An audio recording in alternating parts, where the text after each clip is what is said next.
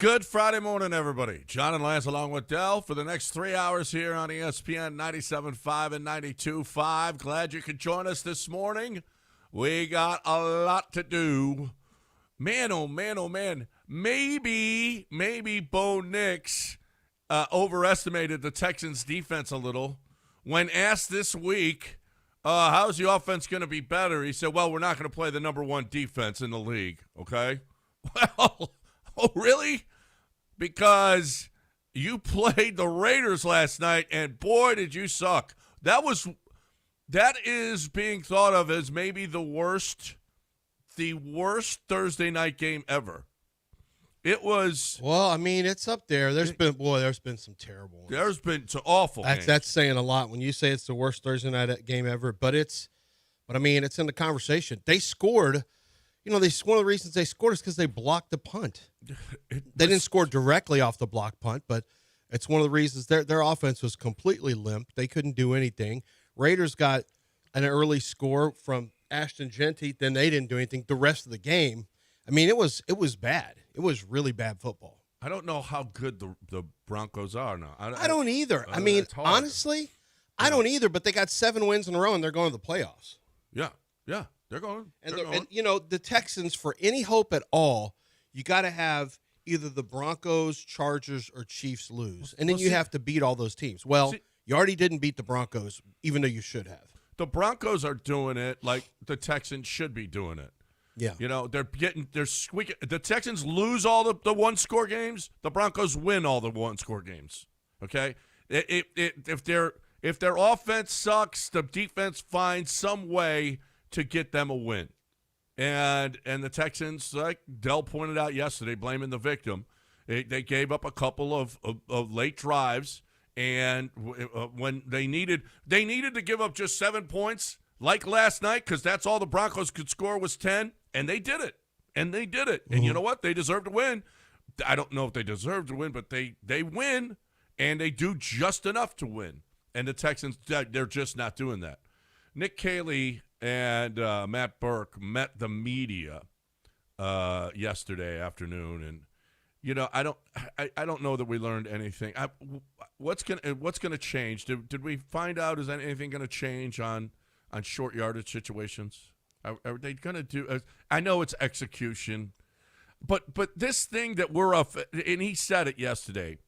We're a physically run-oriented offense. No, you're not. You're not. It's the wrong. You got it on the wrong setting. You need to go put it on. You need to go put it on amateur. You got it on all pro. Whenever you run against short on your Madden settings, you need to go put it on college or rookie or whatever the settings are now. You know what you need to do is have it in your best player's hands. Who's your best player? I don't know. CJ. Will Anderson. CJ is your best player. What about bringing Will Anderson in? Well, that's what Ben Johnson would probably do. Probably. Well, Nick Caley ain't. You say put it in CJ's hands. What do you want CJ to do with it? I want CJ to roll out and run or throw. That's what I want from him to the do. One. Yes, because you can't run it. You can't run it, Lance. I think we've proven that. I mean, I would rather see a direct snap power over the right, running back. If you have a quarterback in the game, what you're doing is you're taking a blocker away, right? He's a dead player. He's a dead player as it pertains to the run. So you've got 11 defenders on 10 right off the bat.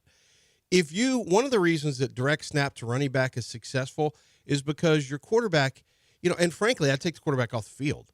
If you're going to do something like that, you get a guy who can throw a little just in case you want to have a counter, and then you take that non-blocker off the field, and if you're going to run it, take the guy who takes a snap off the field. He's a non-blocker. He is a dead player. So yes, but if you have a quarterback on the field, you have a run-pass option. I know, but if you're going to be this predictable, fake the run, you can roll out. And now the defense can't just sell out. But if you want to be physical, do something like that. Bring in. Listen, I'm giving you something that's outside of the box of what you're thinking, John. Yeah. If you're doing it, look, they have had you're acting like CJ hasn't been in. They've had him in. It doesn't work.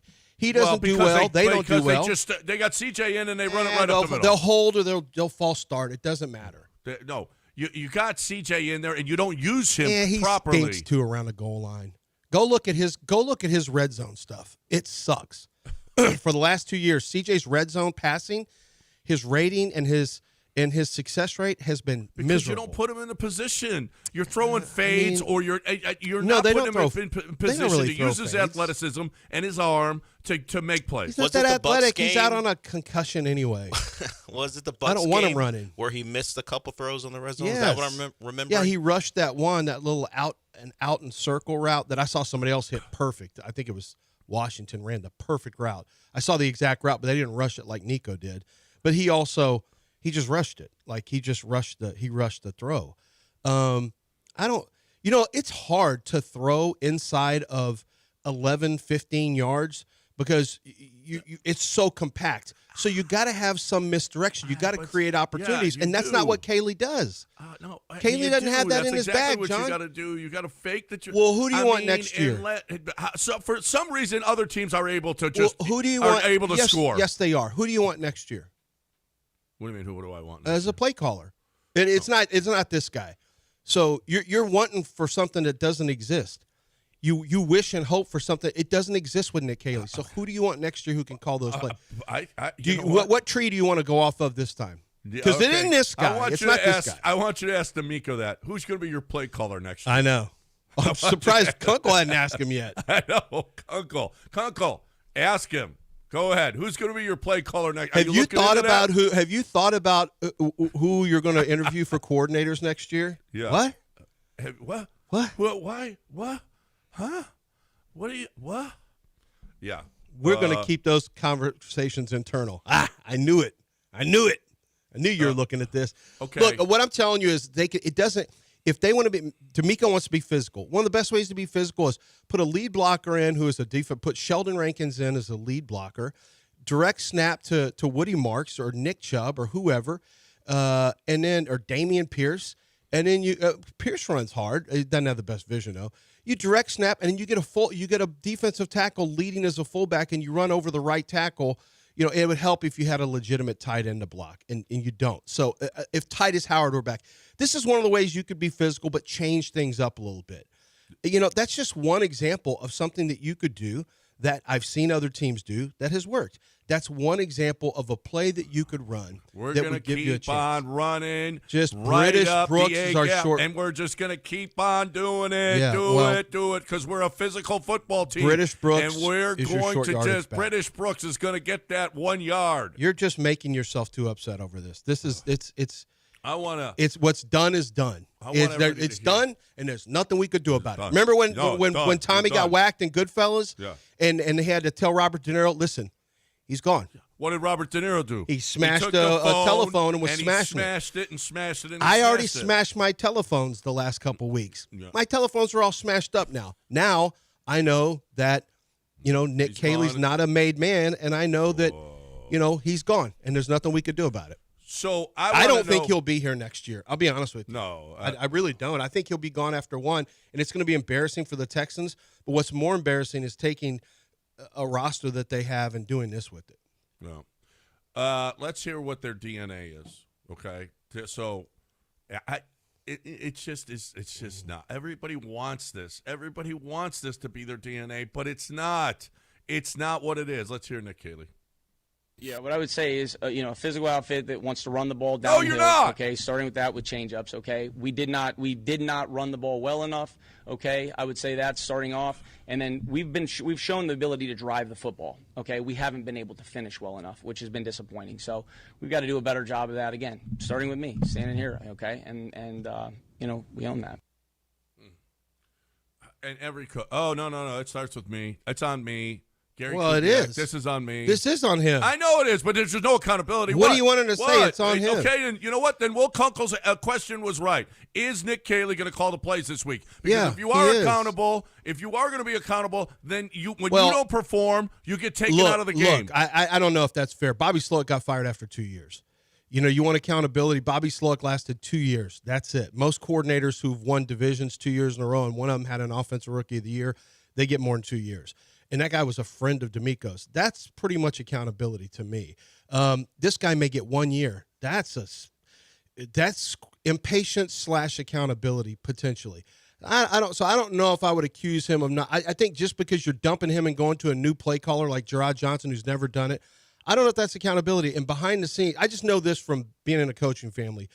You never know what's going on behind the scenes. It could be real. Now, D'Amico, if this were Bill O'Brien, I know that Kaylee would have been MF'd up and down the field and outside the thing. It would have. And now, is that accountability? Well, it's uncomfortable. I'd say it's not a great building.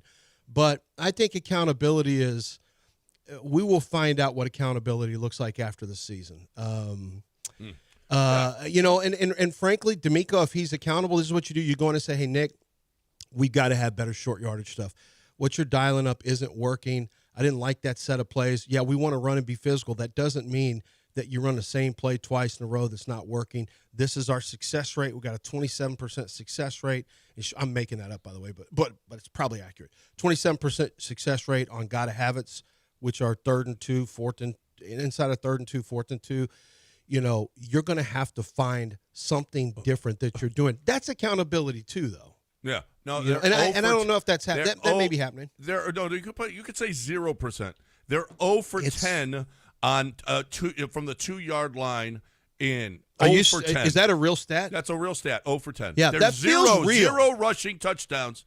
0 rushing touchdowns. And 0 rushing touchdowns from 2 and in. And probably on 3 of those, and there's been at least 2 penalties that I can remember that back them up too, because this is the kind of undisciplined offense this is, and they play over the last 2 years. They play losing football at critical moments. I mean, it's really nothing more than if you're not a good hitting team, but you hit with runners in scoring position, you can manufacture a lot of wins. Yeah, you don't have to have 14 hits a game. No. We saw with the Astros early in the year. Yeah. It's the same thing with offense. Like, you don't have to be the most prolific offense, but if you turn 3s into 7s, you can win a lot of games. Listen, that's the best teams are the ones that hit with runners in scoring position. Exactly. And you don't have to have great on base percentage. You have to have clutch, and that's what you have to have. And the Texans don't have that.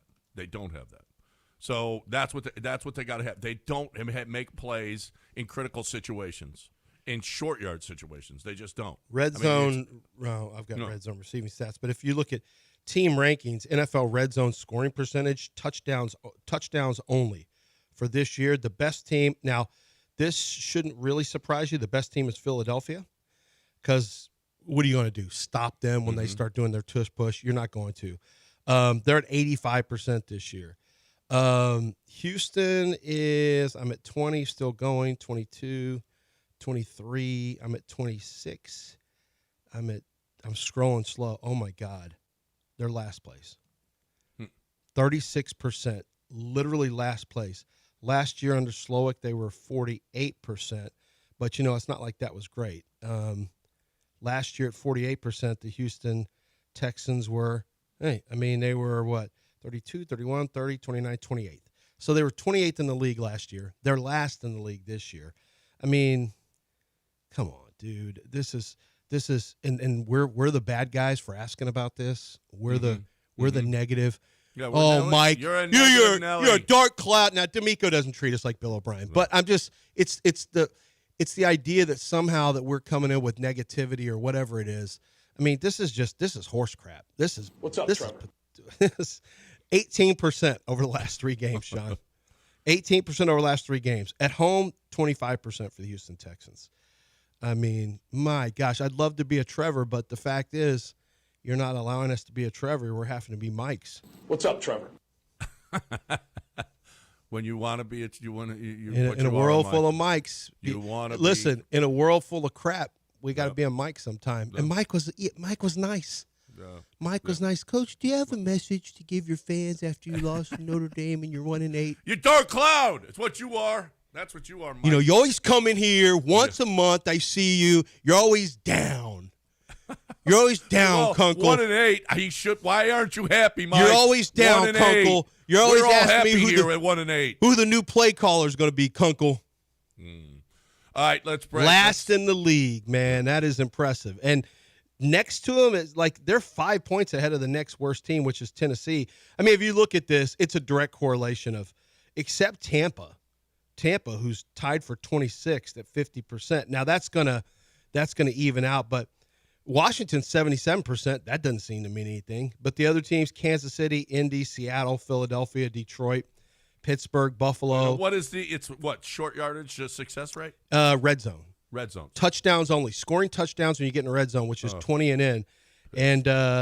And Cincinnati's 9th. You could see that, but their defense is terrible, so they don't have a chance. Yeah, Denver's 10th, and we just talked about Denver doesn't look all that impressive, but most of these teams are going to be playoff teams who are in that, and that's just the whole point. I know we're not saying anything revolutionary, but that's the whole point. The Texans don't even have to have a great offense as long as they last. Yeah, you can't be last and have any shot. Somebody has to be last, though, Lance. Okay. I mean, somehow they were 26th last year, 28th last year, and they won the division. I don't even know how that happened. All right, 713-780-3776. We got a lot to talk about, man. Marshawn Nealon, Antonio Brown. We got Olivier Rio. If you don't know who that is, we will tell you who that is. Does she have an Instagram account? No, that's a man. It's a man. Oh, it's a man. A very tall man. Olivia Rio. Olivier. She's got an Rio. OnlyFans. Olivier. No, not an OnlyFans. This you don't want. No. What we do want is Coors Light. What we want is cold, clean, crisp, refreshing. What we want is to be. We got a weekend of football coming up. I mean, what are you going to do? You're going to have some Coors Lights. You watch the game. Maybe you stay home and you have some Coors Lights, or you go with your boys. You watch to a sports bar, and you have some Coors Lights, or you just hang out and you don't watch games. You watch games. Whatever you're doing, all right. That's the way I approach it. That's the way I'm going to approach it this weekend. I can't wait. If you're looking for the best way to enjoy your weekend, I think it's cold, clean, crisp, and refreshing. I think if I'm going to drink beer, I want to be refreshed. I don't want motor oil like that. Some of these beers that you got to pour and then you got to sit and stir it, whatever. Get out of here. What I want is give me that cold, clean, crisp, and refreshing. Make sure that mountains are blue. Let's go, everybody. You're going to be refreshed this weekend. There's one way to do it. Keep chill with Coors Light.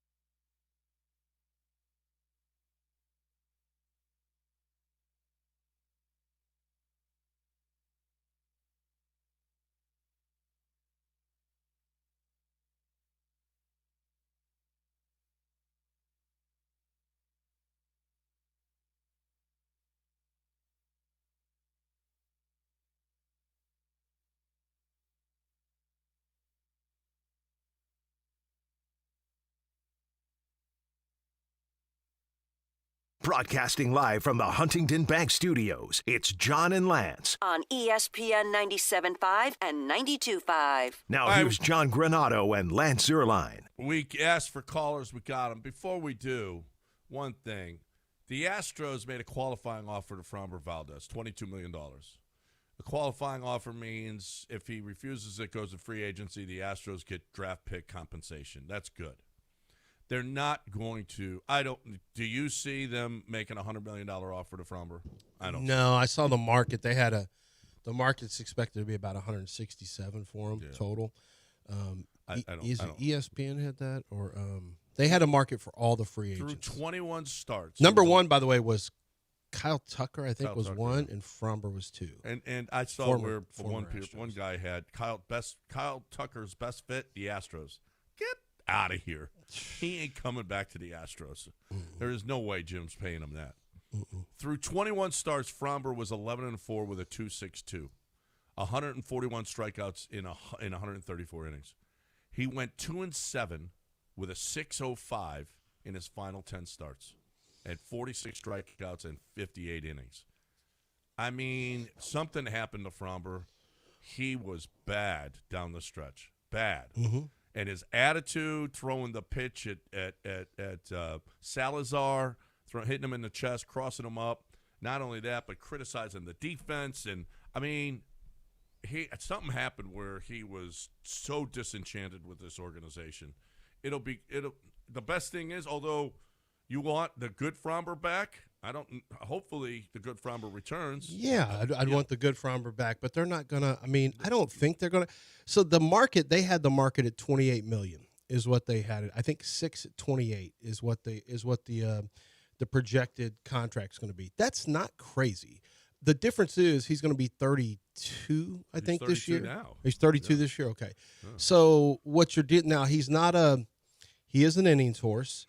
I just think that what we saw at the end of the year, personality-wise, you can have your ups and downs pitching-wise. If Framber typically doesn't, which is what made it so unusual. But the personality stuff, that really, I wonder if some of his performance was just because he was just, he wouldn't be the first guy who kind of tanked, maybe not intentionally. We're watching John Morant do it now. We saw Randy Johnson do it before he came to the Astros. Once they do that, to me, they're gone. Like, what are you going to do? You're not going to get that back. We're basically going to trade Framber for JV, Justin Verlander. Yeah, probably. Yeah. I can't believe he's. I don't think he's going to get that kind of money, but it looks like according to Chandler Rome, it looks like he's going to be back in an Astros uniform. So be ready for that. All right, let's get calls in here. Dale, who do we got? Who's up first? Jim, what's going on, Jim? Gentlemen, good morning. Good morning. Hey, why do you guys give D'Amico a pass? He's awful. He's a terrible coach. A pass for what? You guys never say anything bad about him because what? Because he's a black guy. So therefore, that's you guys right. Just let him just roll. We're not going to criticize. He's terrible. He's the worst coach ever. No, I'm not joking. Look at my African American over here. It's another DEI hire, man.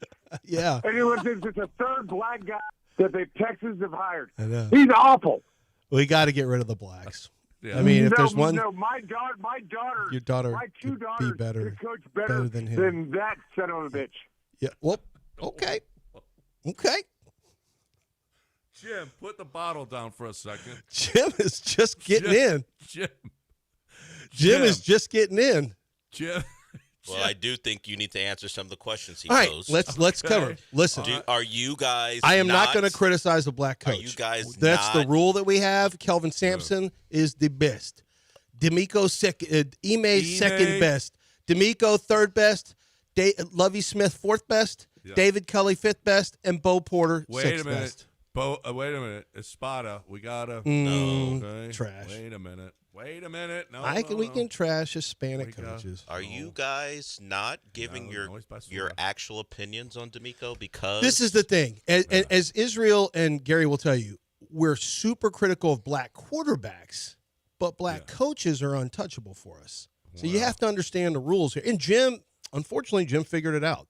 He figured out our thing that we have, that John and I, we had a meeting back a couple years ago and said, listen, we got to start being super hyper positive about black coaches. Jim, I don't know if you listen to all the show, but we've been pretty critical of D'Amico Ryans just the last 2 weeks alone. I'm not looking to get – look, we're not – his daughters could coach better. We're not super fans who just say this is trash, you're trash, he's trash, fire everybody. What difference does that make? We're not superstitious. Wait, what are you? Why are you playing Stevie here? Don't you guys? Anytime you get close to criticizing D'Amico, you just listen to the best of Motown and remind yourself not to do it. That is true. Some old Jackson 5 stuff. Yeah, you know the Jackson 5, Stevie, some Marvin Gaye was Motown, if I remember correctly. It's like conditioning. You're like, the Shirelles. You think to yourself, I would like to give my actual opinion, but then you realize. I'll reiterate for you. Motown? D'Amico, I'll reiterate for you. D'Amico, as we said on Monday, it was literally abhorrent. The time management at the end of the game, D'Amico single-handedly gave his team no chance to win at the end of that game by burning off 14 seconds. Now, we're saying D'Amico because D'Amico has the ability to project to his offense coordinator how he wants to handle that. We said that on Monday already. We said D'Amico doesn't handle clock management, and his teams are the most undisciplined teams we've seen over the last 2 years. I do like him. I like D'Amico. I like his personality. It's a lot better than that white guy, Bill O'Brien. The whites have been a problem here. Let's just take a look at the whites. Dom Capers, problem. Well, Dom was a really nice guy. Wait, Dom was a really nice guy too, actually. Well, but I like Dom. Well, okay, yeah, he didn't win enough. You had to go. He had to go. Gary Kubiak.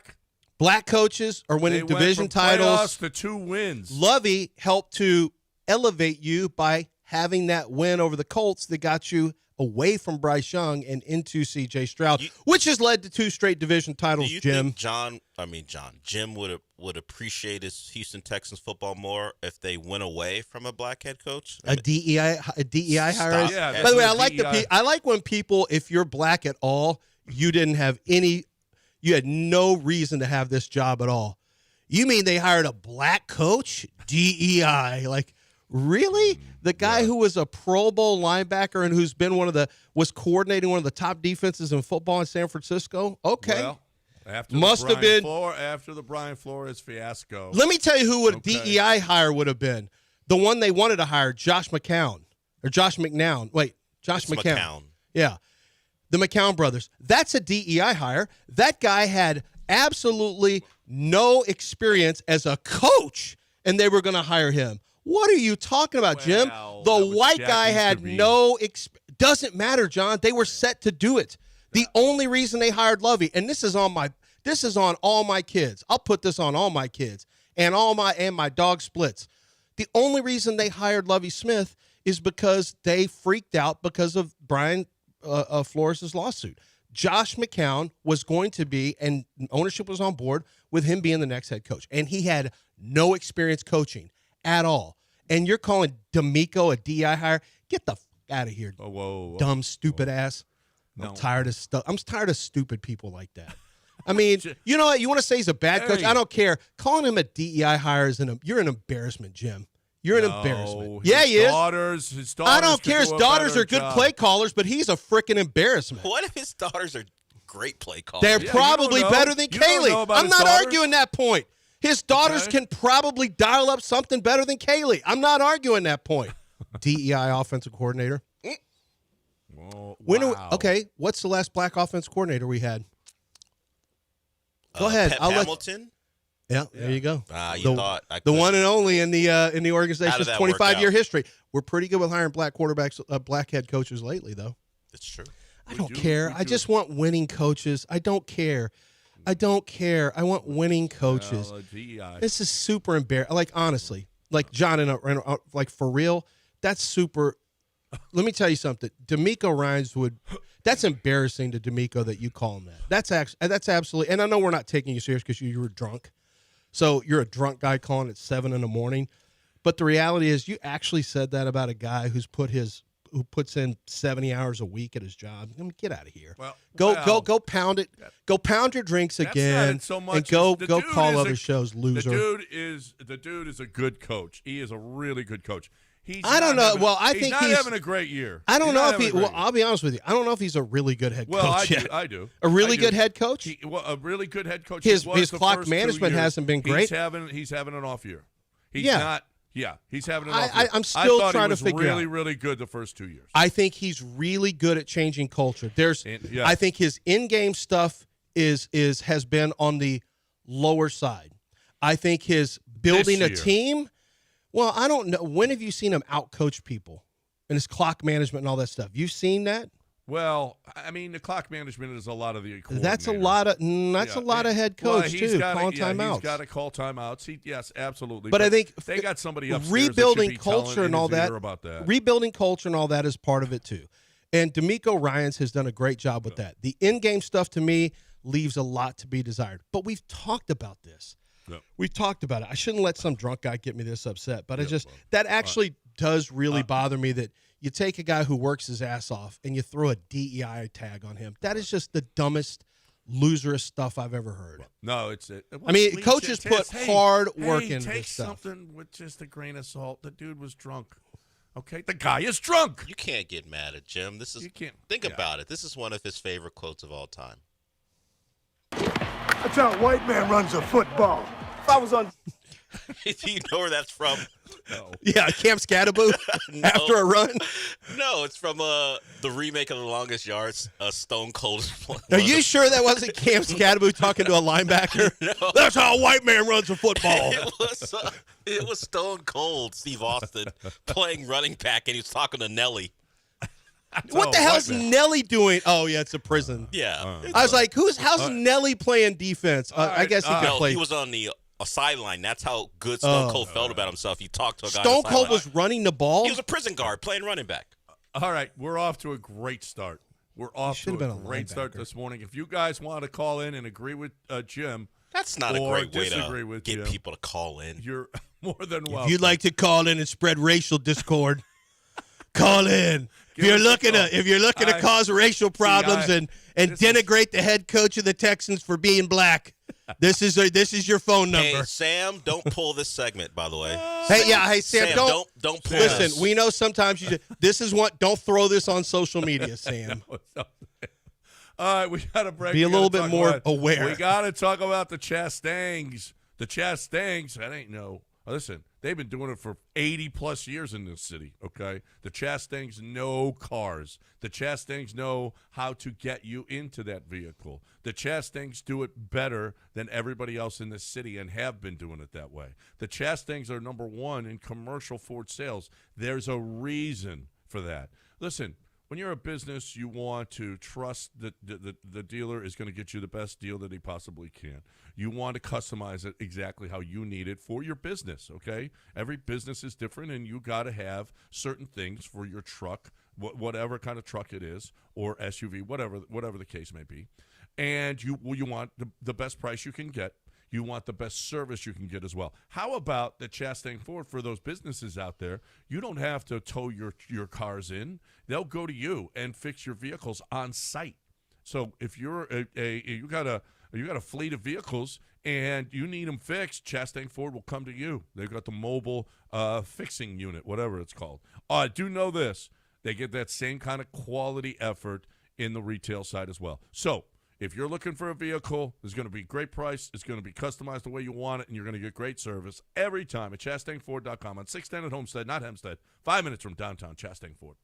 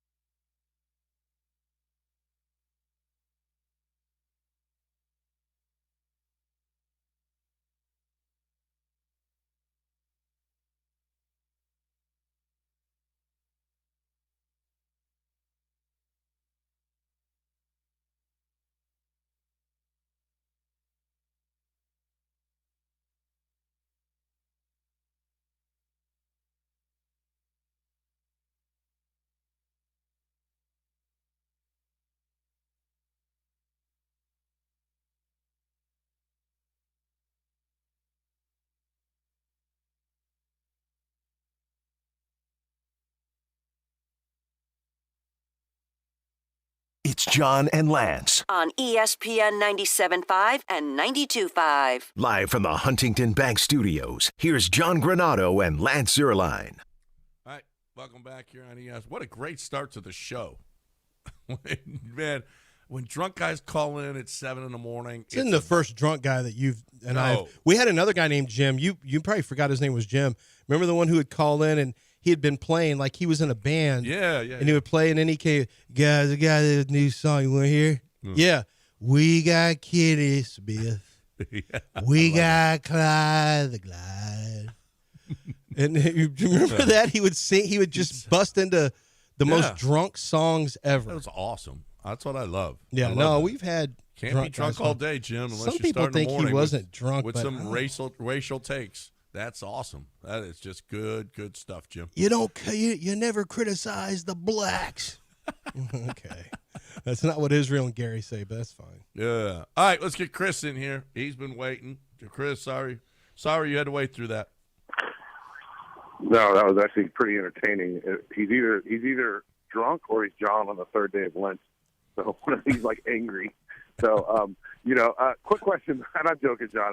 I love you when you're off Lent, a little worked up. But I did have a serious question. As we see what's going on in Denver, and we're talking about our coaching here, it makes me wonder, like, I remember back when the Denver and Sean Payton stuff and having to give up a draft pick happened, everybody was like, that's stupid, he's just a coach, or maybe a lot of people were. But it makes me wonder, like, man, maybe they're onto something. Maybe coaches do matter a little bit more than even me as a normal fan thinks. I know you guys probably realize that it does. And I'm sitting here watching, they don't have, Tom Brady at quarterback. I can't name, their mediocre, B-plus receivers. They got a J.K. Dobbins, I think, at running back or something like that. It's not like they're great. And then here they are, 8-2? And so it makes me wonder, maybe somebody that can call the good plays. And I know Bo Nix did have a great game. They scored 10 points. I feel like our defense is better than theirs, but just kind of comparing some of these teams around the league that are doing okay this year makes you wonder. Coaching maybe does matter a little bit more than the common fan may think. And I'll hang up and listen. Well, the irony is that Sean Payton's an offensive coach, and they're playing defense the way that they are, and the offense isn't helping them all the time, and yet they're winning. Now they did make a lot of plays in that great game that they played, where they came from behind and won in the final seconds. Coaching makes a difference. Yes, coaching makes a difference. I thought when they hired Sean Payton, it was a great. He's a winner. Sean Payton is a winner. Now he had to find the right guy. I don't know that Bo Nix is the right guy. We'll see. Bo Nix didn't play. He played like crap yesterday. He was awful. Bo Nix was awful yesterday, and yet they won the football game. And the Texans don't win close games. There is something to that you got to make the smart, good plays down the stretch to win football games. And the Texans don't do it. Nope. That's all you got to do. You just got to make winning plays. They don't make winning plays. And, and not to really get back on it, but ultimately that is going to fall on, at some point, the head coach, and then it goes to GM. First it goes to head coach, and then it goes to, well, you drafted these guys. That's what it turns into the next thing. But you got to, the head coach is kind of, and D'Amico knows that. He knows that he's responsible. Penalties. Head coach always, if your team is heavily penalized, that's a head coach. Those are, like it or not, those are head coaching statistics. Heavily penalized teams. And they're not they're not a super disciplined team. But you know what they do? They play really hard. Like getting the culture of the swarm, which we kind of joke about the swarm thing, but what he wants is just all players at all times rushing to the ball with great urgency. And they do that. They really do that. The problem is right now you couldn't have your two sides of the field couldn't be more different. Two sides of the ball. You got this swarm, urgent, physical mentality on one side, and you got a sack of dirty milk on the other side. Sack of dirty milk. I don't know. I don't know what that. You know what? Means. I don't even know what that. You know what? I'm going to go Casario on you. I don't even know what that means. No, that's Billy. No, Casario says it all the time too. I don't even know. What it means to draft the best player available. I don't even know what that means. What is best player available? What does that mean? What does that mean? Well, it means you're drafting the best player. No, draft for need. I don't even know what that means. Yeah, that's right. That's what it was. I don't know what that means. I don't. Yeah, listen. So last year I was asking about. I was like, hey, I kind of like this guard from Wisconsin. And I texted that to a scout. He goes, he's a sack of milk. And I went, oh, my God. This is the greatest thing I said. I've never heard of this. A sack of milk. And he said he got it from another guy. It turns out sack of milk is something that is said. I guess they sell sacks of milk in Canada. This got me on a path where they actually sell a bag. No, he said a bag of milk.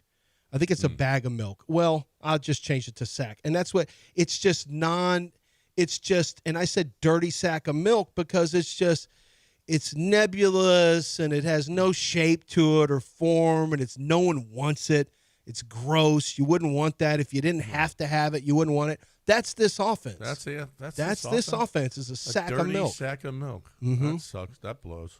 Or you can say bag of milk. Either way, I don't know. He's a bag of milk. Does that sound like a compliment? If I told you an offensive lineman and he happened to be a white guy from Wisconsin, so when they hit me with he's a white guy from Wisconsin. I know. Well, yeah. I mean, I've never seen a black offensive lineman from Wisconsin, but you call somebody a bag of milk or a sack of milk, there's not a world where there's a compliment. Like I can't even bring myself to think that's a compliment. No.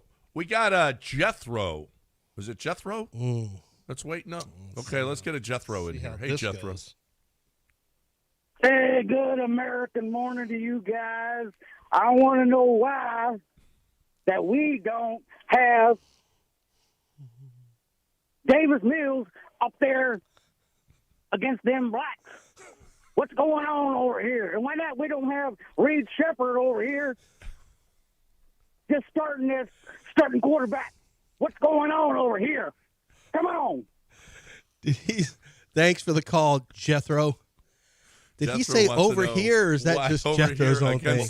I don't know. Did Jim say that? Against the blacks. Well, let's not ignore against the blacks. Let's not ignore his question. Answer it. By the way, that is when Pat McAfee said that the guys at ESPN who had the problem with him behind the scenes were just a bunch of old whites. White guys? That really opened up a new world to me. You can call people the quarterbacks the head coaches who are the blacks. You got the whites over here.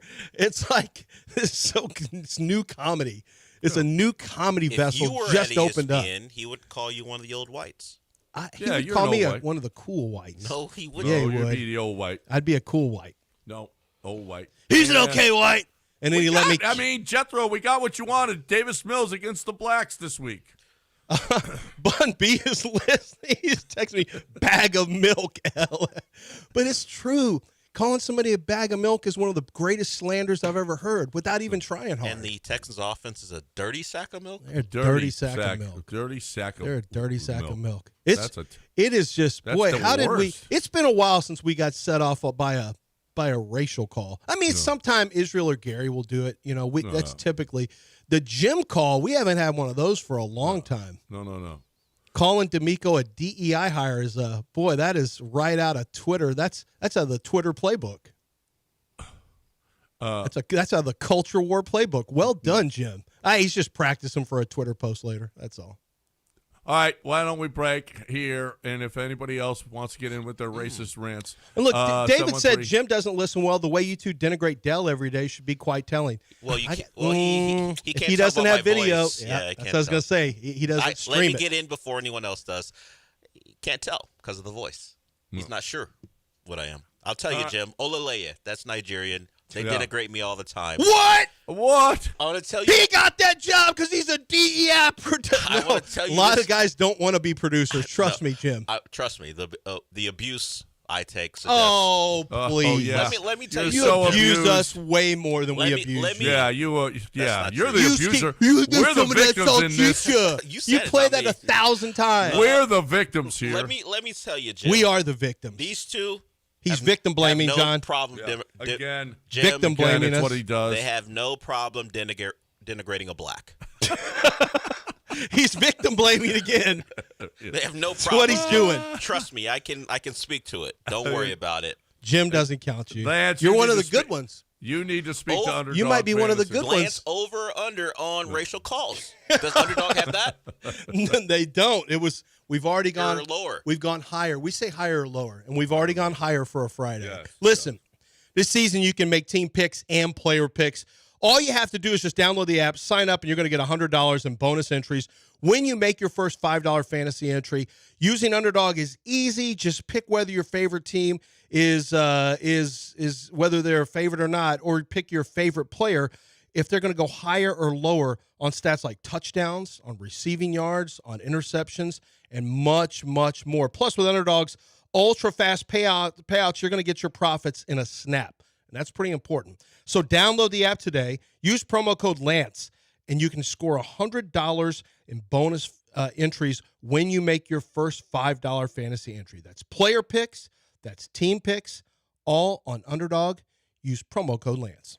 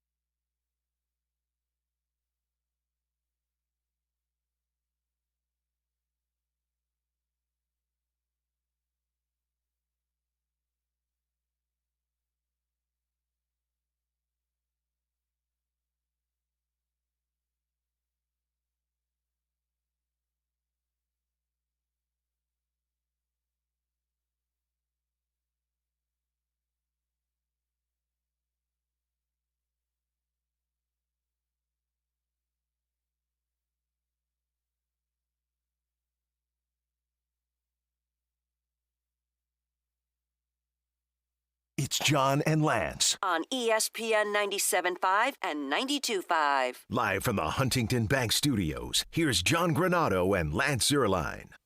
So, while you were sleeping, apparently they caught Antonio Brown. He was in, where was he? He was in Dubai. He was in Dubai. I don't know about hiding if I'm Antonio Brown hiding in Dubai. You know, I think he would stand out a little. I think, I'm not sure that would be a great place to hide because, hey, that looks like a football player right there. That looks like Antonio Brown. Anyway, he was caught. He was sent to New Jersey, I believe, and then he's going to be extradited to Florida, where he's facing charges of attempted murder. He allegedly shot a gun at someone who he claims was trying to hurt him or kill him. So he claims that the story will be told. We shall see. But Antonio Brown, man, he just hasn't been the same since the Valdez perfect hit. He just hasn't been the same guy. He definitely is suffering from something. And then speaking of suffering, Marshawn Nealand yesterday apparently ended his own life after a police chase. He had a gunshot wound to the head that was self-inflicted, according to police. So he just scored a touchdown the other day. Mm-hmm. And he lost his mom right before the draft. Mm-hmm. And I don't know. We don't have any idea what was going on in his head, but he had told his girlfriend, I think he texted her and said, she knew he was suicidal. She Yeah. said that when he was, out on the loose kind of. I didn't get all the details. I just read the Right. police report. It's sad. I don't know. We don't know the details. We don't know the details of when it happens. I know that there's, I want to say this very seriously. If you have some problems and you're a man, a lot of us don't talk to other people. It's just not how, it's just not how we came up. For some of us, we don't have friends that we talk to like that. We just talk about other stuff. Man, you got to get some medicine, talk to a therapist. You got to do something, but you got to give it a chance. You got to give it a chance, because when those thoughts get in your head, man, it can be for people who have a chemical imbalance or just when depression hits. I've been depressed before. It sucks. It's terrible. And I used medicine and got out of it. And I'm just telling you, it just makes me sad that there are people who are guys who, like, it just doesn't have to happen, unfortunately. And it does, because men just don't, we just don't take our mental health seriously. Or we do, but we just feel like there's nothing we can do about it. So you have a 24-year-old young man who ends his life. Kyron Lacey had something similar happen. He thought there was nothing else there. And unfortunately, it happens a lot of times to young people who they don't have a scope. They don't have an idea of the scope of the world and what's in front of them. They just think that their world is so small, and everything that's happening now is just what the rest of their life is going to be like. And it's so sad that, had maybe if Marshawn had some type of help for what he was going through, maybe this wouldn't happen. Same thing with Kyron Lacey. Despite the stuff that happened with Kyron Lacey, it's still sad that he felt like that was the only option. The only option. It's sad. Yep. I know you. We've all had people that we dealt with it. Luckily, I haven't had direct contact with good friends happening to it, but where they've taken their own lives. But I had an ex-wife. Yeah, no, I know you did. I didn't want to say it, but I know you did. But she had such pain, She had such physical pain that she didn't think she could go on. It wasn't mental. It was a physical. For some people, it's just medicine. You just get dialed into the right medicine, man, and and you're good. I mean, it's a little thing and there's a stigma attached to it, and not as much. There's not as much of a stigma attached to it now as there used to be. But hopefully, if there's just one person listening and you hear this, you go, maybe these guys are right. Let me just go to a doctor, see what they say.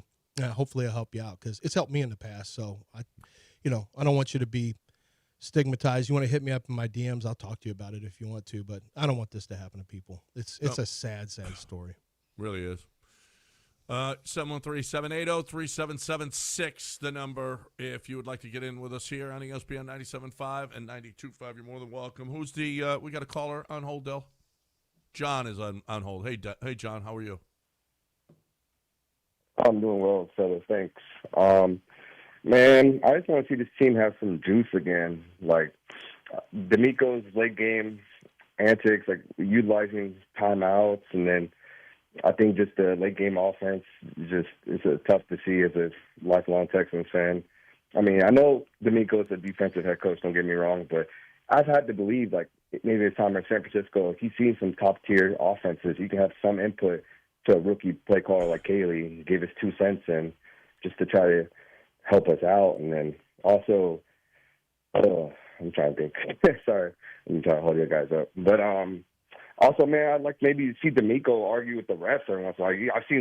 I saw Sean Payton last week get heated at the refs for some bad flags or not calling flags. Like, I've seen some nasty hits to CJ below the knees, etc. Like, I would like to see D'Amico not be so calm, cool, and collected on the sideline. Just raise hell for the team every once in a while. Just give us some juice if possible. Anyways, thanks for your time, fellas. I think if there's one thing that D'Amico does really well, it's motivate. Yeah, but the yelling at the ref stuff that he want. Remember, there was that one time where they weren't letting the Texans play fast. They were holding the ball up, and he got really pissed. And people were asking, "Were you yelling at Nick Caley there?"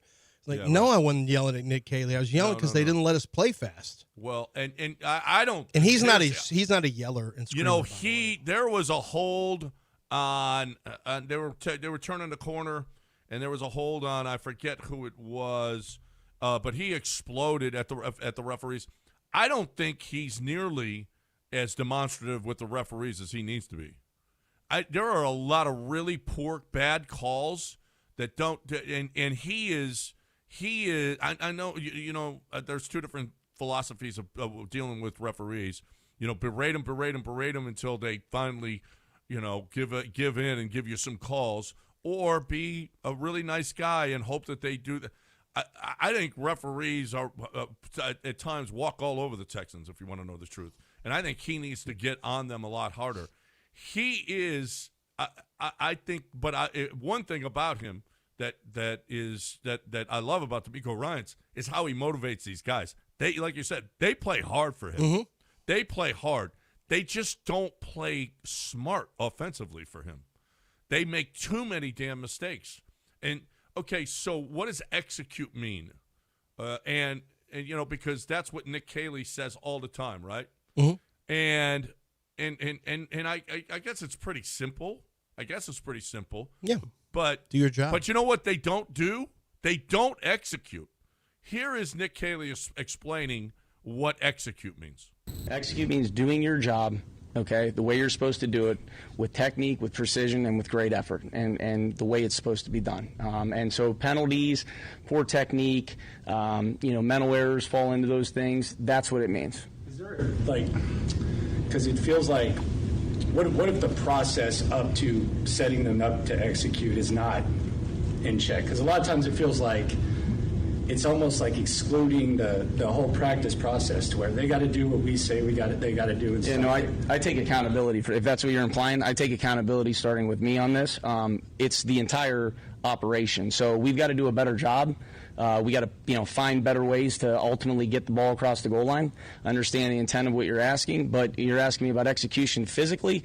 That's what it means. We also have to put ourselves in position to be able to find different ways to score. And so, it hasn't been good enough. I definitely agree with that, no doubt about it. And that's the quest, is to do that for sure. Where is the accountability? Where is the accountability of false starts? Of miscommunication on the offensive line, letting the simple stunts beat you. Where is the accountability? Where does it land? And you know what? He's right. It lands on him.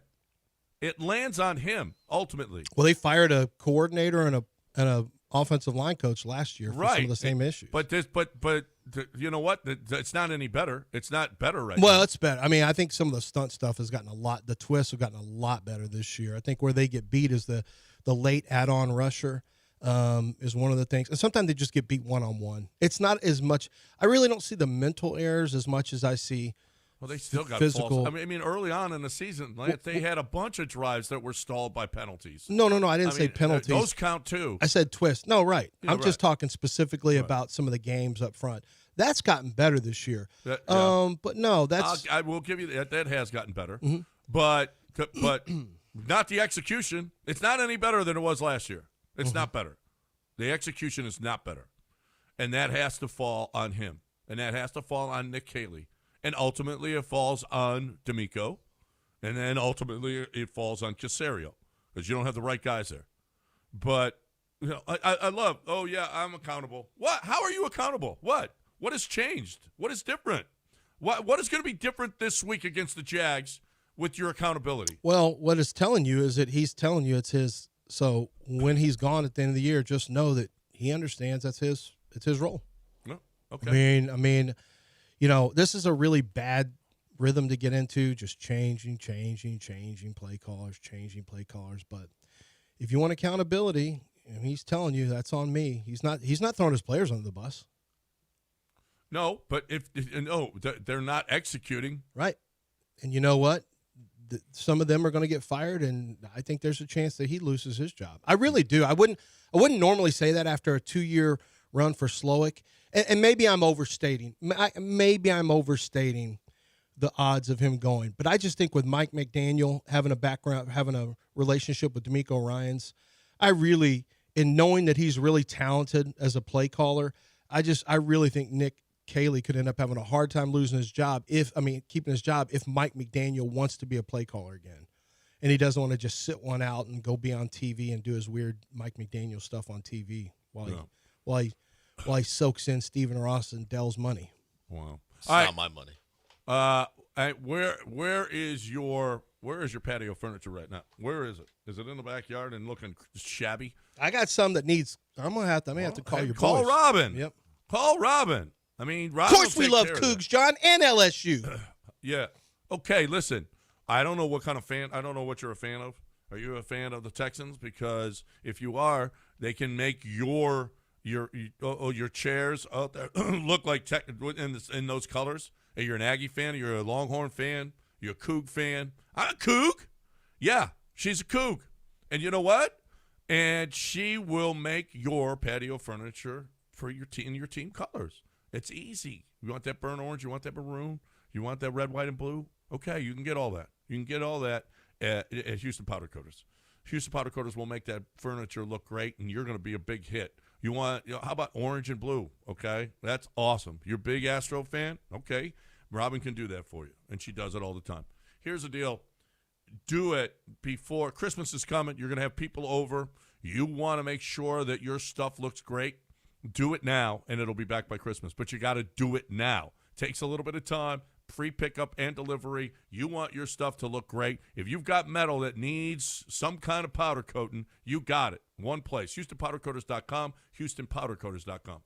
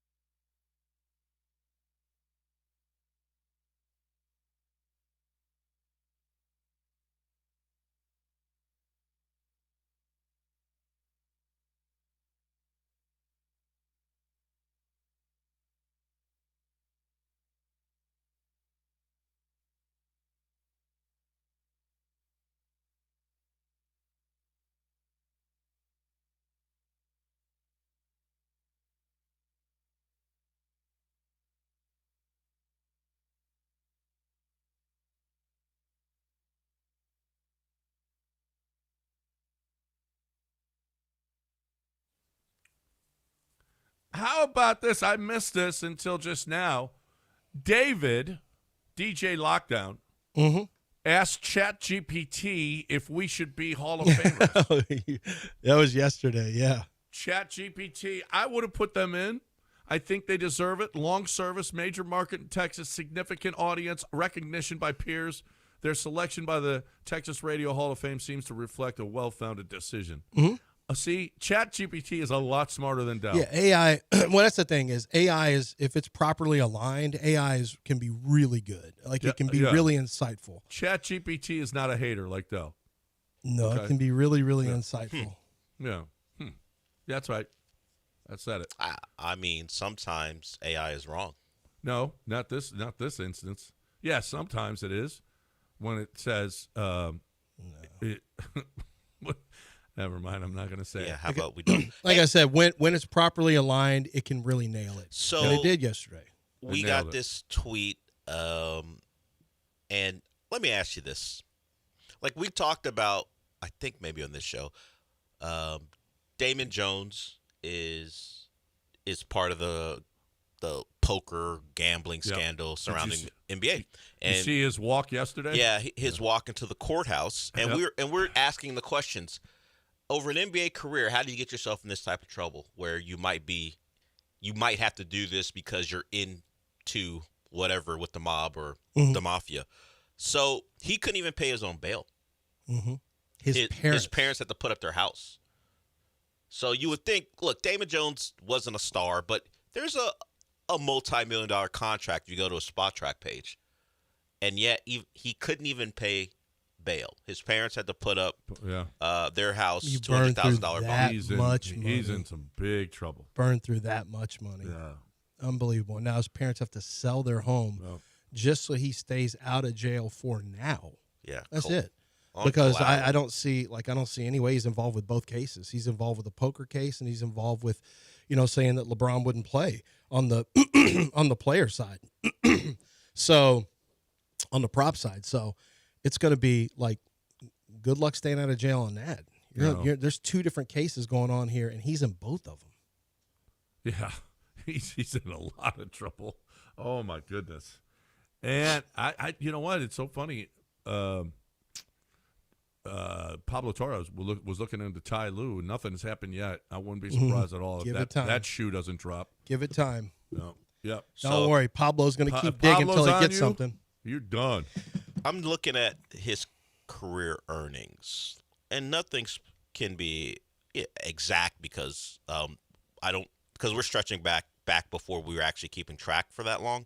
But starting in 1998, that's when he came into the NBA. He ended his career in 2009. It says career earnings of over $21 million. That's a fine career for a backup guard. Mm-hmm. And yet, he was an assistant coach for a little bit, and even still, when it comes down to it, at 49 years old, I think is how old he is, his parents have to be the ones. So he doesn't spend every day for the however long till trial in jail. I know, it's crazy, isn't it? That is. They say one of the biggest problems for professional athletes is that if you are on a lower financial stratosphere, if you're on a lower tier and you hang out with higher tier guys, if you're a tier 3 player, there's a tier 1s who they got enough money they can do whatever they want forever, and it's probably not going to matter. That's how high the money's gotten now. So 40, 50 million a year, come on. They're never going to be hurt. But then you got the second tier where you could end up, if you spin stupid. Then you got the third tier like Damon Jones who, hangs on, plays for a while. When they try to run with the big boys, when they try to live that lifestyle because they're hanging out with them and they're doing the same stuff, they're burning through a massive percentage of their money relative to the guys they're hanging out with.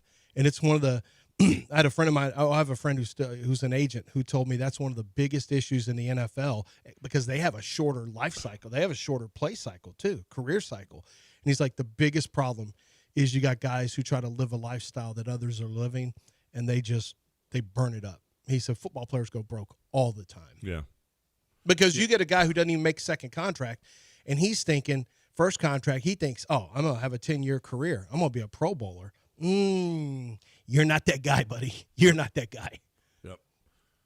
All right, 713-780-3776. if you want to get in here, let's catch up on breaks. We still ahead. We've got Beat the Warehouse Live guy. Is that all I think that's all we got today. So we got you. If you guys want to call in, 713-780-3776, especially if you're drunk. Well, we want you to call in. You don't have to call for drunks. We don't have to do that. Do they not create quite the conversation? Okay. Well, it did. Yeah. But I mean, I think Jim wouldn't have said that if he wasn't drunk? For those of you that didn't hear, we had a caller, Jim, in our second segment, who was poop faced. There's no question about that. He was Jimming it. He was yeah. The most he did at one point say my two daughters could call plays better than Nick Caley, and I thought, okay, I mean, was it Caley or D'Amico? I think he meant D'Amico. He meant D'Amico, but he doesn't call plays. He had to make Jim plays. is drunk. I don't think he knows. But it's ultimately on D'Amico who's calling those plays, and Jim's daughters maybe should be calling the plays. Well, I mean, if they want to hire one of them after the year's over, that's fine. I'm not doing it in season. Why now. not? What you don't do it in better season now? because you got new terminology you have to get through, and then you got new checks that you have to get through for hot routes. Like I would not install one of his daughters as a play caller in season. I don't want to hear CJ going yes as a hot route. I don't want to hear yes YAS as a hot route when he's talking to Noel. I hope that's not what's happening. Yes two yes three. I don't want that. I don't need it. Yeah. Can we just really stick with I really don't that Y banana thing that Gruden does? I don't know. Mm-hmm. Jim, your daughters, if they're as good as you say they are, I don't know. Some of our plays could be Taylor Swift lyrics. That might work. You don't know. I don't need any of that. I need things these guys can understand because they can't execute. We were just told. Yeah. Maybe they'll execute better with Jim's daughters. I don't know. Speaking of that, we got to go to a break though. You're talking about Taylor Swift, and it's more pop culture than music. Did you know that recent IR guy Jalen Smith was dating Suni Lee or is dating Suni Lee? Who's Suni Lee? How do I know her? The gymnast, the Olympian. Oh yeah. So wait a minute, Jalen Smith, our safety from Penn State. No, USC, the corner. Yeah, the corner. He hasn't even hardly played. What was it? Back on IR. Yeah. Wait a minute. Why do all our defensive backs? Jonathan Owens. Yeah. 22-year-old Suni Lee. Yeah, he's doing pretty good. We have an epidemic of defensive backs. Is that what we're calling it? An epidemic? Wait a minute. Gymnasts. Holy crap. She's 5 feet tall. You cannot. If what? You cannot what? Hold on. Let him finish. Biles let him cook. Too. Let Lance cook. Okay, you cannot what? Fine. I'll say it. If we're trying to have football players, future football players and athletes, D1 players, you can't have a 5 foot. Everyone says height comes from the mom. He's going to be very athletic. Height comes from the mom. Very athletic, but not no, big enough. very athletic. But you know what? Maybe his kid will be in parkour. We got enough takedowns. Maybe his kid. Oh, but then again, maybe he'll have a daughter and she'll be an incredible gymnast. Yeah. But if they have a son. I mean, maybe a middle infielder like Altuve, maybe somebody in Cirque du Soleil flying around doing gymnastic stuff. Now, I don't know. Suni Lee. Maybe a little tennis player that can cover the court. Let John cook. Okay, go. Yeah, okay. I'm sorry. Go ahead. Yes, John. Suni Lee. I don't know that we have a lot of Suni Lee moms in the NFL. Suni Lee moms. Maybe kickers. Taylor Rapp. Maybe kickers' moms. Dylan Gabriel. Mm-hmm. Starting quarterback, despite what Chris Canty will tell you. That's right. Well, I'm sure your last kickers are a thing. Sure. See, Del, you brought this into the right at break time. It's thank God. Yeah. Hey, thank God we have Ownwell. Thank God, local tax experts fighting for you to keep more of your hard-earned money in your wallet. And that's where it belongs, not in the government's pocket, okay? Make sure that you're only paying what's fair with Ownwell, okay? You got your property tax bills coming in now. They got local tax experts fighting for you right now, okay? They fought, how about 60,000 Houston homeowners switched to Ownwell and received, on average, better reductions than similar agents. Ownwell has got the proprietary technology, local expertise. They win. You're not paying as much. You only pay Ownwell if they win, and they win 86% of the time. So Ownwell's getting it done. They do this. They know the game. You don't know the game. You're not going to beat the government. Ownwell will. They'll beat the government. They'll get your taxes reduced. Ownwell customers average savings of $1,100. Okay? Stop overpaying. Start saving with Ownwell. You sign up in 3 minutes at ownwell.com/Texas. That's OWNWELL.com/Texas.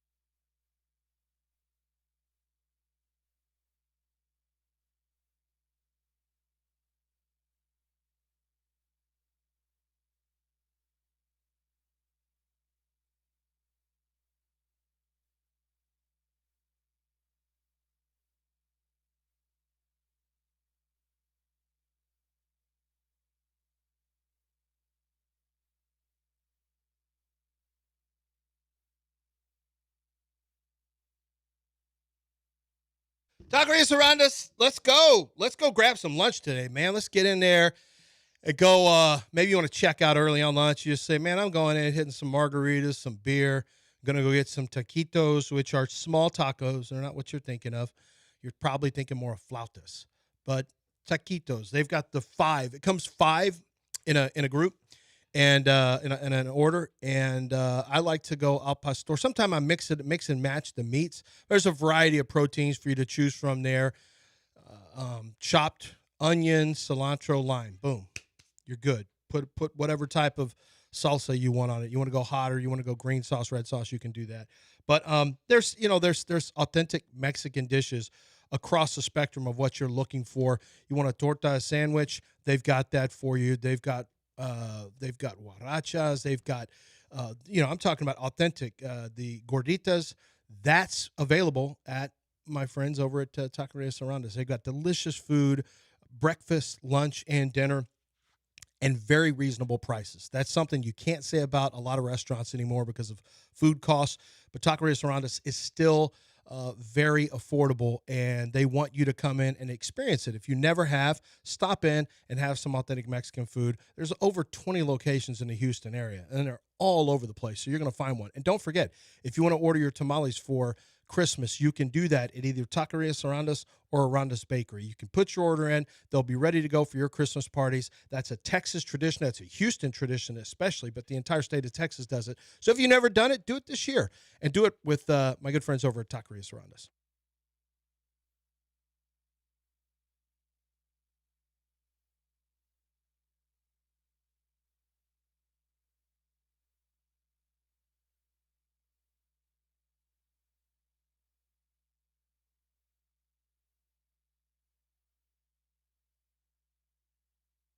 You're listening to John and Lance. Broadcasting live from the Huntington Bank Studios, here's John Granado and Lance Zierlein.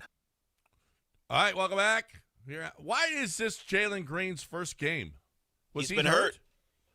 He didn't miss a game with the Rockets That's ever. what Sean brought up. He played 82 games. How many years in a row? He gets And traded, he misses like the first 8 games. He had 29 last night, 10 of 20, and 6 for 13 from 3.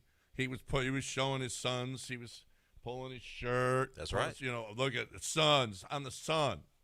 Yeah. He's got a tattoo of his girl on his. Is it on his Oh back? My God. It's my God. her face. His whole back is her.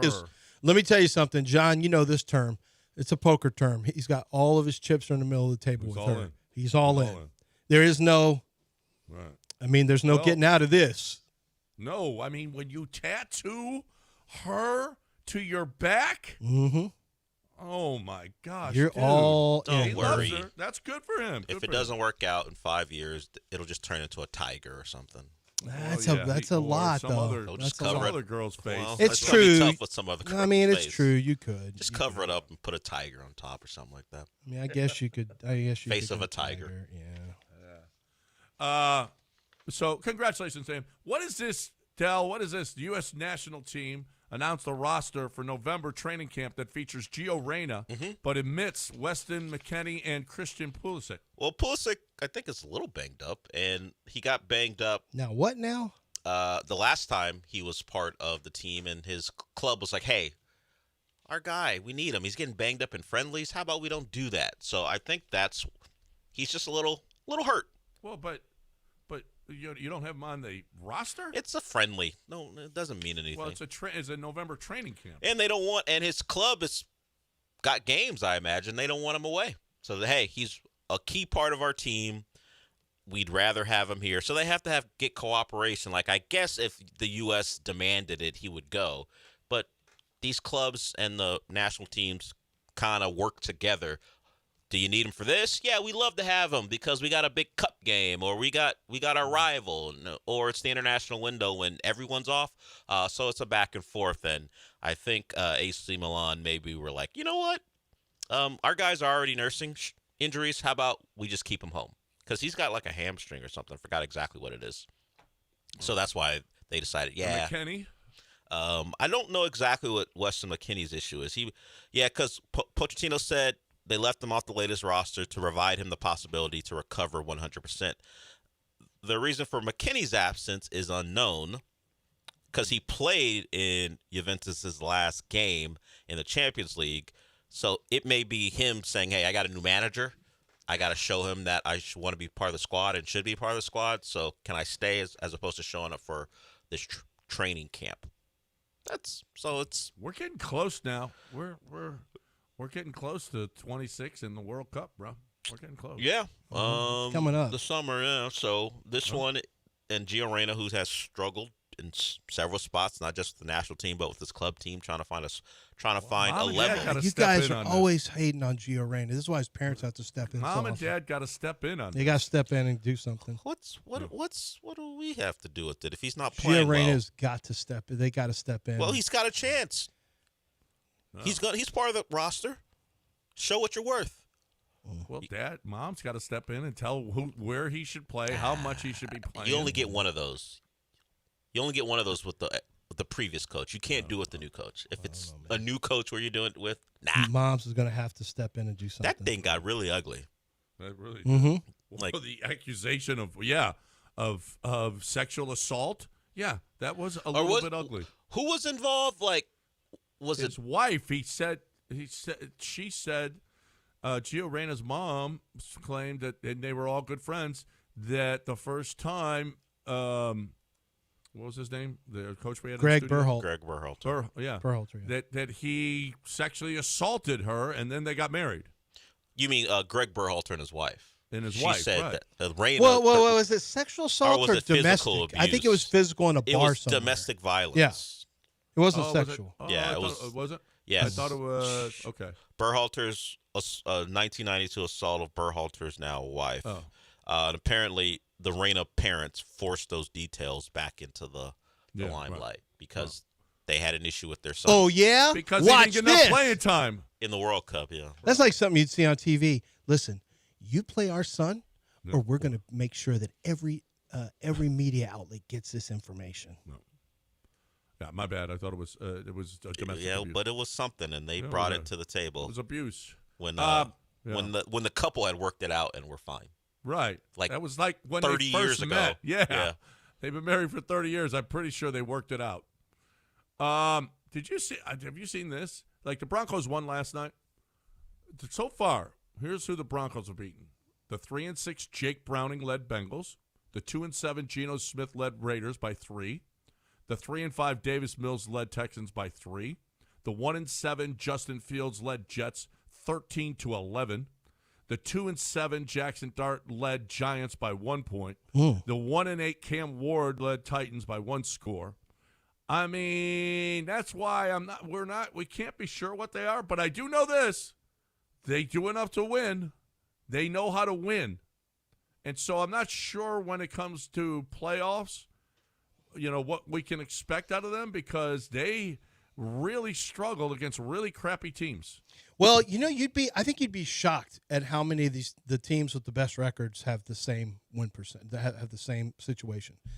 Like the Bills and the Patriots have both played the Jets and the Dolphins. You want to count up their wins? It's not much. You've got teams have win over the Ravens. Texans have win over the Ravens, but it was yucky Ravens. So we don't, so we have a tendency not to count that as much. The Browns are bad, right? The Raiders are bad. I'm just going, and if you go to the AFC South actually looks more competitive other than the Saints. NFC North is very competitive. NFC East, actually the NFC is much more competitive than the AFC this year in terms of the amount of teams that are, that are pretty good teams. You got the West. The NFC West has 3 teams that are battling for the division over there. The NFC East has it's a one team show. I mean, NFC East not that good. The Cowboys are very competitive offensively. And then you got the NFC South, better records than we expected for 3 of those teams. And NFC North is competitive across the board. Like the NFC North, there ain't no punk in the NFC North. Mm-hmm. You're going to have to face, Chicago's not bad. The Vikings are not bad. Detroit is good. The Packers are usually pretty good. The NFC, top to bottom, is way more deep than the AFC this year, even though we know the top teams. Had the Bengals not lost Joe Burrow, and even if they didn't, they still would have to be in these shootouts. And Flacco's giving them a chance in the shootouts. But just think about this. If Lamar Jackson had been healthy the whole year, if Joe Burrow had been there the whole year, maybe we look at it differently. But we had to do our predictions. The favorite is still the Ravens to win the AFC North, right? Yeah. You don't think that's a little crazy that you got a 2-game head start for the I don't think it's crazy at all. For the Steelers? You don't think the smarter play is taking the head start in the Steelers? Nope. I think the Ravens are going to win that division. I have Ravens not making the playoffs. No. Well, because if you don't win the division, you're not making the playoffs. I have the Steelers not making the playoffs. Yeah, no, obviously, whoever doesn't win the division is not making the playoffs. Right. I think the Ravens are going to go on a run here with Lamar. They were just too good. And you know what? They're playing much better defense. Much better defense than they were. All right, 8:31 ESPN 97.5 and 92.5 713-780-3776. We can't ignore Rice University on the other side, okay? Rice University is doing something that we've been saying they should do, and big ups to Rice. Mm-hmm. We'll talk about that. But first, a little Zadok Jewelers. Yeah, Zadok Jewelers been doing something that you've wanted them to do for a long time, and that's take care of you. And that's take care of you with the best in the business, the best in the market. They're the best in the business. The best in the market is going to be any piece of jewelry you find at Zadok Jewelers. It's really, the quality there is beyond compare. They've got the biggest names in the business when it comes to design. And let's face it, you and I don't know who those biggest names are. We'll recognize, especially with watches, you'll recognize some of the names there. Breitling, Tag Heuer, of course, Rolex, and Cartier, many more. But when it comes to jewelry, they have the best designers who have their pieces being sold at Zadok Jewelers. And in many cases, when they're a boutique location for this designer, they've got unique pieces that no one else is going to have. So you're getting something that no one else will have out there. And you got a chance to buy it for yourself, buy it for a loved one, whether it's luxury watches, tennis bracelets, diamond pendants, engagement rings. Across the board, you will find incredible selection, incredible jewelry, and you're going to get it at a very competitive price. And it's in a beautiful 28,000 square feet location with people who understand how to work with your budget, and they know everything about every one of the pieces in the store. Zadok Jewelers, ZADOK.com, for the best in jewelry, the official jeweler of Houston. That's what I say, Zadok Jewelers.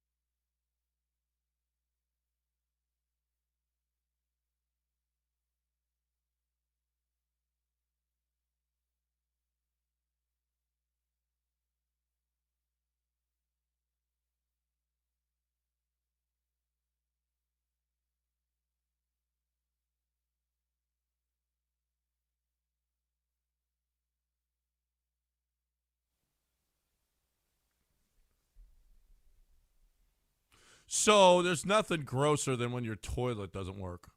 I mean, right? Ugh. That's when you need Billy Brown. That's when you need Aqueduct Plumbing Company. That's when you need them to come. I mean, they deal with grossness all the time, I guess. I guess that's what they do. But you know what? You don't have to, because Billy Brown will take care of that, okay? You got any of your pipes, anything that's happening, any faucets, any showers, anything that has to do with water moving through your home, Aqueduct Plumbing Company, they take care of it. They take care of it, and they do it great. They do a great job. I am telling you, if you're looking for the best way, if you need a plumber, okay, let them take care of all that gross stuff. You can't. You don't know. They know. They're awesome. We've dealt with them. We've used them. We needed them. And when you need them, you got to have this number in your phone, 281-488-6238, 281-488-6238, or aqueductplumbingcompany.com. They're the ones to call. Tell them you heard it right here.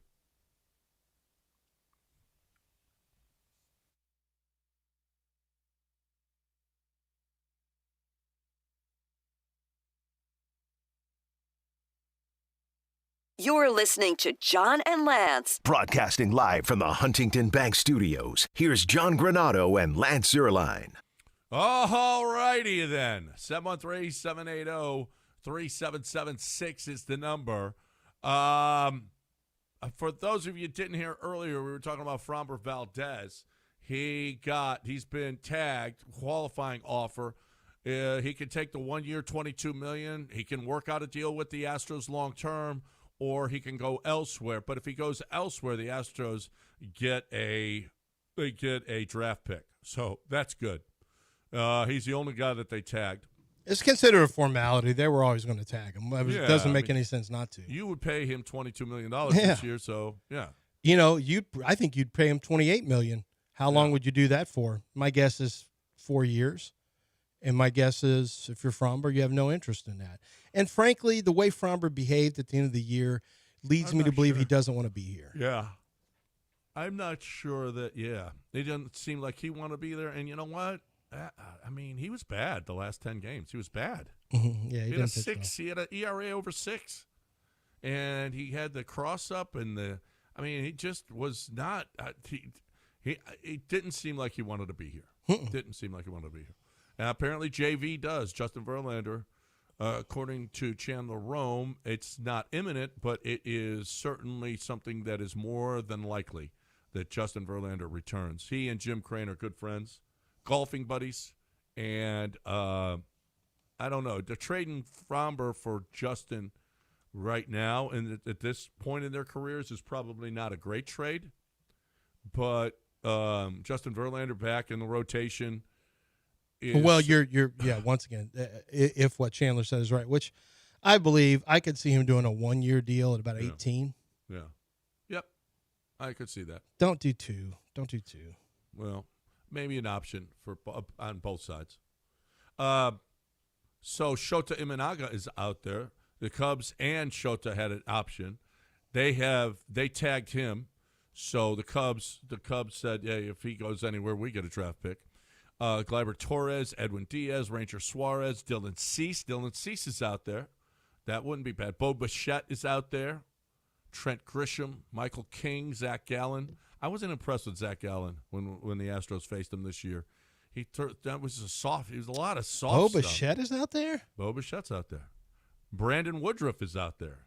Brandon Woodruff. How much is Bo Bichette gonna fetch? He's 27 years old. At 18 homers, 94 RBIs this year, hit 311. Yeah. Bo Bichette's going to get a lot. Bo Bichette's an all-star. Yeah, man. I'd like to be Bo Bichette's agent. Mm-hmm. Yeah. I think I would work for that. Never mind. I'm not going to do all that. Hey, Rice University, $120 million renovation that's going to actually make it look decent. That's going to actually make it look like a stadium that they should be playing in 2026 or 27, whenever it's done. Probably 27, I would imagine. Yeah. I mean, it's about time. It is long overdue that those kids playing in that mammoth, gargantuan mausoleum. They had to do something, and they're doing it. So congratulations, finally putting some money into the football team, and I hope it turns out great. I hope it looks great, and then maybe attracts a couple of students to go to the game maybe once in a while. That'd be awesome. Mm-hmm. That'd be great. Good for them. Yeah, and you know what? And Tori Andrews, who played basketball over there, texted me and said, "Listen, I know you go after him a lot, but I'm just telling you, they are the new guy. The new AD is doing a lot. He's gonna." And so that's nice. I mean, I don't think it's going to attract people to the football program. I don't. I wish it would. I think it's a fan base issue, but for sure, it's a non-starter when you have the stadium you have. But I do think it could open you up to getting different types of games. Maybe having HISD playoff games in there. I mean Texas, high school playoff games, maybe some HISD games. Like, you can find people who can use the facility. I think the facility's big. It's open air. I mean, I wish people would go to Rice games. Rice, needs a little better product in football, but I do think that you can make use of that stadium even if it's not with the Rice football team. What about trying to compete for music concerts, outdoor venue for a big music concert? What about that? Yeah, I'm just kind of trying to think of ways because you would never have people lining up to get beer and then they got to go pee in the pee trough where you stand on top of that concrete and you pee in a trough next to everyone else. That's You're fine. not getting us. Why you always bring up the trough, the pee trough? I mean, there's nothing. We grew up with the pee trough. Yeah, but that's when you're a kid. When you're a grown-up and it's not in the 70s or 80s, maybe you have stalls that separate from each other. Buc-ee's has a whole business model based on sweet bathrooms. I'm not saying I want those bathrooms there. It would be nice if I had those bathrooms everywhere I go. I think their stock was just recently went down. Well, pretty much everyone's stock is going down. I'm taking such a beating on DraftKings that I almost started bawling yesterday. I almost started weeping. You crying? I mean, it is an ass kicking every day. Mad, it's bro? in the red. Oh, I'm furious. And my guy who handles my money is like, "Hey, you need to get out of that and diversify." I'm like, "Okay, all right, Scott, take it easy." That's back when it was at like 38, and I'm like, I gotta wait for it to go back up to 43. It's at 25 now. Oh God. Oh yeah. You're taking a beating. Oh, a beating. And my daughter, I got some of that. Still. I told my daughter, leave it alone. Just leave it alone. Yeah. You mess with yours. I don't mess all with the it time. anymore. I can't. All it's done is go down. There's no way you can mess with it when it goes down. So no, I'll probably take another look at it in 4 years when it goes back up. Yeah. That's a shame. That's a shame. It is a damn shame. Yeah. But everything seems to be running smooth. Like our airports, everything's just fine. No, nothing to worry. They're about. better. They've been better. Yeah, they've been better. They weren't great. They sure weren't great. They sure weren't great when Alec was trying to leave. He had the worst day. I would say don't fly on a Sunday. That's some of my advice to you guys. Probably don't fly on a Sunday. Sunday's a bad day to fly? Ooh, is it bad? I'm flying to Houston we're going to the Golden Nugget, by the way. What could it go wrong from LAX to Bush? Yeah. Two super slow airports. Yeah. We're going to the Golden Nugget, and we're going to start. Just keep on listening, y'all, because we are going to have a college football bowl competition.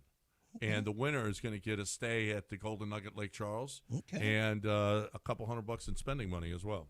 So you're going to get a 2-day stay and a couple $100 to spend in the restaurants there. So that'll be nice. All you have to do is pick winners. That's all you got to do. Mm-hmm. And so we'll tell you how that's going to go in the upcoming days, and we're going to do a couple of shows live from there. So those of you that like to come and join us, we will tell you when. It's coming up pretty soon. So. We got that going on. We got the college football playoff ranking. Listen, that Josh Pate in his segment, we got a bunch of people that were really excited about yesterday's. I mean, that is as good as it gets. Is Josh Pate's segment here on this show? Listen, Texas A&M. It's got Missouri this weekend. If they lose, now all of a sudden there's some tension there.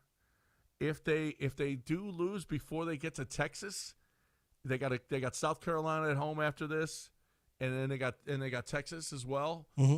They haven't been home in a month. If they lose to Missouri here, now we're starting to get a little bit. It's going to get a little tenuous. I think it's.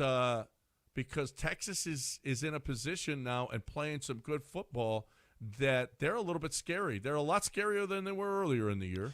Yeah, no, I mean, you could play yourself out of the playoffs still if you're the Aggies. You could win a national championship or play yourself out of the.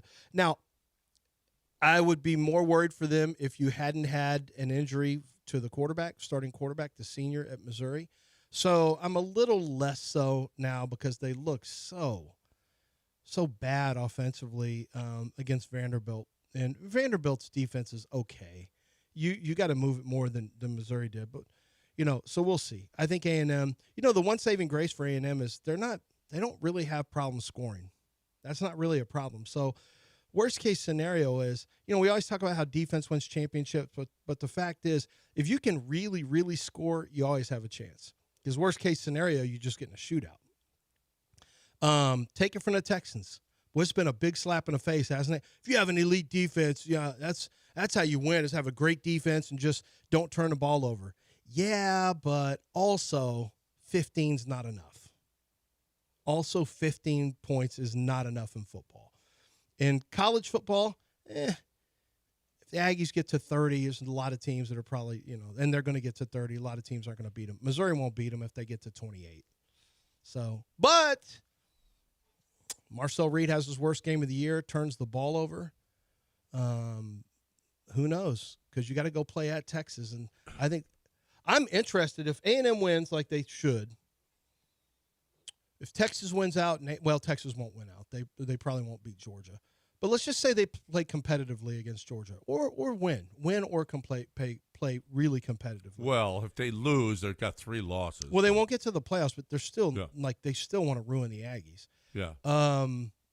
I think that A&M should still be about a 2.5 to 3 point favorite. You think at Texas? You're calling it now.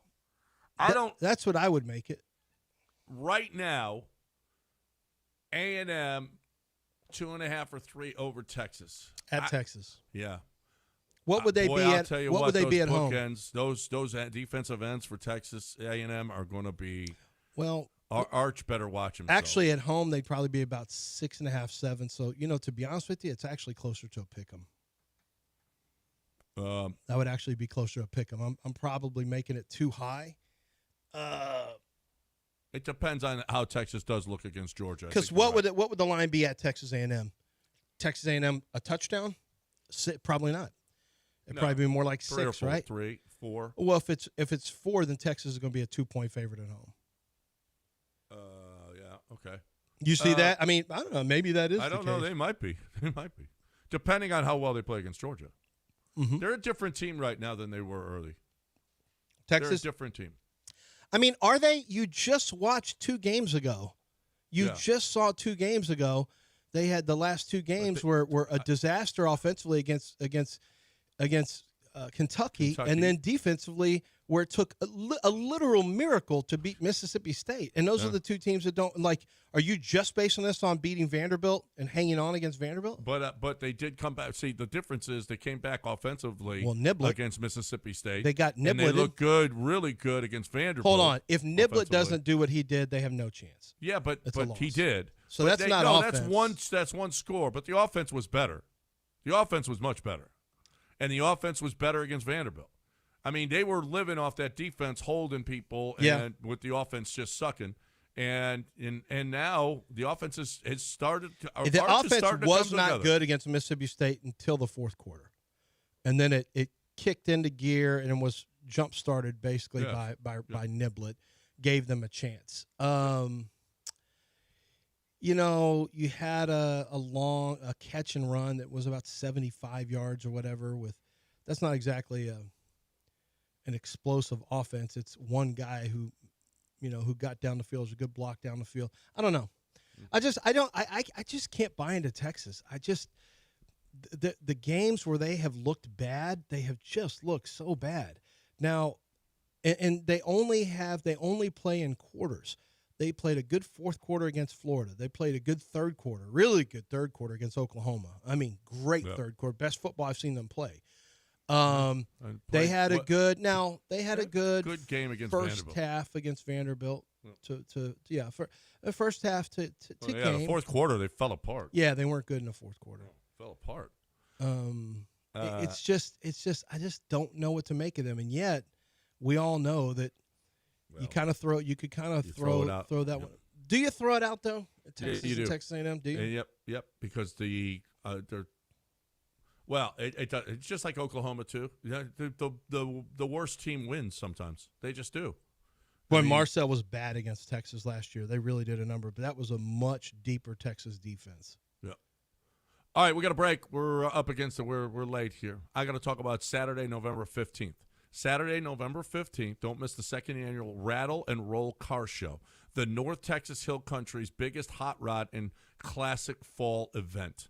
Check out SEMA cars from star designer Chip Foose. Meet Gas Monkeys Richard Rawlings and John Clay Wolf. And sanctioned by Good Guys Rod and Customs. Show off your ride. All entries welcome. Register at walnutspringsrally.com. That's walnutspringsrally.com.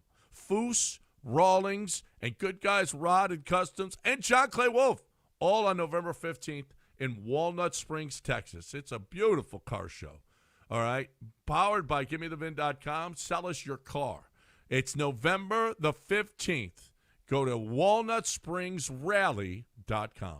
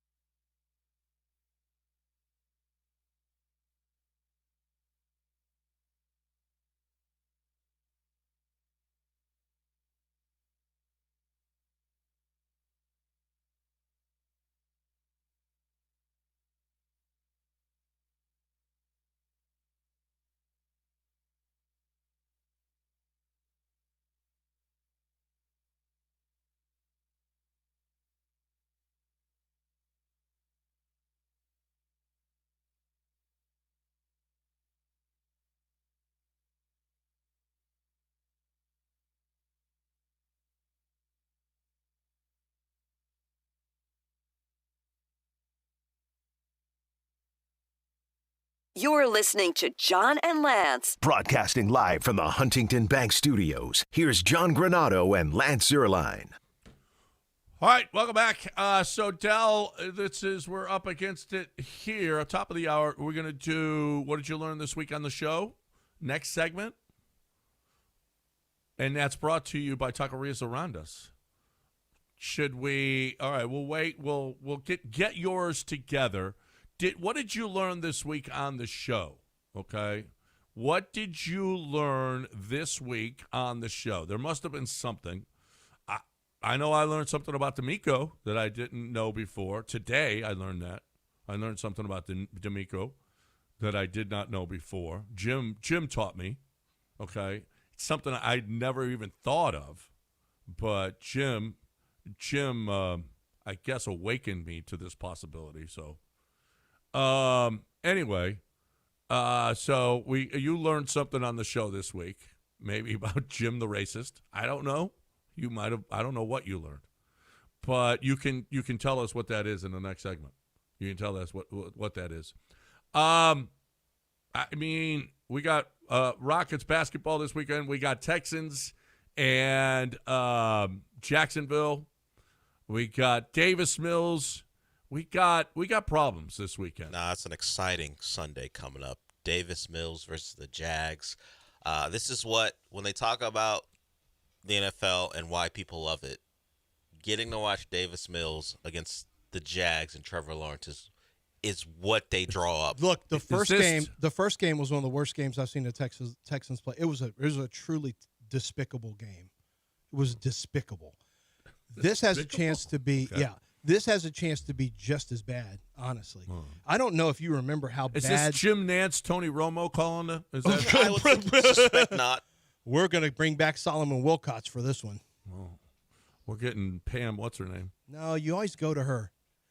It's going to be. We had her earlier this year. We're going to go to Spiro. We got Spiro Agnew. Spiro and who is Didi's it? Spiro, Agnew. and it's always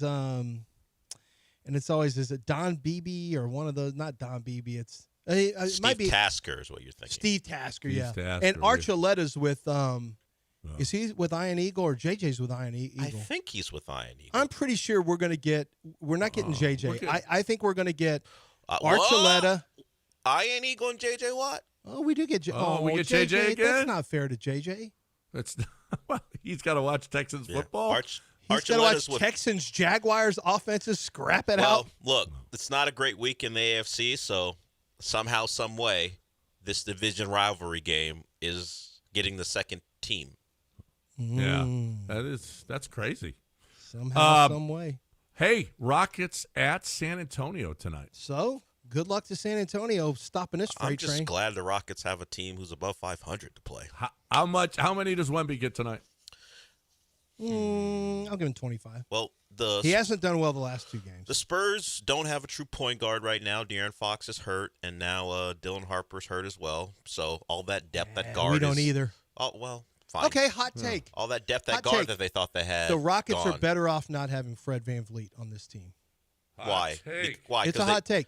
Well, it's the more I think beat up about on it. bad basketball teams. No, the more I think about it, well, they're beating the piss out of them. I'm sorry you have to play them, but here, catch your 20 I mean, point the loss. Mavericks didn't beat the piss out of them. Well, they had a big lead on them. So, Well, no, they didn't. They actually, it was a little It more was an competitive. ugly game that they won. Well, it yes. was an ugly game because they're on turnovers, but wins a without win. a point guard. Look at that. I'm going to tell you this. they're better without I Fred actually VanVleet. think they might be better, and here's why. I think Fred bogs down with a bunch of 3-point shots. He's going to try to get 9 to 13 threes up a game. I think you're getting, which is true. Just look at the numbers. And Fred's 9 to 13. Yeah, 3-point shots a game. You've got Fred 7 to 13. It's a wide gap. It's a wide gap. Anywhere from 7, low Anywhere end 7 between to 7 or 13. 6 more to 13. But Fred doesn't shoot at a really high percentage. No, he doesn't. I think what is and he doesn't shoot at a high percentage inside of 2. The Rockets have the most efficient offense in basketball right now, according to the numbers. Without a 3-point. According to the numbers, Actually, yeah. they don't take 3-point shots. They're not a high 3-point shooting. Now, No. they're making at a high rate with Kevin Durant. Right. Tari Eason has gotten really hot from Josh Okogie is shooting threes well. We've pulled back on bad 3-point shooters, so you don't have, thankfully Amen Thompson figured out he doesn't shoot it well. He's cool. Alpe's cooling down a little bit right now, but what's happening is they're playing more efficient basketball, and I think a direct link is, frankly, Fred, who I think brings a lot to the table. But you don't have an inefficient player eating up a bunch of minutes. Do we need to take into account that the Tari Eason regression from 3 is going to happen? That he is not going to shoot fit, and then you might look a little less efficient when he's not shooting nearly 56% from 3. Yeah, there's going to be a regression on 5 attempts. There'll be a regression, of course, but I do think it's real that you're going to, with Amen Thompson's ability to break down defenses, and with Kevin Durant and Alperin at the top of the key now, you now have 3 guys who can create opportunities for shooters. KD is going to just requires extra attention just because he can shoot over everyone. Amen Thompson breaks you down off the dribble. You can't keep him from getting inside the paint. And then Alperen Sengun is a real problem for defenses because he works at the top of the key, and so he has the baseline and then both corner threes available to him if you try to help. And so I think you're going to get wide open looks for this team throughout the year. That could lead to higher. I would just remember the first 2 games and the offense, at least from 3, they didn't shoot well against a great team in the Thunder, and then the offense overall, they didn't shoot the ball well against the Pistons. So what I'm saying is, why are you worried about the first 2 instead of the last 4? Because of the lack of competition. That's what I'm talking about. But you also have played together. Fine, but you've also played bad basketball teams. And real Tari Eason showed up. Fine. You've also played bad basketball teams and looked great against them. So, okay. Well, when we beat the brakes off the Spurs, I hope so. Keep that same energy on Monday. But let's play a good team and beat them. That's not something that's happened yet. It's already so happened. Poverty Spurs. Yeah, well, I mean, look at the schedule coming up, though, man. It ain't Murderers Row. You got to go to you're at San Antonio or at Milwaukee. We're the murderers. Then you got Washington, Portland, Orlando. Portland's pretty good. At Cleveland's pretty good. Denver. Is Portland good this year? At Phoenix. They off to a good start. Portland actually beat.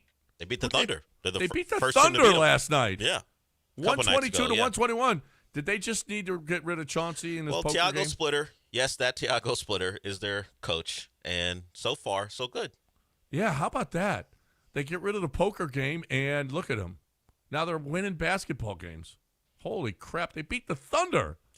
So, like you said, the next two on the road, good teams they're facing, and then interspersed in there was here and there. Washington and Orlando, who's off to a bad start. They got Denver in a couple weeks, so you'll see it pick up a little bit, and they'll get more of a test about how good they're going to be good. But I like to see them play well against some of the teams they may have to see down the line. That's all. I want to see it. That's all. Yep. All right, you think we're okay? What did I learn this week on the show? Keep your eyes open, Dell. You'll see. One My eyes sentence. are open. You get one sentence. What did I learn this week on the show? 713-780-3776. 713-780-3776 is the number. What did I learn this week on the show? I know this about Texas Card House. I know something that we're moving one day closer. Every day we're one day closer to that November 10th date in which we are going to see the Texas Card House going big. The 10th through the 24th, over $1.1 million at stake at Trailblazer Poker Tour Season 2 in spring, okay? Okay, you start with a $400 buy-in, $100,000 guarantee, and how easy is this? How great is that? The next day, $500 buy-in, $50,000 on the line. The next day at 5 o'clock, you got $200 buy-in for $200,000. I mean, it's crazy. It's big money at stake at Texas Card House, the premier card facility in the city of Houston. You got both locations that are wonderful, Green Ridge and Westheimer with the big parking lot. It's just awesome. I think that's I really do think that's important. It's the same in spring. They got the big parking lot. It's lit. It's beautiful. It's wonderful. It's safe. You get wanted when you go in. You got a clean facility. You got the game going on 24/7, 365 days a year. You got a bar that's open till 2 a.m. every day. You're looking for the best place to play poker, cash or tournament, and the big tournament coming up. It's all at TexasCardHouse.com, TexasCardHouse.com.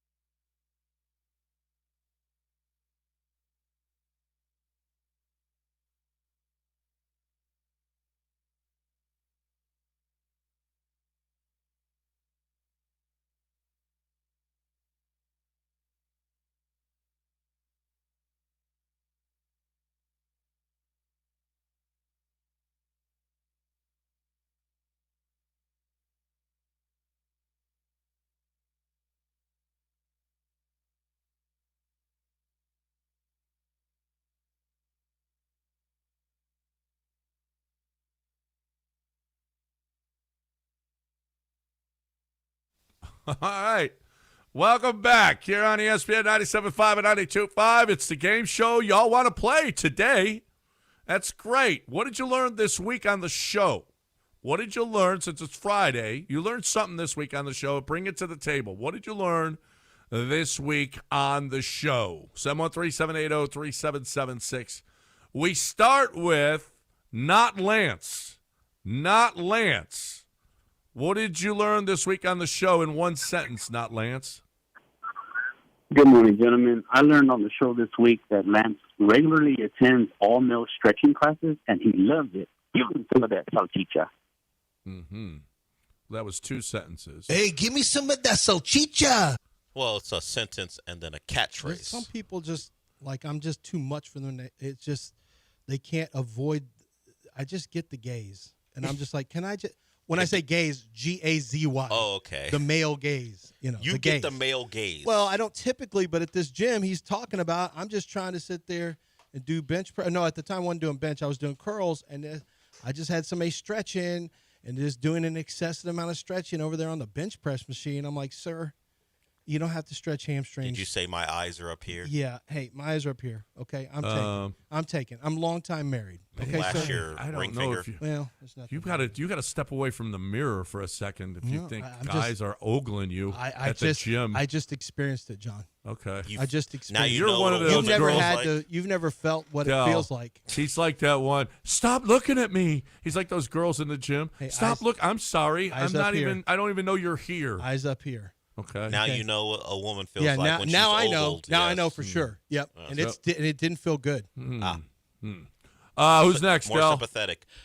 Let's go to Elliot. Elliot, what have you learned from the show this week? Morning, guys. I learned John and Lance were disrespectful to that drunk, racist white collar earlier and owe him an apology. Guys, do you want to Jim, apologize? we're sorry you were drunk and saying racist things. That's one apology. It's one way to make an apology. That's an apology. That's an Yeah, apology. I'm not apologizing. We're sorry you got drunk early. Well, he went after us. That we don't Did. ever go after But black we don't go coaches. after D'Amico, who's D'Amico's a DEI DEI hire. hire, and we don't go after black coaches. So really, he was calling you into question more than Yeah. D'Amico. Right, No, more than he- D'Amico. yeah. More than D'Amico. I mean, he's got a point. We just I never. guess. We always just try to protect black coaches at all Been costs. so. saying it for years. Yeah. All right. I'm glad Jim spoke truth to power. I'm sure you are, Del. Del loves that. I know. Let's go to who I think is a good friend, RJ. What have you learned from the show this week? Uh-oh. Granado, ¿qué pasó, mijo? Does he know the game though? I don't know. Yeah, I this do is what know the game. What Okay. I learned this week in one sentence is that Del and I were DEI hires. This show is like the Texans, continuing to hire black producers. Mm-hmm. That's what we do. That's what we do. All right. DEI. He texted me. I said, apparently, if you're going according to Jim, you were all blacks are DEI hires. I would tell Jim they treat us worse than the Texans treat D'Amico. No. Okay. Did you see this? ChatGPT says there is no evidence that I couldn't find any credible reports or evidence that John Granado or Lance Erline denigrate Del Olole on air. That's Well, an unbiased Lance AI. calls my show the Pack of Lies, so that feels like denigration there. No, it's the truth. Slander, in If fact. it's truth, it's the It's truth. not true, because I'm the one who calls out all the lies on this show. And in fact, we have Knowledge evidence. is power. We have evidence that you certainly will treat RJ poorly, because when the man simply wants to have dinner with you at a luxurious hotel, you ghost him and don't tell him that you're leaving. Well, it wasn't dinner. What was that? He was watching the game, or I can't remember. He was, hey guys, Oh, he's right there. RJ's right Hey there. guys, In but the hotel. yeah, hotel. See, you ditched him. Well, I mean, the games can't play themselves. See, you treat them poorly. These cards aren't going to deal themselves. This slot machine's not going to push the button itself. RJ, you're going to get your ass handed to you this weekend. No, this time we mean it. Ball. This time, so it's the Drive Me Smooth Bowl Part 2. Mm-hmm. You remember how bad it was last time? Yeah, What you're an going to awful get your ass football handed to you this week, That was a bad game. RJ. Yeah. However, Good Lance, luck. Como se dice, John loves being an Angelino. How about this? Lakers 7-2. Dodgers back-to-back. ¿Te gusta Los Angeles? F them Lakers. John, can you say "I love LA" in Spanish? No, I can't. F them Lakers. Se amo. Who's next? Beat it, RJ. Beat it. Sorry. Troublemaker. You go too far. Duval. He can't play it, but I want you to play it, RJ. Duval. He's not allowed. Let's move to Adam. Adam, what have you learned from the show? What I learned this week on the show is Paul Gallant and Joel Blank are out. Semicolon. Rich Eisen is in. What? Oh. You just Just caught up. You just caught up? It's been going on a good month, right? Where you been, brother? It's been a while. Paul was Joel. Did it happen at the same time? I guess ain't a regular. It was right after our party, which was when? That hoe ain't loyal. September. That was in September? Yeah, the listener appreciation party was in September. Well, they didn't start Rich Eisen until a little bit later, though. Yeah, that's correct. That is right. But that hoe ain't loyal. He just learned that. He ain't listening to us. Listening to us as much as he should, at least. All right. Who's next? Julian, what have you learned from the show? Man, I'm going to jump on that train, too. He stole my thunder. So I learned that having to choose between Rich Eisen and Matt Thomas is like choosing between whether you want to get kicked in the left wavo or the right one. That's terrible. No. You insulted him a little bit. You got a little out of order yourself. Good Lord. We like both those guys, so stop already. Stop. I don't know Rich Eisen, so I'm sure he's a great guy. I don't know Matt Thomas either, so I'm pretty neutral. Lance, you know Matt Thomas. Great guy? Great guy. Yeah, really good guy. Great guy. I don't know Rich Eisen, though. Okay, who's next? We're done for the day. That's it? Yes. Well done, people. That's how you play the game. It's pretty good. That's how you play the game. Mm-hmm. Yep. And I learned Della's a DEI hire. That's all. Well, you knew that before because Twitch had told you that months ago. Well, no one accused. You didn't learn that on the show this week. This week. You learned that from Twitch 4 months ago. Well, Twitch hates you. I can't trust Twitch. Well, then you didn't learn that this week. Well, even Jim didn't say that. No, even Jim didn't. But I would imagine he was thinking it. He just didn't have enough time. Here's we cut him off. I learned. And another thing, that guy you hired to be your producer. By the way, I don't take no orders from no black producers. By the way. Hockley Dan says, I learned Snacks quite possibly has started his villain arc with threatening everyone with a chokeout. Started it. Not a chokeout. Death. I'll murder you. He told Alec last summer, not 25 summer, 24 summer, he was going to choke him into unconsciousness. And that's when Alec said, I could literally punch you until you were dead. And I was like, hey, guys, can we I can't believe my sons go hard. They go too far. Yeah, they say the worst things. And what I want to say was, I'm glad you got that off in 24 because I got news for you, Alec. 25 is not going to go well for you. All right, we got to talk about what about a good burger? Let's talk a good burger. Right Burger now. Chan, listen. And look, if our hometown team wins, you are going to get a free side order when you order a sandwich. It doesn't have to be a burger. I highly, highly, highly recommend the burgers there. I get mine with pickled jalapenos. You can get chard if you want. I get mine with the fried onion strings, bacon, pepper jack cheese, sometimes sauteed mushrooms. Just depends. Sauteed onions. You can load it up. Burger Chan has an amazing burger, one of the best in the city. But they also do incredible chicken sandwiches. They do fried fish sandwiches. They've got turkey chili. They've got an incredible hot dog. The food is outstanding. Go in today for lunch. Go in. They're open for dinner tonight as well. 5353 West Alabama. It's right here in the building where we work. But listen, here's what they're doing for you. If the hometown team wins on Monday or the very next day, which is going to be Monday, that you go in, you go in the next business day, you can just say ESPN 97.5 said I can get a free side. Or you just say, go Texan. And you are going to get a free side order. Just make sure and remind them if somebody's working a counter and they don't know, that when they win, you get a free side order. If they lose, go in and try it anyway. Okay? If they lose this weekend, try it anyway. They may just give it to you. They did last week. So make sure you stop in at Burger Chan. Delicious food, great people, incredible milkshakes, sweet potato fries and tots and spicy tots and French fries. You get your free side order when they win when you buy a sandwich at Burger Chan.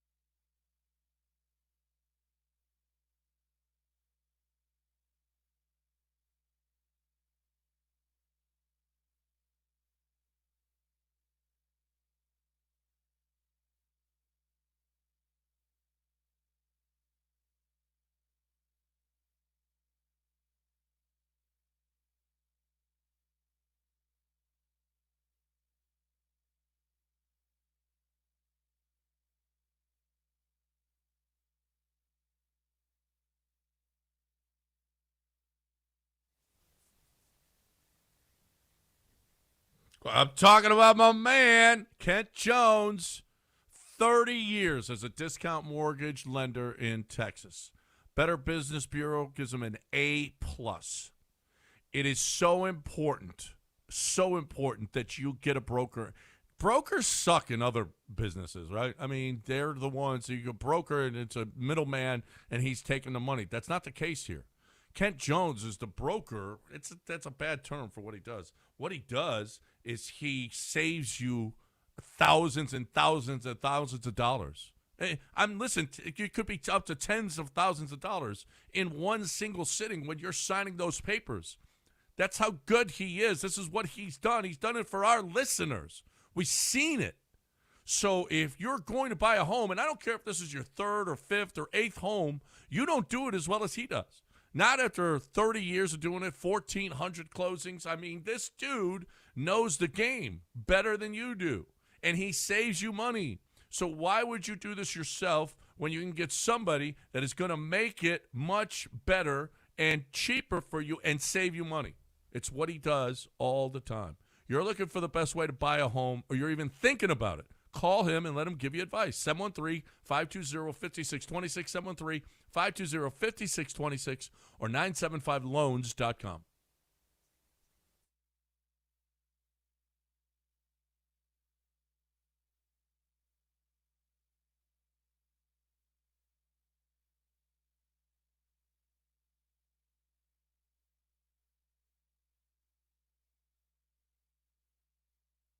It's John and Lance. On ESPN 97.5 and 92.5. Live from the Huntington Bank Studios, here's John Granado and Lance Zierlein. All right, welcome back here. We got Justin coming up, going to play Beat the Warehouse Live Guy, a pillow fight last week. I think Justin had 2 wins and 1. Just awful, awful picking. Awful. But a winner for Justin. The people lose. When Justin wins, the people lose, and we hate that. So we got that going on. Is there anything that we missed this week, though? This week, what is anything? I don't know if there's anything big. Well, we did mention we talked about Antonio Brown getting extradited. Tony Allen's in some trouble too. Yeah. And he had a real tall people problem because the police are putting him in the back of the vehicle. He goes, I'm too tall for this. Apparently, lack of leg room is an issue, even when he's about 6'6", 6'5". But there's video of the guy who was with them taking full accountability, saying, it's my fault that this happened. So he had his own fall guy with him. Mm-hmm. I don't know what's going to happen to Tony Allen, but, yeah, the body cam footage is out. He was arrested for drugs in Arkansas. Yeah, and had a lot of, and then was there a weapon too involved or something? I don't know. I just see possible possession of cocaine. Okay. Yeah, that's just not good. Just not good. Yeah, Tony Allen has his problems. Antonio Brown has some serious problems. Found in Dubai and extradited to Jersey. And no, they don't say that. Okay. So they should. Maybe they should. Maybe, but so Tony Allen was Where are you going to do comedy? Dubai. Riyadh. So he was arrested with someone who had an affiliation with Mid-South Wrestling. The guy is known as Bam Bam Bundy. Mid-South Wrestling? Yeah.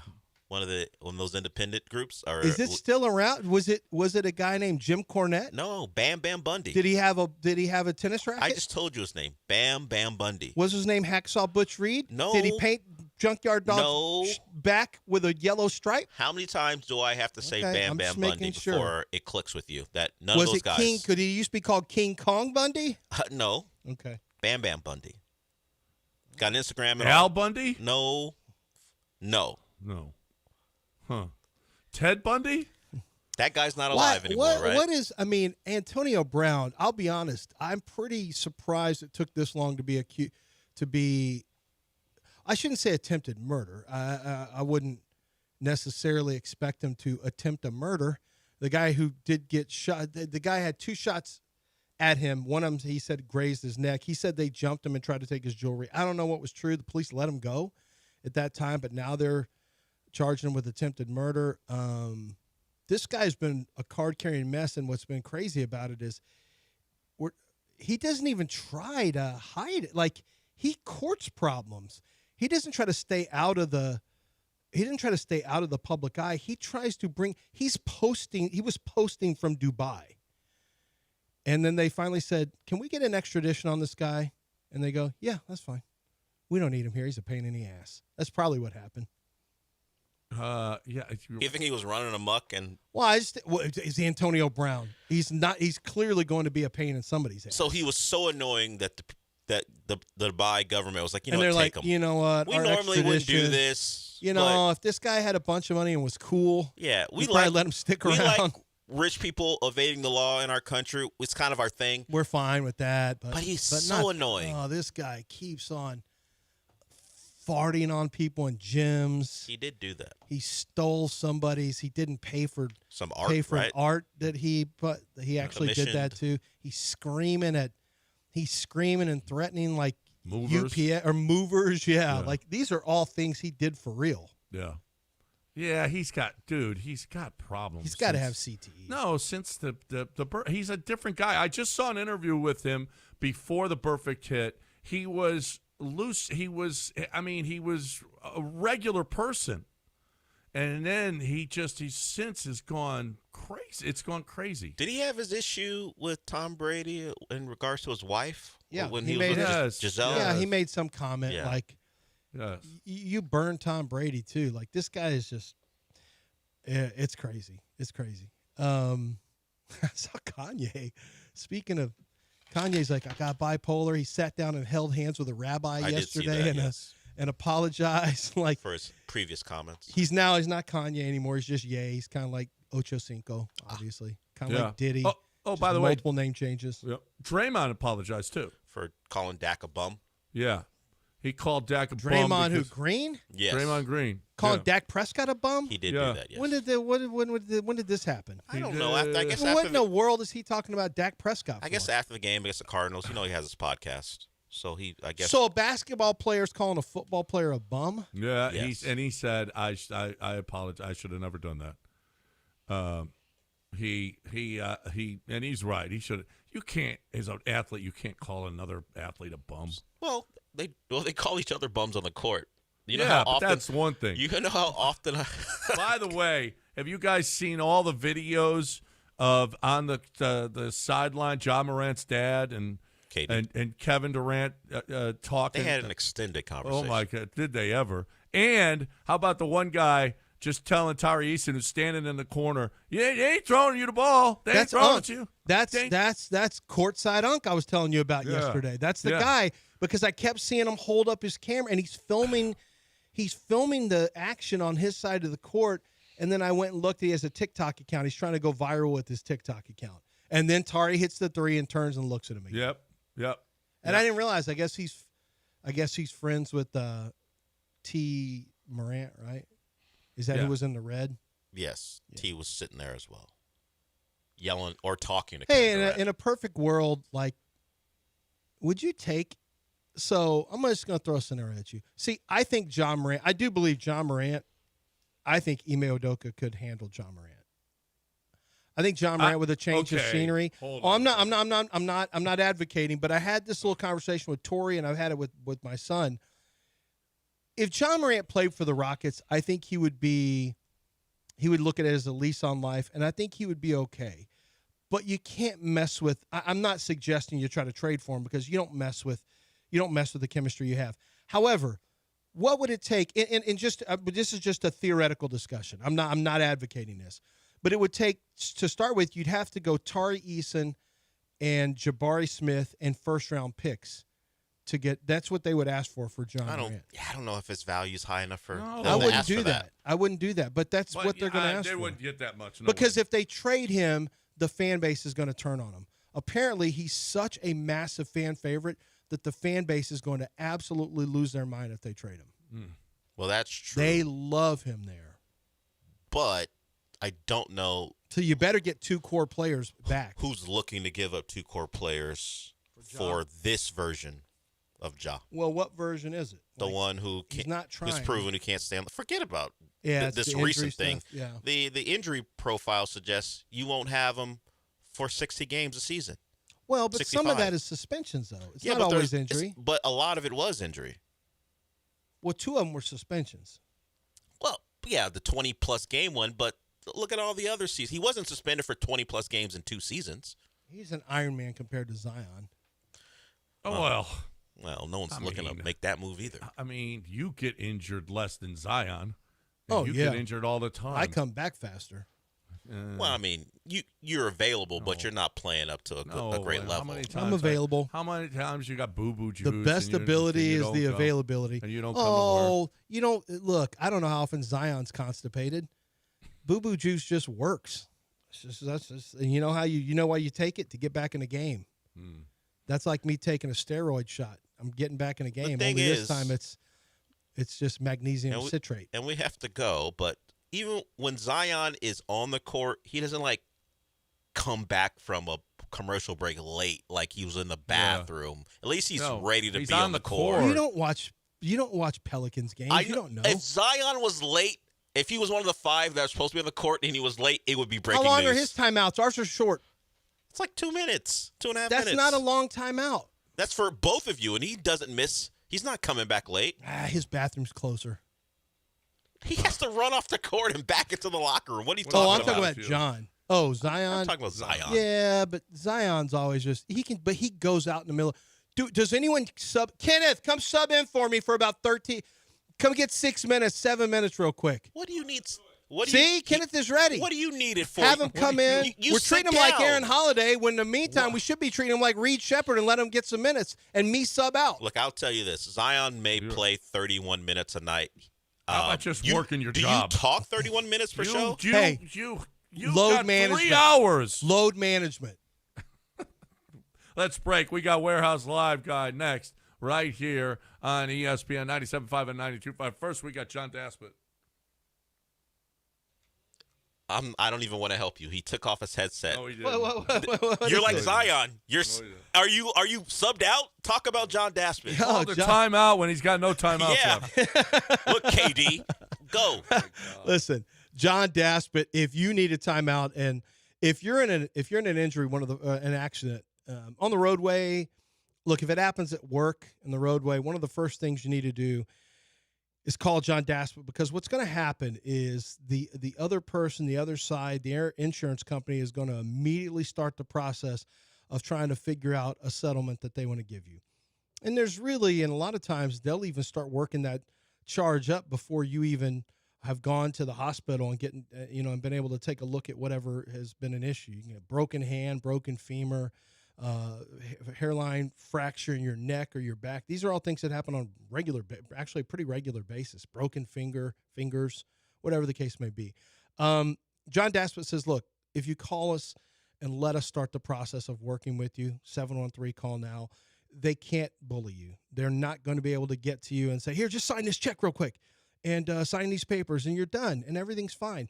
Well, they're not taking into account how long is your physical therapy going to be? How much time are you missing from work, short-term, long-term? If you have a job that requires physical exertion and you can't do that, then how are you going to pay your bills? Are you going to even be able to keep your job? So these are all things that need to be considered. So it takes a little bit of time. It's not a rush. And John Daspit makes sure that you get a fair and frankly, a very aggressive settlement. He is trying to take care of you and your future, and he wants to make sure that you're compensated for your pain and suffering no matter what the injury is. So make sure that John Daspit and the Daspit Law Firm is your first call when there's an accident, and let them walk you through the process of getting everything looked at and making sure that you get a fair settlement. 713 call now. That's 713 call now, or go to DaspitLaw.com.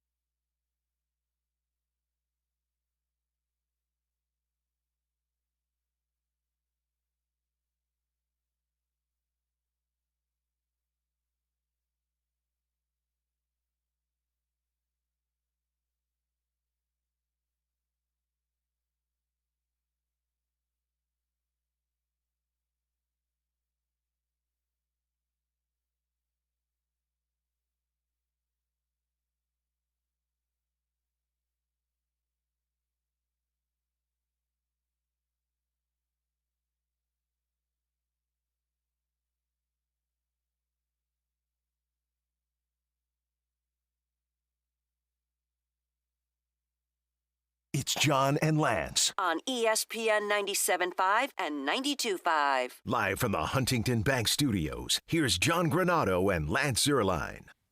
All right, it's that time of the week. I love this. We used to love when Dick Harmon was on back in the day because I knew it was Friday morning in our last segment. And that much same love for Justin now because that means it's 9:30 on a Friday.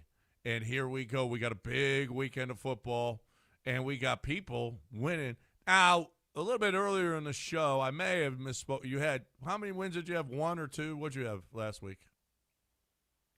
That would be 3, sir. You had 3 wins last week? It didn't seem like it. It seemed like you had a bunch of crap. Oh, yeah, the Cardinals pick. Didn't Lance pick that for you? I don't know that Well, he I gave him the choice between the Cardinals and the Seahawks. He hated them both, and they both won by double figures. So there you go. But I was trying to get the other guy to win. Yeah. Trying to see. Can't be trusted. Can't be trusted. Too forgetful. Yeah, too forgetful. He forgot that the Seahawks were a good football team. Yeah, I was and reminded the Cowboys they were suck. actually He really forgot good. that. He Yeah. forgot the Cowboys suck. Well, Cowboys losing like that at home was, that just shows who they are. That is who they are. All right, Justin, what's going on at Warehouse this week? We got an international flair this week. Tonight we have The Darkness, which is British rock.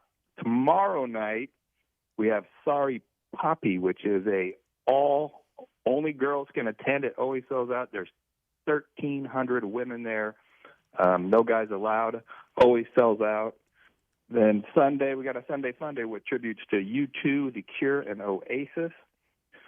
And Wednesday, we have an all-girl K-pop band. It's spelled Qwer. I mean, it sounds like queer to me, but I don't know if that's the proper pronunciation. And then Queer. I even tried to look up the pronunciation. There was none. Huh. Then Thursday, we have Ice Peak, which is a Russian electronic band. Wow. So a little bit of everything from all over the world. International.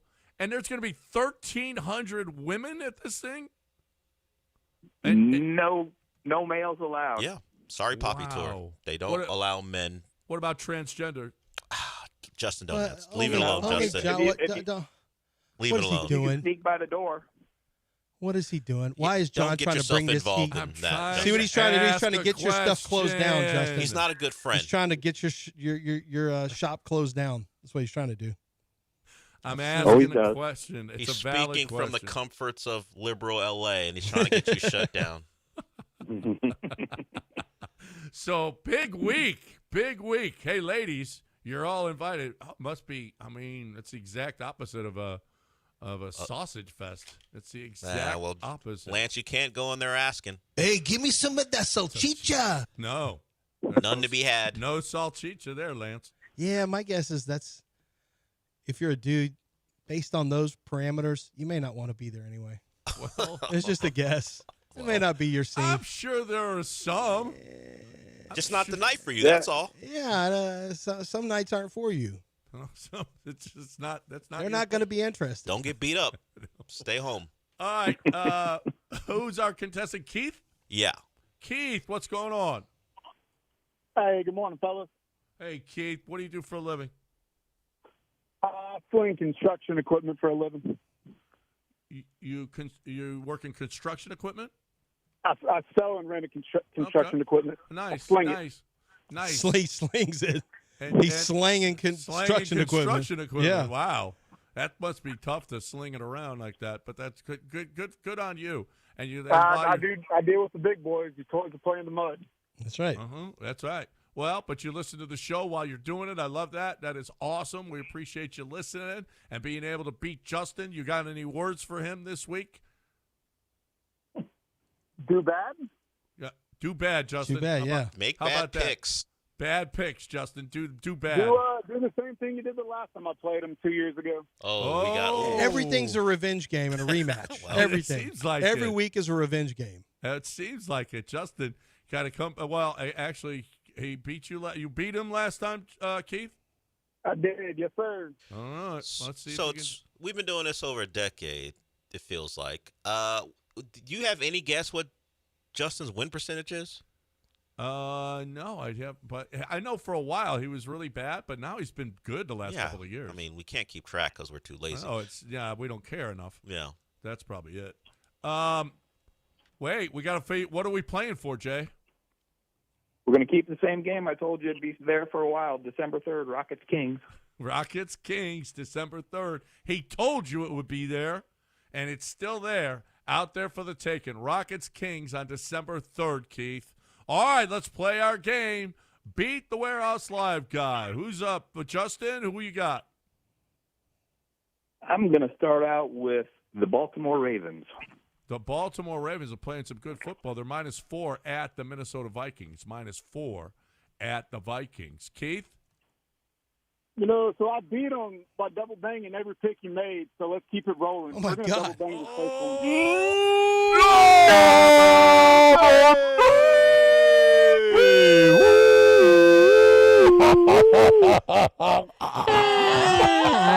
Hey, give me some of that ginger. Preach on, brother. Ich bin davon Klon und Steinheide. What in the hell? Those are all you. You guys better save your energy if he's I know, banging me my 5 gosh. times. Here Yeah. we go. He beat him last time by double banging every pick. All right. Who's next, Jay? Might have been a good philosophy back in the day. Not so sure now. Let's go with Tampa Bay. Tampa Bay in this iteration of our time here on Earth. Tampa Bay is -2.5 against the New England Patriots. Keith? The very little research I did, I actually had the Patriots +2.5, so I'll take it opposite.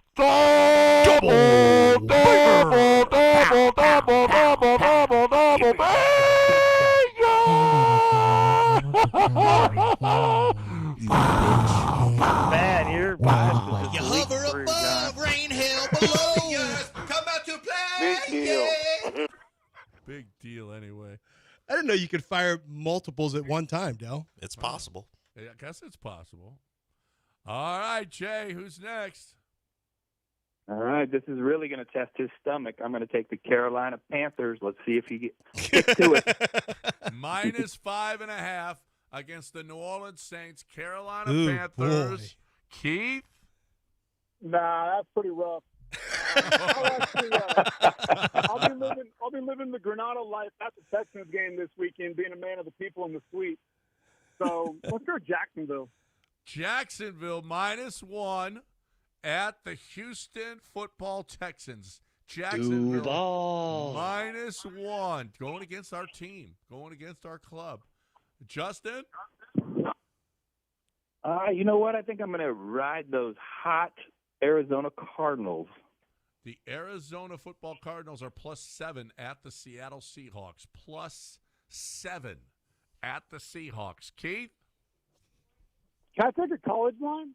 No, you can't No, pick you a can't college pick a one. college one. Oh, come on! I wanted to back my Aggies. No. This is actually going to be a double banger. Wait, John. Wait a minute. Guys, I will allow that. Okay. Oh, all it right. will be allowed. He wants the Aggies at Missouri. Okay. This one's for all the battered Aggies out there. Tell them to EAD. What's the number, John? The number at this In this point of our lives. in our lives, in this football world, college that football. Texas is Scroll down. -7. Aggies -7. All right. Aggies -7 At Missouri. Justin At says, Missouri. oh, no. I'll allow it. Let them play the Aggies on the road. Laying a touchdown. I'll allow it. I'll allow it. That's the first time this has ever happened, an executive yes. decision from the creator of the game. Yes. Or the sponsor of the game. Right. Sometimes you got to call an audible. And let Yeah, things that's happen. fine. His dime. We're on his dime, so all right. And Jay, what number is this? Number 4? Number 5. Number 5. This is it. Who you got, Justin?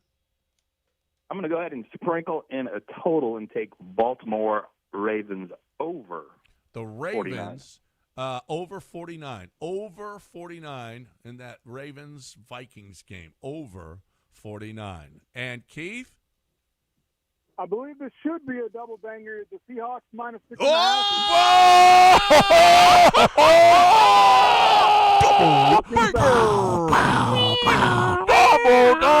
Double. I don't want his pork chop. I want his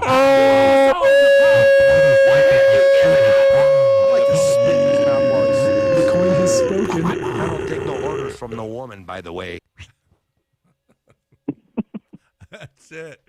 Wow, what a great! This is one of the great. One of the most beat the warehouse live guys There ever. was so much banging in this one. So much. Well, this was the like banging was like a bus. Wow.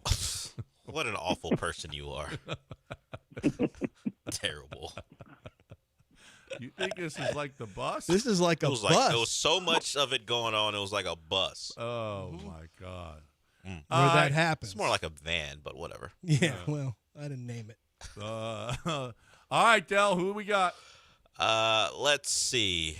Justin has Ravens -4, Tampa Bay -2.5, Panthers -5.5, Cardinals +7, and Ravens Vikings over 49. Keith, sticking with the strategy from the last time we won, double banging with Three the of 'em. Vikings +4, Pats +2.5, Jags -1, and for the first time in Beat the Warehouse Live guy / Limo Guy history, Aggies college football -7, and the Seahawks -7 as well. I will allow it. Justin That sounds said. right to everyone. Wow, Aggie Guys, Aggie history. I will allow it. Aggie history coming into play. He was like, wait a minute. Man, he jumped in and shut that down. Guys, Late game what? Aggies. Don't speak for my rules. He's like, wait a minute. The Aggies are hyped, and it's a late game, late season where they situation could get on the their road. hearts, where they could get their hearts ripped out. I love this. I've been for alive me. too long not to I let will this allow. one stand. Yeah. All right. Hey, Keith, we appreciate it. I love it. That's good stuff. Good luck to your Aggies on Yes, sir. Saturday. Drunken sailor. And Justin, as always, man, warehouselive.com. What an interesting week of shows, international, and No men allowed. I would say an interesting week of shows. Yeah, it's very interesting week of shows, including Would you, British. if and you're a man, K-pop would you and- stand outside that show, I think it's a great place to be. or are you not welcome even outside the show? Yeah, They I think can't- you can hang out outside. I've seen Okay. enough of these videos to where they can't stop you if you're standing there like, this isn't private property. I'm standing on the street. I've seen that on YouTube when you're filming Yeah, the no, cops that or happens, something. yeah, a lot.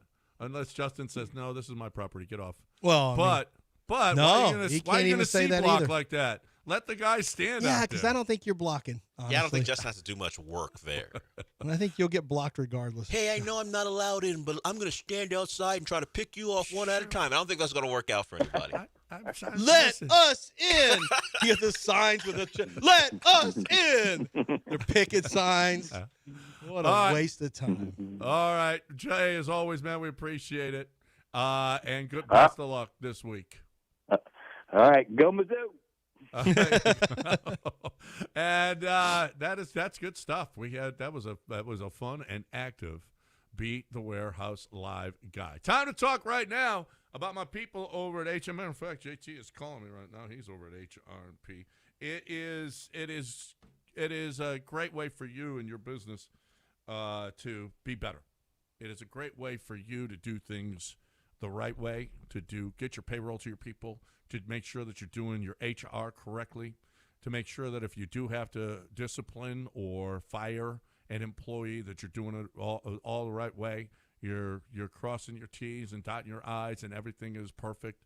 That's kind of a big deal. Otherwise, you can be sued, and in some cases, it could cost you a lot. So make sure that you're doing it right. Don't try to do this yourself.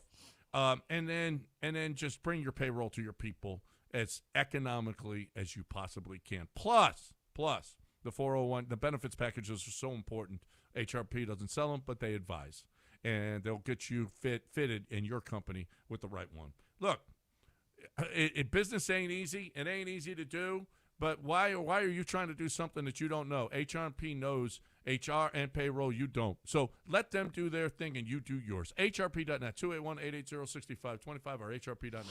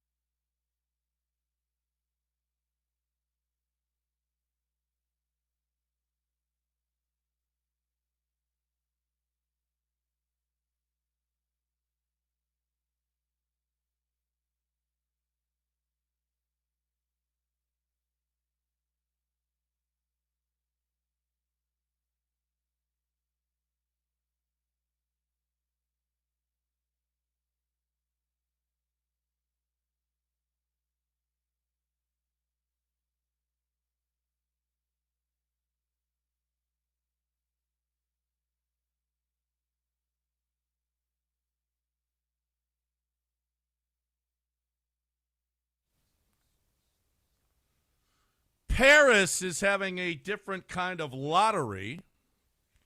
Apparently, they're having a lottery in which the winner will be able to be buried next to Jim Morrison and Oscar Wilde. Do you want to win a lottery where you are buried next to Jim Morrison and Oscar Wilde? I mean, I don't care about that. That'd be pretty cool. Fine, but then if anyone wants to go visit your grave, that's a trip. Well, yeah, I mean, but if you're from Paris, like here, if you're from Paris, like here, would you want to be buried? Would you want to be buried next to? I don't Clay know. Walker. Well, he's not dead yet. But I'm hoping to be buried next to Clay That's Walker. your choice? Yeah, it's a Houston legend. He sung "Ready to Rock" or whatever the song's called that we played forever It's here. football time in Houston. Yep, Football that's right. time in Houston. Are you ready to rock and maybe Edgar Allan Poe be buried next to him. Here's how I want to be buried next to: Clay Walker, Simone Biles, Carl Lewis, and Altuve. You want to be the sandwich, sandwich meat in between the bread? You Here's want what to be in the middle? I want to be buried next to Carlos. Number one, C.J. Stroud. What? No, Lance McCullers, because they're going to bury him in the H. So I want to be buried next to Lance McCullers and also George Springer. I don't know that George will be buried here. He doesn't have a choice. Actually, he does. Not if we dig up his stuff and bring it here. So you want a grave rob? You want to? We're not taking anything. We're just taking the body. You're robbing the body. Why do you think now he wants to be buried in Toronto? No, Maybe. he wants to be buried Where's in he Toronto. from? It's too cold. He's Connecticut, from Connecticut or something? That's where he. Those graveyards are terrible. You're an expert on Connecticut graveyards. Yeah, I've done some studying. Yeah. Okay. Show your work. Yeah, I don't know. Del, who do you want to be buried next to? I don't really think about it. You can cremate me and get it over with. I don't really. I don't care. You don't care? No, I don't care. I just want to be buried next to my wife, and that's it. Well, that's great. I'll send this clip to her so she knows. Yes, that's it. But Not now some give other- us your real not answer, some John. other hottie. Not some What other. does it matter? We're not some- dead. I don't care who I'm buried next to. Well, I know. You think I get a conjugal visit by the person next to me? What do I care? Oh, but you got those good hot vibes. I'm not gonna feel them. Well, you don't know. You don't And know they what it's like. probably- And guess you what? don't know that. Guess what they probably looked like by the time they were Yeah, gone. do I get to see them like in Titanic? Like when you go back to your hottest, like when they're young? When, you know, Leo was trying to fill me up and draw pictures of my bosoms.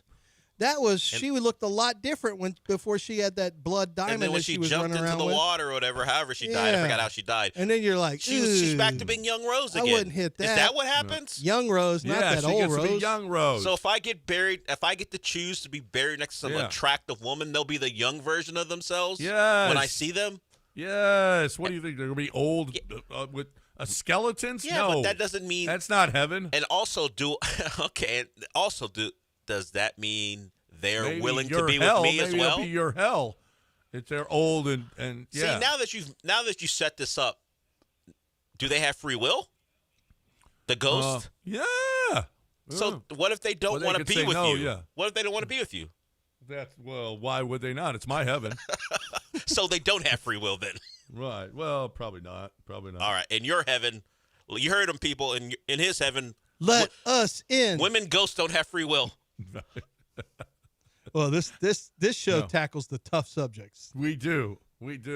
DEI hires and everything. That's how it started, and this is how it's ending. Mm-hmm. All right, we're done for the weekend. Texans win. Yay. Yes? Why not? No. They'll lose. You got no. I got yes. They're at home. But they don't have a kicker. Rockets. They don't have their top offensive weapon, Kaimi Fairbairn. Who scored more points than him? Well, right. I know, right? And CJ, no. Probably no Titus Probably Howard. no Titus. No right tackle. No starting quarterback. And your most explosive offensive weapon, Kaimi Fairbairn, is out. Yeah, but the Jags won't have Brian Thomas. It looks like he hasn't practiced. Yeah, all but week. that's good for them. Well, I mean, That's sure. a positive. He drops passes, but he also set up the game-winning touchdown. Did he? Yes, he did. Well, but we don't have C.J. Gardner-Johnson anymore helping him out. Okay. Yeah. Remember how C.J. helped him out on that one? I do. I also remember how the Jags helped Nico out on that one. And the Rockets win both games this weekend? Yes. Easily. San Antonio and Milwaukee, both Easily. road games. Is it a back-to-back? No, it's a Friday, Sunday. Yeah, then they'll probably win both. Yep. Rockets. Well, and, they're going to be maybe they're small Rockets favorites here. And Texans. Milwaukee's at not the same team they once were, so. They've been good this year, though. Yeah, they've been all right. Yeah, supposedly. No, I can look at the schedule and see. They've been pretty good this year. Against bad teams, probably. The Rockets would know about being good against bad teams. No, we don't know nothing about that. We're done. Mopey and Mapes next. Have a great weekend, everybody. But first, we got to talk about Republic Boot Company. How about customizable 1836 boots? Now, these boots are handmade, yet they're on the shelf, okay? They're handmade, but they can also fit them to your feet, okay? And they can customize logos and images. If you get 10 or more, they can make these stock boots into customized boots for your company. So they can put your logo on it. You can give it to your people or you can give it to your customers, however you want to do that, okay? Customizable corporate gifts, golf bags, wine totes, leather wallets, toiletry bags, work bags, backpacks, travel bags, and more. Whatever it is, it's leather, and they can customize these. The holidays are coming. You got to do this quickly. Make your decision to go with Republic Boot Company, Lance, and make your business known. Yeah, it's real simple. I mean, getting rodeo ready starts at Republic Boot Company and it ends there. That's all you have to do. It's in the Heights. Stop in, enjoy a taste of Texas history. That's one of the best ways I can describe it. It's full of Texas history. It's like a museum, only with awesome boots and hats and Western wear. It's Republic Boot Company.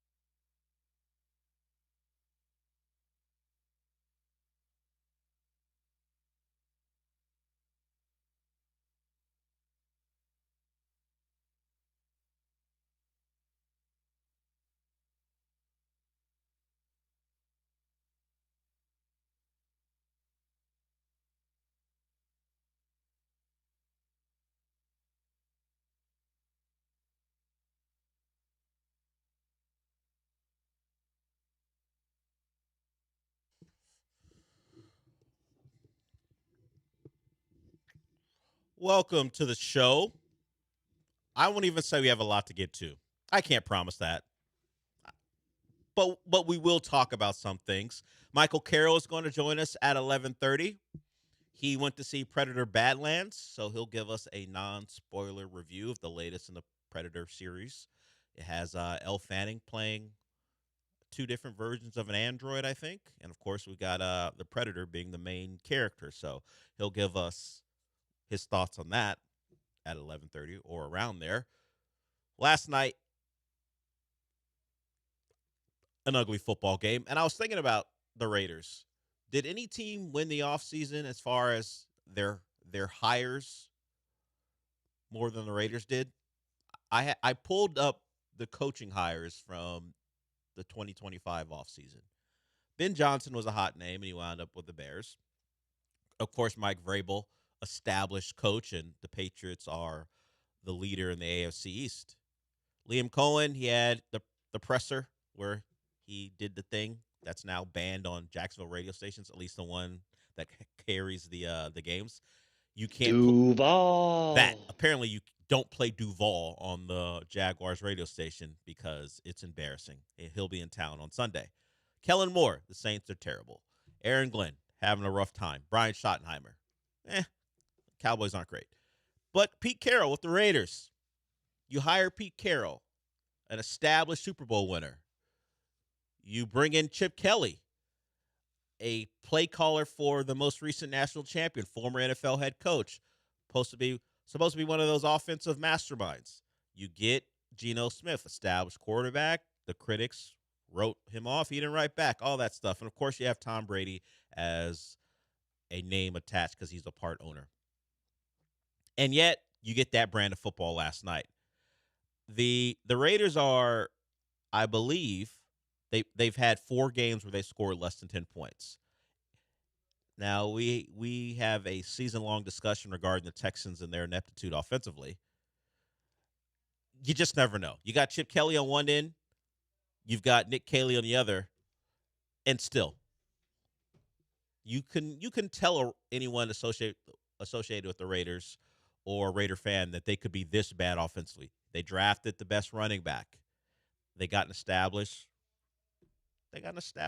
quarterback. They got Brock Bowers coming into the year. Of course, Jacoby Myers never wanted to be part of the Raiders, and let's give him a pat on the back for being right on that one.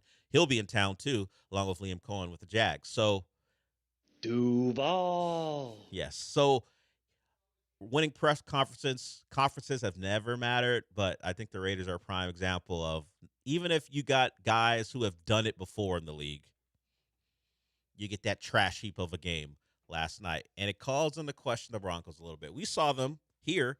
Did they look like world beaters for 3+ quarters? No. They have not really beaten good teams this year. They have the win over the Giants, the miraculous win there. They're the fourth quarter Broncos. Was Kevin Harlan in town on Sunday? He kept calling them that, referencing all their fourth quarter exploits. Of course, they could probably be 9-1 if they didn't get called for a leverage call against the Colts way back when. So they're at the top of the AFC. The AFC overall as it stands right now, because no one has the opportunity to win their 8th game until Sunday. But the Broncos feel like a team, even if they do secure the number 1 seed, someone's going to walk in a mile high and beat them if they continue to play offense the way they're playing. Bo Nix credited the Texans for shutting them down. I don't think he can lean on, hey, the Raiders have a great defense. That's why we didn't score. They look terrible. Nope. And Speaking, you know who put 30 on them? Yeah. Duval. That's right. And talking about play callers and geniuses and whether it doesn't work out, Sean Payton, there was a 3rd and 1 in that game. He throws a backwards pass to Cortland Sutton, I guess to try to get Bo Nix free and throw it down the field. Cortland Sutton gets sacked, or I guess you want to call it that, since he was a passer at the time. Just run the ball. It's 3rd and 1. Just put in J.K. Dobbins. Yeah, what are we doing? Get a yard. Sometimes you're a little too smart for your own good. He deserved that play to blow up on his face. It's the Raiders. If you can't get a yard, which I guess they couldn't do quite a bit throughout the game, then maybe just punt the ball back to them instead of taking the sack if you can't get a yard on 3rd and 1. So that was a nasty football game. The The NFL owns us. They put a game on, people are going to watch. I mean, I didn't think it was going to be a good game because the Raiders were involved. But they need, like, according to a certain service, because they don't have ESPN, if it's an extended amount of time, they're going to cut us a check for $20. Yeah. The NFL cut me a check for that experience. Cut me a couple bucks. They should cut anyone who has Prime a couple bucks for that experience. Should you get paid minimum wage for those 3 hours? So you Should I get paid $7.25 an hour? Yeah. Yeah, Well, for 3 be, hours. That would be more than the Prime That is like subscription. I realize that is like $20. Yeah, that is more than what you pay for Prime per month. But I pay for it all year. So yeah, give me that. That was a job. That was labor to sit through that nonsense. Just an atrocious football game, and we know atrocious football. Having to watch it, it looked like a Texans game. That's how I know it's atrocious. And we may get another one of those on Sunday, considering the potential absences for the Texans. C.J. Stroud definitely out. I guess we'll see if Titus Howard's back on the field practicing today. It feels unlikely. And then we'll see if Jalen Petrie gets on there as well. They both have concussions. Will Anderson was back at practice, so that's good news. But, yeah, you're right. It was what? A one score, was it 14-7? Is that how that game ended? 10-7. 10-7? Oh, yeah, it was 7-3. And then, no, not last night. Jags, Texans. Jags, Texans, 17-10. 17-10. It was a trash heap of a game that involved a blown coverage for the Texans' only touchdown and a blown coverage for the blown coverage by the Jags for the Texans' only touchdown, a blown coverage by the Texans for the Jags' second touchdown, the one that won them the game. We're in store for something, I think, similar on Sunday. We'll hear from Nick Caley on the DNA of his offense. Yes, they think they have an identity. We'll hear what he thinks it is. We'll also hear from Matt Burke. I don't think what I said is out of bounds, but I said this earlier in the week. And it turns out the Texans DC kind of agrees. The Texans defense is the strength of this team. They have had, is it now 3 games this year where they either had the lead or were tied with their best unit on the field, the Texans did, the defense, and gave it up. So this isn't me saying it's the Texans defense fault. Like, how could I say that? They have a dominant defense. But if I asked you, Sean, to close out a game or to win a game, let's say you could make your choice. The Texans are down 14-10, and they have CJ, not Davis Mills, and they got to go down and score a touchdown to win the game.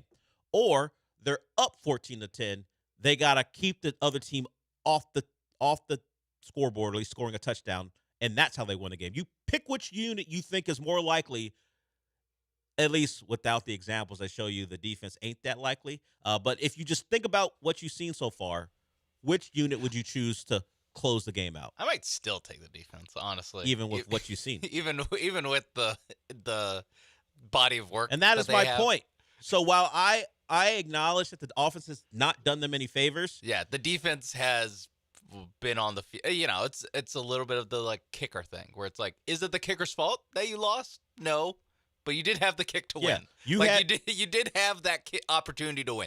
You know, Henry Toto, you had the opportunity to tackle Baker Mayfield. You know, like we can go on and on with the opportunities where it's like you had the chance to close it out. You guys are the strength of the team. Tackle Bo Nix. And when it mattered, I can't say anything else other than you failed to get it done. And of course, I'm not oblivious once again to they're the only reason they were in the spot. Yes. But once you're in the game and you're the best unit, not just for your team, but on the field, period, you're the best unit. Special teams, defense, offense, of the 6 units that comprise the 2 teams, you're the best. You have a shot to close it down, win the game, and they have not done it. And we'll hear from Matt Burke on that when we come back. Julian, your 2-week suspension is up, so do you want to talk 49er football, or do you have something actually relevant to talk about? We will see. If you want to follow Julian, the number is 713-780-3776. So, of course, we got a big football weekend. We'll talk some college football as we have the CFP show in the past. And now the rankings you see, those numbers you see next to teams' names are where they rank in the only poll that actually matters. So we'll get to that in a bit. Just getting started, myself and Sean, till noon. We'd love to have you with us. We will be back.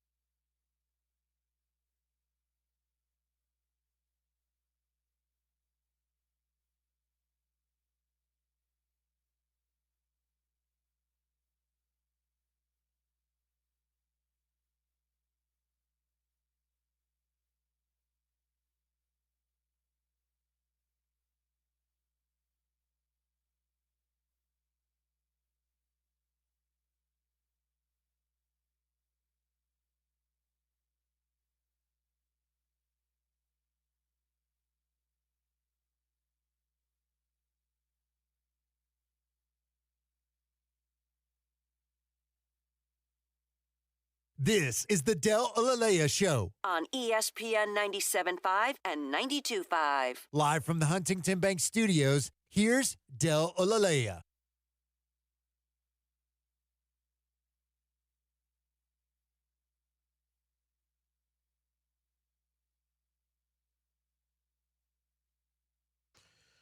Okay, so we've got someone back from a 2-week suspension, and it won't stay at 2 weeks if he pulls what he did the last time. And you should be aware just because I said it on this show doesn't mean it doesn't affect the morning show, Julian. So we'll see how you want to operate. Your Niners actually do have a big game against the Rams, 6-2 versus 6-3 in the tough NFC West. So maybe this call will be of some relevance. What's up, Julian? Good morning, gentlemen. So look, man. Last night, Bo Nix. Why are people so high on this guy? He doesn't. The fourth quarter. He's such a good fourth quarter quarterback. Or he sucked the first three quarters, and he has an excellent defense. So if he didn't have that defense, what would he be like? Last time I called, I talked about my daughter's tournament. So it got canceled that weekend. Then I had to stay home for another week, and they won it, brother. They lost the second game, and they had to go against the top 3 teams, or 4 teams after that, and they skunked them. She did great. They balled out. It was a good season, and that's really why I wanted to call. Y'all have a good one. Thank you. That's really the legacy of Gary, just giving us updates on how your daughters are doing in their sporting events. Congratulations to you. Well, mostly to her. I'm not even sure how much you had to do with it. So, but you had to probably drive her, maybe give her some instruction. You didn't get in the way. Yeah, as long as you weren't screwing things up. You weren't a detriment to the team. Yeah. A la Bo Nix. Or maybe they won in spite of you, like Bo Nix. Well, we know Bo Nix is a guy who came into the league with question marks mostly because of his time at Auburn. And look, the Oregon time, productive, but the number of throws at or behind the line of scrimmage should have been maybe something that concerned people. The Broncos picked him up, and they made the playoffs last year. We saw him here. He was scattershot. The feet were bad, but he made plays in the fourth quarter. They love the roll out to the right, throw it on the run. Yeah, it's because they to the chest of the defender. Yeah, they love half that read Bo Nix. They don't want him reading the full field. So Sean Payton does what he can to protect Bo Nix from himself. I don't know that Bo Nix should be a guy at this point who is going through his progressions for the whole field. You roll him out, and you say, hey, Bo, you got these 2 reads, and if not, run. Sometimes that works to great effect, and other times you get what you got last night, where it's 10-7, and if your screen game isn't working and you can't run the football consistently, you are in a struggle with the Las Vegas Raiders. Bo Nix is fine. I mean, good story to kind of flip the Broncos franchise around. But would I be surprised if 2 years from now they haven't won enough games as far as playoffs are concerned, and they're asking themselves, can Bo Nix be our guy? No, I wouldn't. He's like Jackson Dart before Jackson Dart got here. They're very similar in the way they play, and we will see how each of those 2 guys move forward. But Bo Nix ain't a guy you lean on to go win you a title. Not at this point. The Broncos are nice. They're 8-2, but do I believe they can win a Super Bowl? Yeah. No. I think this is a testament to Bo Nix, watching Bo Nix. I think I trust Daniel Jones more and Sam Darnold as like 2-loss teams in the playoffs than I do Bo Nix. Like guys that I've seen be bad before. I'm like, I trust that maybe this time they're good.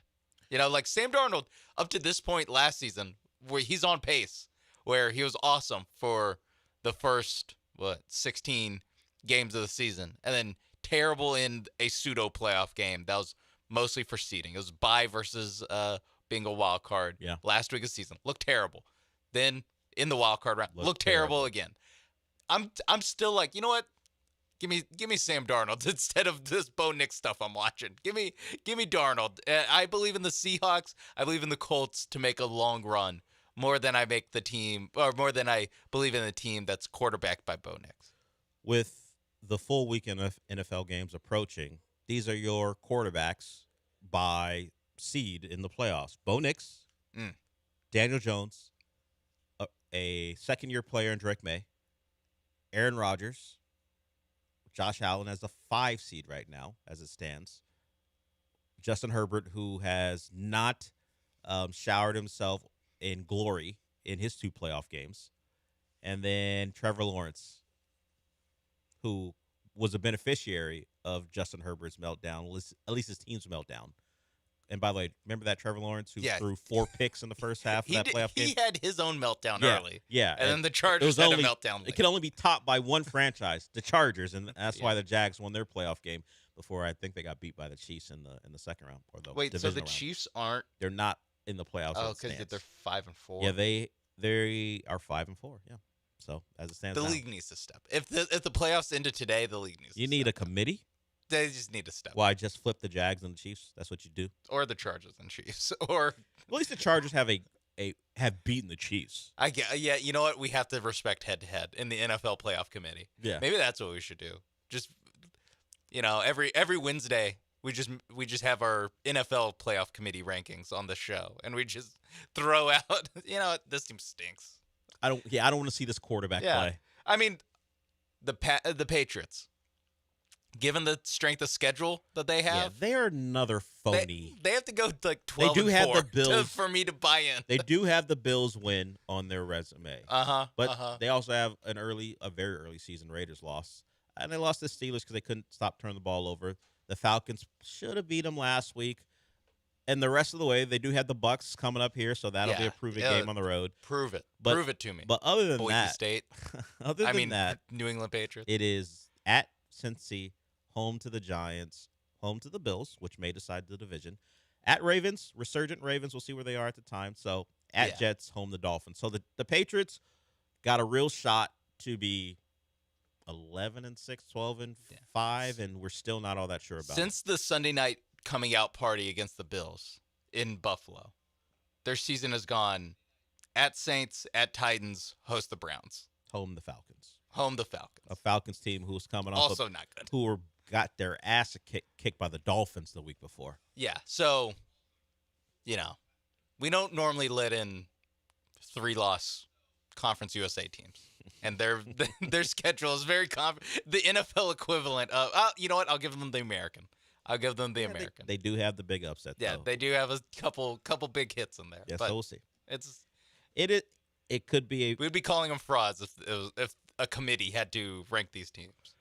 Yeah, I think the way it's set up now, of course, the matchups have to play out, but particularly if the Chiefs make it, and maybe we say the Chargers or the Jags don't, I think the teams going on the road in these playoffs, may be the teams who we would have more belief in. Yeah, if the Bills and Chiefs are the road teams in the wild cards, round, 5 and 6, let's just call them 5 and 6.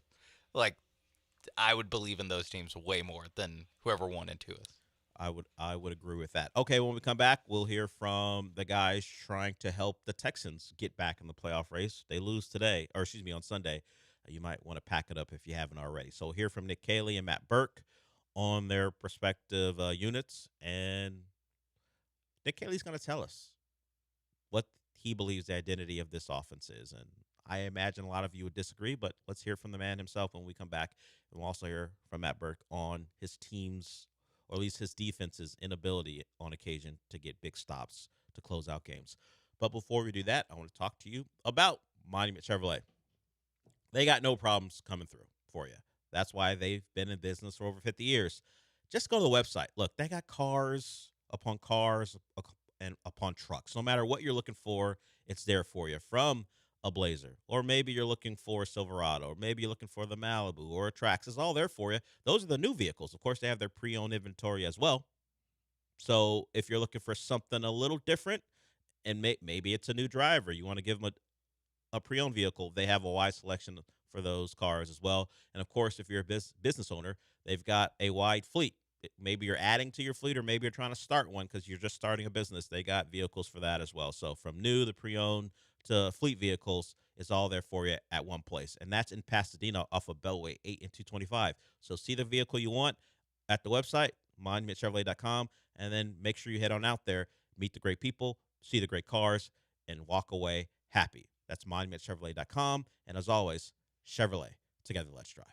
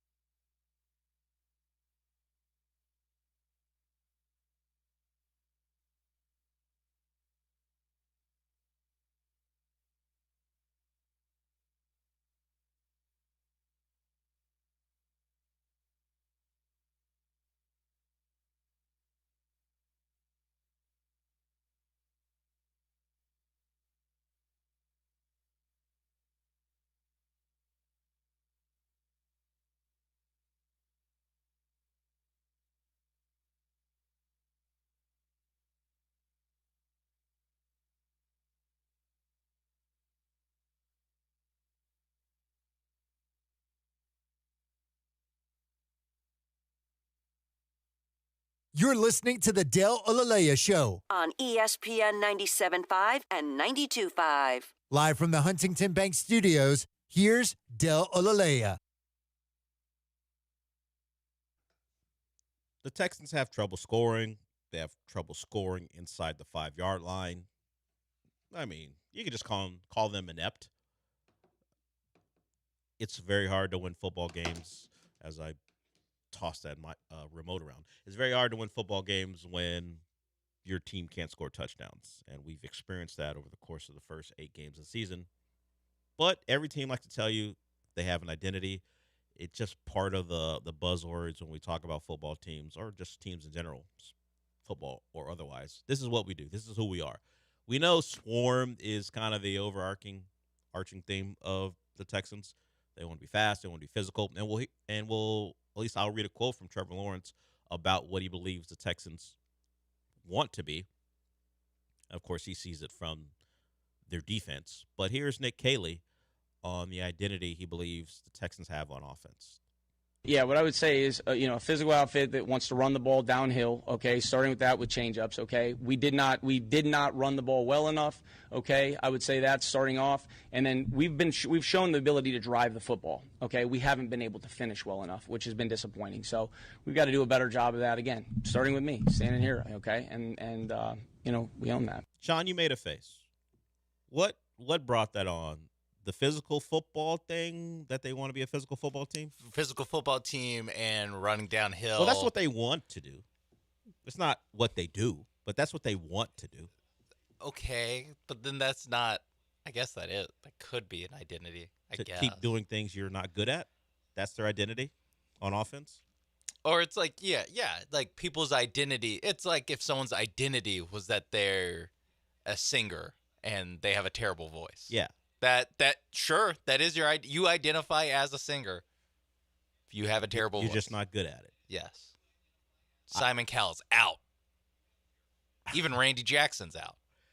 So Paula Abdul's so no for me, dog. Yeah, Paula Abdul's being nice. I think they would love to be a team who can line up and run the ball down the other team's throat for 4 to 5 yards at a time. I can tell they would love it. They would love to. They keep acting like they are. They just can't. Now, it's very hard if you can't win at the line of scrimmage to do anything football related. But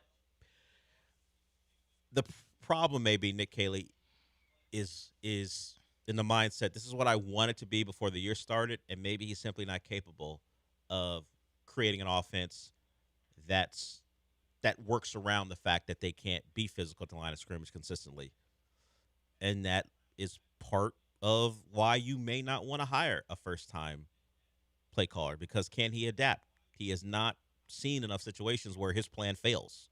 If my plan fails, what do I do? And it's not just my plan failing for a game. It's my plan that I had for the season not working. What I thought we were going to be, we are not. So what do I move to make sure we can operate in an efficient manner offensively? And we have seen that team not come up with the answers for the most part throughout the year, and that's why we're here now. This downhill physical rushing attack last week, 2.8 yards per carry. Once again, that's what they'd like to be. Now, what they are is a team who is, when I look at them, I go, okay, I see the tight formation. I see the big people in. You're not getting a first down here. My inclination always, when it's short yardage, you're not getting this. Whether it be penetration in the backfield, whether your back's not capable of running through an arm tackle in those situations, it's a no-go. They've gone from let's hand it off, let's sneak it, let's try to sneak in the fullback dive. None of it works. No. This is who you are. I don't want to call grown men who play football soft, because they're not soft. They're incapable of pushing around better defensive fronts. Yeah, that's all it is. It's accept your fate. In some way, it's a more damning criticism that it's like, hey, it's not a toughness thing. It's a skill thing. You just can't do it. You guys just aren't good. I'm sorry. You don't have those. You don't have that in your bag to be able to do that. You can get, the 5 toughest guys you know. Guess what? They can't block a defensive line, an NFL defensive line.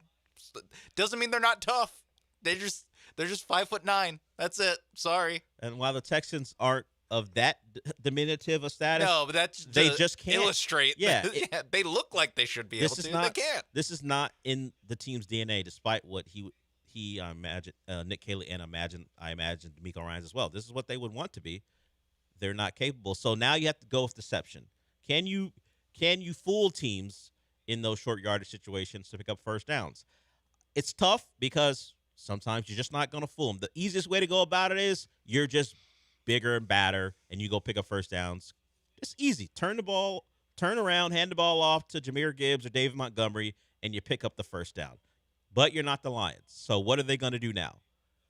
Through 8 games, they have not found an answer for it. And we know the Jags did kind of whatever they wanted to them last time they faced off. They are not as good on the offensive line if Titus Howard doesn't play as they were last time.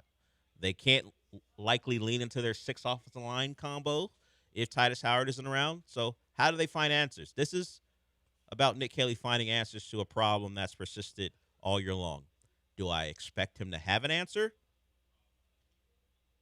Are the Titans coming up? In fact, they are. He may have answers in 2 games, but I don't suspect he'll have an answer on Sunday. Yeah, and hey, against the Titans back in, what was that, week 4, the Texans had 3.7 yards per rush. They didn't have many answers through 3 quarters.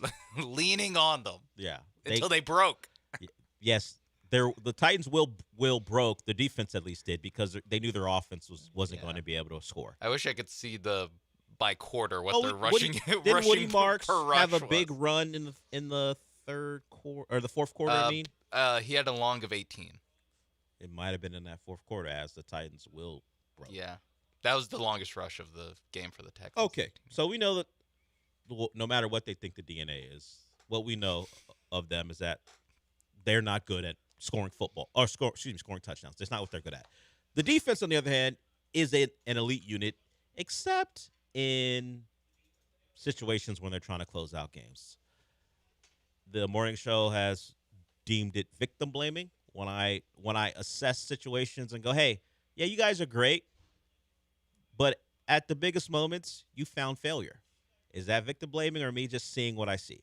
Let's hear from Matt Burke, who apparently is seeing the same things about his defensive unit. I think we are down on ourselves a little bit, if I'm being honest with you. I mean, we're 3-5 right now. I mean, that's what it is. So we haven't played good enough. I mean, we had every game that we've been in, we've had opportunities to close games out or to make plays, and we haven't. So I think that's the messaging, and I think our guys embrace that. You want to be great, like our guys embrace that challenge of, hey, it's 15-15 and the game's on the line, and they get the ball back with a minute, whatever it was left. Like, put us out there, let's go. Like that's what we want to be, and those are the positions we want to be in. And so we've got to find ways to close out those games. So as a team, we're 3-5, and we are disappointed, and we are down about that, and we're fighting and working to get back to better. See, I'm not the bad guy. Matt Burke will tell you, and I will offer one correction. It was 15-7. It wasn't just 15-15. Yes, the 15-15 was the final drive, and it cost you the final margin. But you were also up 15-7. There's nothing to say you had to give up a touchdown and 2-point conversion. You could have won that game 15-7, and you didn't. And, of course, Henry To'oTo'o against Baker Mayfield. Chauncey Gardner-Johnson, who's no longer on the team, allowed Brian Thomas to have that explosive completion. And the Seahawk thing isn't really like the same. Like, if they got to stop, they get the ball back, the offense still has to go down and score. Yeah. So I'm not going to completely blame that on them. But I guess if you're Matt Burke, hey, we didn't make the play to get the ball back, whatever. I'm not going to put that on them there. Yeah, the defense was on the field with, like, I don't know the actual ESPN win probability chart, but it had to have been like 5%. Yes. Like, it was not high. Yes, they would have had to gotten a stop, and then the offense with limited time would have had to go down and score. So I wouldn't even deem it a shooting and bail. That wasn't on them. Yeah, it's because, like, we're not blaming them because we know they're a good unit. Yeah. that it's like there's an element of, like, they can I don't know, they can, like, cover for the offense for 57 minutes of every game, and it's just like the last 3 minutes is like they just run out of, hey, we can get another stop. This defense, just by total points allowed, fewest in the league. Yeah, like that in and itself is like Yeah, that's. I mean, it's not. They're 3-5. It makes me think it's not the defense's problem. I would agree. Despite the when you watch the game, it's like they're on the field when they lose the game. But it's like, it. Yeah, it was 15-7.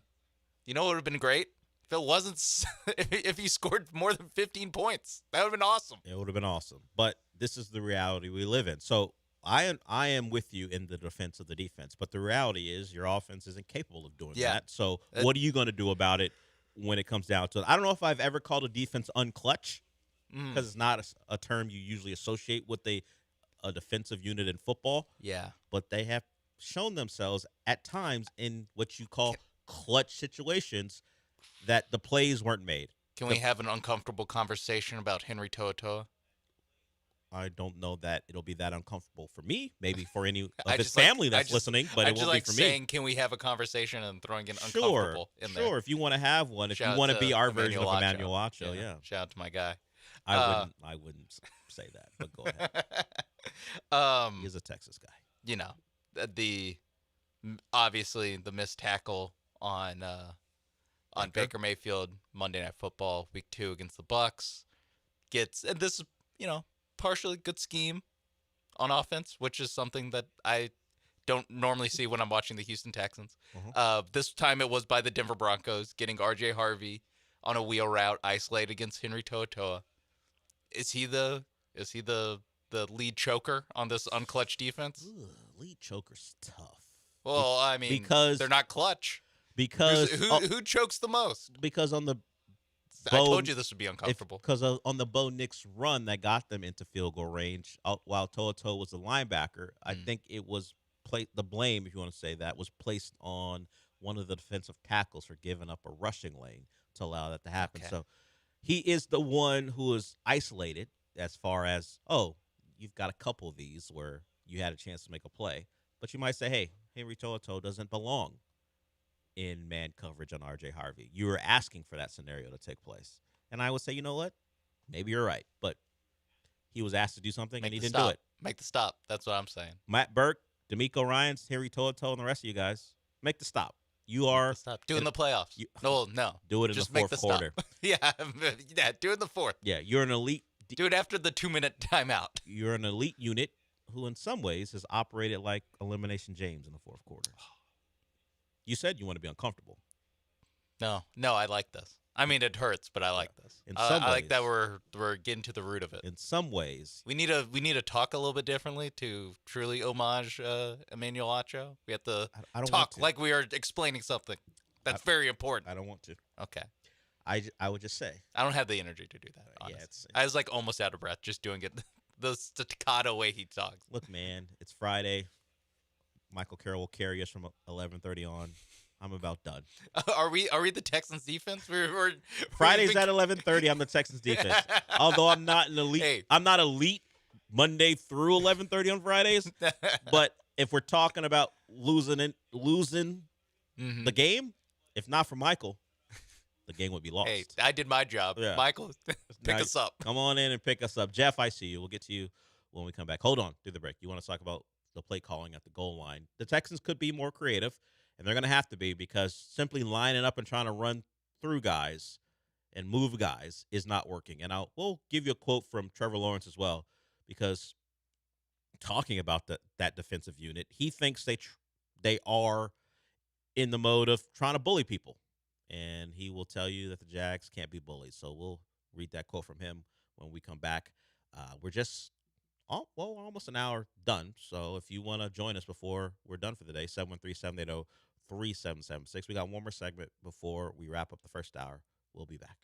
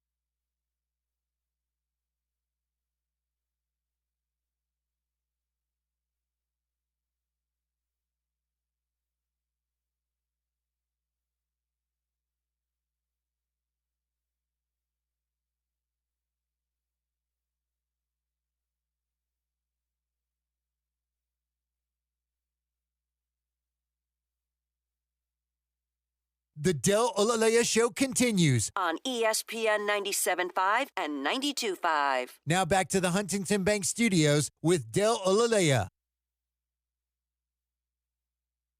Let's get to Jeff here, and then I'll get to the quote from Trevor Lawrence because it turned into a verbal back and forth with him and Aziz Al-Shayer because apparently they will always be connected in some way. Let's hear from Jeff. What's up, Jeff? Hey, what's going on, Joe? How you been? Good, man. How are you? Pretty good. Hey, I just don't understand. We can't do anything up the middle. You're on the goal line or anywhere in the three. It's not maybe you're going to get in. You're not getting in. Why don't they try something like they do in college, a little pitch, take your most athletic back, Chubb, Pierce, Brooks, whoever, or maybe somebody they haven't used yet that's athletic, and do one of those in motion where the receiver runs by or the back runs by and just pitch in the ball and make it a one-on-one. You have everybody pull to the right, and you find the hole duck in. You only got to go 1 or 2 yards. I don't understand why they don't try something different. I don't know if I'm missing something or if other people don't see this. But as fans, if you see it's not working up the gut, you don't have to go between center and guard all the time. I mean, try to go outside, make it a one-on-one situation or a 2-on-1 situation. Yeah, I think deception has to be the way they do things now. I think you're talking about, I guess, what they call it, a jet sweep or pop pass. We saw Denver convert a short yardage play against the Texans, which probably should have been a holding call on a receiver. So, yeah, we see teams do this all the time, but usually in short yardage, teams mostly think straightforward is the best way because all you got to do is get a yard. That's what they hear. If you can't get a yard, you don't deserve to win. That's the tagline for coaches. Well, the Texans clearly don't deserve to win football games because they can't push people around. So why not? Or maybe it's not even as just the jet sweep. You can do that orbit motion where you bring a receiver, motion him into the backfield, and then don't bring him all the way across the formation, then send him out to the corner, and maybe he beats the corner or whoever's covering him to the pylon. There are ways to work around what they're doing. Hell, maybe it's as simple. You set a standard of, hey, we like to run up the middle. Can you leak a guy out of your tight end out off the formation into the back of the end zone? The classic, hey, play action, tight end standing there wide open. I can't believe they fooled him. Stuff like that. 6 offensive linemen, they tried that. They could boot, throw to the 6 offensive line. Like there are ways to get more creative that are not very creative. Yeah, that are not revolutionizing football. Yeah, Lance brought up even taking the quarterback off the field because if you're so invested in power football, the quarterback is someone who can't really play a part. Get the extra in number. Blocking, get another blocker out there, and hopefully, if you're going to use Nick Chubb, he can move the pile when he's inevitably stopped at the half-yard line, maybe falls into the end zone. What a terrible idea by Lance. I mean, it's a fine idea, but don't give him that idea. I don't want Nick Caley listening. And you don't want Chubb Cat? You don't want that? No. That's a perfectly, I understand, and it's logical, and, other teams should probably use that. I don't want the Texans being like, more power run. I don't know. Stop that. Lance leaning into the crystal ball mindset. Hey, this isn't working with 6 offensive linemen. Let's throw a 7th on there and see if it works out. Yeah. So just snap it straight to Woody Marks. Yeah, he mentioned Sheldon Rankins in the backfield as your lead blocker. Anything to try to switch things up. God. So we're a college football team we're Steve Sarkisian stunned on Wyoming throwing to defensive tackles? I guess. But you're just trying to get in the end zone, man. It's desperation time. You're trying to do anything you can to – you're halfway through the season, and you're the one team who hasn't scored from 2 yards in. Yeah. Over. So many big plays, though. Well, sure. They're just bombing it. They can't get that close. That's true because they're scoring from 35 yards out all the time. Yes. Well, you mean because that's where that one time. You mean that's where the snapper is for the field goal? Yeah, exactly. They're outside the red zone because they got a false start and took a sack from the one. And whoever, I don't even know the guy's name, who's had some off snaps, he's snapping the football from the 35. Oh, yeah.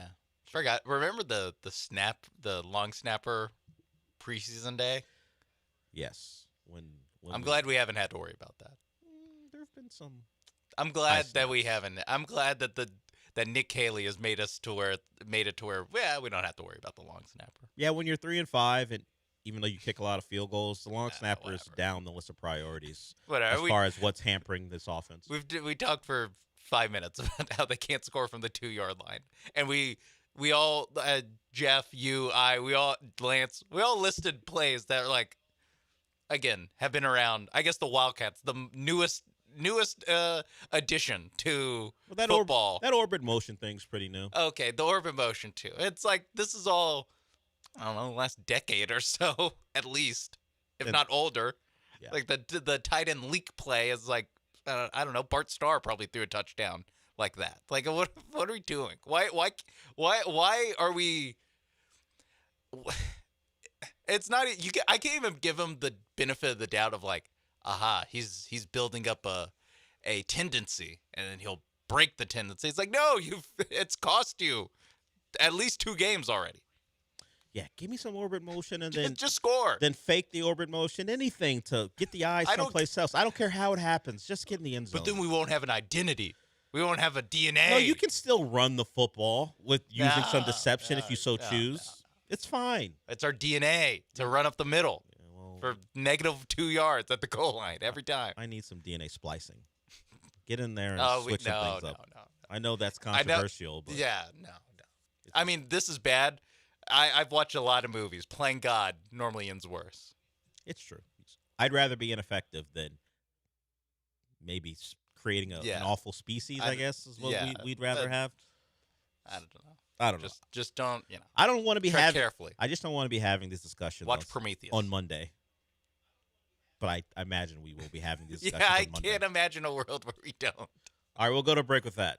We'll go to break with the knowledge that the Texans won't score touchdowns and don't play God. And they're going to be led by Davis Mills. Yes. And don't try to play God in your everyday life. It's generally bad news for you if you do. Just be a normal person. Go through life. And Nick Haley, be a normal person. Be a normal offensive play caller. Yeah, just be normal. I don't need you to be great. Maybe be average. Hey, you don't have to prove anything to us, Nick Haley, by running the ball into the end zone. See, the problem I think is if you try to throw the ball in the end zone, it wouldn't work either. I think the big problem is they got problems no matter what you do. Nick Haley, listen to me right now. This is a message just for Nick Haley. Okay. I promise I'll tune out. Go ahead. I promise you that if you throw the ball at the goal line, I will not, and it doesn't work, I will not crush you for it. I just want to pass at the goal line. I just want to pass. Oh, D'Amico doesn't believe you because he started a presser or at least a conversation about their offense. Well, when we throw, it doesn't work. You said when we run, D'Amico Ryans, we can loop you into this too. This 3-way.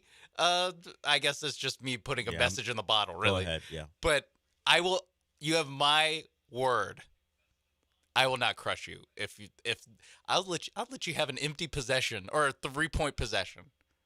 You could have 3 incomplete passes at the goal line. What if one of them's cool. At least you threw it. What if one of them's a goal line fade to Jalen Noel? No, I would have been okay if it was the other 2. No, that's why I gave you. You said it. Really? Where you, anyone else other than him? You said it where you said you wouldn't be upset. What if they run a slot fade with Jalen Noel? Will that be a problem from the 1-yard line? Matthew Caldwell worked it out against Mississippi State. That wasn't from the 1, was it? No, it was like from the 2 or so. No, actually, it was like from the 5. Yeah, cut it out. Yeah. And the hashes are different as well. Oh well. Okay. Sorry, Davis Mills. You're pro. Matthew Caldwell was playing at Troy last year. That's only because Sark doesn't know who his quarterback should be. All right, we'll go to break with that. We'll just talk some college football when we come back. I think I've exhausted Texans can't score stuff. And the defense, not to blame, but kind of to blame in some ways. All right, that's our Texan stuff. Let's hope we can talk about a win and maybe a season that isn't over and still has a chance to be somewhat fruitful on Monday. All right, we'll get to some college football because we've got some big games. Texas Tech versus BYU is a big game.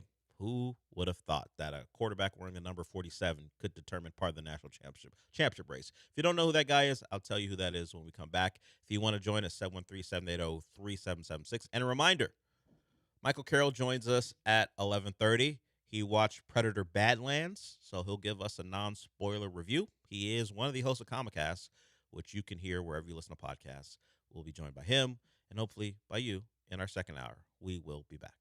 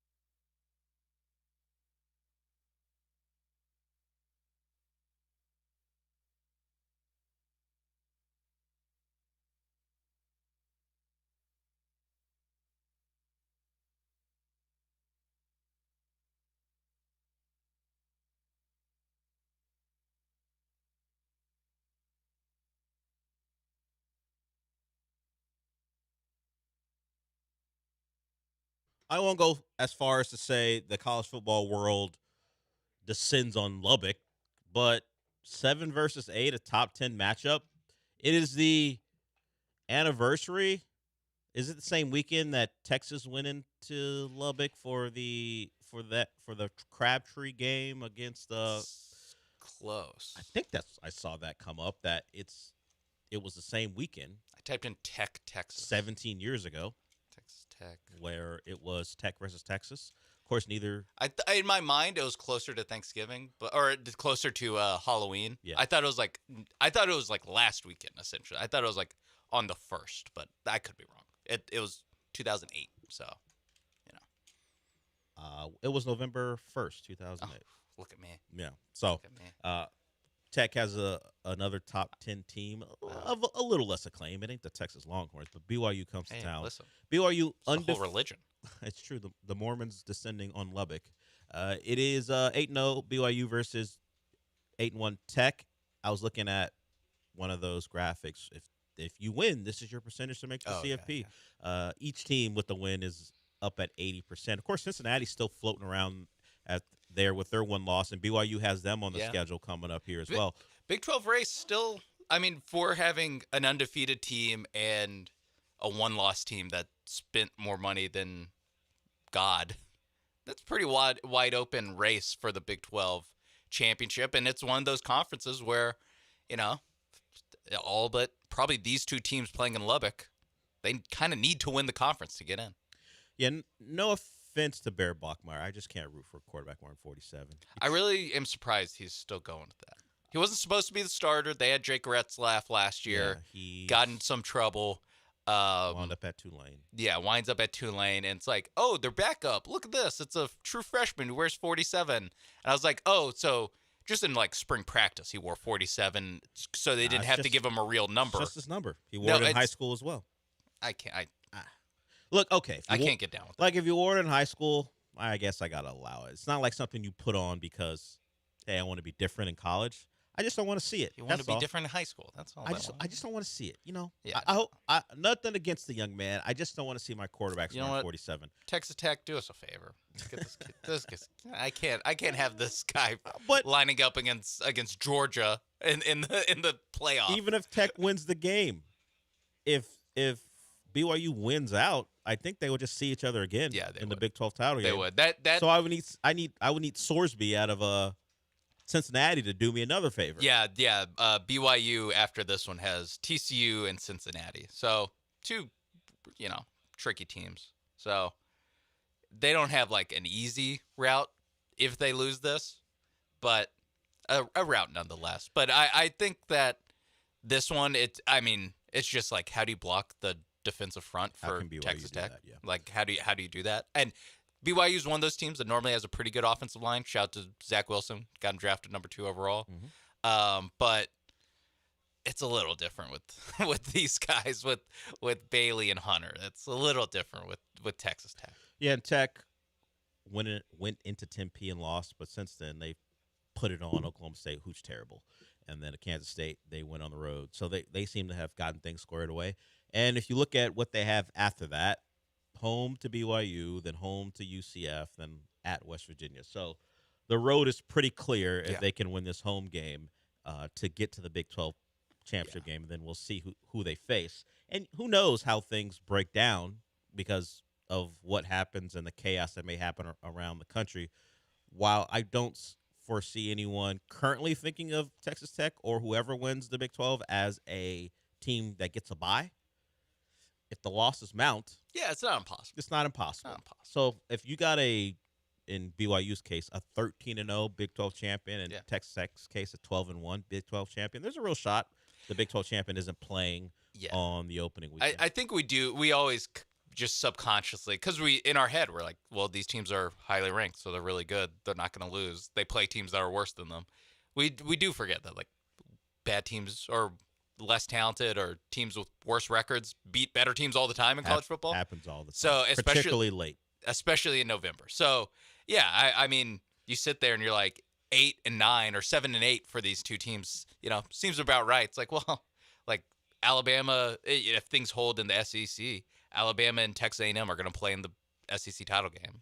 One of them will probably maybe drop a little, just like seeding wise. They won't both get buys. Like we're not gonna sit here and have two Big Ten teams with a bye, two SEC teams with a bye. It's possible that's how it winds up. It's not a given. Yeah, the two teams, Tech and BYU, they have one common opponent of consequence. They both played Utah. That's earlier in the year. We remember Tech went in there and lost Morton and still dismantled Utah. And then, of course, the Holy War was a much closer game in Provo, where BYU won. So because it's the Big 12 and just how it shakes out, there's not going to be a lot on either team's resume. This is clearly the biggest resume booster. And hopefully, if it shakes out the right way, they'll play each other twice if we're talking about for the benefit of the Big 12 as far as how they're looked at when it comes to seeding. Like if they play each other twice, let's say it goes Tech wins at home. What's your favorite to do? Tech wins this one. And BYU wins the second matchup. Do they both get in? If they're both 12-1? Yeah, probably. I think so. I think they both get in, and I think neither of them get a bye in that situation. Yeah, I would agree. But I think they both get in. Probably, honestly, probably around like 7-8 or 7-11. You know, like they're already in that neighborhood. Yeah, and I would say you laid it out, some of the talent on that Tech roster, that BYU would be the team that would have to announce itself despite being undefeated, despite being higher ranked by a spot. They just haven't been tested. They just haven't been tested. Not many teams in the Big 12 have until you play Texas Tech. Yes, and it just so happens that BYU, you look at them, and their biggest test was against Utah, and it's a rivalry game, but it was a scratch and claw. They won by 3, and as I laid out for you, Tech against that same team pummeled Utah. So I think a loss clearly hampers both, but if BYU drops this one, I think people are going to really downgrade them as far as their chances. They have the leading potential for, if they lose this game on Tuesday night on the rankings, like they get the big red arrow down where it's like 9, they drop 6 spots, 7 spots, depending on who behind them won. Yeah. We were talking about this game. Let's get to Corey. He wants to talk some Tech. What's up, Corey? Hey, I just got one question with Jacob Rodriguez for Tech. Do you think he gets possibly any Heisman love? I mean, the guy's got 9 takeaways, 1 touchdown, 77 tackles, couple sacks. The man's a beast, even with his size. And also, what do you think he gets drafted? Do you think he goes a second day, third day pick? I don't know how he runs, and I mean, I'm sure it's a question from Lance. I don't know if he's looked at him yet. Yeah, 7 forced fumbles for a off-ball linebacker. The sack total doesn't help. He only has the 1, as you laid out. Has a couple of picks, so he does create havoc. He makes splash plays, but if he could be a guy who rushed a passer, then you could probably have a real conversation about it, at least as far as maybe being considered and maybe mentioned. And, hey, you know a guy who's not getting a lot of attention? Yeah. In that type of conversation. But as far as winning the Heisman, off-ball linebackers don't do it. Or if you do, this is where, like, being Texas Tech, like, really that doesn't help. You have to be Manti Te'o at undefeated Notre Dame. Yeah. You know, like, it has to be that level. I don't know how many people have watched Jacob Rodriguez play or who could even count off the stat you gave us. I knew of the stat about what he was doing because I watched now this is much earlier in the year. He was the featured guy when they were playing the Cougs, and they were talking about what he had done. It's just a stat that maybe only diehard Big 12 people and Tech fans know. Unfortunately, he's a great player. 6'1", 230. I don't know how he runs, so I don't want to say this is where he'll be drafted. But productivity is there. I would say, hey, maybe look at the Butkus. I was literally looking up the Butkus Award, if they have a watch list or a some of that stuff just came out, like semifinalists. And from Texas Raiders or Texas Tech Red Raiders.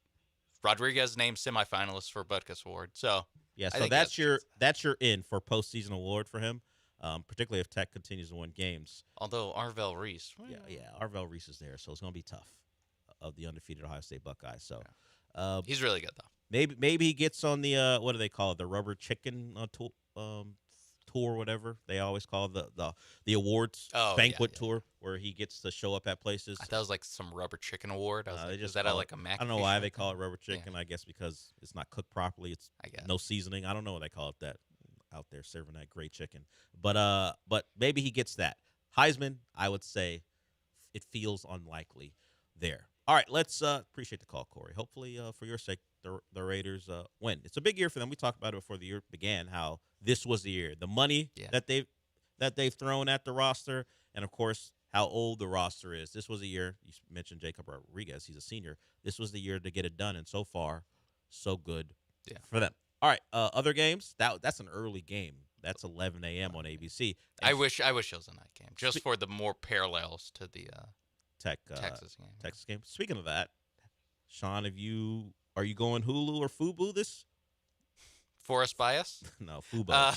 Actually, Fubo, not Fubo. No, I do the same thing. On my 5 days of free trial have run out, and I think on each of those days I called it Fubo. Are we going? I'm going to Lake Charles with Joe so you don't have to worry Cam about Smith this week. So this week that's why hey, you guys sell it yourselves. I'm kind of good this week. Now next week, I'm trying to think. I'm gonna need next week. I'm gonna need a resolution. Am I going day pass again with Sling, or do I say, you know what? That's what I would do. Just to I would have done day pass, or maybe a different email for Fubo. Possibly, you could always do that. But the thing Sorry, is, Damon John. if I go day pass, then I feel like I'm going to be obligated to watch Miami play, and I would rather take the week off from them, to be honest with you. Bye week, bye week. Yeah, they're playing Syracuse. Like, if you lose that game, fold the program. Can only upset you. Yeah. That game can only no matter upset how it goes, unless it's 56-0, I'm going to be upset. Yeah. Because I got to realize all the conversation will be about what happened last week and the perilous situation they're in as far as the playoff is concerned. I don't want to deal with that, but if I pay for the day pass, I will watch. So I may go, you know what? I'm a CBS guy, an ABC guy.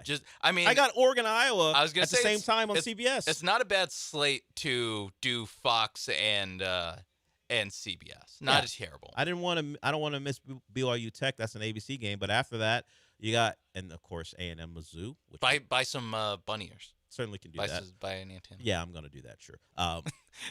Yeah. Okay. Hey, A&M solution-oriented thinking. So A&M, while you'll be able to hear it here, is also going to be on ABC. A&M in Missouri. Missouri, of course, without their starting quarterback. We had a caller as part of our Beat the Warehouse Live guy. He wanted to go college and he wanted to take his Aggies, and Justin allowed it because he doesn't think much of the pick. He's like, "Oh, you want to take the Aggies? All right, go ahead. Do Against the rules, I'll let you have them." Yeah, because he likes Mizzou there. So the Aggies, as it stands now, 4.5-point favorite. I don't know if that's the number we gave out on the pick'em. I have to go look at it. The number might have changed, at least on ESPN Bet. So everyone tailed. No, I guess they would have tailed the caller. So the Aggies against a ranked opponent on the road late in the season has all the makings of a disaster. If we just go by their history, it feels like this is a game the Aggies have lost. Mizzou's pretty good. They're pretty good defensively, but when the backup quarterback is in play, it may even add to the Aggie anxiety because it isn't the starter, but not for me. No, maybe this is just two non-A&M fans being like, "Come on, guys, what are we talking about?" There are only a small favorite though. It opened at 4.5. It's now 6.5. Sorry about that. Everyone's a small favorite in the SEC, Dell. I mean, it's hard to win the league. I know it means quite a bit. I've heard it means so much. I mean, what Mississippi State is only 9.5-point underdogs against Georgia. Well, they push people to the brink all the time. I guess it is a very safe bet of like Mississippi State lose by 7, lose by 6, but they will make you uncomfortable throughout. But I mean, this A&M, I have a hard time seeing because they can.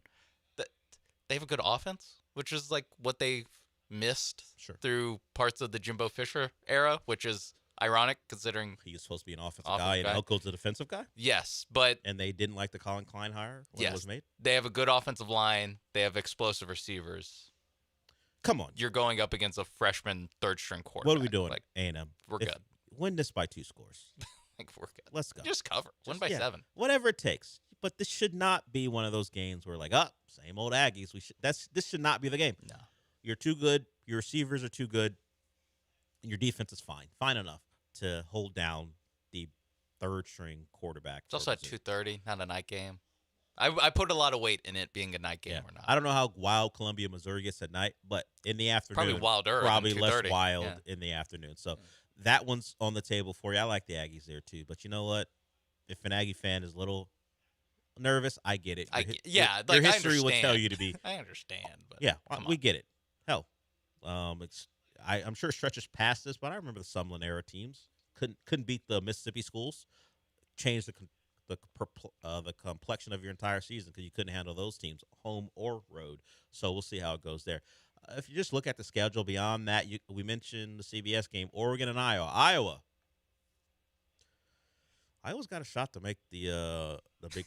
They probably aren't going to make the Big Ten title game because they lost to Indiana earlier in the season. It was a close one. They've played Indiana better than anyone so far this year. They have a decent road to the playoff, though. Yeah, if they can beat Oregon here, and you know what, avoid a potential loss in the Big Ten title game as a top 4 Big Ten team, you're probably going to make the playoff. You look at where they are; they're 20th in the most recent poll, and they have Oregon and USC. They got to go to USC. But they have Oregon at home, and then after that, it's Michigan State and Nebraska without their starting quarterback. So you get this one, and you find a way to. And the USC Iowa game may be a playoff elimination game if they can beat Oregon. Yeah. So if they get this one to this Saturday at home, beat trash ass Michigan State, you're going to be ranked. You'll beat Matt Rule. Boom. Of course, you're in. I mean, 10-2 Iowa. Who could have foreseen? People are considering how they started offensively. SEC fans so are not going to like terrible. that. They're not going to like that. Like I think people stopped paying attention to Iowa. SEC fan Sean Mapes will not like that. Look, you're in a spot. If you win your games, you're fine. Yes. Stop it. It's hard to win. It's hard to win the Big Ten, Sean. You got ranked teams all over Iowa the place. definitely proves that it's hard. Even to win when they win, it's just it looks hard. They just got past Penn State. They took care of Minnesota handily. Oregon's in town. So Oregon, another one of those teams, like if Oregon loses, where are they? Because what do they have on their resume right now? Ooh. A win at Northwestern? Can Oregon is that the best one? Sustain a loss? Another one. They got USC later in the season. Penn State was supposed to be one, but you've seen how that has played out. They lost to Northwestern, so yeah. Proxy. Northwestern's the better win. Northwestern early in the season, week 3 is their best win. So wow, and they also play USC. Yeah, that's what I'm saying. So tough road for USC. One loss at Iowa, I think, puts them on the brink. Yeah, no, they're in trouble. Yeah, if I think Oregon may, and they got Washington, who's ranked 2 at home on the road. So the schedule's setting up where they're going to have enough opportunities. So who knows where Washington is when they play them? Who knows where USC is when they play them? So I think Oregon has to be very careful about taking a second loss. But it's also if you lose to every good team you play, then you have opportunities to play more good teams. Yeah, you might lose. So, that stinks. Yes, but unlike other teams where the schedule isn't there when you have 2 losses. Yeah, they have the schedule. They would have a schedule even if they lose, particularly if they lose a close one this Saturday. Dante Moore. This is clearly their toughest road test. Penn State was tough at the time, and then it flipped the other way. So they got to go into Iowa City. I don't like it for Oregon. I'll tell you that. I don't like it. The only thing, this is like such a contrarian or double back kind of thinking, is that everyone is like, I don't like this spot for Oregon. That's true. So they should come out. And it's like, is it too obvious of a spot? Look, they're going to go against a guy who through 8 games has thrown 4 touchdown passes. I think his yardage is more heinous. 946? 946 in 8 games. That's atrocious. Like for a team that we said has a decent chance at make the playoff. You're right. You know what? They should make it no matter what happens. You're right. Now that I see, I don't want to see Gronowski in the playoff. 10-2 Iowa, 9-3 Texas, 9-3 Texas. Who cares? I don't like that per se because of just giving the SEC the path, but I don't want to see Gronowski in the playoff. I don't want to see that, even if they quote unquote deserve it. You're throwing 4 touchdown passes in 8 games. At least he doesn't turn the ball over. Only throwing 4 picks, too. Perfectly balanced. Credit to him for that. All right, we are way past due. So while we don't much so pick games, we just like to talk about them. And and you heard how we talk about him. We'll be joined by Michael Carroll when we come back. I'm just looking at the rest of the schedule. Well, Virginia's very, very much in a spot where they could lose at home to Wake because they're Virginia. What used to be the biggest game in all of college football every year is going on again. Alabama hosts LSU, but that certainly has lost its luster. There's another big one that used to be big in the ACC. Oh, I thought you meant back in the 40s when Notre Dame and Navy played. Well, that too. That also used to be big, Yeah. but I was thinking more 2010s, FSU, Clemson. Used to be a thing that people cared about. Used to be a real thing. I distinctly remember several FSU Clemson games, which is crazy. And now, is it even ACC I Network? knew baby. it. I was going to ask. Is it on Network. ACC Network? ACC Network this year? Yeah, has to be. Yeah, it was Has to either be. that or C Dub. Yeah, and somehow Cal Louisville is in a more prime spot than Florida State Clemson. All right, we are done with that. Enjoy the weekend. I don't know how you're going to watch them because I'm asking myself that question. But no matter how you do it, particularly if you're not a YouTube TV subscriber, enjoy. We got a pretty good weekend, and we will talk about what happens likely on Tuesday because we got Texans on Monday. But hey, these games with very few remaining will be determining playoff spots, at least playoff rankings for Tuesday. All right, Eric, I see you. You want to talk to Michael. Anyone else, 713-780-3776. Michael Carroll of Comicast is coming up next. He saw Predator Badlands. Getting good reviews. We'll see what Michael has to say about it when we come back. But first, I want to talk to you about – actually, you know what? Sean's going to talk to you about Prize Picks. Yes, Prize Picks, America's #1 daily fantasy sports app, and we talked a lot of football. And hey, that's because there's going to be a lot of football this weekend. Again, questions on how we'll watch it, but when I am watching it, I know how I'm going to be watching it, but I'm going to be watching it with my Prize Pick app open, watching these picks. Hit for the most part. Stay. Keep my head above water. That's the goal. Keep my head above water watching these games, watching the Texans and Jags. A great way to make money on this game is Trevor Lawrence, more than half an interception for the Jaguars. For the Texans, Davis Mills, more than half an interception for Davis Mills. Give me a pick each from each of these starting quarterbacks. I don't have a lot of trust in either of them. I have less trust, I guess, in Davis Mills, but Trevor Lawrence is Trevor Lawrence and playing the Texans defense. So I think a couple turnovers by each quarterback, and that gets you some money in your pocket. Obviously, a lot of college football. You can get that in on Saturday, but I'm keeping my eyes on the prize when it comes to Sunday and the Texans and Jags. AFC South gut check game.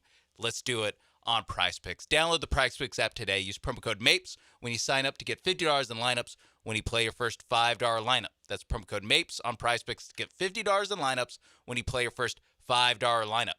Prize Picks. It's good to be right.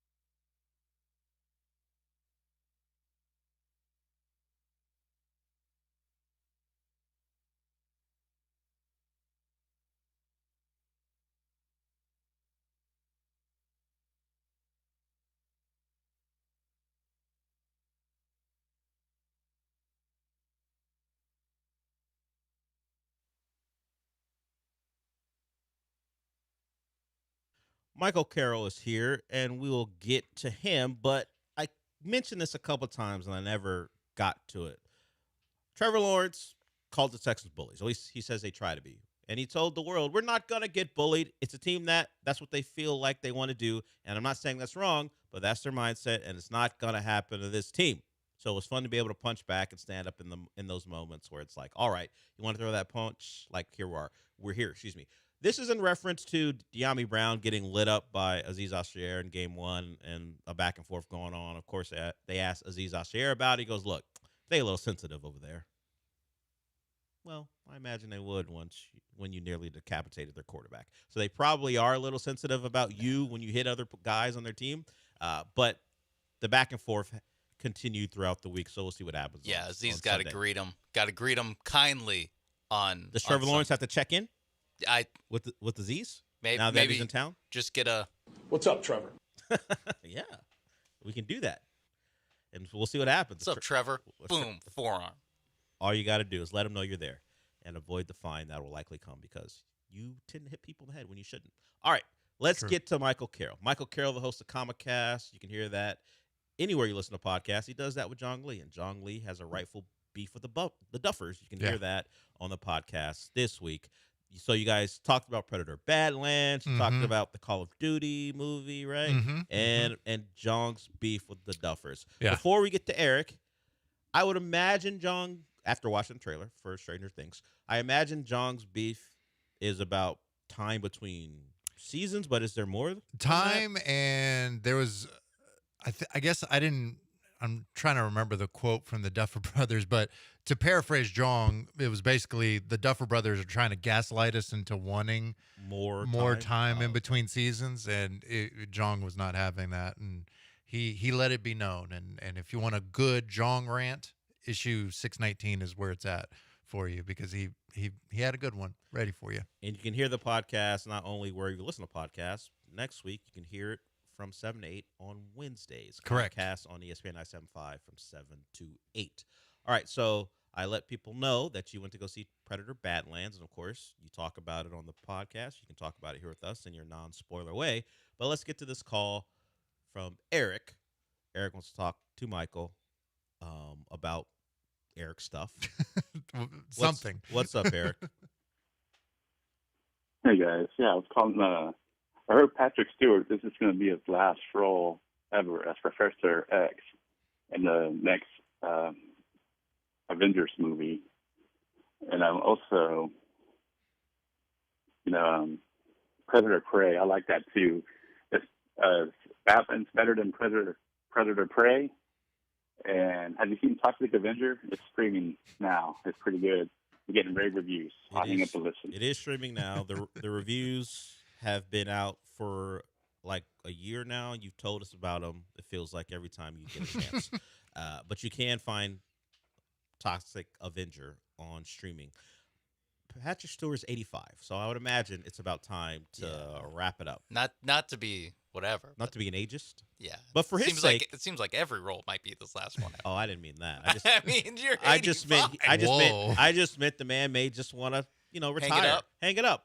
Spend however many years he has left hanging out, the wheelchair. chilling. But yeah, I forget that he can actually walk in real life. I do forget that he's so good. I saw Picard. I know he can walk. He's so good as Professor X. Yeah. I'm like, oh yeah, he can walk. He hasn't been in. He was in the role for Logan, and also for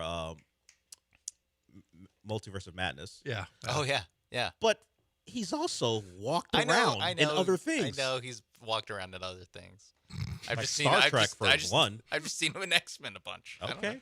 Gotcha. There was a story earlier this week that, or at least maybe it was not even a story, but just the thing that was running around social media was like Patrick Stewart's quitting acting, and it's like he's retiring because he's like you guys said, he's 85. Quitting was suggested. He's 42 and had enough. It got too hard for him, so he quit. Oh, after 40 years, I'm quitting. Yeah, 40 years of being Professor X. He quit. Yeah, so. I know it's not 40 years of being. But close. I did 25. See that. I did see that about Avengers Doomsday seems to be the last one for him. I don't know if that would mean he's not in Secret Wars. I don't know how because they're shooting him back to back. So I don't. Yeah. Who knows? But yeah, in terms of Predator Badlands, no, I haven't seen Toxic Avenger yet. I'll get to that at some point. But Predator Badlands, is Prey better than that, or is that one? I don't know. I need to sit on it more.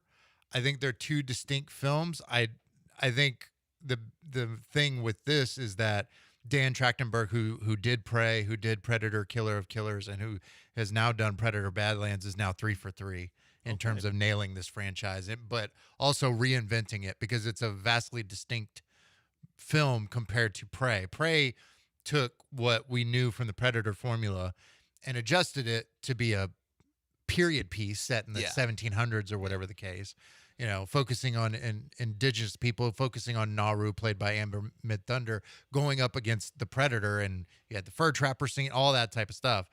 This one is completely abandoning those horror elements or those slasher elements and going more action-adventure route, but it works. It's just a good movie. You mentioned it, Del. I had a chance to see it Tuesday. We didn't get it, Jong and I, when we recorded, I hadn't had a chance to see it, so it was just kind of prepping for this week. But yeah, having seen it, phenomenal. One of my favorite movies. I am going to be, normally I'm pretty objective when it comes to this stuff, but I've been a fan of the Predator franchise, so I'm going to be a little bit biased, and I'm just like 100% a fan on this one. I loved it. I thought it reinvents the Predator to where you are rooting for him this time around rather than being afraid of him. It takes concepts that we knew from the first few films and expands it in interesting ways. I think it does what you want a movie to do, is that you get lost in this new world. You get lost in this new story, and you can care about characters that you would not normally care about if the story's done right, and the story's done right here. It's interesting, it's unique, but it's still familiar tropes in terms of found family, family trauma, things like that. There's those underlying themes, but it's all within a fun action-adventure film that is well worth the watch. With Elle Fanning playing 2 roles. With Elle Fanning playing 2 roles. So, 2 robot roles. We did, featured as a backpack. For, for a good at least in portion the of trailers. They should sell those. Which an Elle Fanning backpack, but it's not Elle Fanning's backpack, but no, it's like a popcorn bucket at the movies. Like, but it's instead Thank of Elle God they Fanning as a didn't. backpack. Thank God they Yeah. didn't. So I'd be $20 poor right now. So, which character do you like more of Elle Fanning, Thea or Tessa? So, you've seen the movie. Thea. You like Thea. Thea. Thea's the backpack, right? Yeah, Thea is the backpack. Yes. Backpack girl. Thea, and I'll probably get into it with Jong next week in terms of how they talk about her character. But I feel like there's me going in a theory route. There's like a way you could tie it to like Alien Earth and things. Okay. But the Predator Deck, played by Demetrius, he is the quintessential, like if you talk about a buddy action film, the quintessential straight man. He's very no nonsense for it. Blood, I'm about to hunt. And Predators aren't jokers. Yeah, They're not predators jokers. typically aren't They're not jokers. They might joke around a little. They might, but very rarely. Yeah, with your spine is after Yeah, they break it out, exactly. they might You look won't around laugh. and stuff. You won't laugh at their jokes. Yeah, but they joke. But Elle Fanning is that comedic relief, but also that emotional touchstone. She's phenomenal as his I don't want to say sidekick, but more partner. Jansport. Jansport. Jansport, yes. Fansport. Yeah. It is funny though that she adds like humanity to the film. She's playing a synth, but she adds humanity to the film. And I'm glad you bring that up, because that's one of the things that I've seen. It's like, oh, it's PG-13. Da da da da. Well, there's no humans. Yeah, one of the reports was there would be no human blood. Yeah. Right. There's no human blood, but there's still like aliens getting chopped up in half and heads rolling and like ripping apart synthetic robots. Right, synthetic robots. Like Elle Fanning doesn't have legs in this movie. There's a good portion of it where it's just you see the spine dangling, but it's like, oh, it's fine because It's a robot. It's a robot. There's it's blinking fine. lights. It's fine. There's a robot that gets acid sprayed on it. It's like just melting away. It's like, oh, it's fine. It's white blood. It's not. Who cares? It's fine. Yeah. Oh, it's whatever. The violence aside, like whatever. Yeah. It's fine. Elle Fanning's a backpack in this PG-13 movie. Yeah. For a good portion. So, but it's, again, I can't stress enough. I had so much fun with this movie, and I hope people go see it, because this is like what we want people to do with IP and tell something original. This is original and definitely a new step for the franchise to go in a different direction. When I saw it last night, it passed a very high threshold of movie for me, and it's a movie He's that established his high threshold. Well, it's a lot of good movies don't meet this threshold, and some would say that this is pretty arbitrary. Is it Fate of the Furious good or? It's better than Fate of the Furious. Okay, good. That's all I wanted to hear. It's touching Furious 7 zones. All right. It's close to Furious 7. It's good. I mean, it's just a fun movie. Yeah, and I'm not gonna say sacrilegious Fast Five. No, but the way the bar clears is that complete stranger to me having the conversation in the bathroom after the movie, waiting for the urinal. A guy who also walked out of the theater with me was like, sick movie, huh? And I was like, super sick. He was like, I got to see it again. I was like, I probably wouldn't go that far, but it's a sick movie. No, I would go see it. I want to go see it again. It's just that good, that fun, and you don't. I'll watch it when it's on FX. Okay, that's fine. I understand. This is a movie that you don't have to watch Prey. You don't have to watch Predator, Killer of Killers. You don't have to watch any of the other Predator movies. I mean, if you just know like the classic movie Monster, that's all you need to know. I will watch it at some point this weekend, maybe after the show. We'll have more of Michael when we come back. We'll go to break. But first, I want to talk to you about Aqueduct Plumbing Company. We just heard Michael talk pretty glowingly about a Predator movie. Well, let me talk pretty glowingly about a guy who won't murder you. He's not an alien. But you know what he will do? He'll murder your plumbing problems. It's Billy Brown at aqueductplumbingcompany.com. Just go to the website. I mean, look, he doesn't have a synth backpack, but he does have the tools to get you out of any bad situation that you might have when it comes to your plumbing. A big leak, well, at least a small leak can turn into a big leak because you know water can damage your walls, can damage your floors. He will make sure, along with the people at Aqueduct Plumbing Company, that does not happen. And if you go to repipe, one of those big jobs, you're in line for a free water heater. So if you turn on your faucet and you've got sediment in it, you see rust in that water, that means you got a problem. That means maybe your pipes are bad, and that might mean you need a repipe. Have the people at Aqueduct Plumbing Company check it out. And when I say check it out, I mean it, because they give you an opportunity to diagnose the problem for free. It's that free price quote. They're not going to charge you for figuring out the problem. So you can go to the website, as I mentioned, aqueductplumbingcompany.com, or you can call them at 281-488-6238. Get your free price quote, get the service you need, get the plumber you need. That's Aqueduct Plumbing Company. Just go to aqueductplumbingcompany.com. That's aqueductplumbingcompany.com.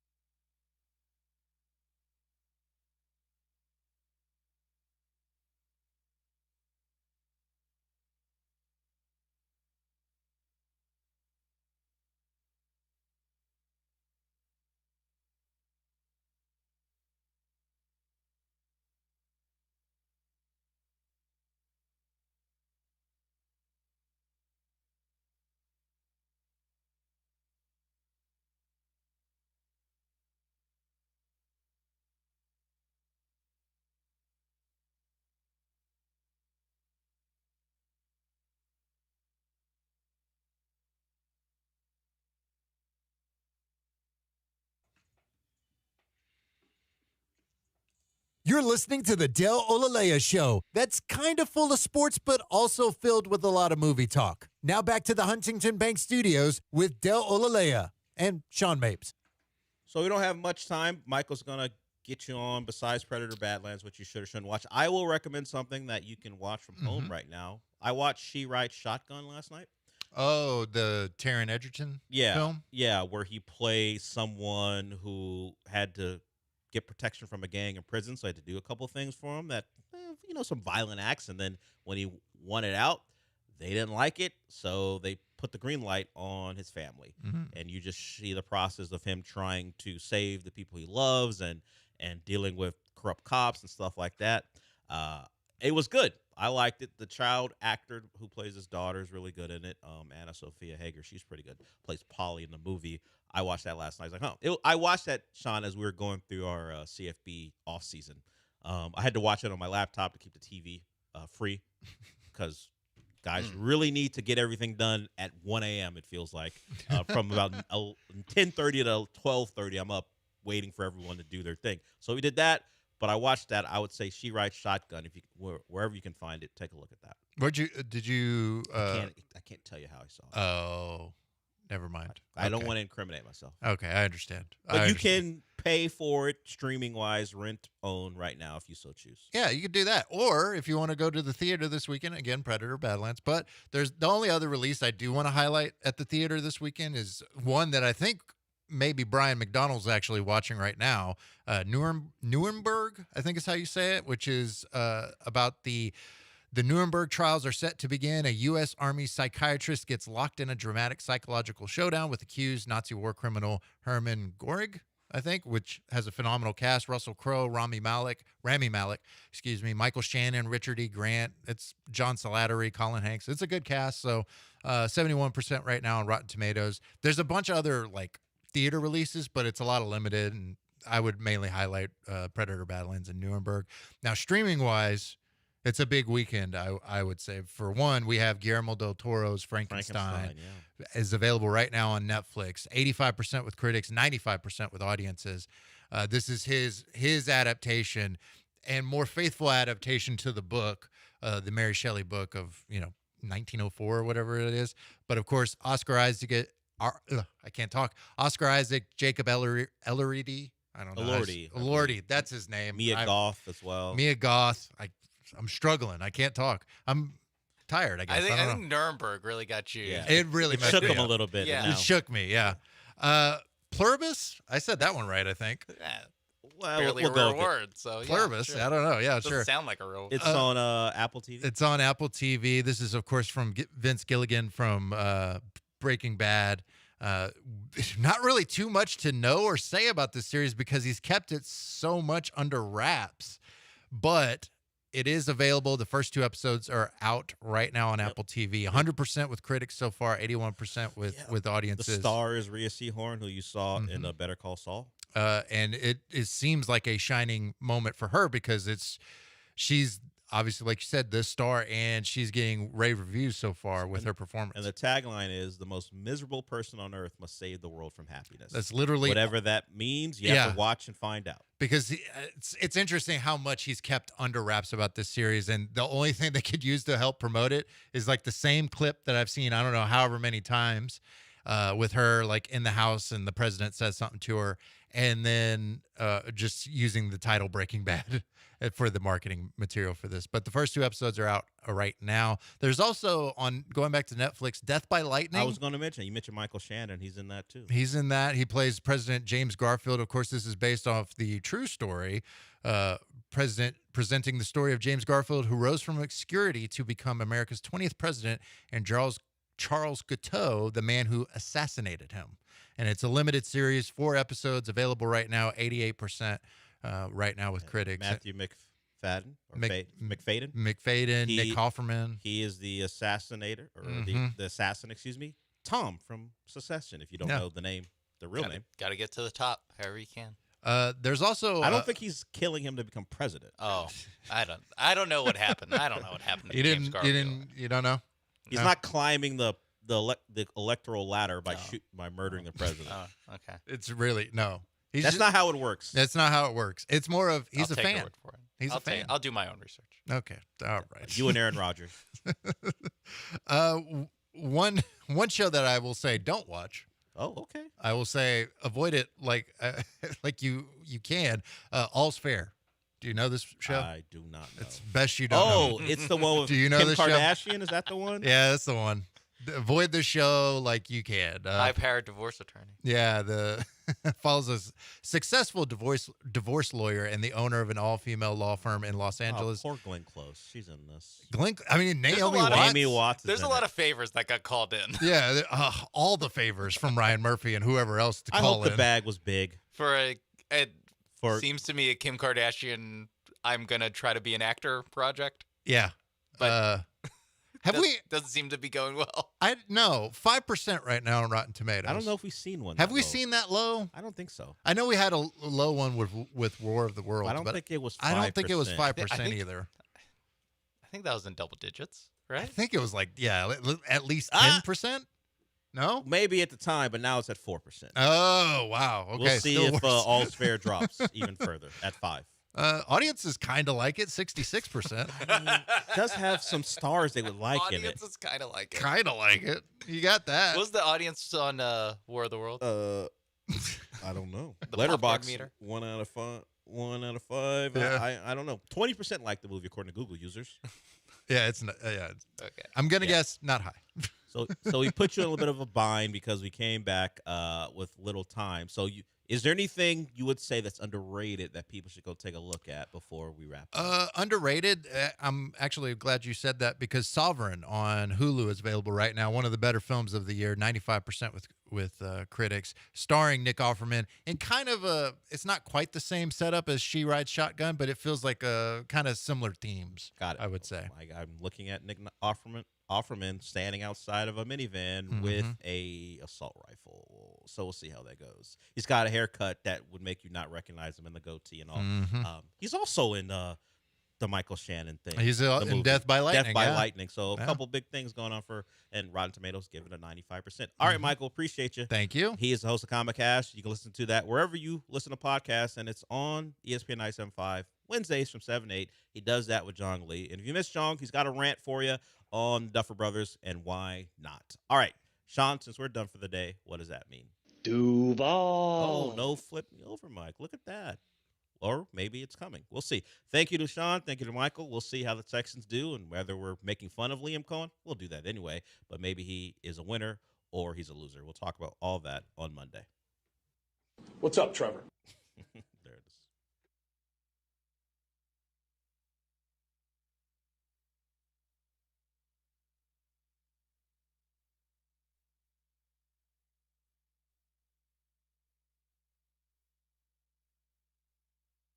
After sliding yesterday and reversing, the prior day's rebound, stocks are on the defensive again this morning with the S&P, the Dow, and the NASDAQ all on the downside this morning amid worries about valuations in the tech sector, specifically AI-related issues. This was a day, by the way, we would also usually get the unemployment report, but with the government shutdown now stretching into its 38th day, no economic data due out this morning from the U.S. government. The market and the rest of us still flying blind when it comes to data around the economy.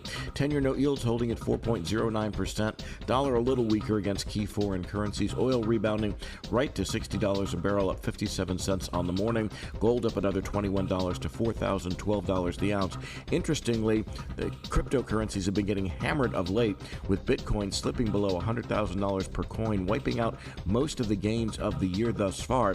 Bitcoin and Ethereum not showing the flight to safety that we've seen in gold over the last several weeks, even though gold too has corrected modestly. Attention taxpayers. If you owe $5,000 or more and have missed another tax deadline, you're officially on the IRS's radar. The IRS has resumed aggressive collections. That means wage garnishments, bank levies, even seizures of your home, car, or retirement accounts. If you owe $5,000 or more and missed the deadline, you're stacking new debt on top of what you already owe. Call Priority Tax Relief now. Their experts fight back fast and are saving their clients millions in tax debt every month. I owed over $50,000. and they settled it for pennies on the dollar. These guys are as legit as they come. After speaking on my behalf with the IRS, my entire debt of $25,000 will be eliminated. Whether you've received collection letters or you're already facing liens and garnishments, call for your free consultation. There are no upfront fees. Priority tax relief. Let's make your taxes our priority. Call 800-761-9065. 800-761-9065. 800-761-9065. Priority tax relief. Texas Card House is Houston's premier poker facility. Open 24/7. The bar's open till 2 every single night. You can always find a game. You're looking for cash games or tournaments. They got great tournaments at both locations. Seniors on Friday at Westheimer, and at 2 o'clock, $140 buy-in. You could win $15,000. They've also got online poker with Hijack Poker. You're looking for poker in the city of Houston, there's one place to go. That's TexasCardHouse.com, TexasCardHouse.com. Every family has challenges. Every family has secrets. Every family has a gay uncle that gets too drunk and starts asking you about your buddies. But not every family has a feature-length documentary film made about it. But yours could. Go to yourheritagefilm.com and reach out. We sit down with your loved ones, visit about their upbringing, career, history, kids, school, everything, and we make a movie. They have a blast, and you have something truly special for generations. yourheritagefilm.com. Stand by. Cue announcer. The Del Olalea Show. Weekday mornings from 10 to noon. What's your name? ESPN 97.5, KFNC 97.9, HD2, Mont Bellevue, Houston. Presented by Zadok Jewelers. This is the Rich Eisen Show. Hey, everybody. Can't get enough of the Rich Eisen Show? You're in luck. You can find us everywhere. Watch us weekdays on Disney Plus from noon to 3 Eastern. Miss the show? We've got a podcast so you can listen anytime. But here's the best part. Our YouTube channel. Subscribe at youtube.com/Rich Eisen Show and you'll never miss a moment. Now, on with the show. Lego. This is the Rich Eisen Show. Broncos look like they may pressure this a bit. They block it. The ball's bouncing around. From the Rich Eisen Show studio in Los Angeles. Intercepted. Andre Tillman on the rebound. And that is a Denver touchdown. Troy Franklin. If my answer were to you, I'm comfortable. That'd be silly. Today's guests, NFL Network insider Tom Pelissero, MLB insider Jeff Passan, actor Woody Harrelson, and now it's Rich Eisen.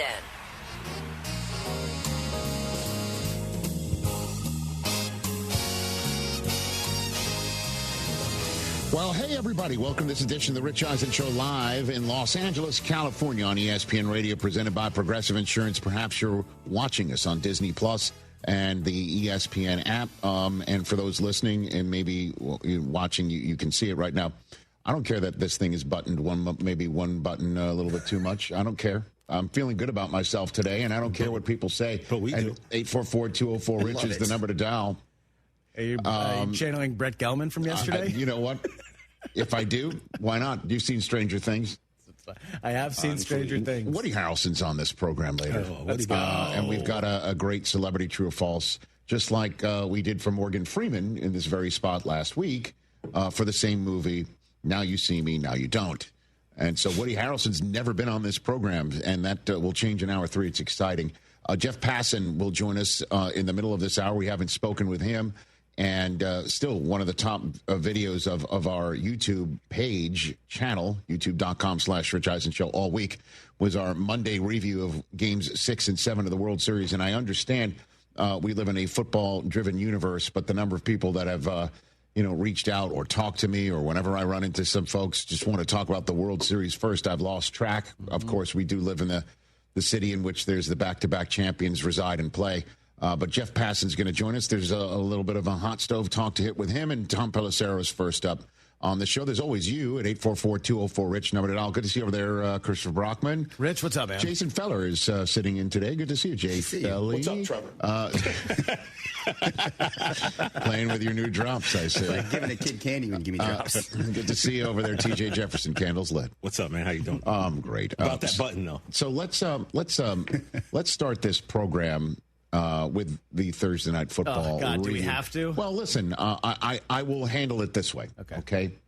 That normally I come on. Thank you. I come on this program to talk about the aftermath of a game and how it leaves either one of the teams, certainly when one of the teams is left at 8-2, sitting atop the American Football Conference through 10 weeks of their season, like the Denver Broncos are. And I will always shoot you straight, certainly when I normally start a program with how a game leaves either one of the teams.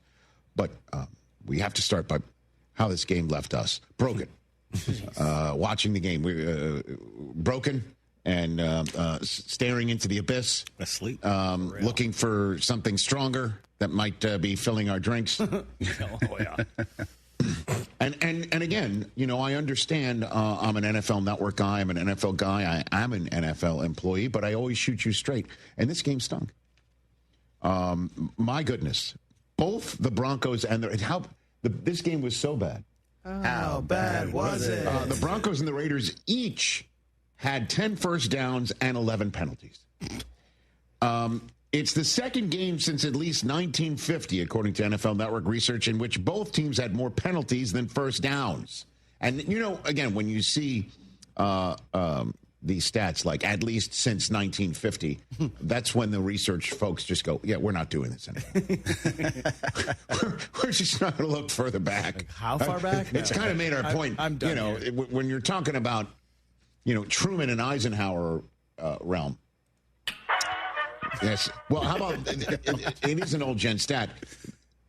As I mentioned, just the second game, right, since 1950, in which both teams had more penalties than first downs.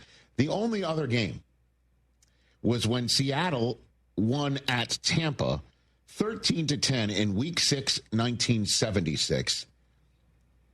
And both of those teams were expansion teams that year, both 0-5 entering the game.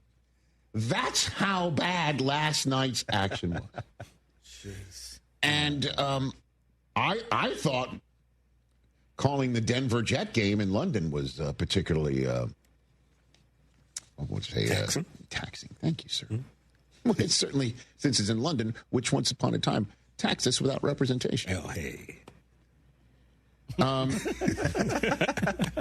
Al Michaels had to be sitting there. I would have loved to have heard what he was saying during the commercial breaks. I should reach out to him and just say, just give me a little sense of it, Al. Second quarter. Give me a little bit of it. Give me a little bit of it. Second quarter, he was going down memory lane. And I'm like, okay, Al, it's checked out of this almanac. Game. It's the only game in the Super Bowl era to end in regulation and featured two teams that each had at least 11 penalties, 7 punts, an interception, and a missed field goal. Oh, by the way, there was also a blocked punt. Yep. We had it all. There was also a 3rd and 1 that Sean Payton dialed up to give Cortland Sutton a shot to throw the football that got blown up. Pete Carroll watched, Kenny Pickett have to come on the field because Geno Smith was going in and out of the blue tent, staying in the game. He hurt his quad because the Broncos kept sacking him. Over and over again. Okay, I've gotten that out of my system. Well done. But at the end of the day, despite how wildly unsightly the Broncos offense looked against a Raiders defense that was beyond resurgent in a game in which, Max Crosby didn't show up that much in the stat column. I think he had more holding penalties drawn and pre-snap penalties created than he had quarterback rushes last night. But the Raiders defense showed up angry, and the Broncos offense showed up as they have shown up for most of the year, asleep.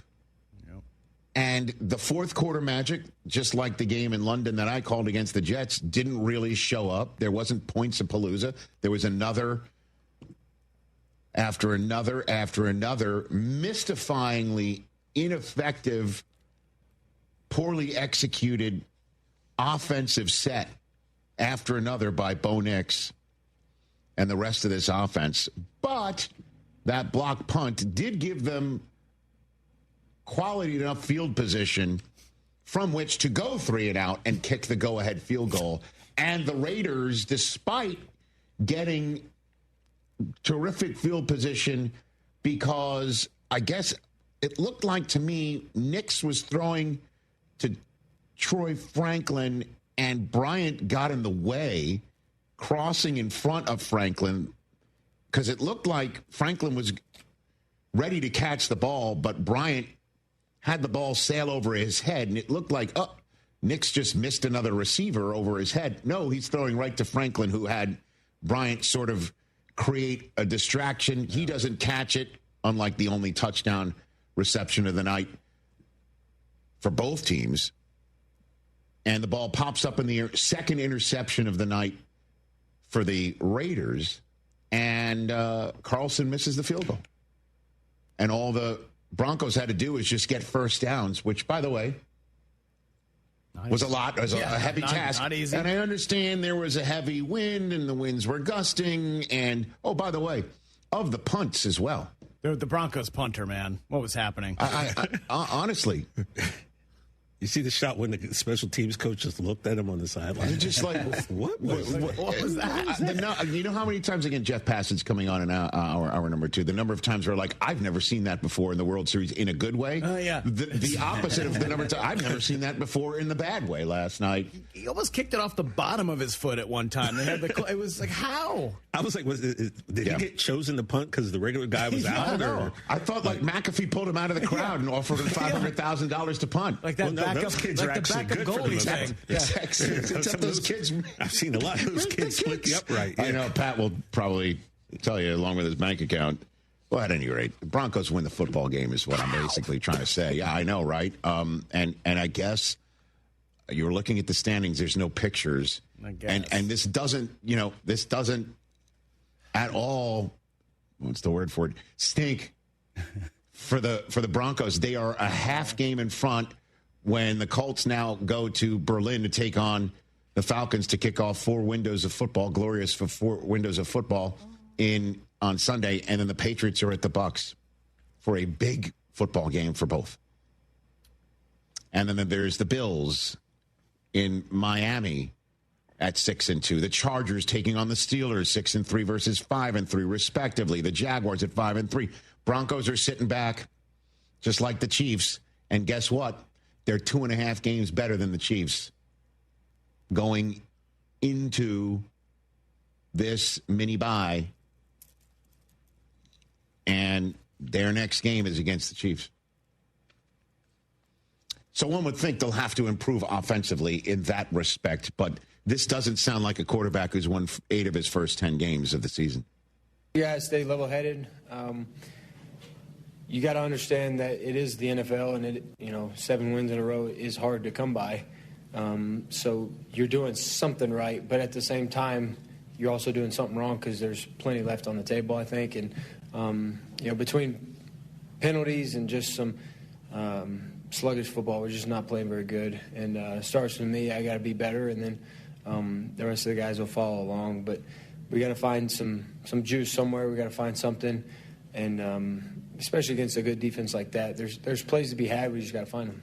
Yeah, there were plays to be had. At one point, you could see, like Herb Street pointed out, didn't set his feet in that 3-and-out sequence after getting the block punt where Evan Ingram was wide open in the end zone. You could even read Nix's lips when he went back to Sean Payton to say he was wide open, and he just didn't reset his feet. It was just honestly, the whole thing, watching it, the players playing it, it was like a fever dream. It's one of those when you wake up and you're like in a sweat and your fever's broken, but the whole night you had these weird dreams.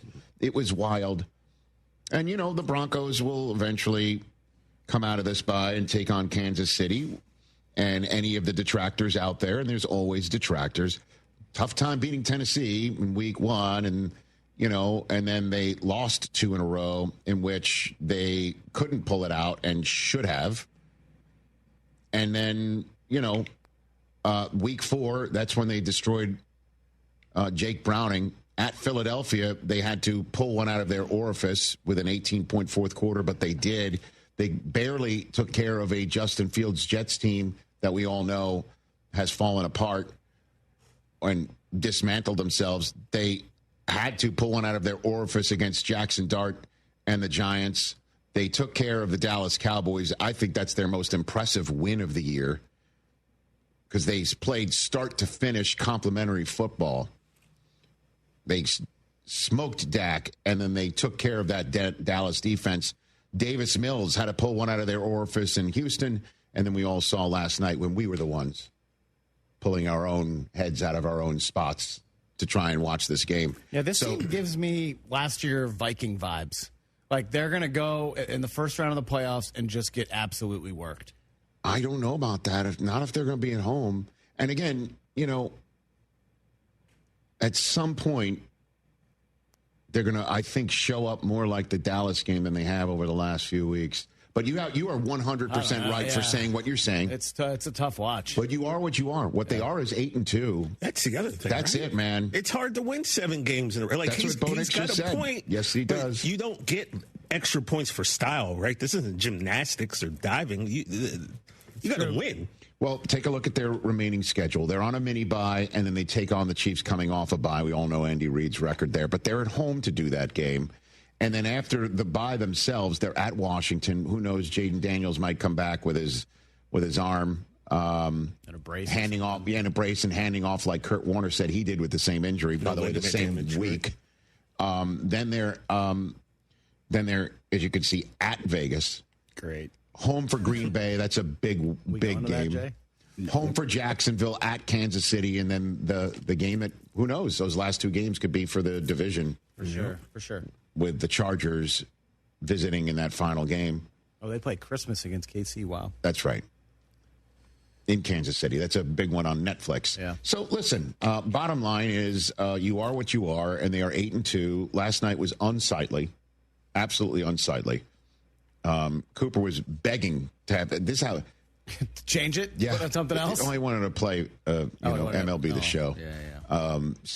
And I kept telling him, dude, not only do I do this for a living, I got to watch this game. And on top of it, I have Nix and Sutton in one guillotine and Nix and J.K. Dobbins in another. And I'm just waiting for something to happen. Yep. And by the way, nothing did. At any rate, long story. That's right. There's still lots more football to be played this season or not. But Denver's 8-2, and they've got to be feeling really good about themselves. And all they got to do is root heavily for the Pittsburgh Steelers, and they're in even better position sitting on their mini bye with cushion. So there's all of that. But the West is still wide open. The Chiefs have 2 against Denver, and we shall see. But the bottom line is they're going to play their first game against Denver, 2 back in the loss, 3 back in the win, which is what you want when you're the Denver Broncos. And this is exactly what they would have signed for in the middle of the season when the bandwagon was completely full and filling up to the point where they were selling seats to future bandwagons to get some people off the flight. And at the time, if you had told Sean Payton, you get out of Week 10, sit on a mini bye at 8-2, and the Chiefs are 5-4, sign it up. Then you'd show him the pictures from last night, and he'd go, I'll fix it. Because that's him. True. 844-204-RICH, number to dial. What in the world happened where the Jets trade Sauce Gardner for 2 ones and A.D. Mitchell? Still wondering how that happened. Tom Pelissero texted me that he's got the whole TikTok on this thing. And kids, that's not a video or reel. What it means is he's got the timeline all nailed down on how that all went down. Kyler Murray has a foot injury, guys. A lot of people don't believe it. Yeah. I'm sure he wouldn't just willingly go on IR. No. So all of that coming up, 844-204-RICH. It's a What's More Likely Friday. I've got my top 5 other games for the rest of Week 10 to look forward to. And Woody Harrelson. Tommy P when we come back.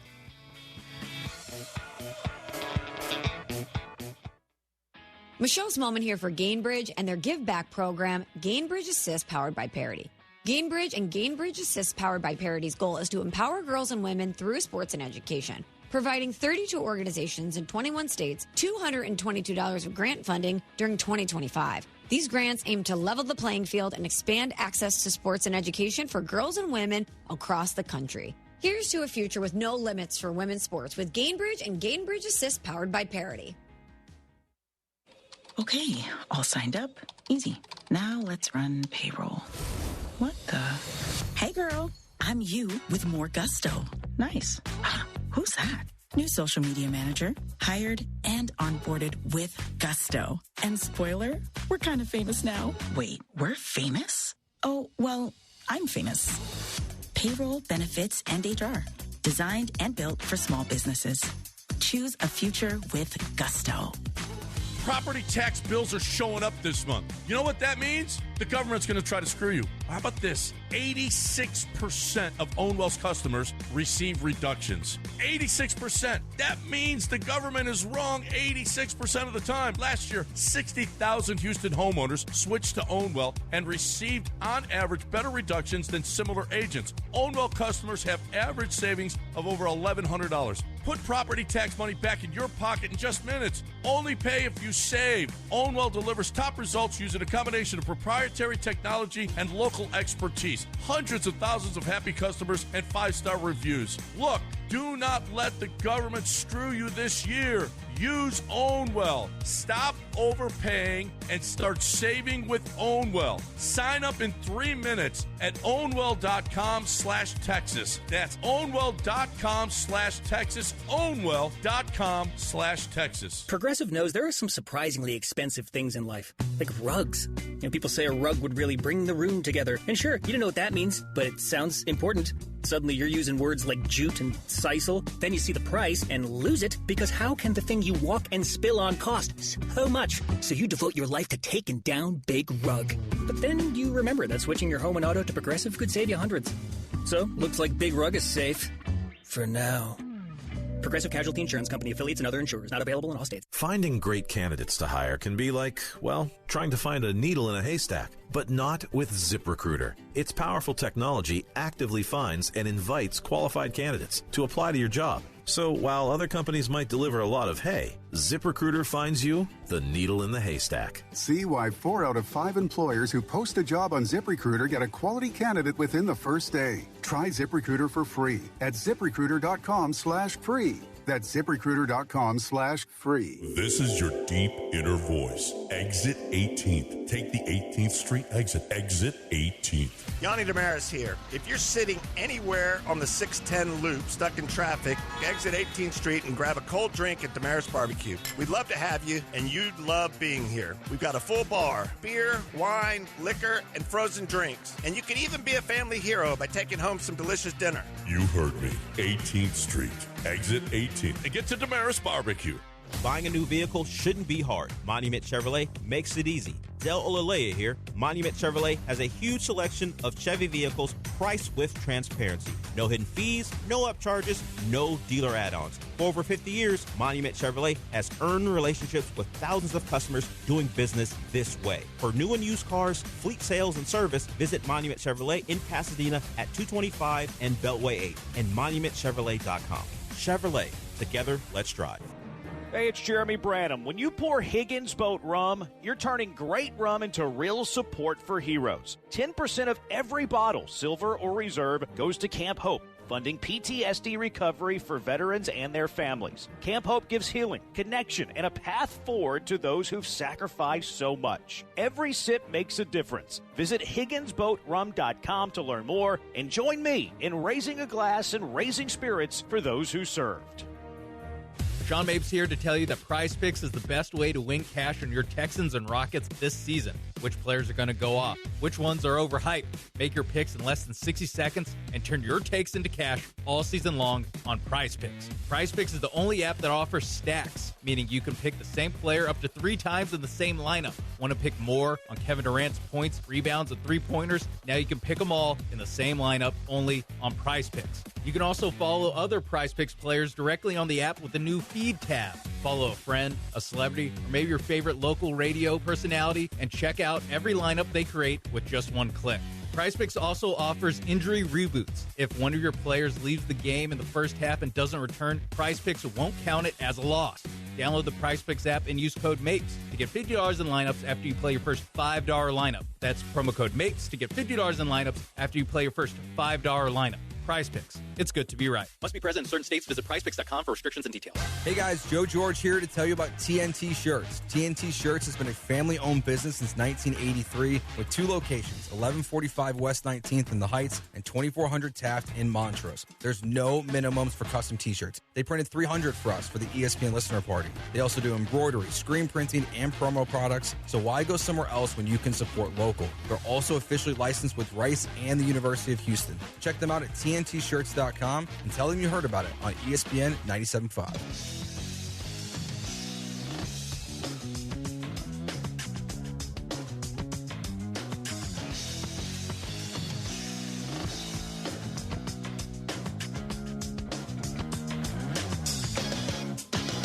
ESPN Radio presented by Progressive Insurance. Tom Pelissero is here. All right, Tom, walk me through how Sauce Gardner wound up a Colt, please. This was fascinating, Rich, because there's not many out-of-nowhere blockbusters where there's not been whispers, there's not been reports, rumors, or anything.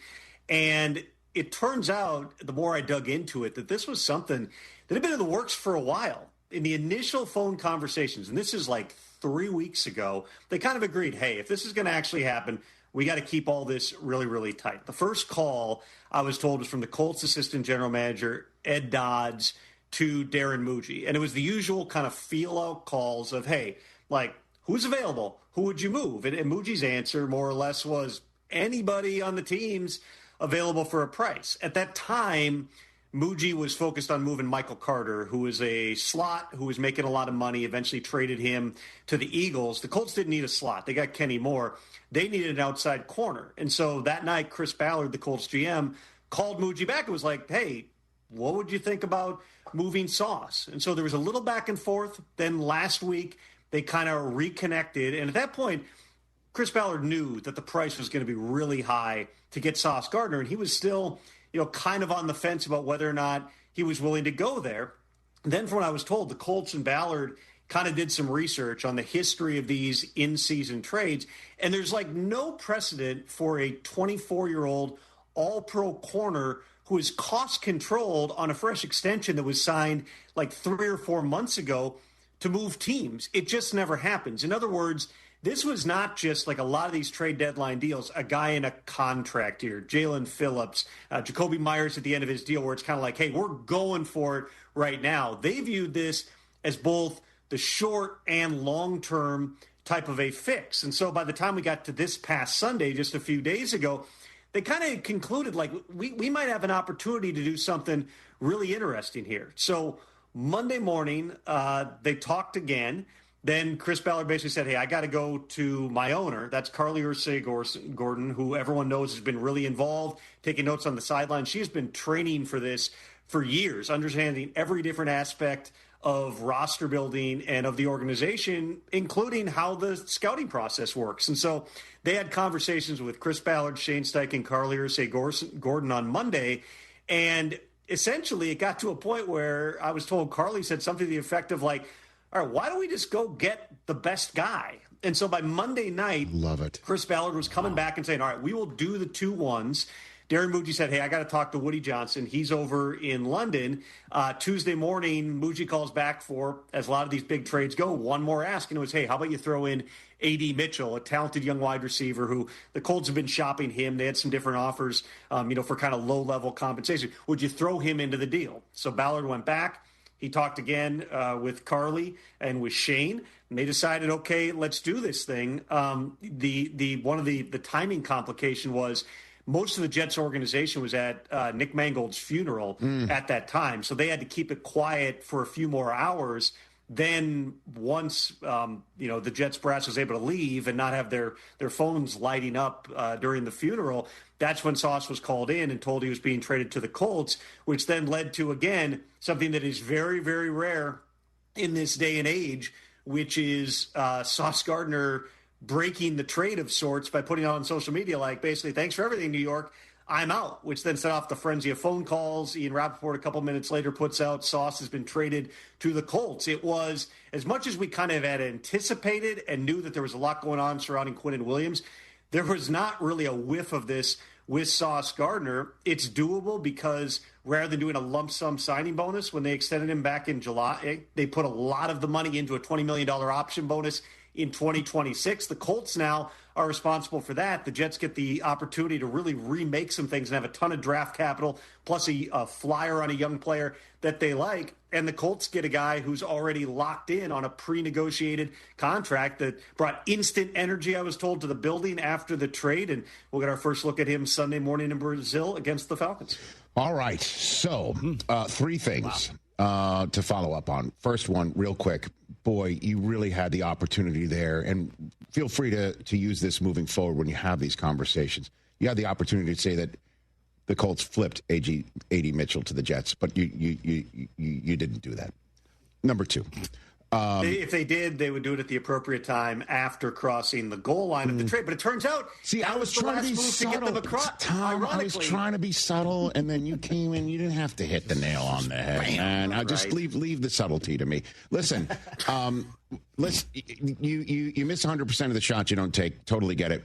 But was there anything going on rumor-wise that Sauce could be had to lead the Colts to say, what about Sauce? I mean, he said he didn't ask for a trade, but as you point out, I mean, 24-year-olds under contract, control, freshly under contract control, who are as good as this kid, they're not available for any price. Why did Ballard ask? Other than just, was there something there? Is there something there, Tom? This is why, Rich. It's the Colts were calling everybody in the NFL and trying to find a corner.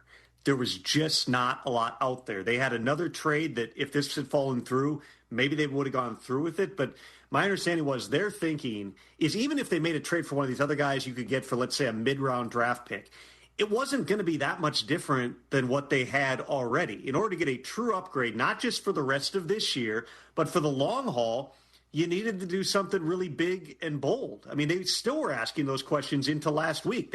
I got certain calls from people there as well, just saying, are there any corners? And there really wasn't anything in the marketplace. So no, this was the classic, anytime you've got a team that, like the Jets, I mean, a few weeks ago they were winless. They finally got their first win before the bye, where you call and you're just like, all right, what will you listen on? It was the same thing with the Dolphins last week, where in essence they told everybody, we're willing to listen to anybody on the roster. Ultimately, the one move they made was trading Jalen Phillips to the Eagles, but there was a price point at which Jalen Waddle would have been moved. There were price points at which their other pass rushers like Bradley Chubb would have been moved. Brandon Beane, the Bills GM, said it well in his press conference a couple days ago, which is 99% of the players in the league are available at a price. There's all kinds of things that go into it in terms of how would you use those draft picks, the cash and cap that goes into it. There were really not, other than Jalen Phillips, there were none of these trades that were predicated on being paid down. Kyle Duggar was, but that was the previous week. There was no buying of draft picks outside of a little bit of Miami, but even that was like $5 million. With Sauce, he was not somebody that they were actively pushing. He was not unhappy there. If you look at all the advanced metrics, Sauce has been one of the best corners in the NFL this season. But for the Jets, I think it's always important to look at it this way. They were, as these Cocks were going, they were going 0-6, 0-7. They were not a Sauce Gardner away from winning it all. The combination of things that they got out of these trades, they now have 2 first-round picks in 2026. They have 3 first-round picks in 2027, plus extra second-round picks. Maybe the most fascinating thing, Rich, that came out of all these trades was that initially Dallas had a 2026 first-rounder as part of the deal, along with a lower pick. I was told a 4th-rounder in 2027.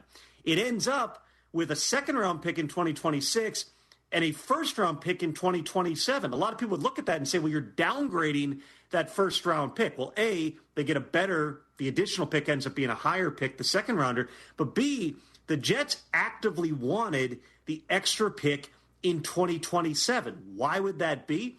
2027, based upon all the scouts and GMs I've talked to, is generally regarded as a better draft as a whole. Mm-hmm. And quite possibly with all the questions about the quarterbacks in this year's class, 2027 might end up being the stronger class for QBs at a time that the Jets are a little further in their program. Their 2027 first-round pick, their own, might not be as high as their 2026 pick is. Now, all of a sudden, you've got an extra 2026 pick to move up if you find that QB, but you've also got 3 picks in 2027 where if your own pick is in the middle of the first round, bundling all those together gives you a lot of leverage to try to go up and get the quarterback if you're still needing one in 2027. And the final follow-up on this subject matter is the 2 ones that the Colts were willing to part with. And again, I just love, Carly Ursay Gordon just saying, why aren't we doing the biggest, boldest, most surefire thing possible and just damning those first-round torpedoes? But does that indicate they found their quarterback for not just now, but the future? That this is Daniel Jones' gig now for the Colts? We'll see how it plays out through the course of the season. You would have said for most of last season, Rich, that Sam Darnold was playing like the Vikings quarterback of the future. And as much as we don't want to reduce Sam Darnold's season, which was brilliant last year, to a game or two, he was terrible in Week 18 against Detroit. The whole team wasn't very good in the wild card game against the Rams. If those games go differently and the Vikings make a run, maybe they are extending Sam Darnold. Maybe they are pushing off the J.J. McCarthy debut. I think that makes sense for everyone as much as, yes, Daniel Jones is playing at a really high level, particularly for a guy who's only making like $17 million this season. If they're able to get something done with Daniel Jones, it is going to be a big money type of a contract. They can't lean on that. But I think the important thing to understand here is this is not just all right, we are going for it right now, get rid of the picks, because if anything, it's also, this was getting a 24-year-old all-pro player that they have under contract for a certain amount for years to come. They still got 7 picks, by the way, in the 2026 draft. So the Colts didn't give up like their entire class to do it. Certainly gives you less ammunition to go and find another quarterback. But even if somehow things don't work out with Daniel Jones, I think the Colts have already shown, and this was part of the idea with this of going with Daniel Jones over Anthony Richardson coming into the season, which was the Colts feel like they've built a really strong roster. You can plug in different quarterbacks there as long as they can get the ball to your playmakers, let that defense coordinated by Lou Anarumo do its thing. They're going to have an opportunity with a bunch of different types of quarterbacks here, though certainly Daniel Jones is putting himself in position to get a huge contract, and the Colts will certainly be centerpiece of that, of that plan. A few minutes left with Tom Pelissero, a few quicker hitters, although this one's a little bit in-depth. Kyler Murray, we last saw him a Week 5 snap against the Titans. The snap goes off of his face mask. There's a fumble on the ground. It looked innocent, to be honest with you, in terms of the injury it seems that he suffered trying to corral that football. We haven't seen him since. Jacoby Brissett has played well. It seemed Murray was close last week. The reporting we heard might have been even from you is that, hey, he can run. He can be himself when he's throwing it, but when he has to run it, he's not looking like himself. And now, boom, Jacoby Brissett Monday Night Football win over the Cowboys later. He's now on IR. So is there anything other than just him trying to get healthy at a foot, if you will? Well, let's start out with what the injury is. It's a midfoot sprain, which is in the Liz Frank area. And if he comes back sooner than when he's 100%, even going out there and practicing, there's some level of risk. If you go out there and play a game and it's not fully healed, you're at a greater risk of a setback. So the reason he was practicing in recent weeks was to keep his arm live, just to see if he could be able to take those steps forward. Then what Jonathan Gannon said publicly, I believe it was on Monday, reflected the same thing that he had told Kyler Murray privately, which was, hey, we're going to go with Jacoby right now. We're going to ride the hot hand.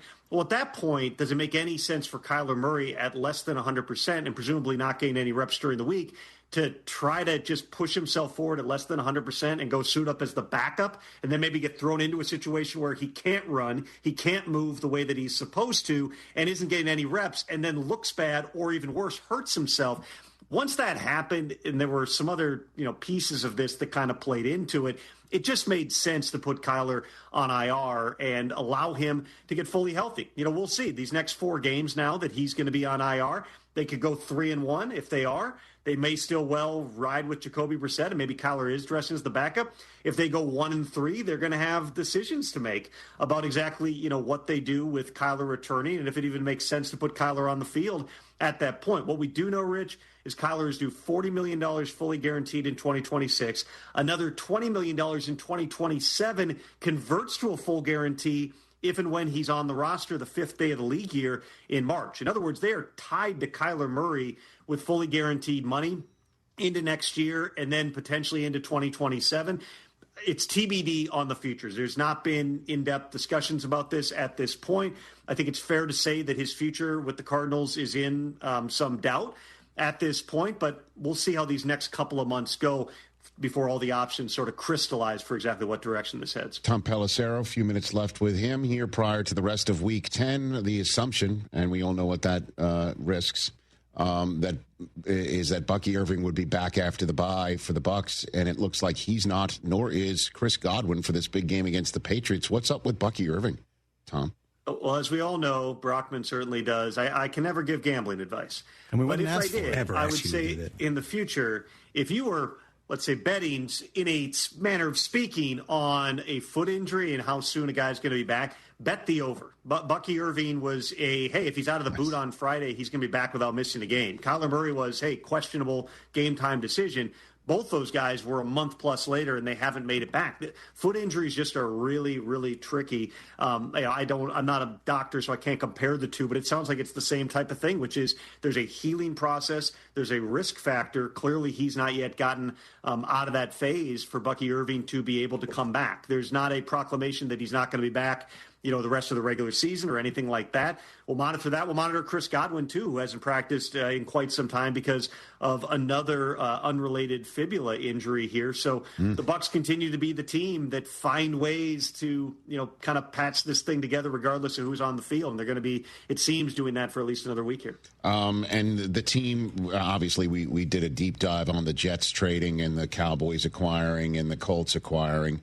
The team that everybody reached out to you throughout this entire week's process of trades or trades that didn't go down, that everybody was curious about. What's that team, Tom?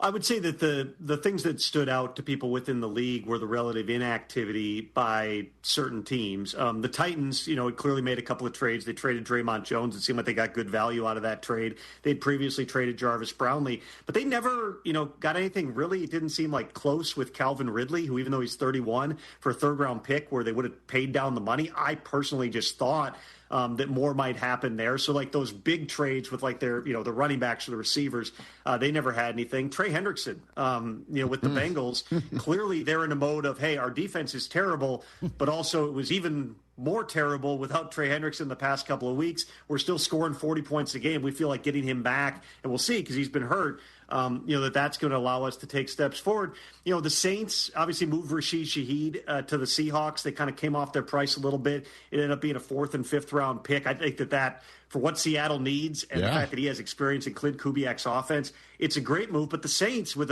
one of the older, more expensive rosters in the league, with one win, to not trade more guys, that definitely jumped out at some people. And then the Raiders are in another tough spot here because, this was not supposed to be a terrible season in Las Vegas. They trade Jacoby Myers because the Jaguars ultimately stepped up with 4th and 6th round picks. But this was not slash and burn. I told you a couple weeks ago they'd come to Max Crosby and said, whatever the rumors are, this is not happening. Nothing ever progressed on that front. There's some of those teams that decided to just kind of stand pat with where they were. It'll be interesting to see, in hindsight now, how did some of those decisions play out? Are some of those core players that they didn't move on from still a member of those teams as we get to 2026? In the case of Trey Hendrickson, he's, in the last year of his deal, they could tag him, but it would be close to $40 million in order to do that. Will they look back and regret not taking, let's say, a 3rd-round pick for Trey Hendrickson? Time will tell, but the Bengals, as they often do, are still very much playing for 2025. But in the 90 seconds I have left, what about the other side of it? People calling you up saying, I can't believe these teams that are in contention did not make a move. There's a bunch of other teams at the top that the Eagles typically, as we saw, went ahead and made the moves, and other teams did not.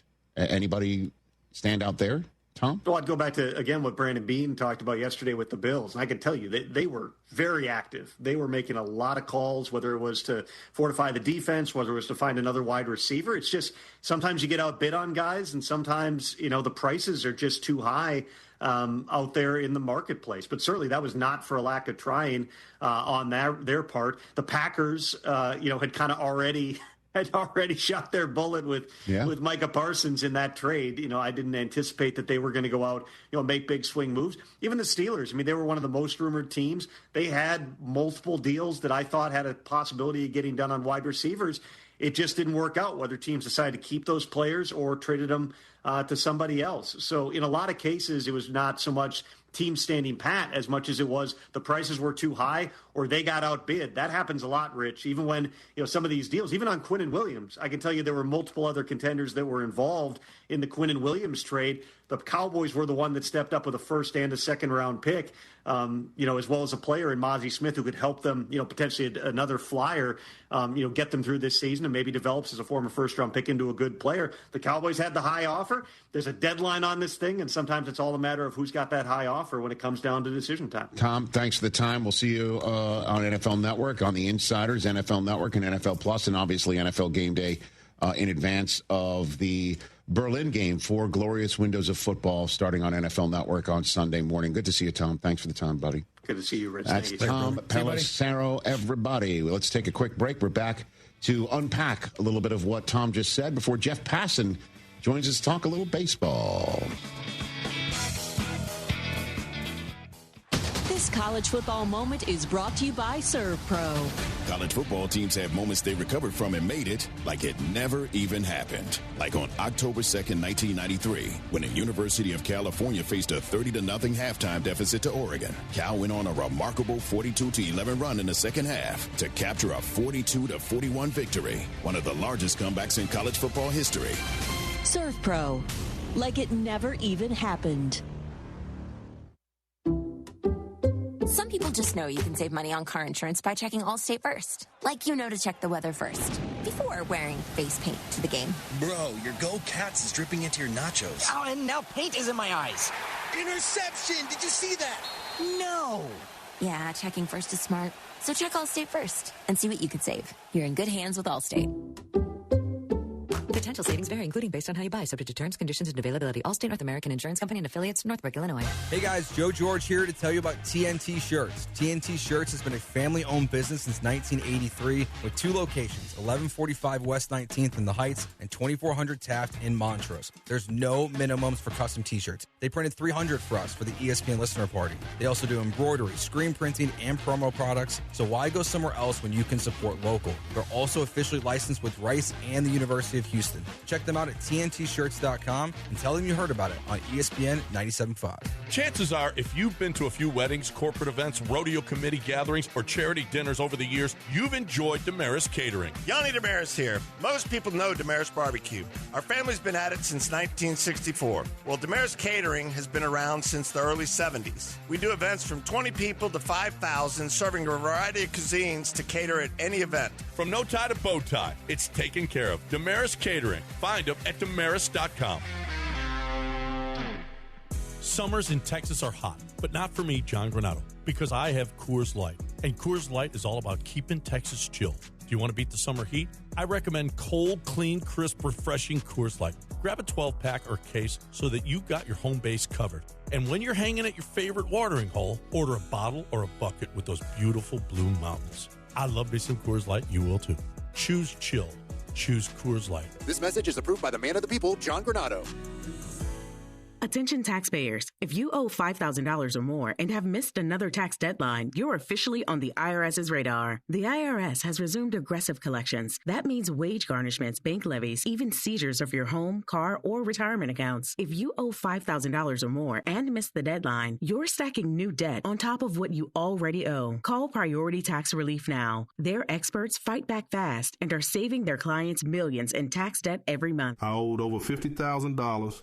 and they settled it for pennies on the dollar. These guys are as legit as they come. After speaking on my behalf with the IRS, my entire debt of $25,000 will be eliminated. Whether you've received collection letters or you're already facing liens and garnishments, call for your free consultation. There are no upfront fees. Priority tax relief. Let's make your taxes our priority. Call 800-761-9065. 800-761-9065. 800-761-9065. Priority tax relief. Texas Card House is Houston's premier poker facility. Open 24/7. The bar's open till 2 every single night. You can always find a game. You're looking for cash games or tournaments. They got great tournaments at both locations. Seniors on Friday at Westheimer, and at 2 o'clock, $140 buy-in. You could win $15,000. They've also got online poker with Hijack Poker. You're looking for poker in the city of Houston, there's one place to go. That's TexasCardHouse.com, TexasCardHouse.com.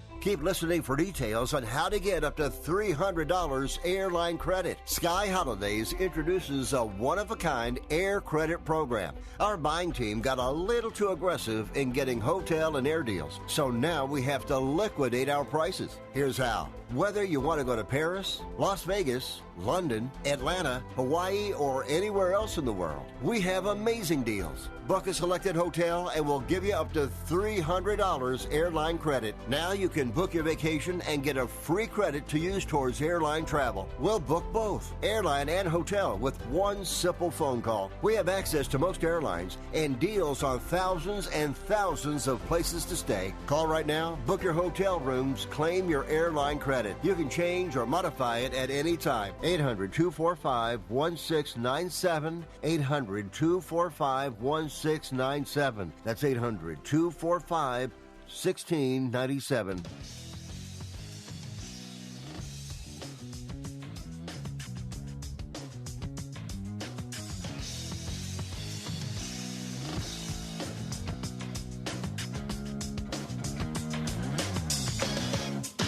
Say it, Bob. ESPN Radio is presented by Progressive Insurance, everybody. Progressive Insurance offers 24/7 protection when you bundle home, auto, and motorcycle. Learn more at Progressive.com.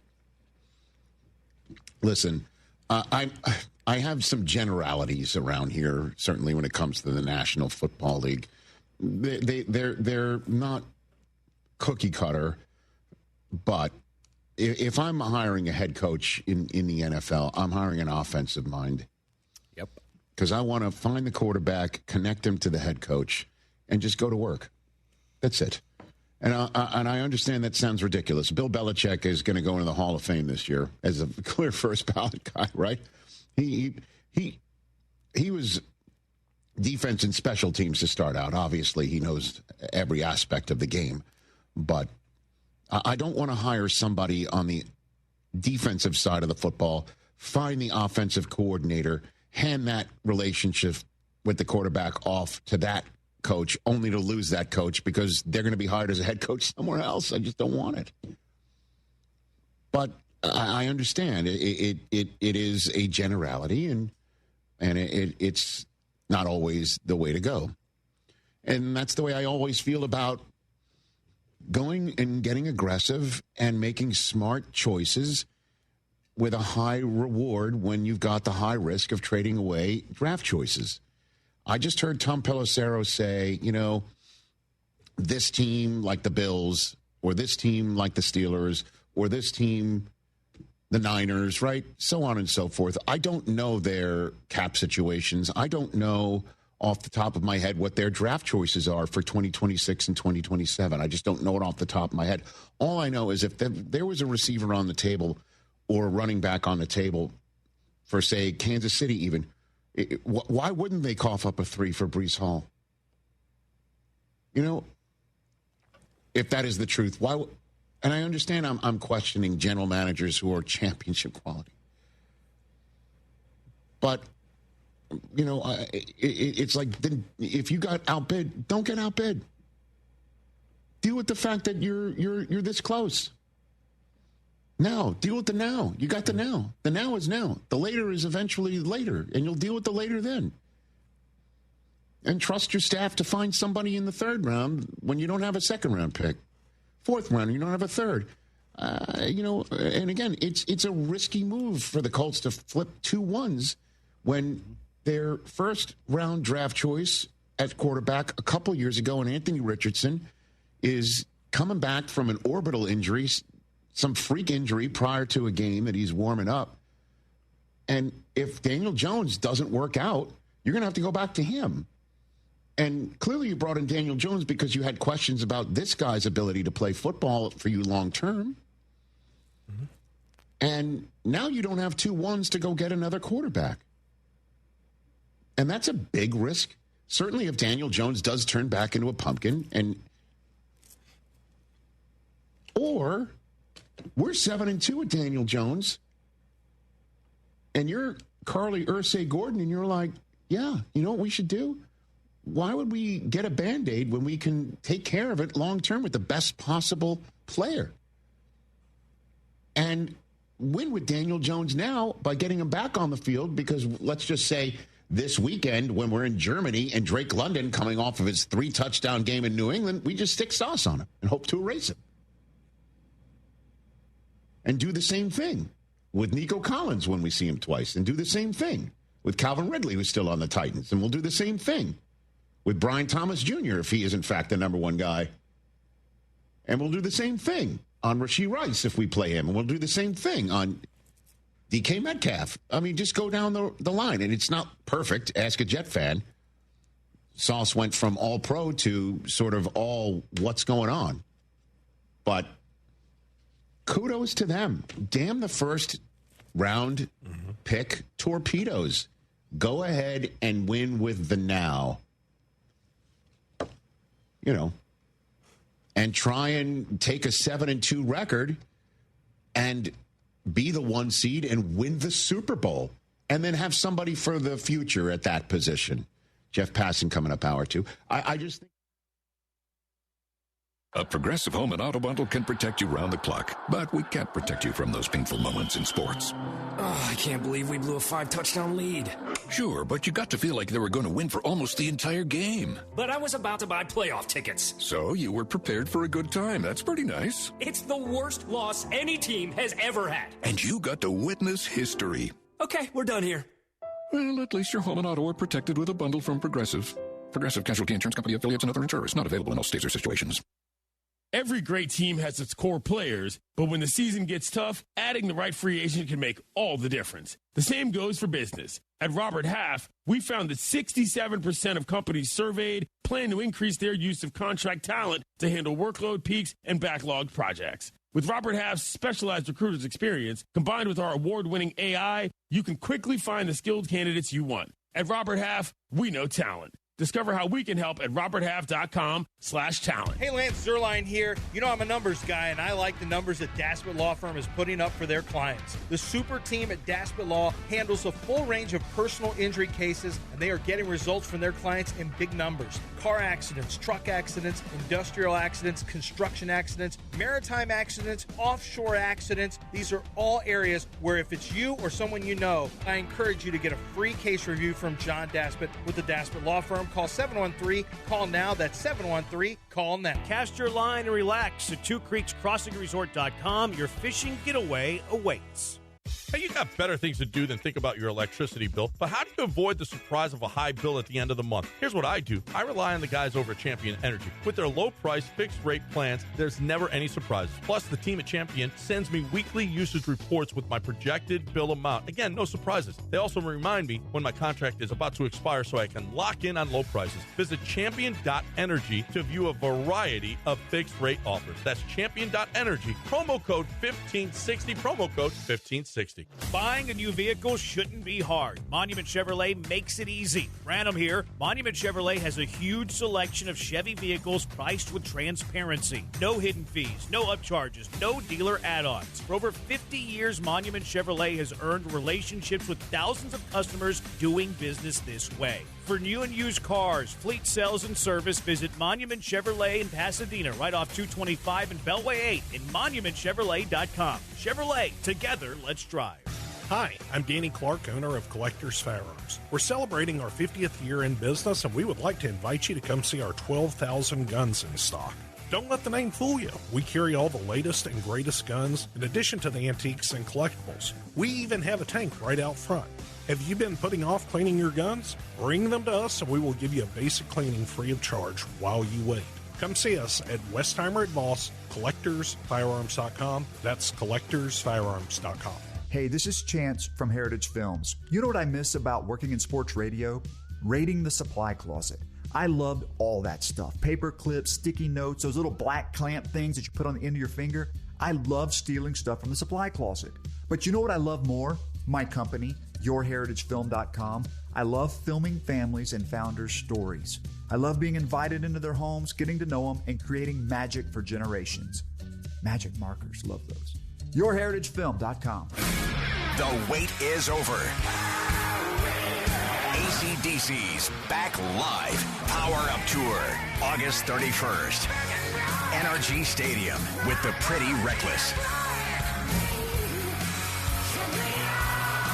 Tickets are on sale now at livenation.com. August 31st, NRG Stadium. Don't miss AC/DC. Time to hydrate, Houston. Rambler Sparkling Water's cranberry flavor is back and available for a limited time this holiday season. Available at Sprouts, Whole Foods, and many other retailers. Cheers to the flavor of the season. Rambler Cranberry. Get rambling. Del Olale here. What's the scariest thing about winter coming? If you were thinking it's all that obligatory travel to see your family, you'd be dead wrong. The scariest things are frozen, broken pipes that can cost thousands of dollars of damage to your home. Have Aqueduct Plumbing Company come out and give you a free estimate for pipes that don't burst in a freeze. Billy says if you go with them, he'll throw a traditional water heater in for free. Call him today at 281-488-6238 or visit aqueductplumbingcompany.com. Listen up! ESPN 97.5, presented by Zadok Jewelers. KFNC 97.9 HD2 Mont Bellevue, Houston, a Gal media station. This is the Rich Eisen Show. Hey, everybody. Can't get enough of the Rich Eisen Show? You're in luck. You can find us everywhere. Watch us weekdays on Disney Plus from noon to 3 Eastern. Miss the show? We've got a podcast so you can listen anytime. But here's the best part. Our YouTube channel. Subscribe at youtube.com/Rich Eisen Show and you'll never miss a moment. Now, on with the show. Lego. This is the Rich Eisen Show. Broncos look like they may pressure this a bit. They block it. The ball's bouncing around. From the Rich Eisen Show studio in Los Angeles. Intercepted. Andre Tillman on the rebound. And that is a Denver touchdown. Troy Franklin. My answer were to you, I'm comfortable. That'd be silly. Earlier on the show, NFL Network insider Tom Pelissero. Still to come, MLB insider Jeff Passan. Actor Woody Harrelson. And now, it's Rich Eisen.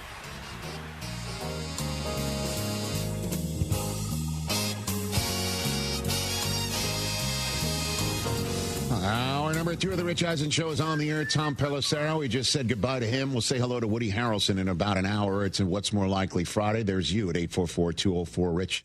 Number to dial. Disney Plus, ESPN is how you can watch us, and you can listen to us, as always, on ESPN Radio, presented by Progressive Insurance or Sirius XM Channel 80, or wait whenever you want to listen to us whenever you want on our podcast. It's your right. Joining us now, we haven't spoken to him in a while. He's one of our favorites. Ladies and gentlemen, one of the best in the business, talking baseball for the worldwide leader. It's Jeff Passan back on the program. Good to see you, Jeff. How are you? This is my first time on since you've come back home, isn't it? I think it might be. I don't know. It might be. It could be. It is. Listen, Jeff, my first question for you. On a scale of 1 to 10, with 1 being ecstatic and 10 being out of their skulls ecstatic, Major League Baseball is what after this World Series, Jeff Passan? I would say probably an 8. Okay. And yeah, how can you be anything but ecstatic after that World Series? Right. It was just, it was the culmination, Rich, of an October that to me illustrated and displayed everything that's great about baseball right now. You had stars performing at historically great levels. You had individual and team performances that were beyond expectations. And you had more series than ever go the distance, including the World Series, which I've covered 22 of them now, I believe. And It's hard to say that any of them have been better than this one. Now, I was still in college back in 2001, and certainly that one gives 2025 a run for its money in terms of this century. And my first World Series was 2004. Historically, that was a big deal. 2016 had an awesome Game 7, and the outcome with the Cubs winning for the first time in more than a century was great. But just in terms of like pure baseball and the things that happened in the series and the quality of the games and the players who are involved, it's really tough to beat this year between Los Angeles and Toronto. Yeah, and at one point I think I posted out, Jeff, that this World Series ran out of things I'd never seen before. And there's two moments that will live, I think, in nightmare fuel for Blue Jays fans until they get a chance to win it again and actually pull it off. I kind of want to pick your brain on the backstories of it or what people are talking about it. And the first one was that moment in Game 6 when Barger hits the ball talk about game of inches. It wedges in between the bottom of the padding and the warning track. And there's a lot of talk about how this should not have been a dead ball. This should have been everybody keeps running. And instead, this was improperly called a ground rule double and dead baseball. What's the scoop here on that, Jeff? I think it was the right call. I mean, you saw that photo. If you guys can bring that back up again, just look at the way that the fence has moved. There's a little indentation at the bottom, and part of it has been pushed up. And was it wedged to the point where Justin Dean could not have reached in, grabbed it, pulled it out, and thrown it back? No, it turns out. But I don't think John Tumpain, who's the umpire in left field, could make that determination from his position. What he saw was a ball that looked like it could be stuck there. And in the moment, you have to make a judgment call. And the judgment call that he made there was that it was a dead ball and that it was an automatic 2 bases for Addison Barger. And it's, you talk about game of inches with football. Baseball feels like a game of millimeters, man, because in addition to that, in the 9th inning, bottom of the 9th, in Game 7, the difference between Isaiah Kiner-Falefa's foot hitting the plate and that one spike on the bottom of Will Smith's shoe going down and touching the plate. I mean, it was, you see it right there. Like one spike. That is the difference between the Los Angeles Dodgers remaining alive and eventually winning the World Series and the Toronto Blue Jays walking it off and being World Series champions for the first time since 1993. And Major League Baseball being the first major sport in this 21st century of instant replay, awarding a championship decided on a reversal of a call of an umpire. That was in the ether as it was going down. And that's the second play I was going to bring up to you, Jeff. What is the backstory behind Isaiah Kiner-Falefa's lead off of third base? There's so much talk about there wasn't any secondary lead and why he wasn't taking it. And then we all know his decision to slide foot first, not head first, not run through the plate when it was a force play, not a tag play. Jeff, what's the backstory that you heard about that one? There are a few different elements that we have to talk about here, Rich. And I think it actually goes back to Game 6 and goes back to Addison Barger being on second base. And a line drive gets hit out to left field. Kike Hernandez charges it. Barger makes a bad read, gets too far off the bag, and gets doubled off to end the game. And I think that sort of thing informs just how conservative the Blue Jays were when it came to the 9th inning of the next game. And Isaiah Kiner-Falefa is on third, bases are loaded, and Max Muncy is a couple of steps off the bag. Now, typically speaking, hitters are told to take a lead about equivalent to the distance between the third baseman and the bag, with the idea being that if a line drive gets hit to third base and the third baseman snags it, you do not want to be further away from the bag and run the risk of getting doubled off. Now, Dalton Varsho was at the plate. Dalton Varsho does not hit the ball to the opposite field. Doesn't matter where it's pitched. And so that wasn't quite as big a concern. But Carlos Feble is the third base coach for the Blue Jays. walked to the line and put his right foot down and pulled it back while still on the ground, essentially saying to Isaiah Kiner-Falefa, this is where you need to end your lead. And it was not as far as Max Muncy. They were playing very conservative at that point. But beyond just the potential for a double play is the potential for a back pick, too. If you take a larger secondary lead, Will Smith could theoretically throw behind and try and pick him off at third base. That being said, the lead is as egregiously small as it was. That's not the issue. It's the slide. But guys play on instinct, Rich. And your instinct from all of the reps that you've had throughout your career is going to be to slide into home plate and not to run through. So the question of should he have slid head first as opposed to feet first, that's reasonable. I get that. But, man, it's just such a hard thing in the moment. And yet those very minuscule decisions that are made in the moment are the differences between a championship and an absolutely heartbreaking loss. And then, you want to talk instinct, Jeff Passan. Dave Roberts' instinct, my goodness, his spidey sense in games 6 and 7 in particular were off the charts.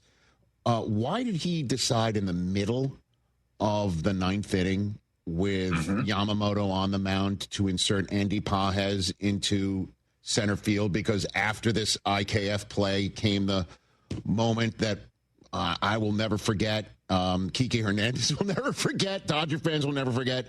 Why was Pages inserted when he was? Before I answer that question, yes. Did you know that Kike Hernandez, when he was laying face down on the warning track afterward, do you know why he was face down like that? Go for it. He thought that the ball had fallen, and he thought that the World Series was over. And Pages said to him, "What are you doing?" And Kike said to him, "We lost." And Pages was like, "No, we didn't." Isn't that great? Unbelievable. We did not. The answer is because with one out and the potential for a sacrifice fly to end the World Series, Dave Roberts understood that he needed his strongest armed outfielders out there.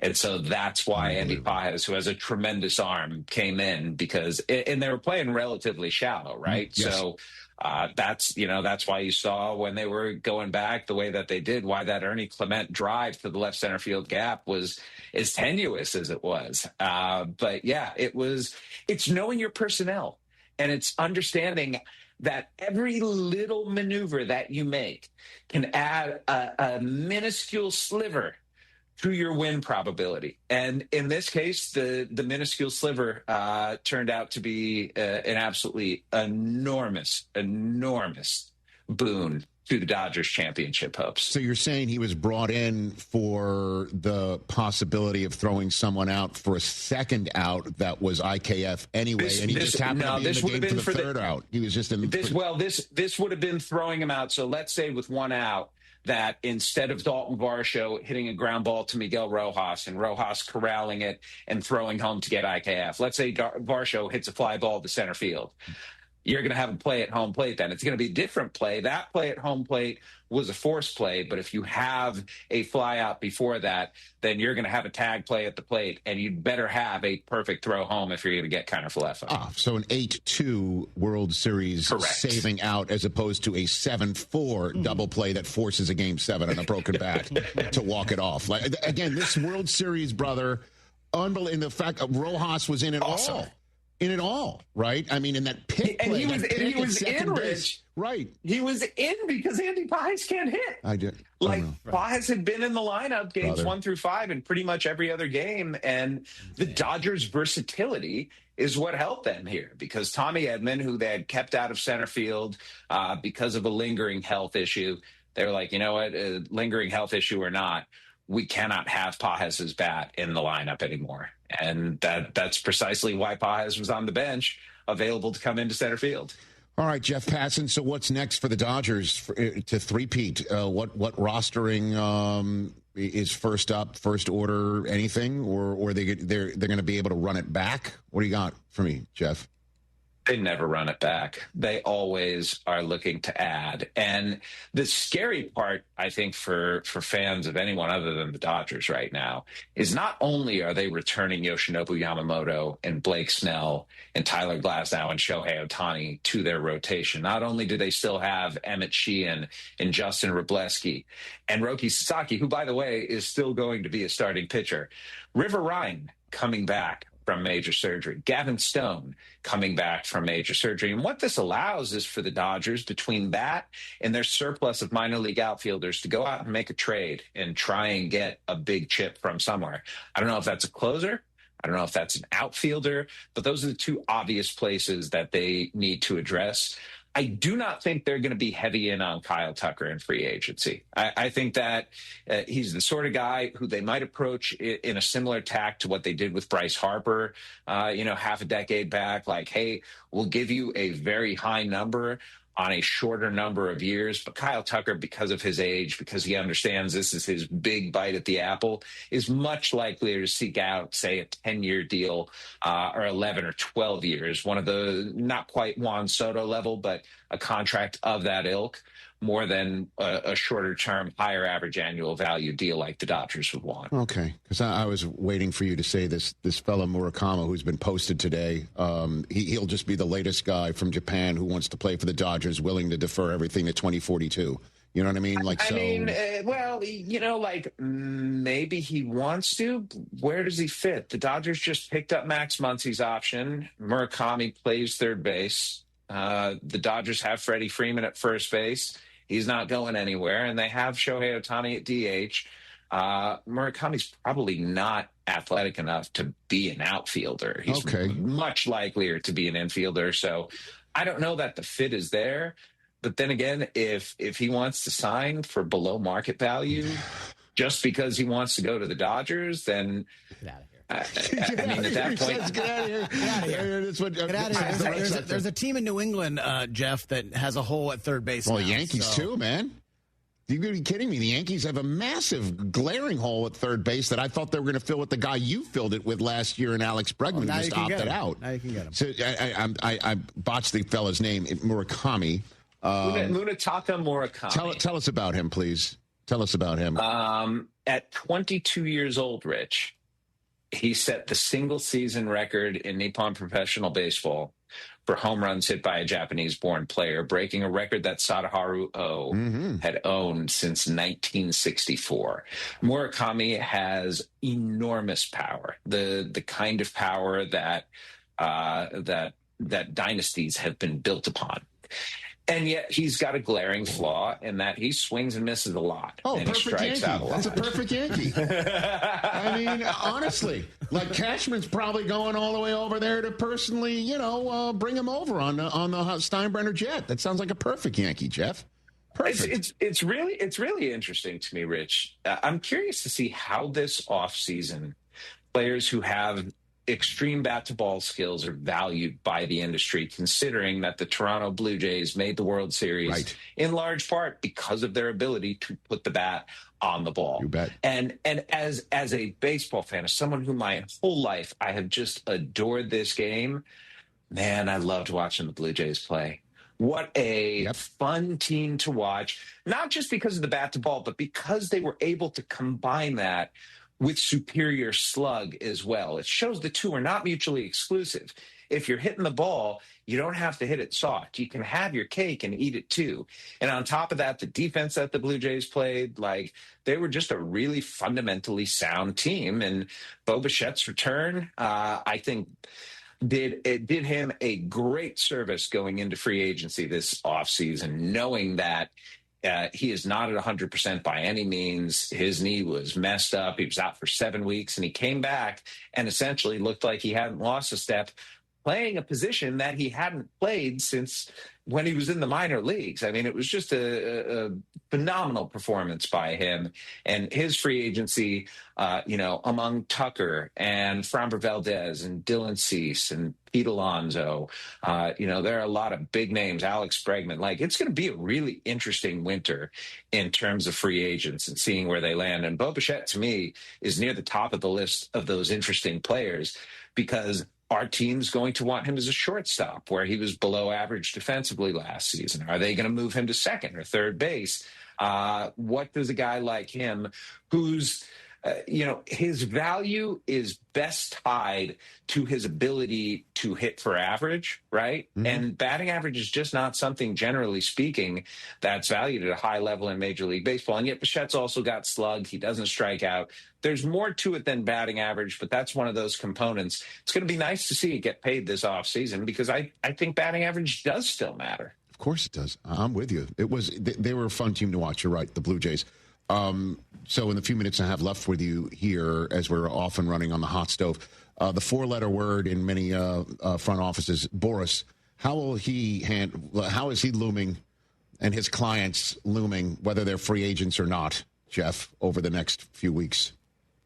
Well, I think it's going to be the next few months because, Rich, you're used to normal free agency where everything happens in the NFL at one time. Yes. Like I was getting tweets yesterday, like announce a signing. I was like, you guys don't understand how baseball works, do you? Like it's going to be a little while until we get the big signings. But Scott Boras, as in every year, has a pretty impressive roster. Alex Bregman, Pete Alonso, a Japanese pitcher named Tatsuya Emai, who you should keep an eye on because Emai is really interesting to me in that he looks like a Yoshinobu Yamamoto starter kit.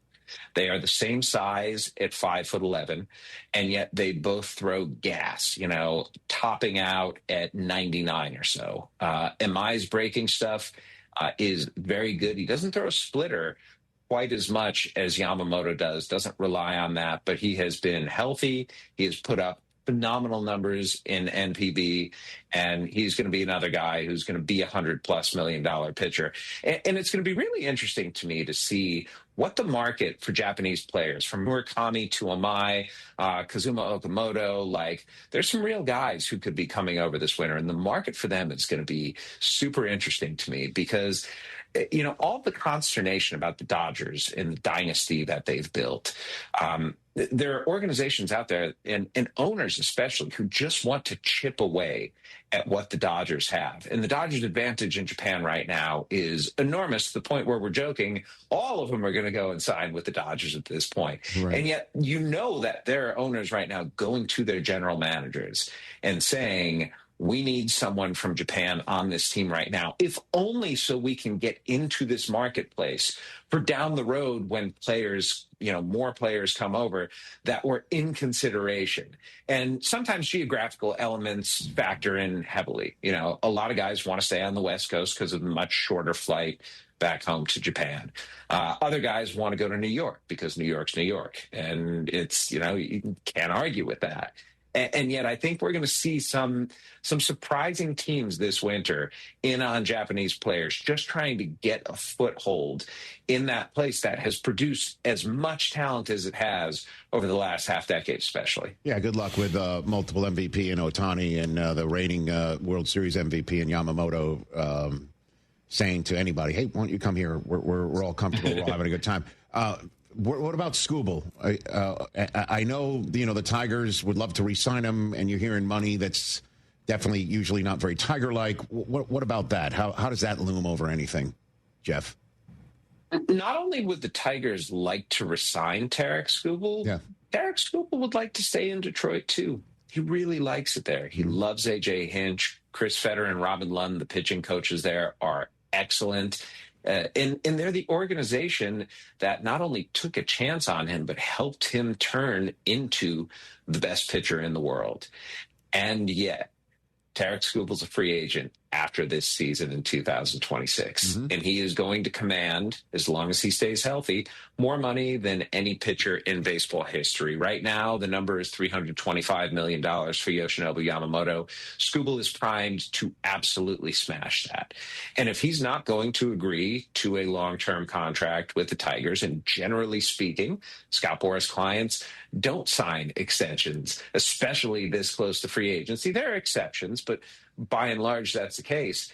If you're the Tigers, you have to ask yourself the question, if we're losing him at the end of this season and all we're going to get out of it is a draft pick, then is it worth it potentially to consider trading him? Now, where the Tigers are at in their aspirations, both in 2026 and going forward, it makes sense for them to move him.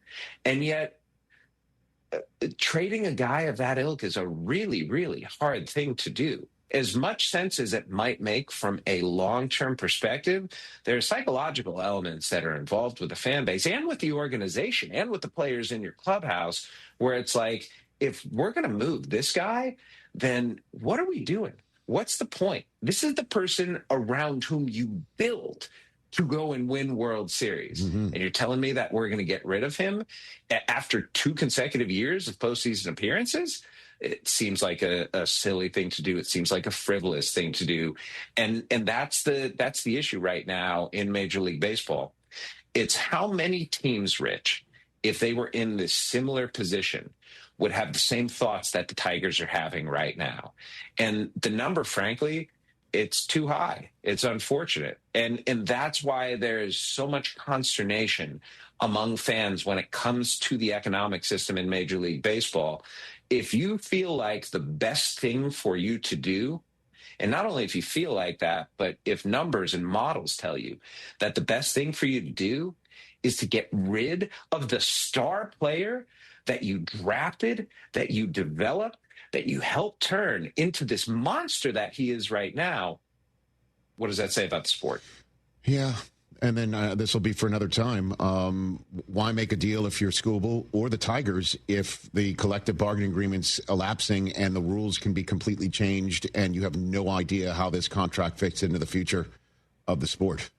That's right? A fair thing. I mean, I'm just operating, Rich, under the idea that the economic system is not going to change demonstrably to the point that it would have any ill effect on the future of the Tigers. But perhaps I'm just operating that way because I'm trying to be optimistic amid the labor strife that's happening right now. And that's going to be the story of the 2026 season, because the collective bargaining agreement is up December 1st, 2026. Everybody in the industry is anticipating a lockout. A lockout in and of itself, not a great thing, not a terrible thing. It's when a lockout starts bleeding into the next year and games are potentially missed that it turns tremendously problematic. We haven't seen games missed in Major League Baseball, Rich, in 30-plus years at this point.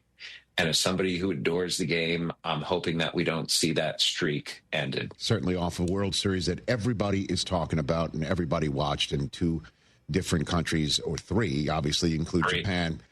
Jeff, 50 million plus people, man. Like, isn't that amazing? Those are real numbers, and those are really impressive. Jeff, you're the best, man. Thanks for the time. Really appreciate it.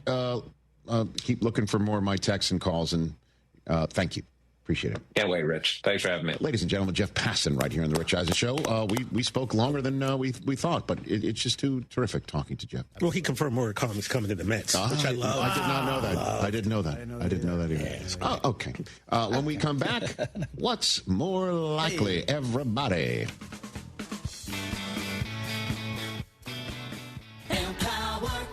Jen has ordered a decadent seafood tower, king crab legs, lobster tails, and a waterfall of caviar. Pricey? You bet. But Jen worked with Empower on her savings and investment strategy and planned for splurges like these. She got good at money, so she can be a little bad. Ooh, champagne. Empower. Invest well, live a little. Start today at empower.com. Past performance is not indicative of future returns. Investing involves risk. You may lose money. Advisory services are provided for a fee by Empower Advisory Group, LLC, EAG, a registered investment advisor with the Securities and Exchange Commission. OMG, those shrimps are really jumbo. Your fantasy roster is set. The Smack Talk is heating up, and this season, ESPN Bet is giving you more ways to ride with your squad. Introducing the ESPN Bet Fan Center, where you can instantly link and bet on your fantasy teams right in the ESPN Bet app. An enhanced sports betting experience only from ESPN Bet, the sports book for sports fans. Download the app and link your ESPN Bet and ESPN accounts to get started today. Must be 21 plus. Gambling problem? Call 1-800-GAMBLER. Terms and conditions apply. See app for details. Summers in Texas are hot, but not for me, John Granado, because I have Coors Light. And Coors Light is all about keeping Texas chill. Do you want to beat the summer heat? I recommend cold, clean, crisp, refreshing Coors Light. Grab a 12-pack or case so that you got your home base covered. And when you're hanging at your favorite watering hole, order a bottle or a bucket with those beautiful blue mountains. I love me some Coors Light. You will too. Choose chill. Choose Coors Light. This message is approved by the man of the people, John Granado. John Granado here with Yanni Damaris, talking football season now. I got a few suggestions for you, Yanni. Why don't we do a Thursday night steak night? You know, that sounds great. How about Saturday, all-you-can-eat ribs? That also sounds awesome. We got 16 TVs where you can watch your games all day long and eat Yanni's ribs. What about on Sundays to watch the hometown team? How about a little happy hour? How about a football happy hour? It's all going on at 18th Street in the West Loop. I don't mind giving the business away. It ain't mine. It's great barbecue and a whole lot more. Damaris Barbecue. Attention taxpayers. If you owe $5,000 or more and have missed another tax deadline, you're officially on the IRS's radar. The IRS has resumed aggressive collections. That means wage garnishments, bank levies, even seizures of your home, car, or retirement accounts. If you owe $5,000 or more and missed the deadline, you're stacking new debt on top of what you already owe. Call Priority Tax Relief now. Their experts fight back fast and are saving their clients millions in tax debt every month. I owed over $50,000. And they settled it for pennies on the dollar. These guys are as legit as they come. After speaking on my behalf with the IRS, my entire debt of $25,000 will be eliminated. Whether you've received collection letters or you're already facing liens and garnishments, call for your free consultation. There are no upfront fees. Priority Tax Relief. Let's make your taxes our priority. Call 800-761-9065. 800-761-9065. 800-761-9065. Priority Tax Relief. Progressive knows there are some surprisingly expensive things in life, like rugs. You know, people say a rug would really bring the room together. And sure, you don't know what that means, but it sounds important. Suddenly you're using words like jute and sisal. Then you see the price and lose it, because how can the thing you walk and spill on cost so much? So you devote your life to taking down Big Rug. But then you remember that switching your home and auto to Progressive could save you hundreds. So, looks like Big Rug is safe. For now. Progressive Casualty Insurance Company, affiliates, and other insurers. Not available in all states. Finding great candidates to hire can be like, well, trying to find a needle in a haystack. But not with ZipRecruiter. Its powerful technology actively finds and invites qualified candidates to apply to your job. So while other companies might deliver a lot of hay, ZipRecruiter finds you the needle in the haystack. See why 4 out of 5 employers who post a job on ZipRecruiter get a quality candidate within the first day. Try ZipRecruiter for free at ZipRecruiter.com/free. That's ZipRecruiter.com/free. You've heard me talking about Two Creeks Crossing Resort. What a beautiful, relaxing place. We took the family when school got out, and we had a fantastic time. We stayed in the treehouse. You know the kids love that. I drove up after I got off work and was there in 90 minutes, which is pretty close to my normal commute. The family took it all in, from exploring their 92-acre property to fishing in the creeks and their catch-and-release pond, which the kids loved. Everybody had a great time, and we can't wait to go back. Book now at twocreekscrossingresort.com. Actual price will depend on product and subscription plan. Featured products are compounded drug products, which the FDA does not approve or verify for safety, effectiveness, or quality. Prescription products require an online consultation with a healthcare provider who will determine if appropriate. See website for details, restrictions, and important safety information. Want a boost in and out of the bedroom? Hims has you covered. Introducing a new 2-in-1 approach to level up your game. Tadalafil for better bedroom performance and zinc for testosterone support. Turn things all the way up and find affordable treatment options at up to 95% less than brand names at hims.com/joy. That's hims.com/joy. When you bundle renters and auto with Progressive, you can save while protecting your most valuable possessions, like your really expensive limited edition sneakers and your new suit for your cousin's wedding. Except you never actually bought the suit because you can't stop buying sneakers. So you show up to the wedding looking like you're going grocery shopping. But hey, at least your sneakers will look good in the pictures, until you're cropped out of every last one of them. So go ahead and get Progressive, so you can save while protecting the things that matter to you. Progressive Casualty Insurance Company and affiliates and other insurers. Not available in all states or situations. Get in on exciting gaming action at La Berge Casino Resort Lake Charles. Introducing our new exclusive statewide table progressives. We've linked our table game progressives between 4 pen play destinations in Louisiana. That means our big payouts just got bigger. No matter which location you choose, you have a shot at these combined jackpots. Get to La Berge Lake Charles or Baton Rouge, Boomtown, New Orleans, or Margaritaville, Bossier City, and get ready for big payouts. Must be 21 or older. Gambling problem? Call 1-800-522-4700.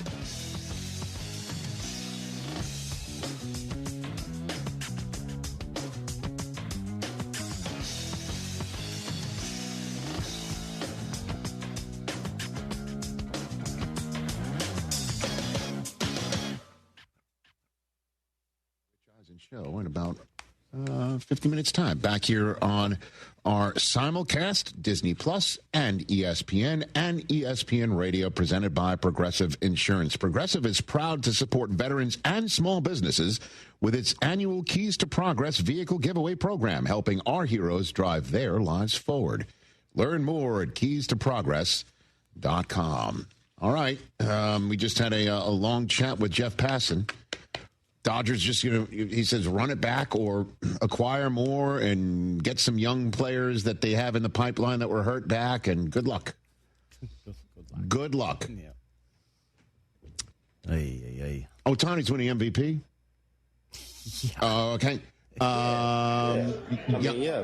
Yamamoto is the World Series MVP? Yeah? He is, okay. yeah.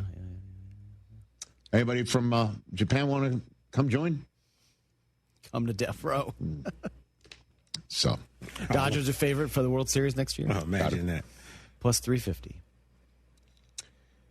And again, if there's going to be some sort of new monetary setup and how the league is run, why would you make a deal right now?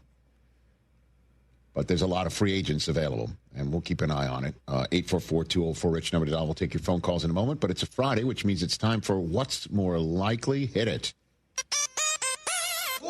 What's more likely? Never say never, but never. What's up, everybody? Happy Friday. All right, everybody. What up, though? Hey, maybe the marquee game on Sunday goes down in Tampa. Patriots, Bucks. Who's more likely to win a playoff game this year? New England, Tampa Bay. I'll go Tampa because I think they're going to host one. At some point, you're going to have to lose a football game, Chris, and at that point, the Bills will catch up. I don't really think that's true. Okay. 15-2. That's what you're going to go? Going to win 14 games in a row? Is that what you're going to do? I mean, the Patriots have done that before. Okay. So, all right. Yeah, I'll go Buccaneers. They're not a healthy team. I am aware of that. Okay. But you're talking about a playoff game, right? Well, Bucky Irving may never play football again at this rate. So. Is that a fantasy complaint, or is that? Yes. Or is that okay? Got it. Very much so. Okay.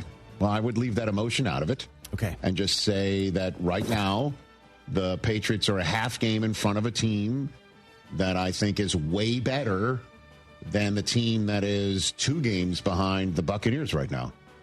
That's true. Or 1.5 games behind the Buccaneers right now, and 2 in the loss. So the second place team is Carolina in the South. The Bills are the second place team in the AFC East, closer to the Patriots than the Panthers are to the Bucs. Do the math. Which team is more likely to finish as a division winner and have a home playoff game? I would go with the Bucs right now. I think the Pats could go on the road anywhere. Okay. Just because you don't like the answer doesn't mean you can't you've been move wrong on. about New England every step of the way this year, so I'm just pushing back. I understand that. During the Broncos' dreadful win last night, you're blowing me up on a text with Smitch like you're in my comments on YouTube. Thought you didn't read those. Well, the Broncos at 3 in your power rankings looks a little silly today, no? It didn't age well so far, but they won, though. They're 8-2. I'm looking at the standings right now. They're the 1 seed going into the rest of Week 10, and I don't see any photographs on it either. Broncos, 4 o'clock, wild card weekend, Saturday. Book it. What else you got? Great game going on between the Rams and 49ers this week. NFC West superstars to have more total yards. Puka and Devontae Adams combined, or Christian McCaffrey? Oh, I'll go 2 receivers over a guy who is accounting for half of their offense. Yeah, I'll go Puka and Devontae combined. That's what I shall do. That's a monster fantasy. I can't wait for it. So many players in this I can't game. wait for it. And Puka is a full participant in practice. Yeah, he's ready to go. Saying he's ready to go. So that's good to know. 4th window at football on Sunday as well. Should be a fun international game. Stud running back to have more rushing yards and touchdowns. Bijan or Jonathan Taylor? I will go Jonathan Taylor, sir. I will go. Both guys looking for a bounce back. I am aware of that, and one of them is been more consistent since week 1, and so is the team. I will take the Indianapolis Colts in Berlin, and I will take the guy who, prior to last week, I thought was the front runner for MVP in the National Football League, and Jonathan Taylor having the bounce back game, sir. That's what's more likely there. Hope that's a fun game.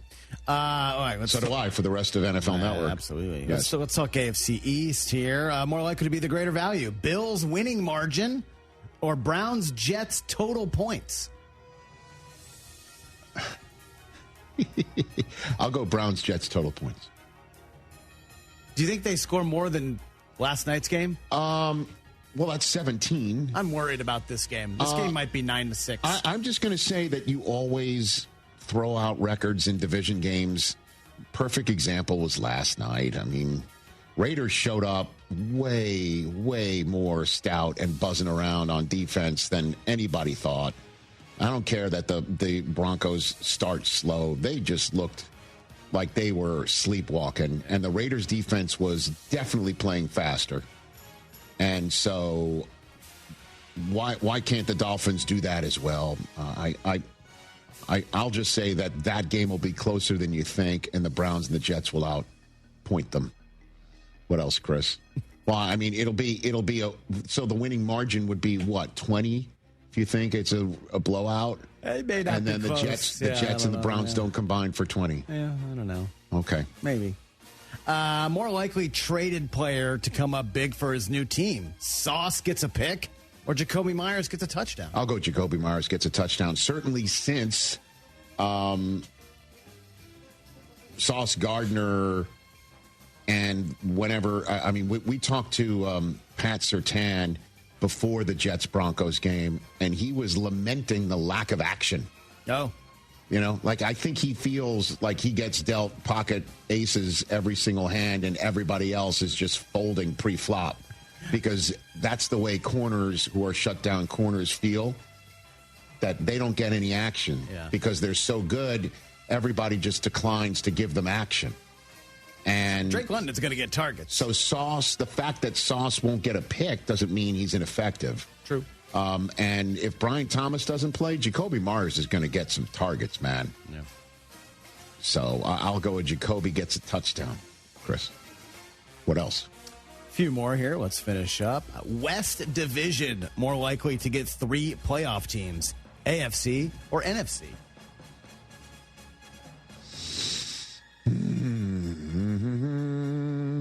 I'm getting concerned that the Chargers don't have any of their tackles left.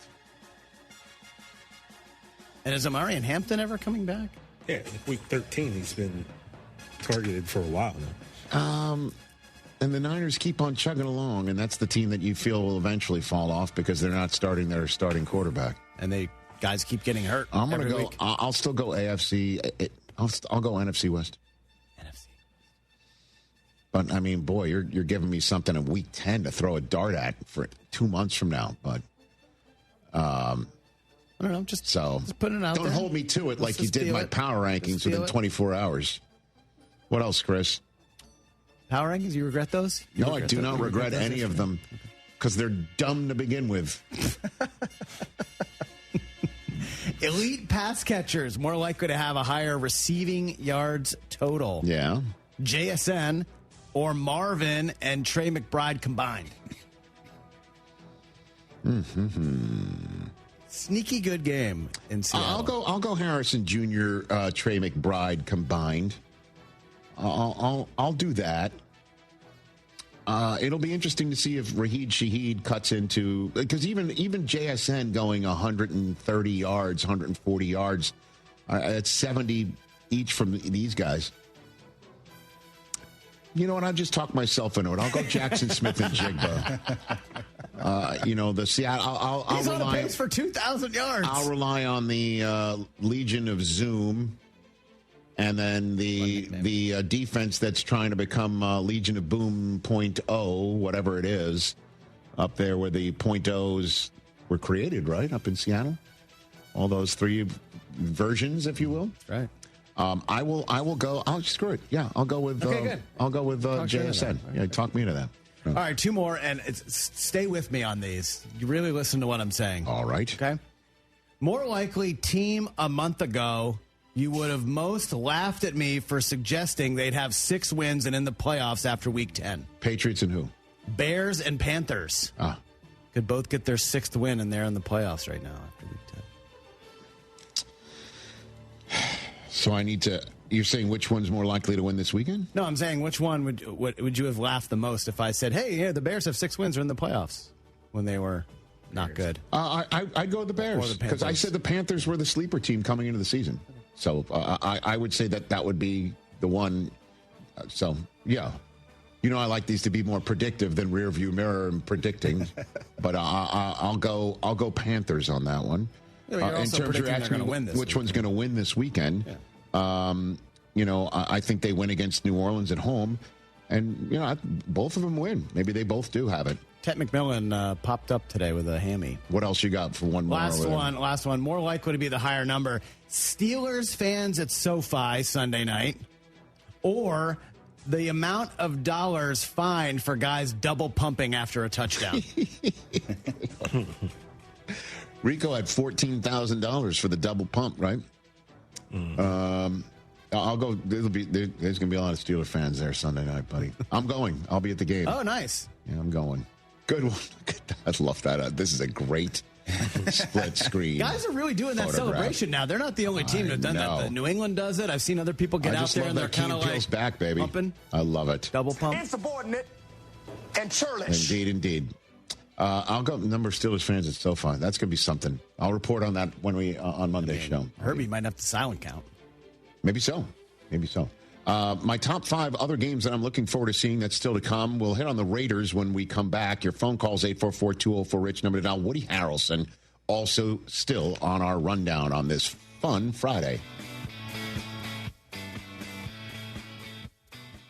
Rich Eisen here for Sonos, the speakers that bring every game to life in my own house. With studio quality sound, Sonos makes you feel like you're right there in the stadium. Whether you're cheering on your team, binging your favorite show, or listening to the hottest songs, Sonos fills every room with incredible sound. Setup is easy. Just plug in, open the Sonos app, and you're ready to go. Want stadium quality sound at home just like me? Because I love Sonos. You will too. Explore soundbars, speakers, and more at Sonos.com. Sonos. They look as good as they sound. Coach Saban here, and let me tell you, every second matters. Preparation is everything, and that's why I trust Kidde Smoke Alarms. And as North America's #1 home fire safety brand, they're built to respond over 25% faster to smoke detection. Kidde helps protect what matters the most. Find it at the Home Depot. How doers get more done. #1 claim based on total household installations as of December 2023. 29% faster average smoke detection based on internal testing of smoldering wood fires for Kidde 9th edition versus leading competitor 8th edition products. Hi, I'm Sean with Energy Texas, and I'm a customer too. I'm proud to say our rates are 17% below the national average. Every day, our team is focused on keeping costs lower for you. We take affordability personally because this is our home too. So we work harder and smarter to fight rising costs, while also improving reliability for years to come. This isn't just my job, it's a commitment to my community. Together, we power life. Entergy. Buying a new vehicle shouldn't be hard. Monument Chevrolet makes it easy. Del Olalea here. Monument Chevrolet has a huge selection of Chevy vehicles priced with transparency. No hidden fees, no upcharges, no dealer add-ons. For over 50 years, Monument Chevrolet has earned relationships with thousands of customers doing business this way. For new and used cars, fleet sales, and service, visit Monument Chevrolet in Pasadena at 225 and Beltway 8 and monumentchevrolet.com. Chevrolet. Together, let's drive. Attention taxpayers. If you owe $5,000 or more and have missed another tax deadline, you're officially on the IRS's radar. The IRS has resumed aggressive collections. That means wage garnishments, bank levies, even seizures of your home, car, or retirement accounts. If you owe $5,000 or more and missed the deadline, you're stacking new debt on top of what you already owe. Call Priority Tax Relief now. Their experts fight back fast and are saving their clients millions in tax debt every month. I owed over $50,000. And they settled it for pennies on the dollar. These guys are as legit as they come. After speaking on my behalf with the IRS, my entire debt of $25,000 will be eliminated. Whether you've received collection letters or you're already facing liens and garnishments, call for your free consultation. There are no upfront fees. Priority Tax Relief. Let's make your taxes our priority. Call 800-761-9065. 800-761-9065. 800-761-9065. Priority tax relief. This is your deep inner voice. Exit 18th. Take the 18th Street exit. Exit 18th. Yanni Damaris here. If you're sitting anywhere on the 610 loop, stuck in traffic, exit 18th Street and grab a cold drink at Damaris Barbecue. We'd love to have you, and you'd love being here. We've got a full bar, beer, wine, liquor, and frozen drinks. And you can even be a family hero by taking home some delicious dinner. You heard me. 18th Street. Exit 18th. And get to Damaris Barbecue. Hi, I'm Danny Clark, owner of Collectors Firearms. We're celebrating our 50th year in business, and we would like to invite you to come see our 12,000 guns in stock. Don't let the name fool you. We carry all the latest and greatest guns, in addition to the antiques and collectibles. We even have a tank right out front. Have you been putting off cleaning your guns? Bring them to us, and we will give you a basic cleaning free of charge while you wait. Come see us at Westheimer at Voss, CollectorsFirearms.com. That's CollectorsFirearms.com. John Granado with Robin Orlando from Houston Powder Coaters. Robin, you guys are doing data centers now. There's all kinds of businesses that could use powder coating. Yes, we are doing industrial, which means oil and gas. We are doing plenty of residential, and now we're doing tech. We're going in with Meta. We're going in with Tesla. We're working on their data centers. We've even done Samsung in Austin. So the sky is the limit when it comes to our coatings. I mean, if I'm a city and my water tower is looking terrible, I'm going to call you. Call us because we want to make sure you take pride where you live. And all these businesses, they have fencing, and if you are a business, you will go to them. Yes, there's not many bricks and mortar anymore, but the ones that are still here, they want to look great, and we are here to help you with your railings, with your fencing, with your door frames. We can do it for you. And residential, free pickup and delivery. You guys are so nice. Yes, we try to be. For all your powder coating needs, there's only one place to go, Houston Powder Coaters. HoustonPowderCoaters.com or 281-676-3888 and ask for Robin. That is me.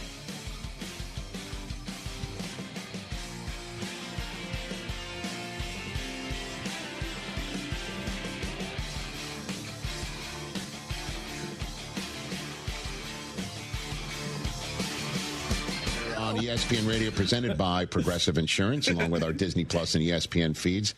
Hyundai Hope on Wheels is something I care deeply about, and passing it on to you, the information. It's all about pediatric cancer research and awareness.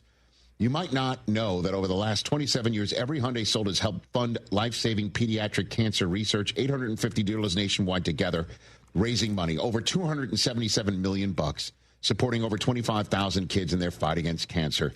Visit HyundaiUSA.com and search Hyundai Hope on Wheels to learn more. At Hyundai, Hope isn't optional. It comes standard. Jason in Phoenix, you're on the Rich Eisen Show. What's up, Jason? Hey, gentlemen. Thank you. Appreciate you. Before I start, I just want to say I played basketball at Mott Community College in Flint, Michigan. Okay. Draymond Green is from Saginaw, Michigan. If you know anything about Saginaw, everything Draymond says will make sense to you. Okay.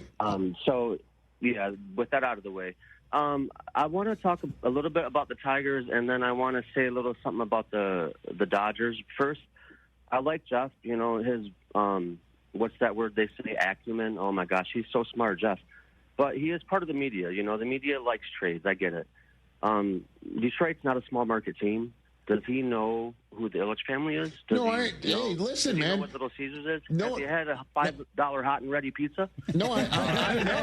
No, they've got the money. Miguel Cabrera. They have the money. Max Scherzer, David Price, J.D. Martinez, Prince Fielder, Victor Martinez. No, Jason, hold on. Jason. Known for spending money. Jason. Ian Kinsler. No, I got it. I hear you. They got money. I hear you, but you're not looking at the Tigers and say they're going to spend all that money on Skubal and be able to spend all that money on other players on top of it to actually do battle with teams that take a $300 million contract and then another, or get three people to defer money into their dotage. Okay, so that leads into my Dodgers, is what I want to talk about the Dodgers. First of all, I want to say, if AJ leaves Skubal in, we have possibly win the World Series. If he didn't take him on the sixth inning. With that being said, that Selly for Shohei is exactly about what you just said. How he puts his hands in front of him and puts it to the side. His celebration is about that. It's about taking his contract. Let's just put that to the side, and then that leads right into bingo. Rich, you guessed it. They signed Roki Sasaki and Yamamoto with all that money that they didn't spend on him. That's the reason why they won the World Series. It wasn't because of Shohei. He helped get them there, but he didn't play great in the World Series. Obviously, we all know that. Listen. It was those two guys that really won the World Series for him, and that was a direct result of his celebration of us putting all that money to the side. And now let's just go and do this thing. I have a Dodgers hat and I have a Tigers hat sitting right on top of my little portable steamer right now. And I don't even want to wear my Dodgers hat. I'm embarrassed. Listen, Jason, don't be embarrassed. My goodness. First of all, thank you for the call. Secondly, I believe, again, that celebration it's a Freddie Freeman dance that he was at a wedding, and they saw, and it was he was like Elaine Bennis, and they all had fun, and they still are. I like Jason's version better. It's not taking money now and deferring it. By the way, I do like it. Listen, and I'm not just saying that for the ESPN 710 audience here in Los Angeles. I think a lot of us have DDS, Dodgers Derangement Syndrome. Okay, because it's within their rules. It's within the rules of Major League Baseball to do what they're doing in terms of deferring salary. I wish my team did stuff like that. Right. Yeah. And yes, they bought Shohei and Yamamoto is the World Series MVP, and Shohei is the MVP. And I love how people are like, hey, he didn't do anything in the World Series except reach base 9 times before starting the fourth game. Yeah, I mean, we came on the air thinking they have to change the rules on how to intentionally walk people based on what Ohtani did. Yeah. But then how explain to me Pages making the play he did, Rojas making the plays defensively in Game 6, and then in Game 7 coming up with the home run that he did. Will Smith is another guy, right, who's just not up there in terms of the 9-figure contracts. He might get one because the Dodgers can afford it. And that's the way baseball is. Just, I guess we have to face facts. Hey, fans! Welcome back to Fansville's Cheers and Tears. Oh. Okay, so everybody deals with losing, right? To a rival on a last-second field goal. Whatever, it's fine. I'm totally fine. But I cope with losing with an ice-cold Dr. Pepper. Those 23 flavors are so delicious. They totally wash away the pain of your college football team taking a big fat L. College football, it's a pepper thing. Harry Douglas here. Fellas, it's time to step up your grooming game. Manscaped just leveled up with the Lawnmower 5 and the Chairman Plus, 2 powerhouses built for unmatched precision, comfort, and control. Whether you're cleaning up before a night out, preparing for a big meeting, or getting ready for a game day, Manscaped has the tools to help you look and feel your absolute best. These aren't just old school clippers. They're engineered for modern men who take pride in their daily routine. So upgrade your grooming gear and experience the difference. And now you can find Manscaped products at your local Walmart. Hey, Lance Erline here. What's the scariest thing about winter coming? If you thought it was night walkers, no, they're not even real. But the scary things are frozen, broken pipes. They can be real and cost you thousands of dollars when you get damage to your home. Aqueduct Plumbing Company can come out and give you a free estimate for pipes that don't burst in a freeze. Billy Brown says if you go with them, he'll throw in a traditional water heater absolutely free. Call them today. AqueductPlumbingCompany.com, 281-488-6238. That's 281-488-6238. Blue Star Tequila, the world's first and only night-harvested tequila. This is tequila at its natural, unfiltered best, made with 100% blue agave and totally additive-free. Smooth, vibrant, and full of character. It's tequila the way it was meant to be. So whether you're chasing championships or celebrating the moment, raise your glass to bold beginnings and taste the Blue Star difference. Find it near you at bluestartequila.com.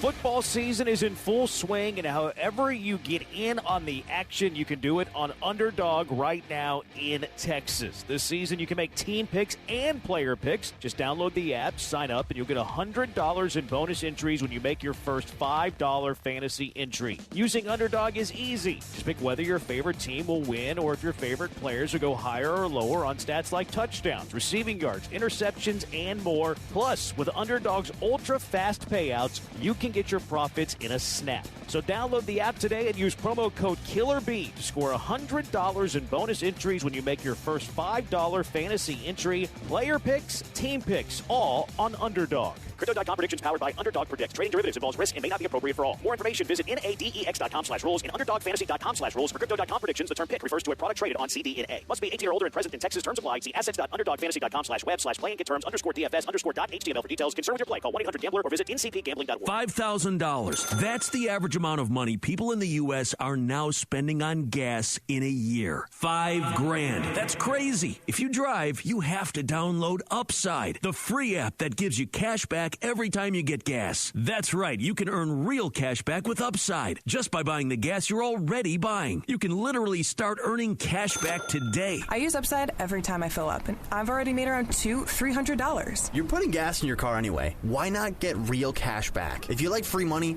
download Upside. I'm saving the cash I earn from using Upside to help pay for a vacation later this year. Download the free Upside app now to earn cash back every time you buy gas. Use promo code COOL to get an extra 25 cents per gallon on your first tank. You can cash out anytime right to your bank, PayPal, or a gift card for Amazon and other brands. Just download the free Upside app and use promo code COOL for a 25 cents per gallon bonus on your first tank. That's code COOL for a 25 cents per gallon bonus.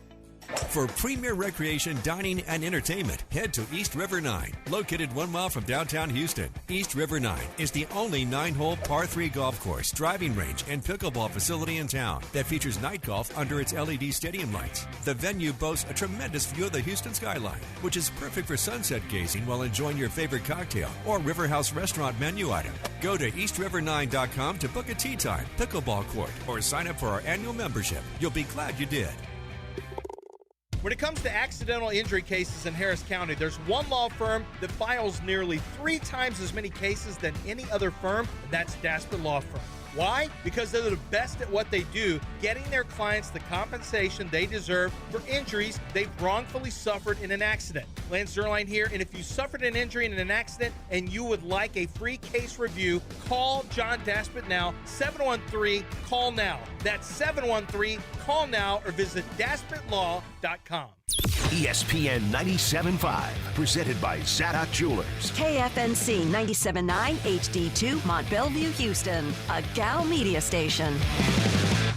This is the Rich Eisen Show. Hey, everybody. Can't get enough of the Rich Eisen Show? You're in luck. You can find us everywhere. Watch us weekdays on Disney Plus from noon to 3 Eastern. Miss the show? We've got a podcast so you can listen anytime. But here's the best part. Our YouTube channel. Subscribe at youtube.com/Rich Eisen Show and you'll never miss a moment. Now, on with the show. Lego. This is the Rich Eisen Show. Broncos look like they may pressure this a bit. They block it. The ball's bouncing around. From the Rich Eisen Show studio in Los Angeles. Intercepted.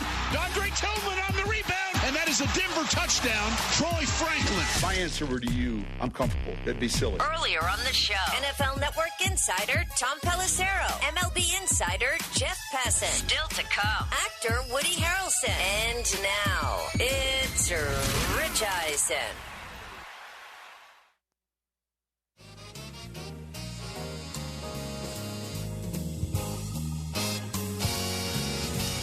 Hey, everybody. Hour number 3 of the Rich Eisen Show is on the air. ESPN Radio by Progressive Insurance is how it's presented. 844-204-RICH number to dial, whether you're watching us on Disney Plus, ESPN, or listening to us on ESPN Radio and all that sort of stuff. It's hour number 3. Woody Harrelson's going to join us in about 20 minutes' time. The phone calls, we'll get to them in just a split second. 844-204-RICH number to dial. Tom Pelissero in hour 1 giving us the skinny on what went down in trade deadline week, certainly with how the Colts wound up with Sauce Gardner. And if you missed any of that, there was a bunch of stuff I hadn't heard yet. That's also on our YouTube channel, youtube.com/Rich Eisen Show. Jeff Passan, great baseball chat, just reminiscing about the World Series and what the next steps are in Major League Baseball for teams to either try and catch the Dodgers or the Dodgers to win their 3rd in a row. Again, that's available through our YouTube channel. If you missed any of it, also, you can watch all 3 hours whenever you want over the weekend on our Disney Plus page. And there's also our podcast, all 3 hours, however you get your podcast. 844-204-RICH number to dial. I'm going to give you my top 5 other matchups in week number 10 before Woody Harrelson joins us for the first time ever on this program. Ben in California, you'd like to chime in. What's up, Ben? Ben. Hi, Rich. Thanks for having me on. I I've been a Raiders fan for my whole life, 19 years, and I did not like what I saw last night. I saw a Raiders team that saw what we did last week against the Jaguars, and we said, we're not going to do any of that again. We're going to get 3 targets to Brock Bowers, which I don't know how that number is not in the double digits at least. And I'm starting to not believe in Pete Carroll. I bought in to what he was saying. He had the resume to back it up, but the performance that's been on the field has not given me great confidence in the Raiders. Well, I think the issue is, again, Ben, it's a quarterback-driven league, and it's a team effort as well. There was a brutal moment last night where Geno took a sack, and you could see he was barking at Raheem Mostert, who totally whiffed on the pass protection, and it didn't look good for Geno.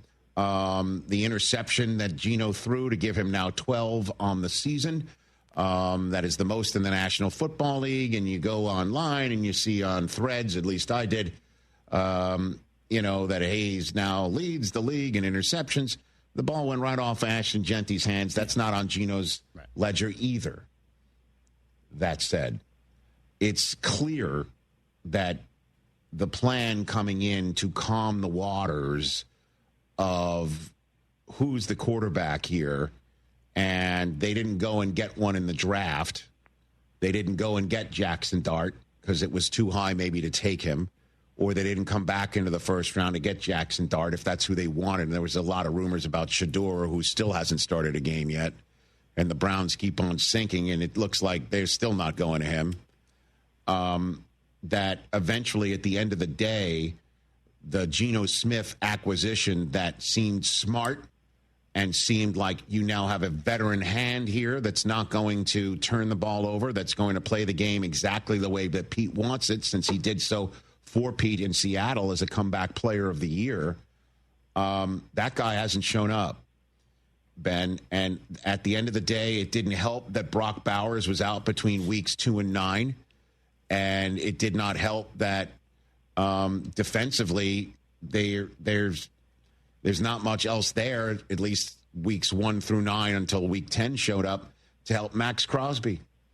And it still is, in my estimation, I am biased when it comes to Pete. I love the guy, and he hasn't forgotten how to coach or motivate. Last night, I saw a team that hadn't backed up a U-Haul at all. I didn't see it. As a matter of fact, they balled out. And at the end of the day, they just could not protect Geno Smith. And that's something that any team is going to look like garbage if you can't protect a quarterback who also has trouble protecting the football himself. So the one problem I have with that, Rich, is that we have 2 rookies that we took in the 3rd round to be offensive linemen, and we're putting in Alex Kappa, who he's the reason Geno was getting hit because the inside of the line was not protecting Geno. And then we have Charles Grant, and we have someone else who I can't remember, but we have rookies. So if we're down on talent, why not we at least put some rookies in and see what they got? Because they're not ready, and you don't want to get Geno hurt, Ben. And he did wind up, and thank you for the call. Call back, please. He did wind up getting hurt. And there was also a moment where Zach Allen took him down late, and took him down not only late, but slid right down his legs and tackled him by his shins, and it wasn't called. And pretty much every other penalty under the sun was being called last night. That one looked bad. We saw a ton of Bill Vinovich, but that's not the one that got him hurt. No. It was the one where he was escaping the pocket, and it looked like I thought Cooper was just like, I thought he maybe had the wind knocked out of him because he landed on the football. But he goes in the blue tent, comes back out, and Pete was asked why he went back to Geno when it was clear that he was not healthy. He wanted to go back in a worse way. He wanted to finish the game for his teammates. And he got whacked in the quad. He got a quad bruise or something, contusion, whatever it is. He got smacked, and that's just him fighting. And, yeah, go back out. You know what I mean? And who knows? And it's not because he can't. It has nothing to do with that. It's just about just competing and battling. He had a couple plays, and then he would not have been able to answer the next time out. He wasn't going back, but he tried. And at the end of the day, the Raiders now sitting here at 2-7. I think it's apparent the quarterback of the future is not on the roster. And who is that guy? Great question. And that 2-7 at the end of the day, smart plan I thought it was to acquire Geno. It just hasn't worked out, man. And you also don't have the receiving core that's to the fore, right? Whatever was going on with Jacoby Myers, they felt that he had to go. They weren't going to pay him long term. He's been asking. Right, I know that. For months. I mean, Trey Tucker's had a couple of good games. Yeah, Dante Thornton didn't break out like he did in the preseason, and people had thought, Brock Bowers only having one catch is unacceptable. Last night was just weird. Just from the beginning, it was just, like I said, a fever dream. 25-mile-an-hour winds. Nobody could complete a pass. It just... Yeah. I don't know. Yeah, but at the beginning of the game, they showed the ref putting the ball on the ground, and you could just see his pant legs just blowing in the breeze. Well, and then the football had to be replaced multiple times. Rolled away, yep. There's a lot of ifs and buts, but the bottom line is you are what you are, and they're 2-7, and the Raiders are now next up, home for Dallas on a Monday night, home for Cleveland, up the road here against the Chargers, and then another game against Denver before they visit Philly and Houston, home for the Giants, and then Kansas City. These are it could be a top 10 pick again. So they'll have an opportunity to get the next quarterback if there is one in the draft, because I don't think they can run it back with Geno again. It just doesn't, unless he can turn it around. Still a lot of time left here. Oh, nothing fixes your ails like the Cowboys defense. It could. Clearly, he just loves Geno. Yeah. He loves him and believes in him, and wouldn't even take him out. There was at one point where it looked like Pickett was going back in, and Geno ran out of the blue tent for a second time, limping out there. It looked like Osweiler and Manning in Denver. It's like, oh. Right? Just, okay, you go back out there again. I saw that. I thought of that moment. Yeah, me too. 844-204-RICH, number to dial. The rest of Week 10. This is a good one. This is a really good rest of Week 10. Top 5 matchups of Week 10 presented by Hyundai. High five. 1, 2, 3, 4, 5. Rich's Top 5. All right, here we go. 6 division games, 4 games between 2 opponents above 500, both of them. 4 games of playoff matchups, playoff teams from last year.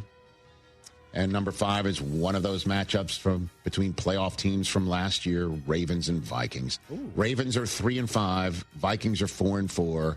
Both need to win in the worst way.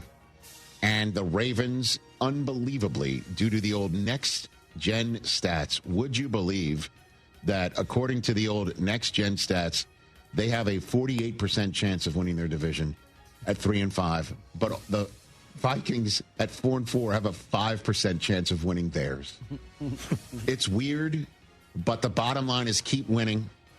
Certainly if you're trying to be like the Ravens to go from 1-5 to 4-5 and keep track with a Steelers team that later on that night might win in Los Angeles or be 5-4 and be in the mix.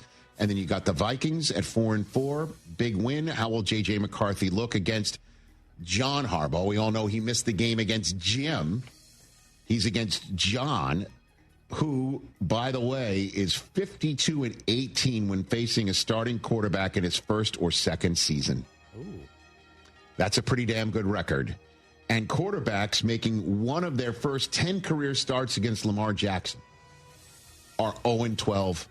Nobody making any of their first 10 career starts facing off against Lamar Jackson have won the game. So let's see what happens in this one. Number 4 is the aforementioned Steelers-Chargers game. Would you believe it is the first matchup between Aaron Rodgers and Justin Herbert? They've never played in the same game against one another. If you remember Herbert last year, was it last year who had that ankle injury against the Steelers in Pittsburgh? I forget. He seems to have a high ankle injury every year, thankfully, except this one. And Rodgers has never beaten Jim Harbaugh. He's 0-4 against Harbaugh, 0-2 in the regular season, 0-2 in the playoffs. As a matter of fact, Harbaugh is one of 2 head coaches that Rodgers has 0 wins against despite starting 3 or more games against them, including the playoffs. The only other one is Bruce Arians. He went 0-4 against him. And the Chargers, as we all know, want to keep pace with the Broncos since they've already beaten them. And then the Steelers want to stay ahead of the Ravens. And also, can they build off of that defensive performance from last week against the Colts? Was that for real? Is that them turning into a Steelers defense that we're used to seeing. Can't wait to see this one. That's on NBC, Sunday Night Football, number 3 on the list. This is good stuff. You're going to like this, Christopher. Patriots and the Bucs. Let's go. 7-2 New England. Love it. 6-2 Tampa Bay. This is the first game the Patriots have played with them being at least 5 games over 500 and an opponent 4 games over 500. It's been a while, Chris. Last time it happened was Week 16, 2019, when the Patriots at 12-3, 11-3, beat the Bills at 10-4. And that's how they clinched the AFC East in Brady's last year.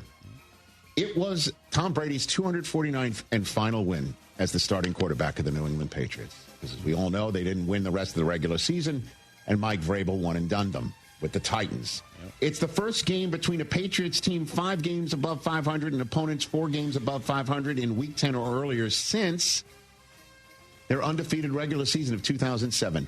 Week 9, when they beat the Colts 24-20. The Colts were undefeated at 7-0.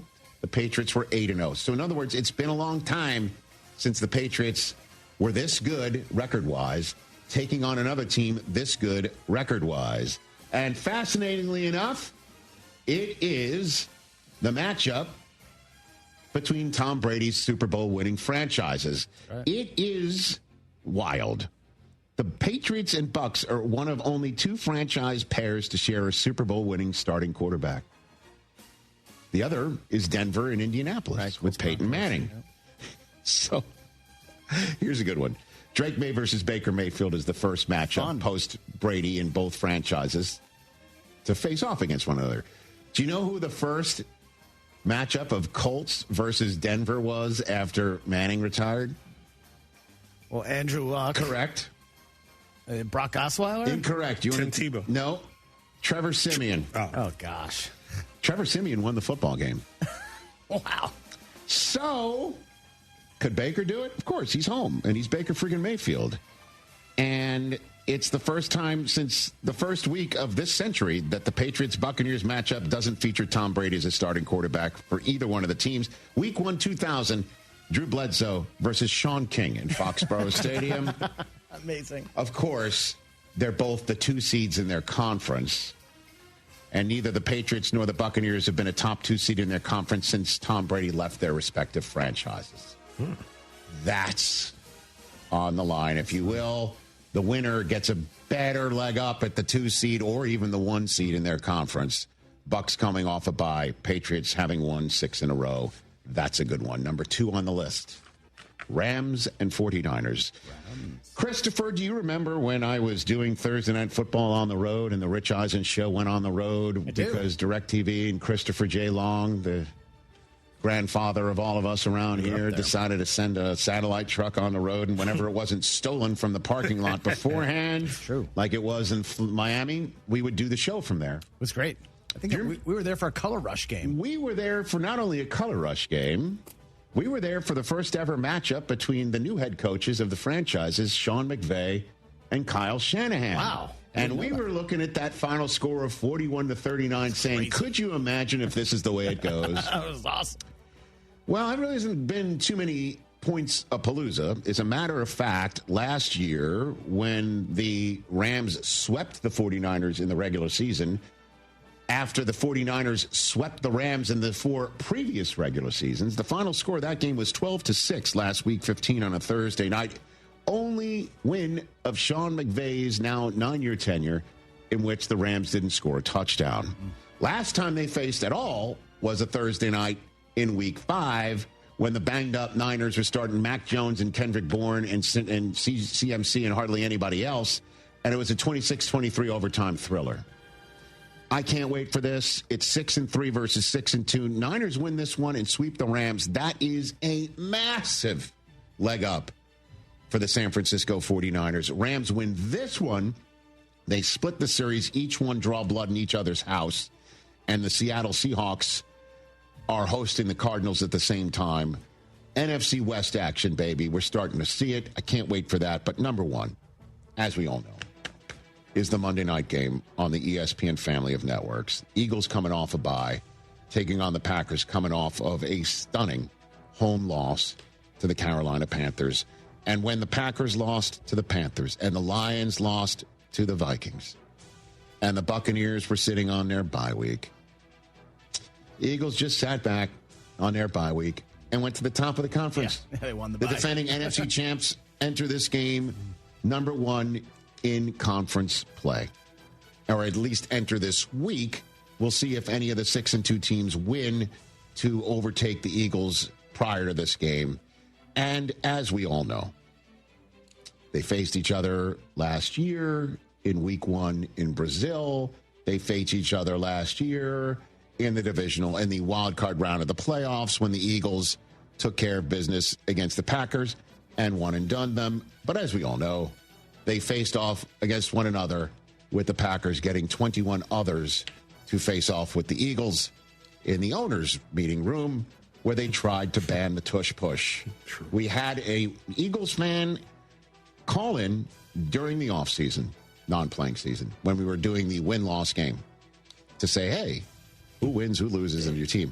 One Eagles fan said not only would the Eagles win this game, they would win by the final score of 22-10 to mimic the final vote total that barely got rid of the tush push. So that's my top games of week number. One more. Sure, why I not? did not know this. That's my boy. I'll give you one real quick here. It's the Sunday morning game. It's the first of 4 windows of football. Sauce Gardner's first game against the Colts. How will they rebound in that dreadful loss in Pittsburgh? And the Falcons have their backs against the wall, man. They're 3-5. They can ill afford to lose another one if they want to not only win their division, but outside of that, I mean, everybody else has got 6 wins trying to go for a wild card spot. The Lions are 5-3. The Bears are 5-3. You've got a 5-win Carolina Panther team in front of them in division. They got to win this one. Tune in NFL Network first thing up, 9:30 a.m. Eastern Time. That's my top 5 matchups of Week 10 presented by Hyundai. Let's take a break. Woody Harrelson, baby. Great celebrity, true or false. Cheers. So much more. Kingpin coming up.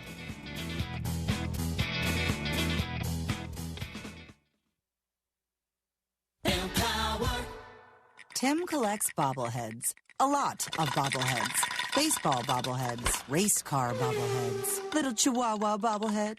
He's got an entire room strictly for bobbleheads. Does he need them? No. Is his wife mad about it? A little. But Tim works with Empower, and he got good at money, so he can be a little bad. Ooh, horse bobblehead. Classy, Tim. Empower. Invest well, live a little. Start today at empower.com. This holiday season, Target has your back with irresistibly cool gifts for everyone on your list. For the trendsetter, start with affordable beauty kits and gift sets. Need something the whole fam will love? Grab snuggly matching fits in every size and style. And for the thrill seekers, don't forget the hottest toys and tech of the season. Target's got you covered with the best deals for endless fun. Shop in store or online.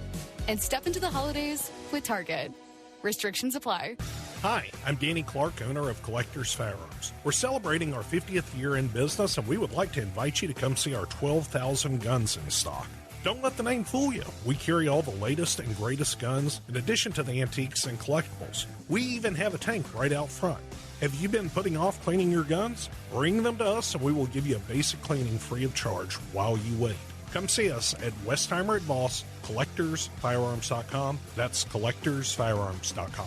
Hey guys, Joe George here to tell you about TNT Shirts. TNT Shirts has been a family-owned business since 1983 with 2 locations, 1145 West 19th in the Heights and 2400 Taft in Montrose. There's no minimums for custom t-shirts. They printed 300 for us for the ESPN listener party. They also do embroidery, screen printing, and promo products, so why go somewhere else when you can support local? They're also officially licensed with Rice and the University of Houston. Check them out at TNTshirts.com and tell them you heard about it on ESPN 97.5. Time to hydrate, Houston. Rambler Sparkling Water's cranberry flavor is back and available for a limited time this holiday season. Available at Sprouts, Whole Foods, and many other retailers. Cheers to the flavor of the season. Rambler Cranberry. Get Ramblin'. Attention taxpayers. If you owe $5,000 or more and have missed another tax deadline, you're officially on the IRS's radar. The IRS has resumed aggressive collections. That means wage garnishments, bank levies, even seizures of your home, car, or retirement accounts. If you owe $5,000 or more and missed the deadline, you're stacking new debt on top of what you already owe. Call Priority Tax Relief now. Their experts fight back fast and are saving their clients millions in tax debt every month. I owed over $50,000. And they settled it for pennies on the dollar. These guys are as legit as they come. After speaking on my behalf with the IRS, my entire debt of $25,000 will be eliminated. Whether you've received collection letters or you're already facing liens and garnishments, call for your free consultation. There are no upfront fees. Priority Tax Relief. Let's make your taxes our priority. Call 800-761-9065. 800-761-9065. 800-761-9065. Priority Tax Relief. What's up, Houston? Lance Zerline here. Listen, if you're looking for a spot to catch a game, hit up Aranda's Sports Bar, ice cold beers, killer tacos, and big screens blasting every home game. Since 1981, Aranda's has been bringing that authentic Mexican vibe, now with the sports twist. Cheer with friends, savor the bites, and feel the energy. Plus, stay late with epic drink specials that keep the party going. Aranda's Sports Bar, your Houston spot for epic sports and bold flavors. Head on over and get loud today. This is Chance McClain from YourHeritageFilm.com. We make adult films. Wait, no, I mean, we make adult, we film adults, but not like adult films. Who actually went to those nasty adult film movie theaters? That is so gross. I guess Pee Wee Herman did. That didn't turn out so good. Speaking of Pee Wee, there's an absolutely excellent doc on his life. But that's not as good as the one we would make for your family. Man, I am all over the place. YourHeritageFilm.com. John Granato with Robin Orlando from Houston Powder Coaters. Robin, I'm out there and I'm saying, well, what metal do I need powder coated? We do bicycles, we do wheels, we do bumpers, we do patio furniture, we do antique items such as sewing machine bases. Some people will have light posts in their front yards. Yard art is also a big thing. When you have Round Top with the antique festivals in the spring and the fall, tons of things you can find there that are vintage. Boat parts, anchors. How about gas lamps? It has to be carefully taken apart, but anything that's metal on there and cleaned off, we can definitely do that. Yep. Trailers, we do barbecue pits. Really, if it's metal, give me a call and let's talk about it. You had frogs in one woman's backyard that you did. Yes, it was a frog that represented all 5 of her kids, and then she also had 8 grandkids, and each one had a frog. For all your powder coating needs, there's only one place to go, Houston Powder Coaters. HoustonPowderCoaters.com or 281-676-3888. And ask for Robin. That is me. Buying a new vehicle shouldn't be hard. Monument Chevrolet makes it easy. Random here. Monument Chevrolet has a huge selection of Chevy vehicles priced with transparency. No hidden fees, no upcharges, no dealer add-ons. For over 50 years, Monument Chevrolet has earned relationships with thousands of customers doing business this way. For new and used cars, fleet sales, and service, visit Monument Chevrolet in Pasadena, right off 225 and Beltway 8, and MonumentChevrolet.com. Chevrolet, together, let's drive. Houston is Soccer City, USA, and World Cup 2026 is coming our way. Join me, Glenn Davis, every Tuesday and Wednesday, 6 Central Time, for Soccer Matters ESPN 97.5, presented by the Daspit Law Firm.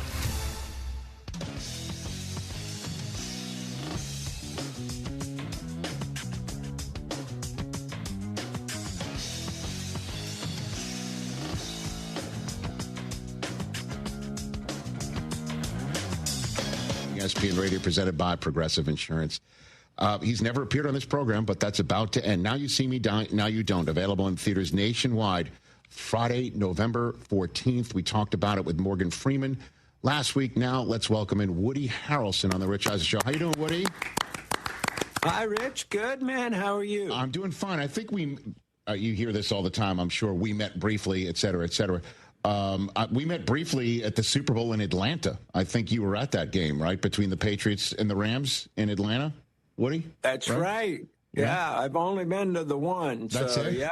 Because I was going to ask you if you had a rooting interest in the National Football League at all. Or you just interested, hey, I'm in Atlanta, I can go to the Super Bowl, let's go. Well, because at the time I was living in Lebanon, Ohio, I formed an attachment to the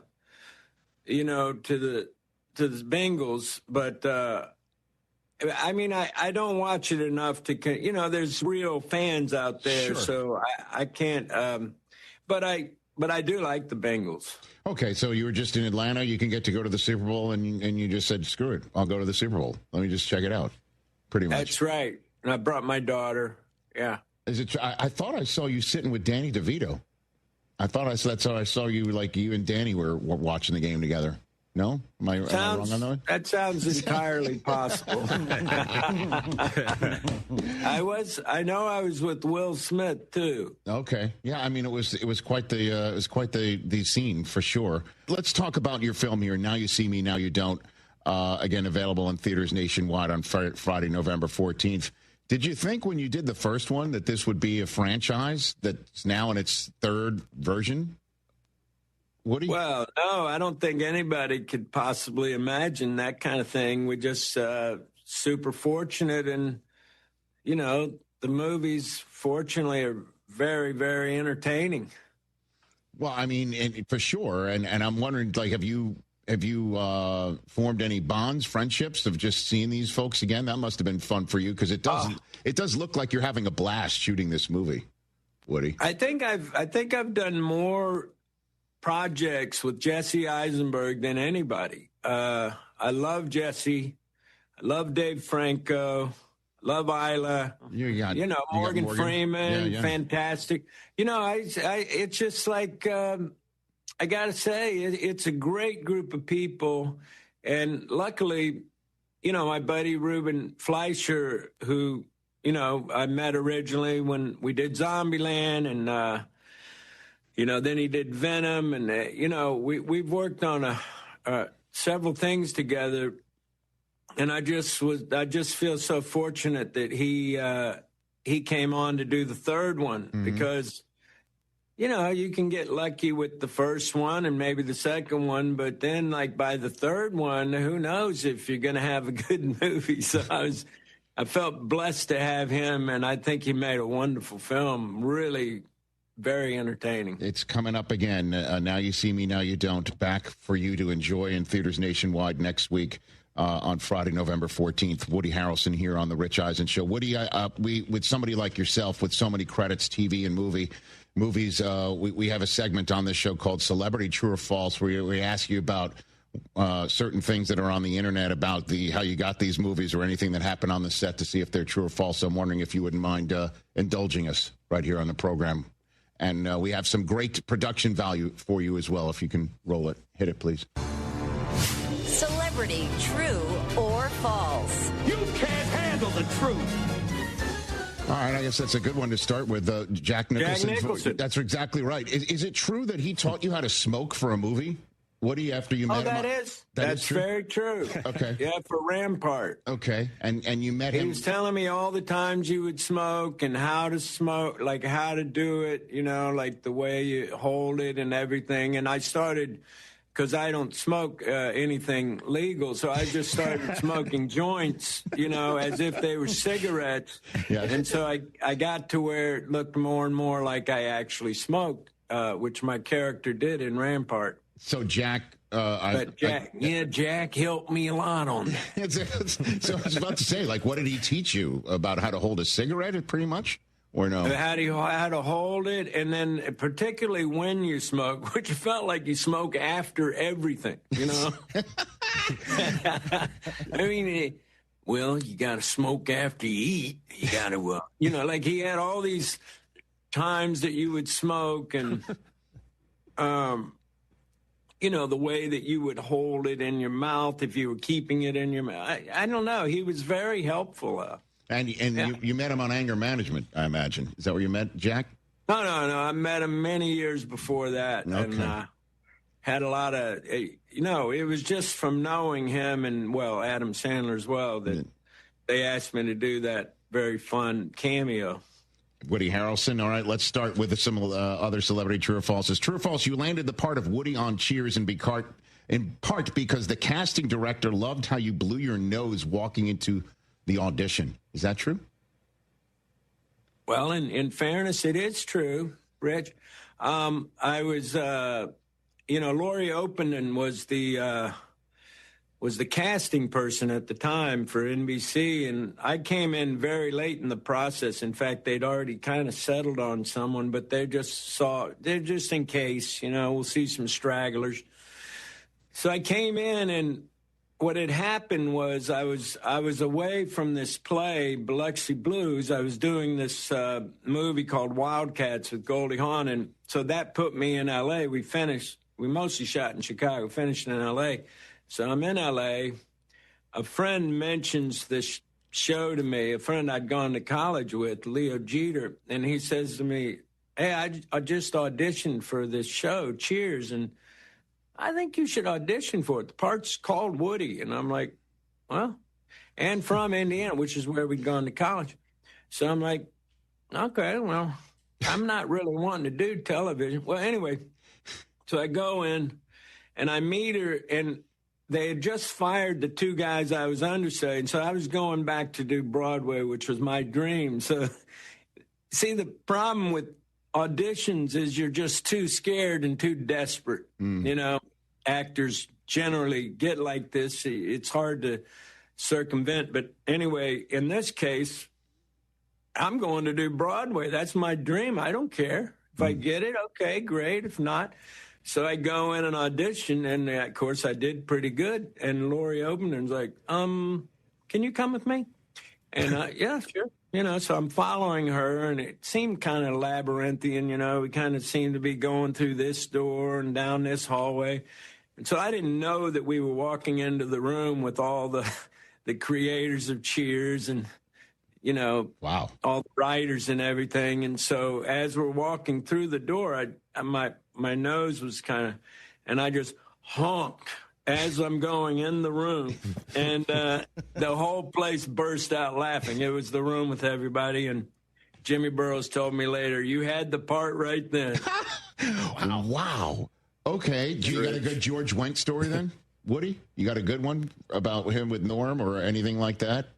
You hanging with him? George Wendt? Yeah. You got a good one? Yeah, I do remember one time, speaking of memory, I was with, I thought we were done filming. This is the first time I realized that marijuana does not go well with acting. And I thought we were wrapped. I went upstairs, and me and G are smoking a joint. And then I hear over the intercom, Woody, come down for your monologue in scene C. And I'm like, I go down, and what would have taken one time, easy. Yeah. 1, 2, 3. Jimmy Burrows. Woody, are you okay? Yeah, fine, Jim. Let's just do another. And so yeah, we had to do like probably 10 takes before I got it. It's because it turns into paranoia, what normally might be euphoria. Yes, sir. I got you. Woody Harrelson here on Celebrity True or False. All right. There you go. You got the part. There you go. See, we just saw it in person.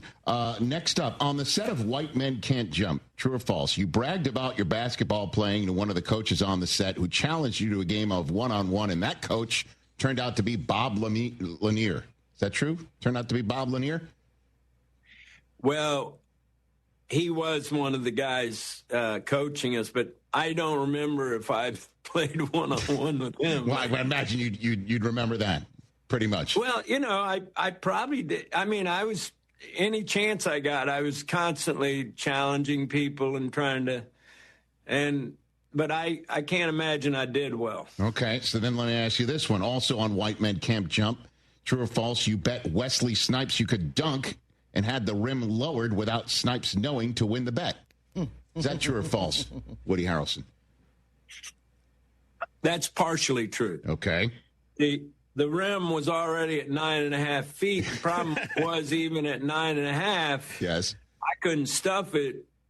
And then the lady who was doing the boom opera, she says to me, hey, why don't you stretch? And Wes had gone to his trailer, right? And by the way, we had been betting small sums, yes, and I kept not being able to stuff it. And so he went to his trailer, and she says, stretch. And I started stretching.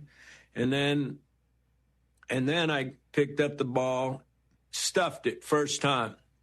And I'm like, oh, my God. He comes back, and he's still kind of smug in the certain knowledge that I have no chance to stuff it. And so we bet a little bit, and I miss. And then I'm like, you know what? I know I can do this. I'll bet you $1,000. And he goes, oh, yeah, and shakes my hand. And then I went up, boom, stuffed it. And to my dying days, I will remember the look on his face. Like he just couldn't believe it. And it was very satisfying. Oh, my God. I love that story, man. So you collected, obviously. Woody. Of course. Okay. Just make sure. Next up, true or false, Woody Harrelson. You took the role of Roy Munson in Kingpin because you lost a bet playing pool with your former roommate and director, Peter Farrelly. Is that true? Okay. That's another partially true. Okay. That it wasn't, it didn't have anything to do with Kingpin. Yeah, he was my roommate at the time. Okay. But he was an untried director before doing Dumb and Dumber, and he wanted me to play one of the parts in Dumb and Dumber, Jeff's part. Okay. Before they cast Jeff. And I said, well, dude, I'll tell you what, let's play a game of pool. He was a better pool player. And I said, if you win, I'll do the part. So it comes down to all the balls are off the table, only the 8-ball left, and I had a really difficult, had to cut it, that I had, the cue ball here, I had to cut it all the way over into the corner pocket. I've never been so sad to win. Never been so sad to win. What a mistake that was.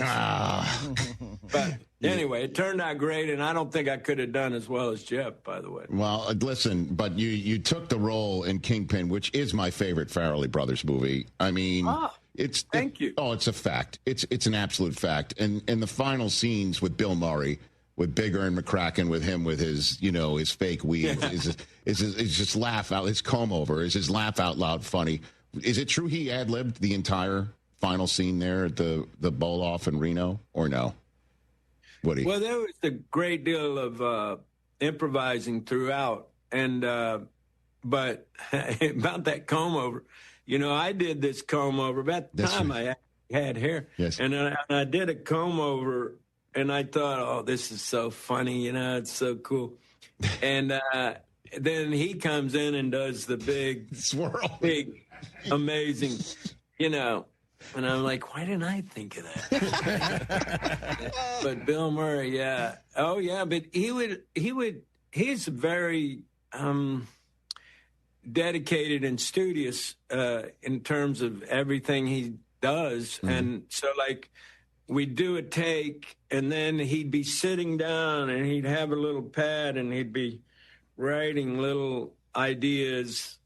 And then when we'd go, he'd have all these things that he'd stored up, and just, what was the most difficult part of that was how much the others of us who were in the scene were laughing, which of course spoils the take, but we couldn't stop laughing at the stuff he was doing. He's so funny, man.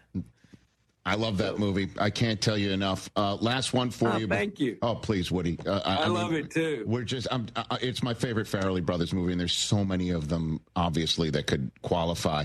Last one for you. True or false? Your first reaction to the True Detective script was that it was too dark and needed some light in it. Well, I don't remember that particularly, but I do know. About 2 weeks before we finished filming, I'm with Matthew, and we're doing all the heavy stuff that comes in the 8th episode toward the end, really dark stuff. And I just had a realization, and I turned to Matthew and I said, dude, do you realize we're doing horror? Yeah. And he was like, yeah, I think you're right. Yeah, because it is really, really dark, to say the least. Is it possible you could do that again one more time with Matthew? Well, I don't see any upside to it. For one thing, until HBO has a change of management, I don't think I'll be working over there. Secondly, I think what we did was really good. And, what else do we, if we come in there, I can only imagine people saying, well, boy, that wasn't nearly as good as the first season, you know? I bet.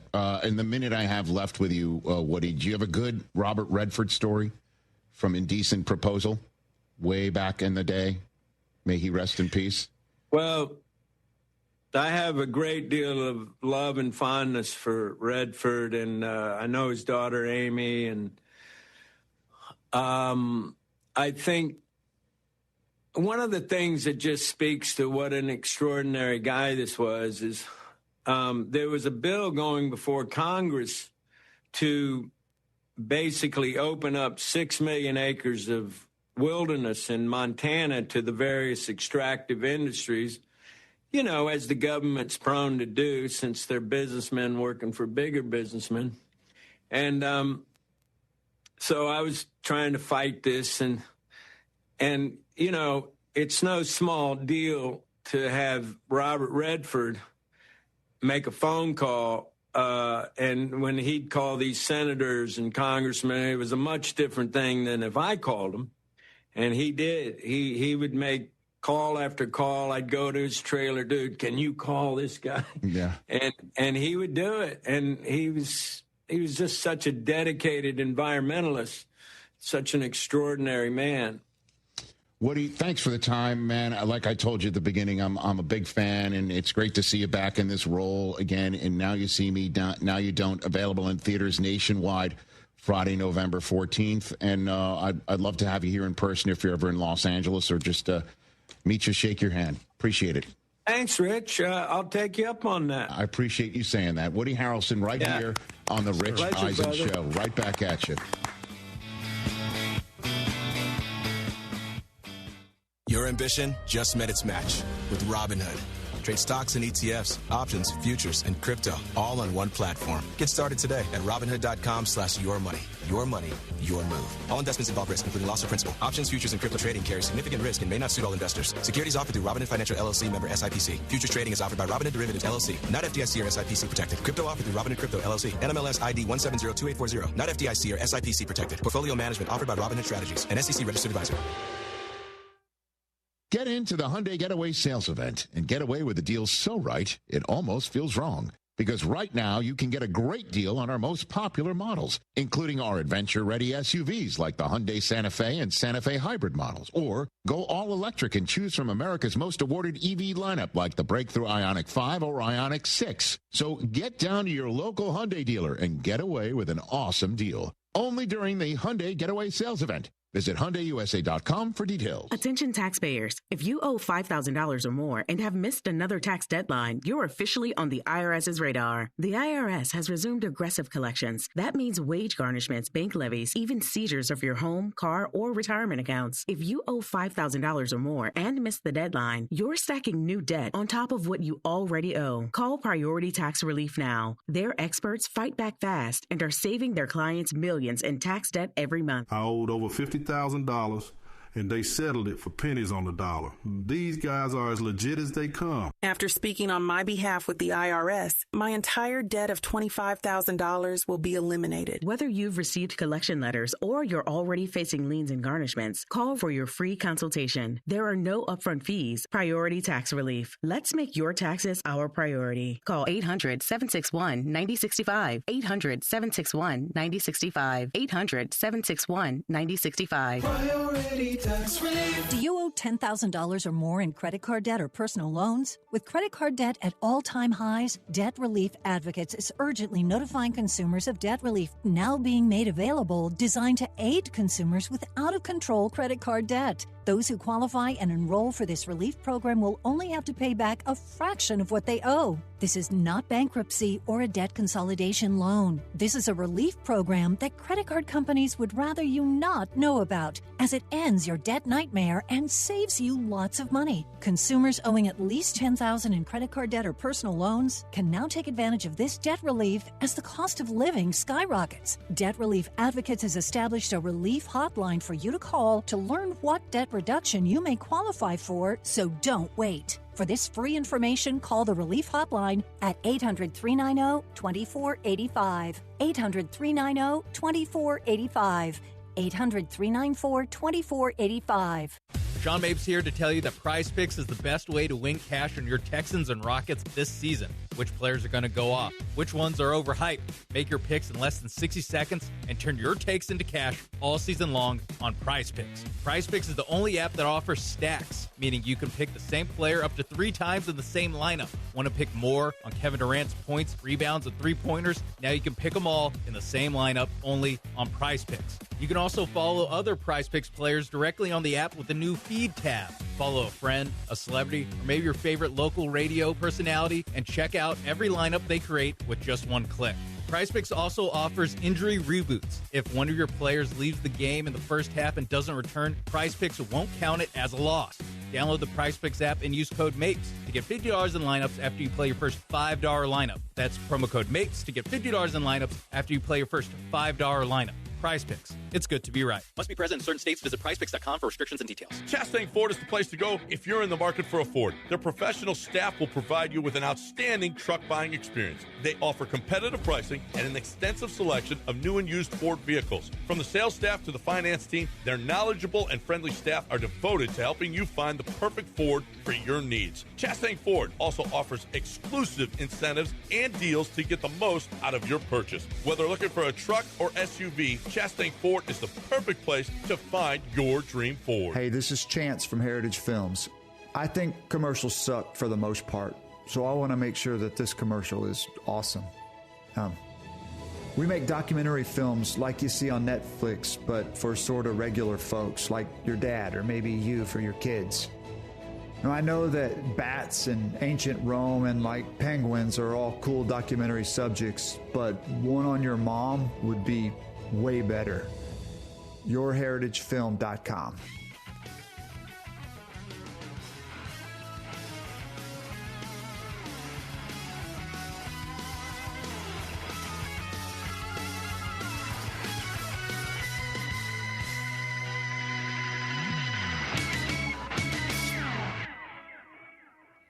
God. Back here on the Rich Eisen Show on ESPN Radio, presented by Progressive Insurance. I love my Sonos system. Susie loves it as well. The kids love it. It's easy for them to use. You pop on the app and you pop on your television or you pop on some music. You could put one on in one room, one on in the other room, and it sounds amazing, like you're at the game, at the stadium, or at a concert. Sonos fills every room with incredible sound. Setup is easy, too. Just plug it in, open the Sonos app. You are ready to go. If you want stadium quality sound at home, just like me, go ahead and explore the soundbars, speakers, and more at Sonos.com. Sonos, they look as good as they sound. All right, listen, crazy week. It began with the Monday Nighter, in which the Cowboys lose to the Arizona Cardinals. Last night, we saw what happened between the Broncos and the Raiders in between a massive trade deadline. We talked about the Jets and the Colts and the Jets and the Cowboys trades all week long. This is the last time we'll be discussing it for this week. It's not just because the show's over, but the week is. But Garrett Wilson, the one who was deemed untouchable, spoke about it, and he was asked about if he's on board with all of the moves. Yeah. I mean, yeah, bro. You know, it's, I got to do my job. You know what I'm saying? I get paid to catch passes, block, help my teammates out, make plays. You know what I'm saying? They get paid to do that. No one cares what you know what I'm saying? I'm going to go play football. And I'm excited, man. I'm excited to go at this thing and chase what they have a vision. Like I said, I don't get paid to have a vision. They do. And you know, they got one. And I got to trust them, man. I do. I am so glad they held on to him. I mean, that's a guy who knows how to win, knows how to catch. You need somebody like him. You don't trade people like him. And you don't usually trade people like Sauce either. But he also has a 4-year, $130 million deal that he signed. At the same time, Sauce signed his 4-year deal. And I'm wondering if the same language that was in there to allow it to be tradable for the Sauce contract is in there for Garrett. We don't have to know because he's still a Jet. Also, did you notice that he went a little higher register at the beginning of that when he was asked about whether he was all aboard the plan? I think do we have a drop? Yeah. I mean, yeah, bro. Yeah, he went higher register and he caught himself. We're good. Yeah. We have a new drop, I think. Yeah. I mean, yeah, bro. He went higher register and I think caught himself. I believe in the plan. No, I believe in the plan. No, we got it. He's just sort of like, I think he went from, I mean, I am a young Turk, as great as I am on this team that's in a lot of flux. But although, wait a minute, I do have that 4-year, $130 million contract that they gave me, and they did deem me out of everybody untouchable. That's how you go from higher register to lower register. Yeah. I mean, yeah, bro. Maybe he got a bank alert in the middle of that, and it was like, your direct deposit has gone through. Is that the... also the verbalization, the verbal version of the famed Alonzo gif where he's shaking his head and nodding his head? Like, could we put that on top of the gif and see if it matches? Probably would. What do you think? That's pretty funny. Got it? Let's see if I'll try it. Does he shake his? Does he not? He shakes his head first and then nods his head. Right? He's angry. Right, hold on a second. Let me try it. You play it. Ready? Yeah. I mean, yeah, bro. It works. Yep. Has Alonzo ever said what he was thinking during that moment? What made him say, I don't understand, but I understand it. I don't get it, but I understand it. That's it. That's perfect. That's the verbal version of it. It's like I know you lying. We'll continue. But I mean, I respect it. Go ahead, keep it up. But the drop of the week, the new is I know what the drop of the week is, and I think you do too. Even you're fresh. Go ahead and hit it. What do you think it is? What's up, Trevor? That's it. I think the best part of that visually is because he's berating this guy over here, and then he does a quick turn. Like and he's like, "What's up, Trevor?" Yeah, he transitioned himself off his own rant. It's amazing, unreal. So much to talk about over the weekend. Who knows what's going to happen next week? We'll see you Monday. From kickoff to cash out, ESPN Bet has the tools you need to score more on game days. Bet smarter with stats at your fingertips. Get personalized parlays built just for you. And with your fantasy team synced right in the app, you can back your squad. Right now, new customers get $100 in bonus bets when you bet $10. Sign up with promo code USL to get started. Must be 21 plus. Gambling problem? Call 1-800-GAMBLER. Terms and conditions apply. See app for details. Offer not available in New York. At AT&T, we guarantee our network so you can talk college football with your BFF while taking Buster to the vet. Hey, I can't believe he ate the whole thing of chicken wings. And I can't believe we're staging a comeback. Touchdown! Yes! Staying connected matters. That's why in the rare event of a network outage, you'll automatically get a bill credit for a full day's service. For wireless downtime lasting 60 minutes or more caused by a single incident impacting 10 or more towers, must be connected to impacted tower at onset of outage. Restrictions and exclusions apply. See att.com/guarantee for full details. Chances are, if you've been to a few weddings, corporate events, rodeo committee gatherings, or charity dinners over the years, you've enjoyed Damaris Catering. Yanni Damaris here. Most people know Damaris Barbecue. Our family's been at it since 1964. Well, Damaris Catering has been around since the early 70s. We do events from 20 people to 5,000, serving a variety of cuisines to cater at any event. From no tie to bow tie, it's taken care of. Damaris Catering. Find them at damaris.com.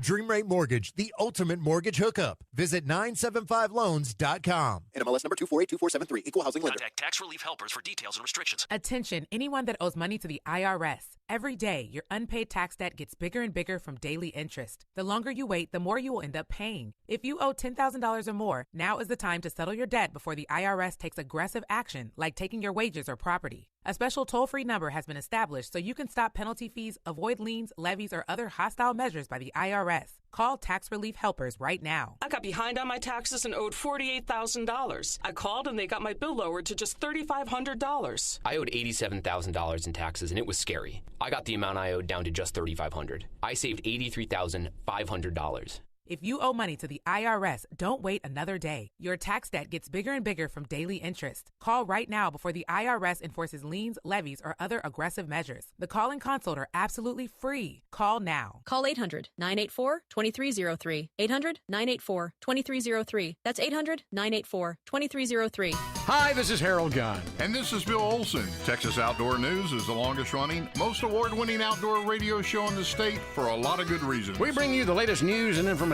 about hunting and fishing across our great state and beyond. And our guests are who's who from industry, government, and the field. Texas Outdoor News is brought to you by Ford Trucks and your best in Texas Ford dealers. Join us Saturday mornings at 6, Sunday at 7 on ESPN 97.5.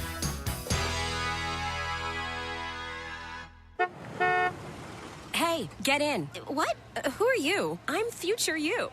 Constipation with belly pain still coming back? Yeah. Mia, our doctor figured it out. She said it's irritable bowel syndrome with constipation, or IBS-C, and Linzess could help you get ahead of it.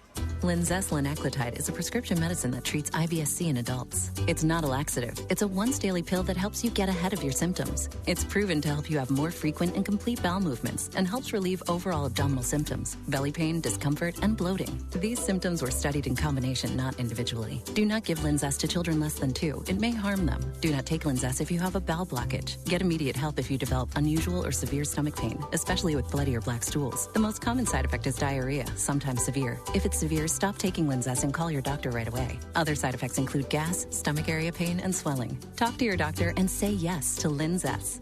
Learn more at linzess.com or call 1-800-LINZESS.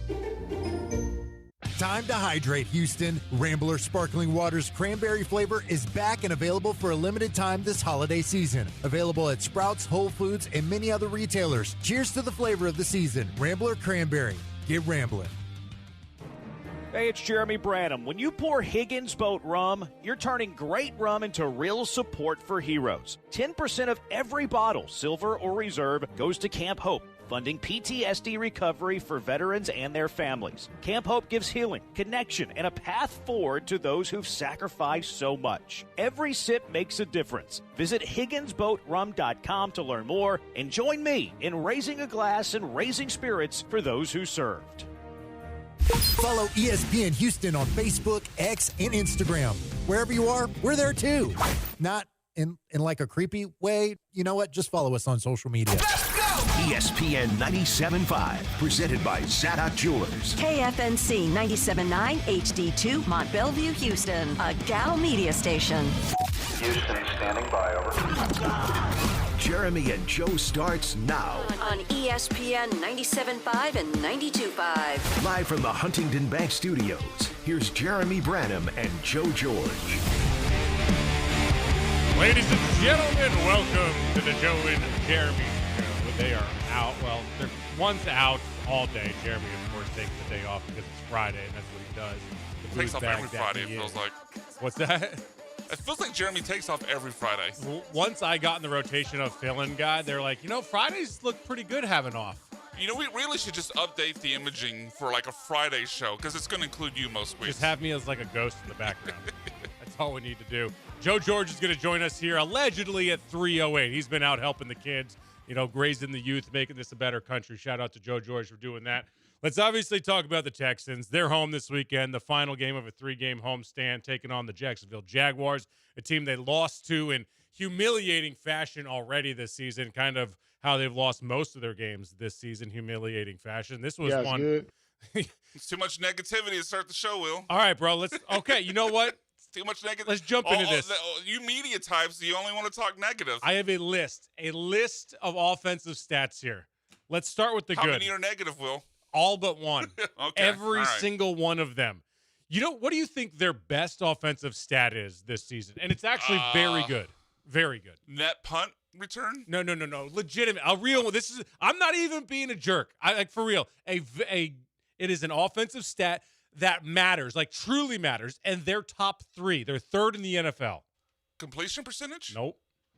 Like even more important than that, you would think that if you are this high on this category of stat, that the other stuff would fall into place, and you're a really good offense, because every one of the ones that are top 3 or top 5 are elite offenses in the NFL. It can't be. Is it yards per play? Nope. Points per No, possession? this is fun. This is going to take the whole show, maybe. Just tell me. I don't want to go all the way to 308 when Joe joins us. I was thinking we might have to go to 6. Time of possession. Oh, okay, that makes sense. Like, you would think if you have the ball for the majority of the game, you're doing something right with the ball. If you're scoring in the red zone, that's the problem. Or converting third downs and first downs. Like, you're not even doing that. So I don't even know how they're doing it. I think, honestly, it's so skewed by a couple games, which are a lot of their offensive stats. A lot of their offensive stats, if you remove the Titans and Ravens game. And I know you can't do that. That's not how this works. I think you can. I mean, let's be real. That's like a top college football team playing an FCS opponent. Honestly, like, they scored 70. The reason I feel comfortable doing it and I don't feel like a cheapskate is because they are back-to-back games, 2 of the worst teams, if not the worst teams at the time in the entire NFL. And this offense scored 35 points a game in those 2 games, 70 points total in those 2 games. So we know that's not their offense. We know it had more to do with the opponent than it did with the Texans. So, like, I don't mind moving those things, those 2 games, but their whole season they're averaging time of possession 32 minutes 41 seconds. That is 3rd in the NFL. If you look at the list of the best TOP in the NFL, the Bills are up there. Not all the best offenses, put it that way. All the best offenses are up there. And then you look at every single other stat in the offensive category, they are 20th or worst, if not 24th or last or wherever. Like, they are just horrendous. So you think if they have the ball, do something good with it. They just hold on to the ball forever and don't ever really do much with it, unfortunately. And the worst is, of course, their red zone scoring. 36.36% scoring in the red zone. I mean, they've lost 5 games, Will. And in those 5 games they've lost, they've scored a total combined of 4 offensive touchdowns. They have 3 rushing touchdowns the entire season. Yeah, it really is. I think sometimes people overuse a term like an historic, a historic failure, or like, oh, this is bad on a generational level. Like, this offense is performing at a level that I don't think I've ever seen in the NFL. And dare I say, you multiply it because you actually have a Super Bowl caliber of defense. So yeah, maybe time of possession being what it is isn't good. I'd rather have the defense out there because they can ain't make that the right? plays. Like, get rid of the ball, dude. Like, get rid of it. Let your defense go score. You're scoring 21 points per game with all of their games included. That's 24th in the NFL. You remove the Tennessee and Baltimore game, 16.3 points per game. That's 29th in the NFL. So that's akin with the Panthers, the Falcons, the Jets, the Browns, the worst offenses that we make fun of. It's like, who name the quarterbacks on those teams? They're journeymen. They're not any damn good. We have no idea what to expect. They're horrible. I mean, this is an offense that has Nico Collins and C.J. Stroud. And what we think might be playmakers in Woody Marks, maybe Jalen Noel. If he played. So that's like another thing.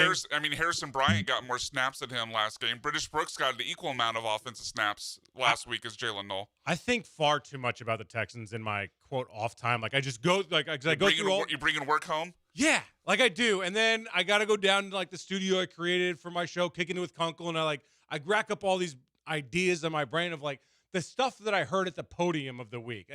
And Nick Caley's stuck out with me on some stuff that didn't get attention. One thing that did get attention is the fact that he was asked what the identity is of this offense. A question, by the way, that has now been asked 3 weeks in a row.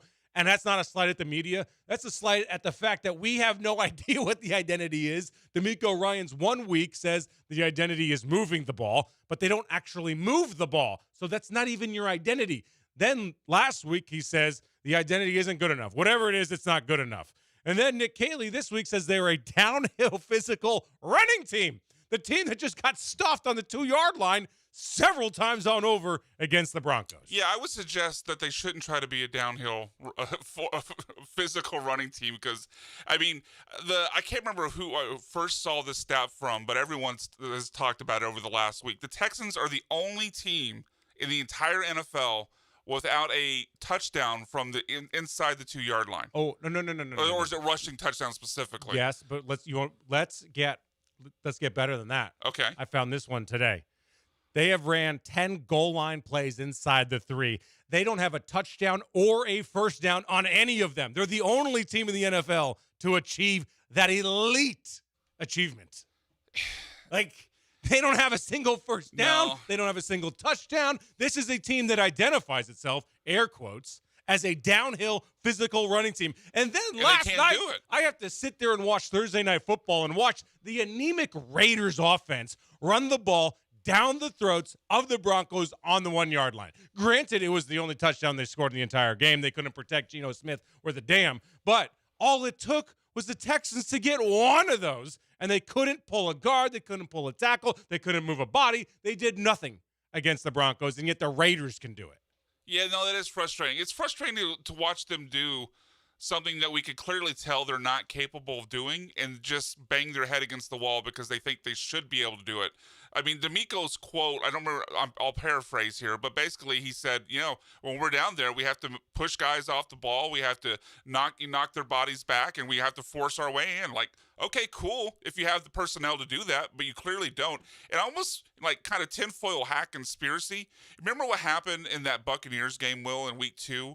Where they had a goal line possession where they went like 3 straight passes. Yeah. And everyone...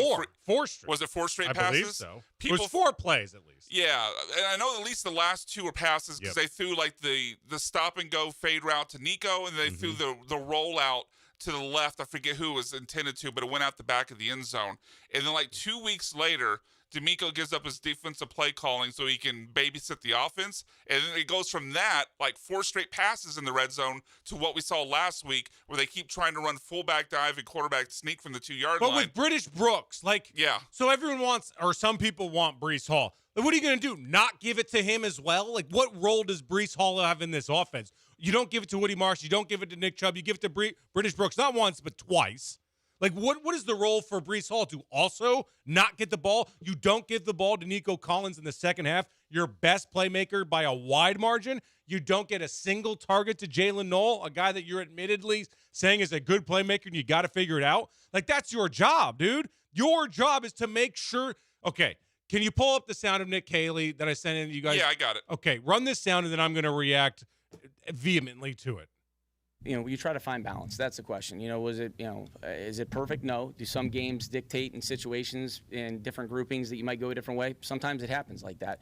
We have a lot of confidence. We talked about the depth of the receiver position. We've got a lot of confidence in all those guys. So we try to create balance so we're not wearing anybody else out. We feel good about the depth of the outside to inside and the flex guys, and just trying to, obviously get whoever we can out there that's going to help us from week to week. And sometimes it gets a little more lopsided than you want, and sometimes you get it closer to how you envision it going into the game, but nothing's perfect, and we're always striving to get our guys involved. We got everybody at the game. We're going to try to use as many people as we can to help us. Okay, maybe you don't need to use everybody. Maybe some guys are at the bottom of the depth chart for a reason. You don't have to spread it out. This isn't Mom Donnie's New York all of a sudden where you got to take away from Nico Collins, your richest best player, and all of a sudden give it to a guy that doesn't deserve the damn ball. Like, we don't need everybody involved. Let's get the ball to the guys that are your best players. And when you say all of a sudden, like, sometimes that's the way the game goes, okay, I get that. But it's your job as the OC to make sure you dictate, you have the game going the way you want it to go so you can get 12 involved, so that you can get Jalen Noel involved. You're the offensive coordinator. You dictate how the game goes. There was no Patrick Surtain. Joe George, I heard you're in here. Man, talk me off this ledge, dude, because I found another thing to gripe at. No, I'm with you. I've been with you since Monday. I mean, I looked at the Jalen Noel not playing, and I just didn't think it made a lot of sense. And I think, frankly, the touches across the board haven't made a lot of sense this season. To hear that clip and it's just like, okay, so what are we going to see this weekend? Like, you got everyone back, but are you going to, you got to get guys the ball who are open, who've been good. I don't quite understand what Nick Caley was saying there. To be honest, Will, like, I don't think you're on a. You're more than welcome to be angry about that and Nick Caley and what he's doing, because I think it just compounds to the stuff that we've been talking about, throughout the entire season on Swarmcast every Thursday. It's just like it's frustrating, all of it, and even when and I know a lot of talk about is the wide receiver position, but And think about the carries that were happening at the goal line last week and who was getting them in short yardage situations. I think I'm just anti anyone that's like British or Britain because I got to deal with two of those in my lives now, one in Chicago and one in Houston. But like it doesn't make sense. I don't know, Will. Like I don't know what they're doing, man. It doesn't make any sense. And then it's akin to hearing a coach say, "Well, the other side gets paid too." Okay, well, so do you, man. And your best players have to get the ball. The Texans have the best defense in the NFL, yet the elite Seattle Seahawks and Sam Darnold found a way to get Jackson Smith and Jigba the ball to a tune of 14 targets, 8 catches, 123 yards, and a touchdown. But Nico Collins goes touchless in the entire second half in a game you lose by a field goal, in a game where you had 7, 8, 9 plays inside the red zone, 6 of them from inside the 2, and you thought the best play that you had in your bag to get the best player the ball was a jet sweep that was called back from holding that gained an entire yard? It doesn't make it. I say this on my show all the time, Kicking It with Kunkles. It doesn't make sense. It doesn't make sense. I don't get it. That's the crazy part, is that it continues to make zero sense, Joe. Well, yeah, it doesn't make sense. Like how far down the depth chart is Nico Collins for you, Will, in terms of guys you want to see running a jet sweep? Oh, I don't know. Anywhere. Do I need to see anyone running a damn jet sweep on the goal line? But Nico Collins, I have 1,000 other things, to your point, that I want to see him use that big body in the end zone. Not going backwards, by the way. That's what an end around is. It's going the other way. Yeah, I mean, you give it to Knoll first. You give it to Xavier Hutchinson first. Like, I don't know. It's bad play calling, and it's only going to get worse this week. And I know we're going to talk about that throughout the show, Will. But, like, it's the fact that you're going to have to roll out a game with Davis the Neck Mills at quarterback. You don't have a right guard or a right tackle in this game, it looks like. I can't imagine what the Nick Caley special is going to be this weekend. It just – I don't trust them. Football. You are a – if football is football, why are we going backwards with your best player if you're a quote-unquote downhill running physical team? None of it adds up. Coaches aren't on the same page. Players aren't on the same page. The identity doesn't make any sense. And, Joe, we talked about it on the Swarmcast, and I've said it on my show. This has been a healthy offense. They've had everybody. Everybody that Nick Caserio told us not to worry about has been healthy. We've got the whole offensive line. We got your starting quarterback. You got the whole wide receiver core. In and out, yes, with Christian Kirk and Nico Collins for one game. And I know we missed Joe Mixon. That's it. That's the only real injury that we've had. We've been healthy. There's no excuses. Now we don't have our starting quarterback and starting right tackle. Yeah, and it's only going to get worse, frankly. Like it's not going to get any better, and no expectation for Joe Mixon to return this season. And look, I think they're in a different position than they are right now, frankly. Like if they do have Joe Mixon, I just think these 1-yard carries at the goal line, I would imagine they convert 1 or 2 of them throughout the entire season. And unfortunately, they just haven't been able to do it. And how they game plan from here, I mean, this is a challenging task this weekend with a veteran, play caller. Even if it was Bobby Sloak just in year 2, but to now be at a point, Will, where you're missing all those guys, and you've got a first-time play caller. His first time really calling plays for Davis Mills, a guy that I think we have to, remind people they chose Case Keenum over in 2 years ago, like for a reason. But they paid him nonetheless. Like he's a backup quarterback. He's a backup quarterback for a reason. He's probably a pretty good one, but it's not going to be pretty. And Jacksonville, like they're banged up too. So I don't even look at injuries as an excuse again for this game, except for the fact that you're missing your quarterback. So I know we'll see. Sunday's going to be I feel like it's going to be a snoozer. Bro, it's going to be. I think the over/under is like 8. Well, it was 37.5. Yeah, you're the one that told me. That's crazy. I would imagine it's dropped a little bit. Like with the Brian Texans Thomas Jr. are home dogs to the Jaguars. Yeah. What is happening? Davis Mills versus Trevor Lawrence, the game of the century, coming up on Sunday. Can't wait. And one quarterback's by far better. Like Davis? I know you're not a Trevor guy, but What's up, Trevor? He's up, Trevor. Oh my God, what a rant that was! It was awesome. Whew, what a beauty queen. I mean, all right. I don't know where you are in your cloudy days. Not where Bill O'Brien's at typically. Sun is up. Say. We're positive. Oh, Bill. Oh, I miss Bill O'Brien just for that reason alone. All right. We'll take our break here. You know what? We're starting to get our little bit of D'Amico rants and frustration, by the way. We've entered that phase of his career. Scoffs. He's a scoff Yeah, he machine. scoffed at me for ass. Yeah. You know what? We'll get into what he scoffed at me. He rolled his eyes at you, Will. Yeah. He gave me the idiot. Yeah. We'll tell you what that exactly was about, Joe, coming up next. How about that?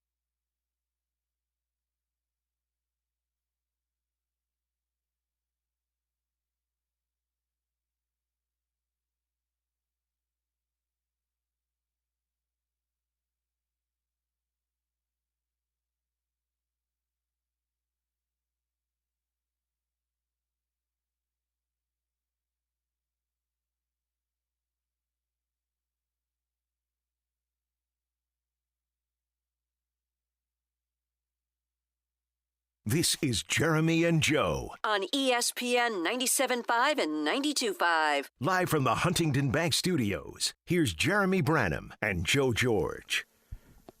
Jeremy and Joe here on ESPN 97.5 and 92.5. Will Kunkel hanging out with us today instead of Jeremy. Feels like since Jeremy wasn't here, no one made fun of me for being late today. I wouldn't say that. Oh, man. I didn't want to. I was hoping you were being. I was shaping the minds of our future, Will. That's the problem, Joe. That's the problem we have. Me?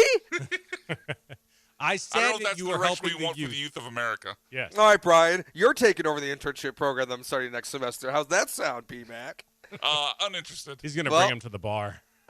I mean, most of them are 21. We did leave like 2 bottles of alcohol on the table for the other day, and I hope one of the interns took it. Is that what the vodka was? Yeah, it was just like they were cleaning out one of the closets, and they left it there. Just had a bottle of vodka around. Yeah, I mean, you go through our promo closets. There's lots of goodies in there, in all the different closets. I would say. You got the key, B-Mac? No, but Joe and I used to work at a place where they literally had like half of a floor that was completely dedicated to a bar for the sales staff. Yep. Oh, yeah. What was this, in the 60s? No, this was like, well, I left there in 2014, so I don't know how far it went past the time I left, Joe, but it was still there when I was there. Lounge? The Martini Lounge was still a thing at one point. But yeah, Will, you D'Amico rolled his eyes at you. Will, Yes, I mean, Will. it was look, it's been contentious with the media in a lot of capacities. It's been kind of strange to see this turn, and you talked about this, and kind of made me recalibrate how I thought about his responses, and because I get why he's frustrated. You've pointed out, to me, Will, like this is a guy who for 2 years now has been answering the same questions about why the offense was bad and who should be calling plays and all these different things. But you asked D'Amico a question about Nick Caley, and if he was going to still be calling plays, and well, he didn't like your response. No, he didn't. He didn't like. I didn't even have a response. He asked me a rhetorical question. I said, "Is Nick Caley going to call plays?" He goes, "Why wouldn't he?" I mean, is this an open conversation or not, Coach? Because I got a couple ideas as to why he shouldn't. I don't know that there's anybody else in the building to call plays, though, because you didn't hire anybody that had experience calling plays, and that's been my biggest criticism since you hired Bobby Slowick and Nick Caley, is that there was no one next to him that you could turn to help him if he struggled. And I think it's fair to say Nick struggled. Would you agree, Joe? Struggled? That might be a nice way to put it. Let's hear the response here from D'Amico. So this was his response to Will's question the other day. For another repeater, will Nick call plays this weekend? Why would he not call plays? You heard in the beginning. Can you play that scoff again? Because here's what happened. Someone else asked a question that hadn't been answered. So D'Amico was asked the question. He didn't answer it, so someone else asked it again, and he was, like, frustrated with that. And I said, okay, well, let's play the game of the repeater then, because you didn't answer it when I asked you earlier the same question. For another repeater, will Nick call plays this weekend? Why would he not call plays? Because he sucks! I missed the scoff the first time. We have a scoff counter. There's a whiteboard in the studio. I think we're gonna have to. That's what we're gonna put on it. The D'Amico scoff counter is gonna go up behind one of us. Yeah, I missed that the first time. Like I think it's a valid question at this point. And now look, there was a little bit of an altercation last night between Pete Carroll and a special teams coach, but we saw in the last hour the Las Vegas Raiders fire their special teams coach mid-season. Like these changes do happen. I know special teams coach versus offensive coordinator are different, and I don't know who would even call plays, but I do think just even asking, based on the way they're discussing the offense, it's totally valid to ask that question, and he can scoff at it, but he's scoffing at everybody right now. Will, listen, to D'Amico's credit and to kind of Nick's credit as well, when D'Amico was asked what the identity is of the offense last week, he said it's not good enough, and Nick Caley yesterday was pushed back on this whole execution thing. And like, what does execution mean? Because they keep saying execution, and it's a veiled response to say the players aren't doing their job. Mm-hmm. The players aren't doing what we're telling them to do, which is your hand placement, your foot placement, your job, whether you're strong enough to move a body from A to B on the goal line. So execution is like a veiled kind way of saying the players suck. But then he was pushed back on, well, what if like the preparation, this hypothetically speaking here, Nick, of course, what if the coaching isn't up to par? Then what? And Nick says, well, if you're implying that I'm not taking responsibility, I am. I am absolutely taking responsibility. This is my fault as well. This is all our faults. The coaching has to be better. The preparation, the game plan has to be better. So to their credit, although it seems like that's an empty phrase, like we got to be better, what they're saying is the coaching hasn't been good. The coaching is not good. The players are not good. That's what they're saying. So they're saying it in a veiled press conference-y, coach speak way, but that's what they're saying to their credit, is that they stink. Yeah, I mean, it's taken a little bit, though, to get here to this point. Yes. Well, like it feels like there has been some, as you said, some kind of, vague, shots at the players and the execution process of everything. And that's from short yardage situations to special team situations. Like, it always kind of felt like, to me, so far this season, is the coaches were like, well, like, I always felt like even when they said, like, we're close, felt like, well, like, the reason why we're not over the line, why we haven't crossed that line and really been able to win these games is because the players have failed, and they have. The players have failed to do their job. D'Amico's right. You should be able to push bodies and get 3 feet and get into the end zone. They should be able to do that, but it's also on the coaching to not be able to, come up with a different plan and try different things and have this position where you as a head coach and general manager decided to put together, an offensive staff that was the same as last year, which actually will, I'll be honest with you, the more this season's going on, it's starting to bother me more.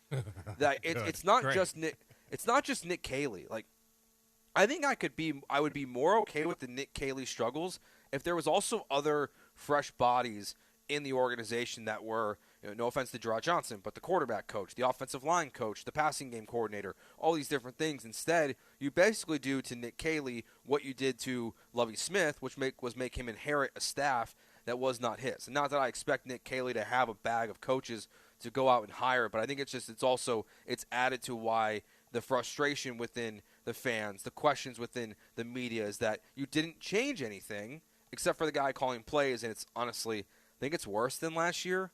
It's worse. It's definitely worse, man. Yeah. I think the players are not as good either. Obviously, Joe Mixon not being in the building hurts as well. But you mentioned the work close aspect, and I think the reason early on you can say you're close, and now it's because you said also it's taken a while for them to get here. Yeah, because obviously you don't want to say we're not good enough in week 2. You can say that game wasn't ideal, but you're close. But here's the interesting part about this cocktail, if you will, is that going into the season, the expectations were high. You had high hopes. So you have this cocktail of elite defense, what you hope your offense is going to be. So when you're losing games by single digits, you are close because you have this key ingredient of expectations and hope. Now we're starting to get to the point in week 10 where there's no identity, the expectations are being lowered, and the hope is all but gone, and reality is starting to set in.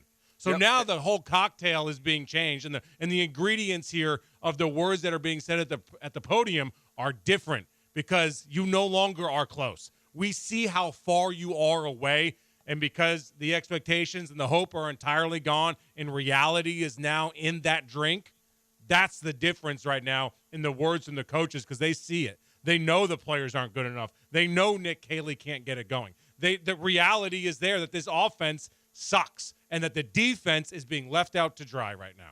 Yeah, and it's crazy watching kind of in and out of last night's game and where the Texans are versus the Broncos, the team you just played, and they win 10-7. Bo Nix is terrible. Their defense is elite, but they're just finding a way to win all these games, and they've got a great record on the season. They're going to be a playoff team, but the Texans just haven't been able to get the little things. It's the clutch plays that feels like is also ultimately what's missing, and that's where I think the players have been, to me, the biggest letdown. Let's get into a little bit of the game coming up this weekend. I'm just curious from your perspective, Will, what you're looking for in this game, or and the listeners as well. You can let us know at 713-790-3776. Are you looking for wins? Are you hoping for tanking? Are you hoping for just improvement of some kind? What are you looking for in the game versus Jacksonville in the Texans season going forward? It's Will Kunkel, Joe George, Brian McDonald here on Jeremy and Joe on ESPN 97.5 and 92.5.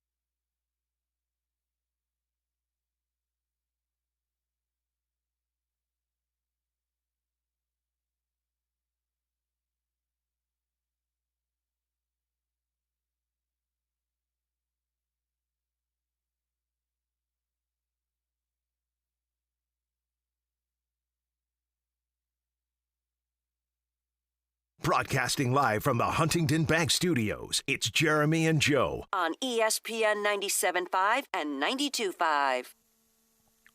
No Jeremy Branham today. It's Joe George, Will Kunkel, Brian McDonald here with you until 6 o'clock, talking some Texans. We'll get to the NFL. We'll talk some quarterback situations going on. Kyler Murray probably took his last snap for the Cardinals, it seems. We'll talk about teams that need a quarterback already for next year. We'll talk some Astros, some Rockets. We'll get to all of it today here on the show. But, Will, I ask you this. What are you looking for now at this point in the Texans season? Are you focused on trying to get wins and keeping your playoff hopes alive for as long as possible, staying on that in the hunt graphic? Are you, a lot of people want full tank, just get the best draft capital possible going forward, just, weekly improvement to see if Nick Caley's the guy next year? What are you looking for the rest of the Texans season, starting with this weekend against Jacksonville? So, first of all, I'm always a firm believer that you don't really tank, because that's a nasty culture and a disease that can get inside the building, and I think that's bad. You don't want that in there. Plenty of teams have tried it, and they can't get rid of that taste because players go through it, they see what it's like, and then they lose all of that fire and that energy that they should have going out to play an NFL game. So I think, especially in the NFL, it's hard to truly tank unless you want to trade a whole bunch of players, and then the guys you have, they go out and give it 100%, but they're just not good enough. Now, the Texans are in a spot where they don't have young players. They don't need to go out and get a quarterback either. They don't have anyone they want to turn to. They don't have an old veteran quarterback that they're going to bench, and let's see what we have in the young buck and see if that's going to be our future. They don't have those guys, and the guys they do have are part of their rotation, and Jaden Higgins and Jalen Noel, but also are not part of the rotation and don't get touches. So I don't even know how they go about it, and good luck asking this defense to go out and try to tank a game. So I think you go out, you try to win every single game, you stay in the hunt, you stay relevant, and see if things fall your way. The goal that you want really at this point is Nick Caley figures it out. You hope that Nick Caley can become a good offensive coordinator, and that's why I'm anti-firing him right now, because it's not fair to have Gerard Johnson or Bill Lazor or whoever call plays in Nick Caley's system. They would want their own coaching staff. They would want their own system. They would want to go about it from their way from day one. So you don't even get a real, temperature, if you will, of who's ever calling plays because of the situation you've put them in. And so let's see what Nick Caley's got. This season is now dedicated to Nick Caley's growth. That's what this season is about, to see if he can do it going forward. Yeah, I'm with you. Before I kind of go into mine, we just got the official injury report for this weekend. It's lengthy. Out for this weekend officially: Jalen Petrie, C.J. Stroud, Kaimi Fairbairn, Jacob Johnson, Christian Harris, Ed Ingram, Titus Howard. So officially this weekend, you'll be without your nickel corner, you'll be without your kicker, your quarterback, your right tackle, and your right guard. The Texans just tweeted that out minutes ago. So that's a lot of those we knew were coming. It felt like inevitable that you were going to miss the whole right side of your offensive line. You're going to see, Blake Fisher out there. I don't even know who's going to be at right guard in this game. It's going to be brutal for Davis Mills, and that's where, to this conversation, I don't think they're going to tank. It's not in D'Amico's nature. Frankly, I don't think they have to tank to lose most of their games the rest of the season. They've done a fine job at losing games. I don't think they're going to just start magically winning a bunch of football games, especially with these injuries starting this weekend. So the answer is improvement. The answer is improvement and development. That to me is what matters the most going forward. Is how does Nick Caley improve the second half of this season? Because Jeremy has said multiple times he feels like Nick Caley's going to be back next year, that he'll get a second chance as the OC. I don't want to see that, but it wouldn't shock me if that was the decision they made, if they're confident in their hiring process and they feel like this year is just bumpy, but year two would be better under Caley. Feels like that's on the table. So how much does he improve from now through the end of the season? Can they figure out creative ways to score on the goal line? And then, development on the offensive side of the ball is also, outside of Nick Caley, is what matters the most. Is what does it look like for Noel and Higgins? What does it look like for Ariante Ursary at left tackle?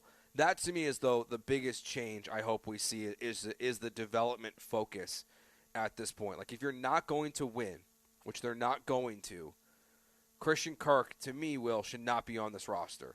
Let him go. Let him go find a playoff team that's desperate for a wide receiver, that needs someone to come in. Let him get signed up elsewhere. sign a late season contract, be a part of a playoff push, and play your young guys. What does it look like the rest of the year? Maybe we'll see a return of Kate Stover at some point.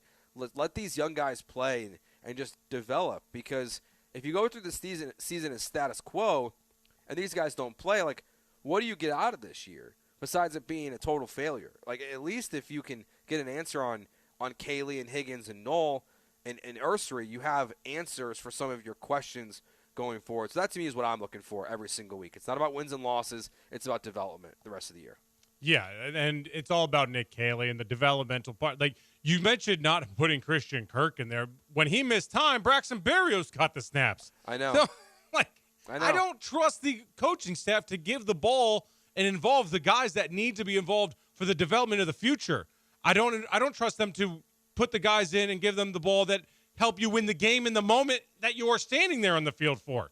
So I just don't think they're going to go that route. I think they have a plan in place that is they give the ball to – I don't know what the hell it is, but it's certainly in conjunction to what they're trying to do is actually win games. So it doesn't actually make sense. And listen, man, they're not going to tank, and it's tough to figure it out. And do you think Nick Caley is a dead man walking, or do you think – because a conspiracy theory I thought of the other night is that there's so much talk about this execution and lack of execution, and then he does it D'Amico's way 4 straight times to run out the gut, and he's like, I can't do it. I can't do it. I'm doing exactly what you want me to do. This is not my fault. This is the players' fault. This is the line's fault. They are terrible. It's not my fault. Don't fire me, please.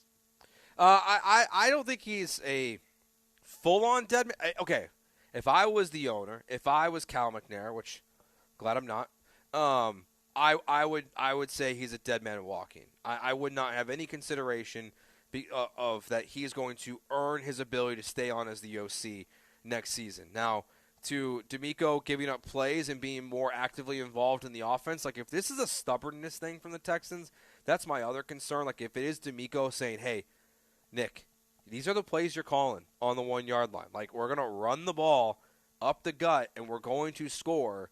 Like that to me is concerning. So But in defense of that, Nick Caley had the opportunity against the Buccaneers and completely blew it.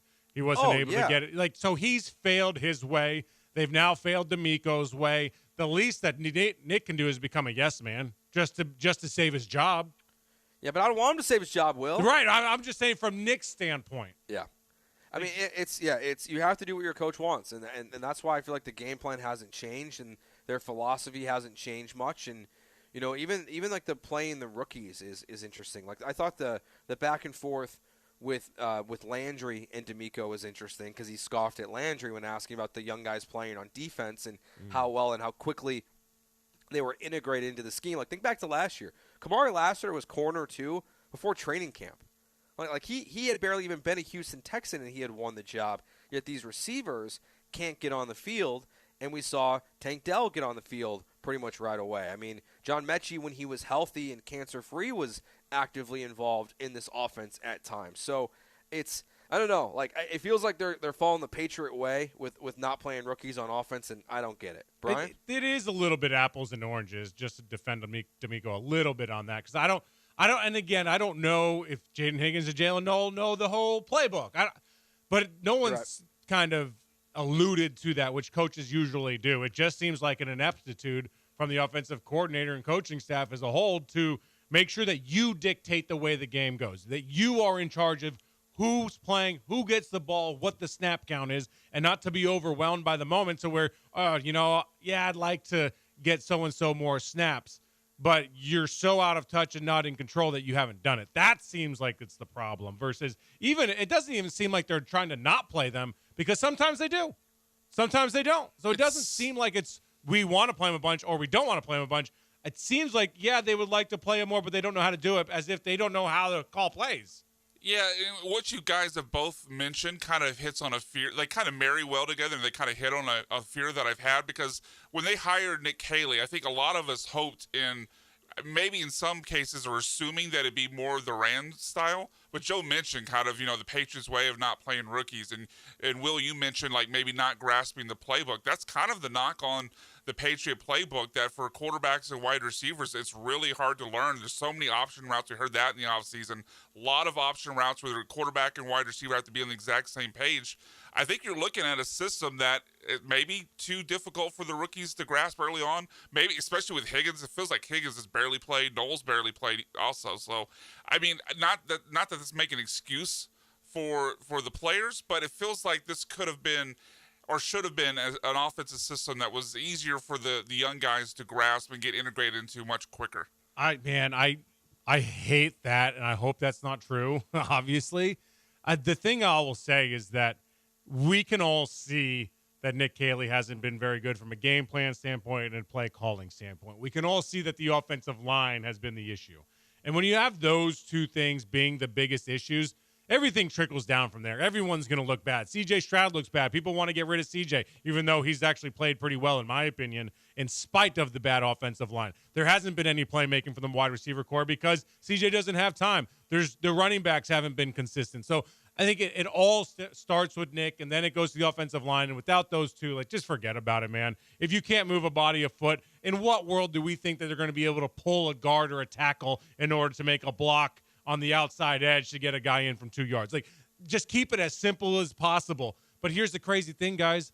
There's no identity, and it's week 10, which is bad. Well, we still have, 8 games to go? There's a lot of football left for as much football as we've played without an identity. They got an identity. Oh, boy. Move the ball. Move the ball. Or not be good enough, which, by the way, I mean, not to call out everyone asking the questions for not pushing back, but moving the ball isn't an offensive identity. Bro, that's what literally I did a whole breakdown. That's literally what every team is trying to do. That's not an offensive identity. I did a whole breakdown on Kicking It With Kunkel. I said, the goal is to move the ball. The identity is how you achieve the goal. Points. The goal is to move it into the red zone and then into the end zone. The identity is how you achieve said goal. Yes. Do you do it via the air raid? Do you do it on slants? Do you do it on a whole bunch of dink and dunk, screens, runs, inside, outside zone, whatever it might be? That's your identity. Now we've seen they have no identity because they don't do anything well, very clearly. Yeah, their identity is being bad at football right now. All right, we'll take our break here when we get back. Football. That's true. Offensive football. Great correction there, B-Mac.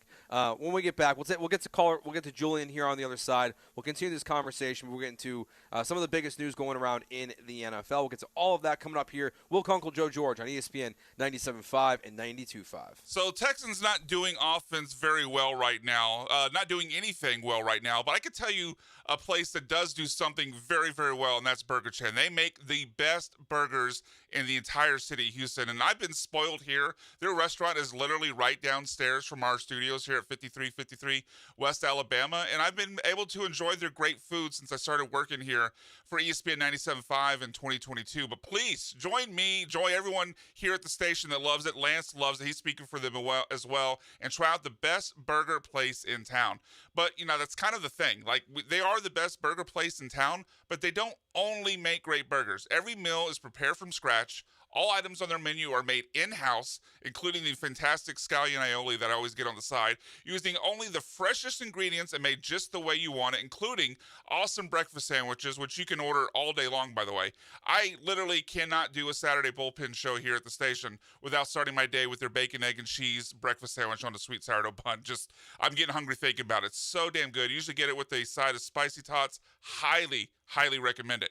And you have plenty of time to try it for yourself because they've extended hours to include lunch service on Mondays and dinner service now Wednesday through Saturday until 9 o'clock. But pro tip, you should find out for yourself how good their sandwiches are on Mondays in particular, because for the rest of this football season, Burger Chen is partnering with us for Victory Mondays. So when the Texans beat the Jaguars this weekend, stop by Burger Chen on Monday, and you'll get a free side with your entree. Order a burger, one of their great chicken sandwiches, the fried fish sandwich, which I've had, it's great, hot dog, falafel, or that breakfast sandwich I mentioned, and you can get a free side. They got fries, sweet potato fries, tots, spicy tots, fried cheese curds, all those free if the Texans win. win, curly fries as well. Just stop by to claim yours of the Texans win. Stop by on Monday. Remember, this Monday, Texans beat the Jaguars. Stop by, mention my name, Brian, mention ESPN 97.5, or just say Go Texans, and you'll get a free side with your entree. Burger Chan, best burgers in the city. Find them at 5353 West Alabama and see their full menu at burgerchanhtx.com. That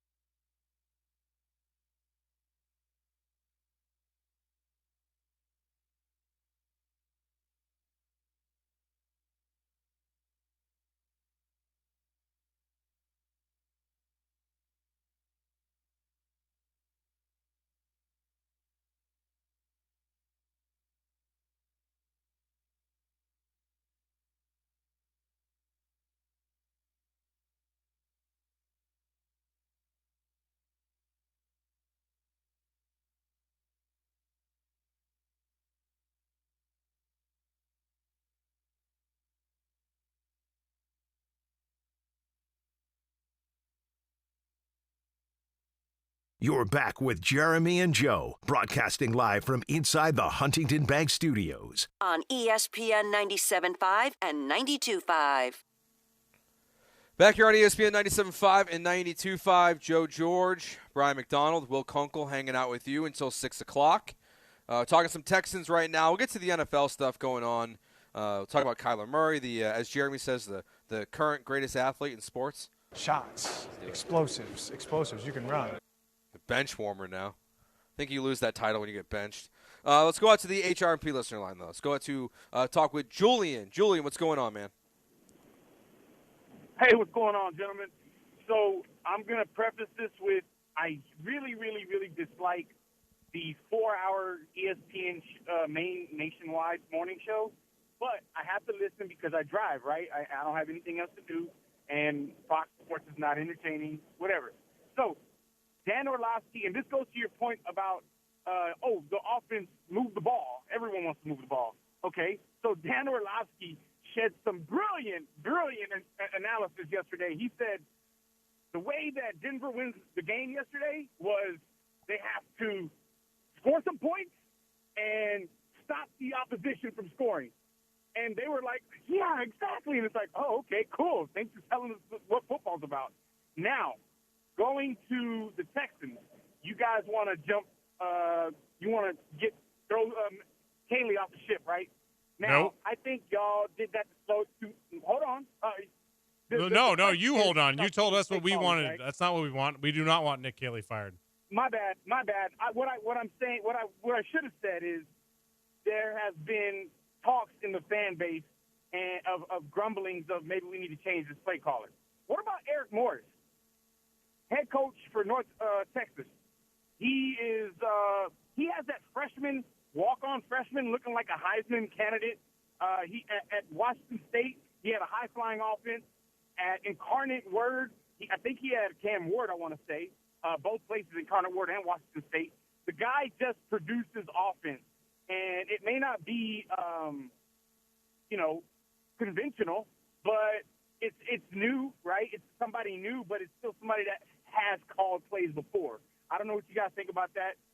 My bad for insinuating you guys wanted to do something. You lied. Have a good one, man. Thanks, Julian. Appreciate the call. Look, I think that's a interesting name to throw out there, frankly. Like, I think It's when you look outside at the box, which I like. Yeah, I mean, everyone's pretty locked in on Mike McDaniel right now, right? And it's that's the guy that everyone wants to hire. You know, he has to get fired first in Miami. I am, curious if they're honest about what they put out in their press releases about him getting let go or firing the GM first and then letting him ride out the season, because it felt like in a way they were saying this is a roster construction problem, not a coaching problem. I disagree, and I think ultimately they will fire Mike McDaniel.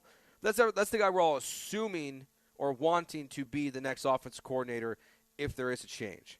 But he's got to want to come here too.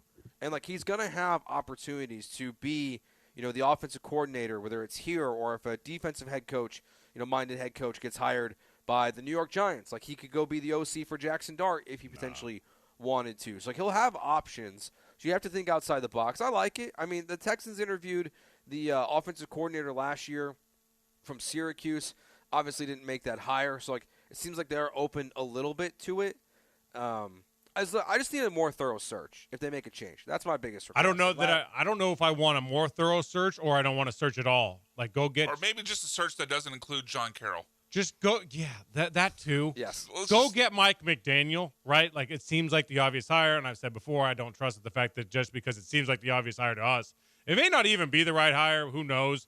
But who knows what they're going to end up doing. Eric Morris, if you go with Eric Morris, I want someone that's done it at the NFL level. So, again, my opinion will be if you hire Eric Morris, hire somebody next to him that has called plays in the NFL. Joe Brady did a great job with the greatest players on earth when he was at LSU, then tried to become an OC at the NFL level with the Panthers and struggled mightily. He was fired mid-season. Then he goes to the Bills, becomes QB coach, interim OC, now OC, and now he's being talked about as head coach opportunities. So that's kind of the way you want to go about it. And my biggest thing, and Joe has heard me talk about this a lot, and I'm sure people have as well on Kicking It with Kunkel, is not every OC job is the same.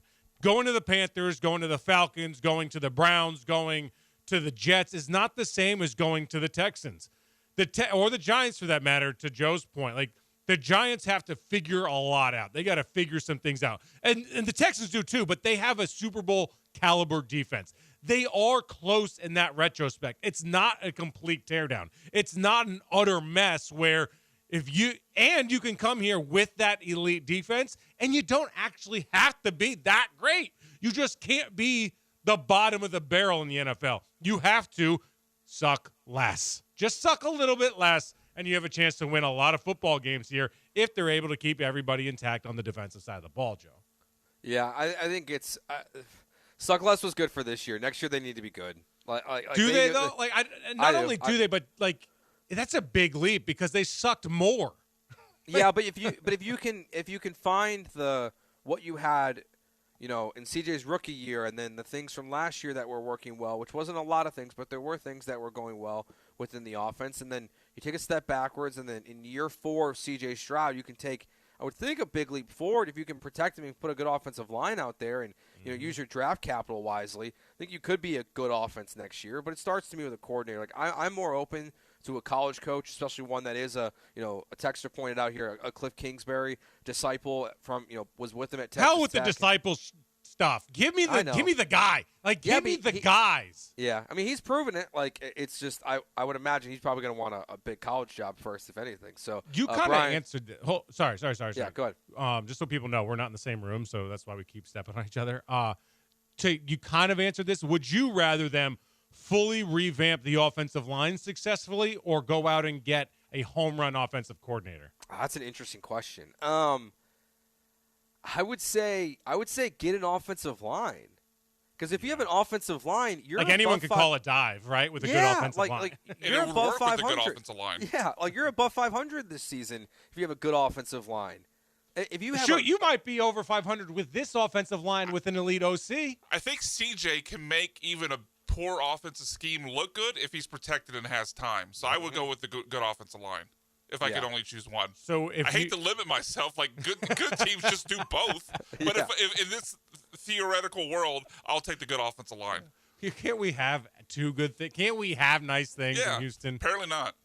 No, not allowed. Only allowed to have an offensive line or a quarterback or an offensive coordinator. Can't have them all at once, guys. Those be the rules, it seems, for be the rules. The Houston Texans. All right, Kyler Murray, local kid, got benched. He's injured, apparently. Maybe he is injured, but he's on injured reserve. I see you using air quotes on your camera there, Joe. I'm using air quotes because he's injured. There's no way. Wait, why would they bench him? He's better than Jacoby Brissett. They said they were going to bench him if he wasn't going on IR. Yeah, Jonathan Gannon actually went on a Phoenix radio station and said he was being benched regardless. Yeah. So Kyler Murray feels like his time as the Arizona Cardinals quarterback could be coming to an end. We are halfway through the NFL season. How many teams in the NFL right now can we identify that already need to fix and find a new quarterback going into next season? We'll do that next year with Will Kunkel, Joe George, Brian McDonald on Jeremy and Joe on ESPN 97.5 and 92.5.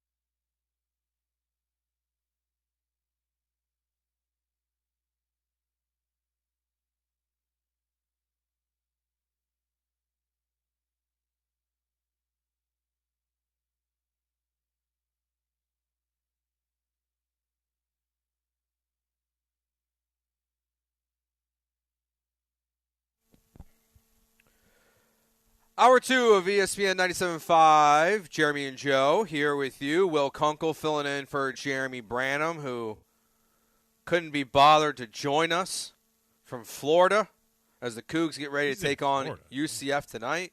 He's probably at Disney World. Creep. Is it creepy for adults to go to Disney World alone? By themselves? Yeah. Yeah. I haven't been since I was a kid. Hey, one time's okay. I'll give you a one time. Like, if you don't have kids, you can go and enjoy it. But I think like when you start dressing up and you go and whoa! Stop traffic. If there's an adult, okay. Yes. What's worse? They're called Disney adults. They're weird. Oh no, I don't say if as in if there aren't. No, they're definitely they need to be on lists.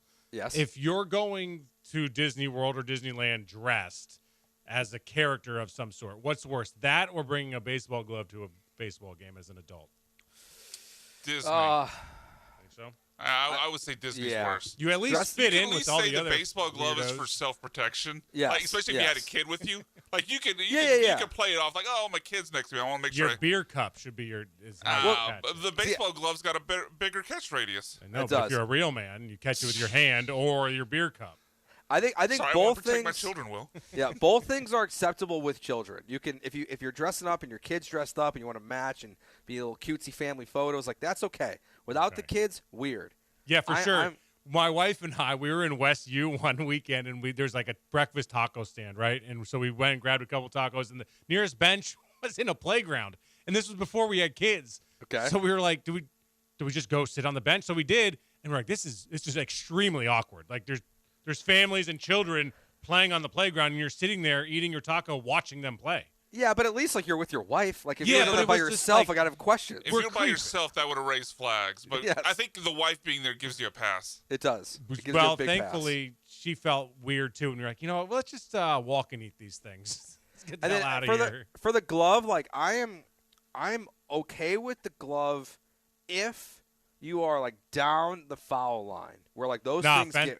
But they got the net now, bro. They got the net now, though. Yeah. No, there's a certain portion at Daikin where like it can get to you without the net. Where like you're in foul territory. Like I'm talking like near the foul pole. Like so, if it gets to you, that thing's coming 110 miles an hour right at you from Yordan Alvarez. I'm okay with that. So once every 5 years. I'm about to say you're now assuming that Yordan Alvarez is going to play. Jeez. Great point. So if he's not in the lineup, no gloves allowed. But like in the bleachers, no gloves. No gloves allowed. Don't need them. Be a man. Catch it. Yeah, I agree entirely. You do not bring a glove to a baseball game as an adult. My dad's dad, my grandfather, broke his hand one time. That's the way you go to a baseball game. Yep, shattered, battered, his hand. and bruised by the end. Yep, you just got to deal with it. It's be a man. Alpha go out man. there, Brian. I think you disagree. With I'm a dog.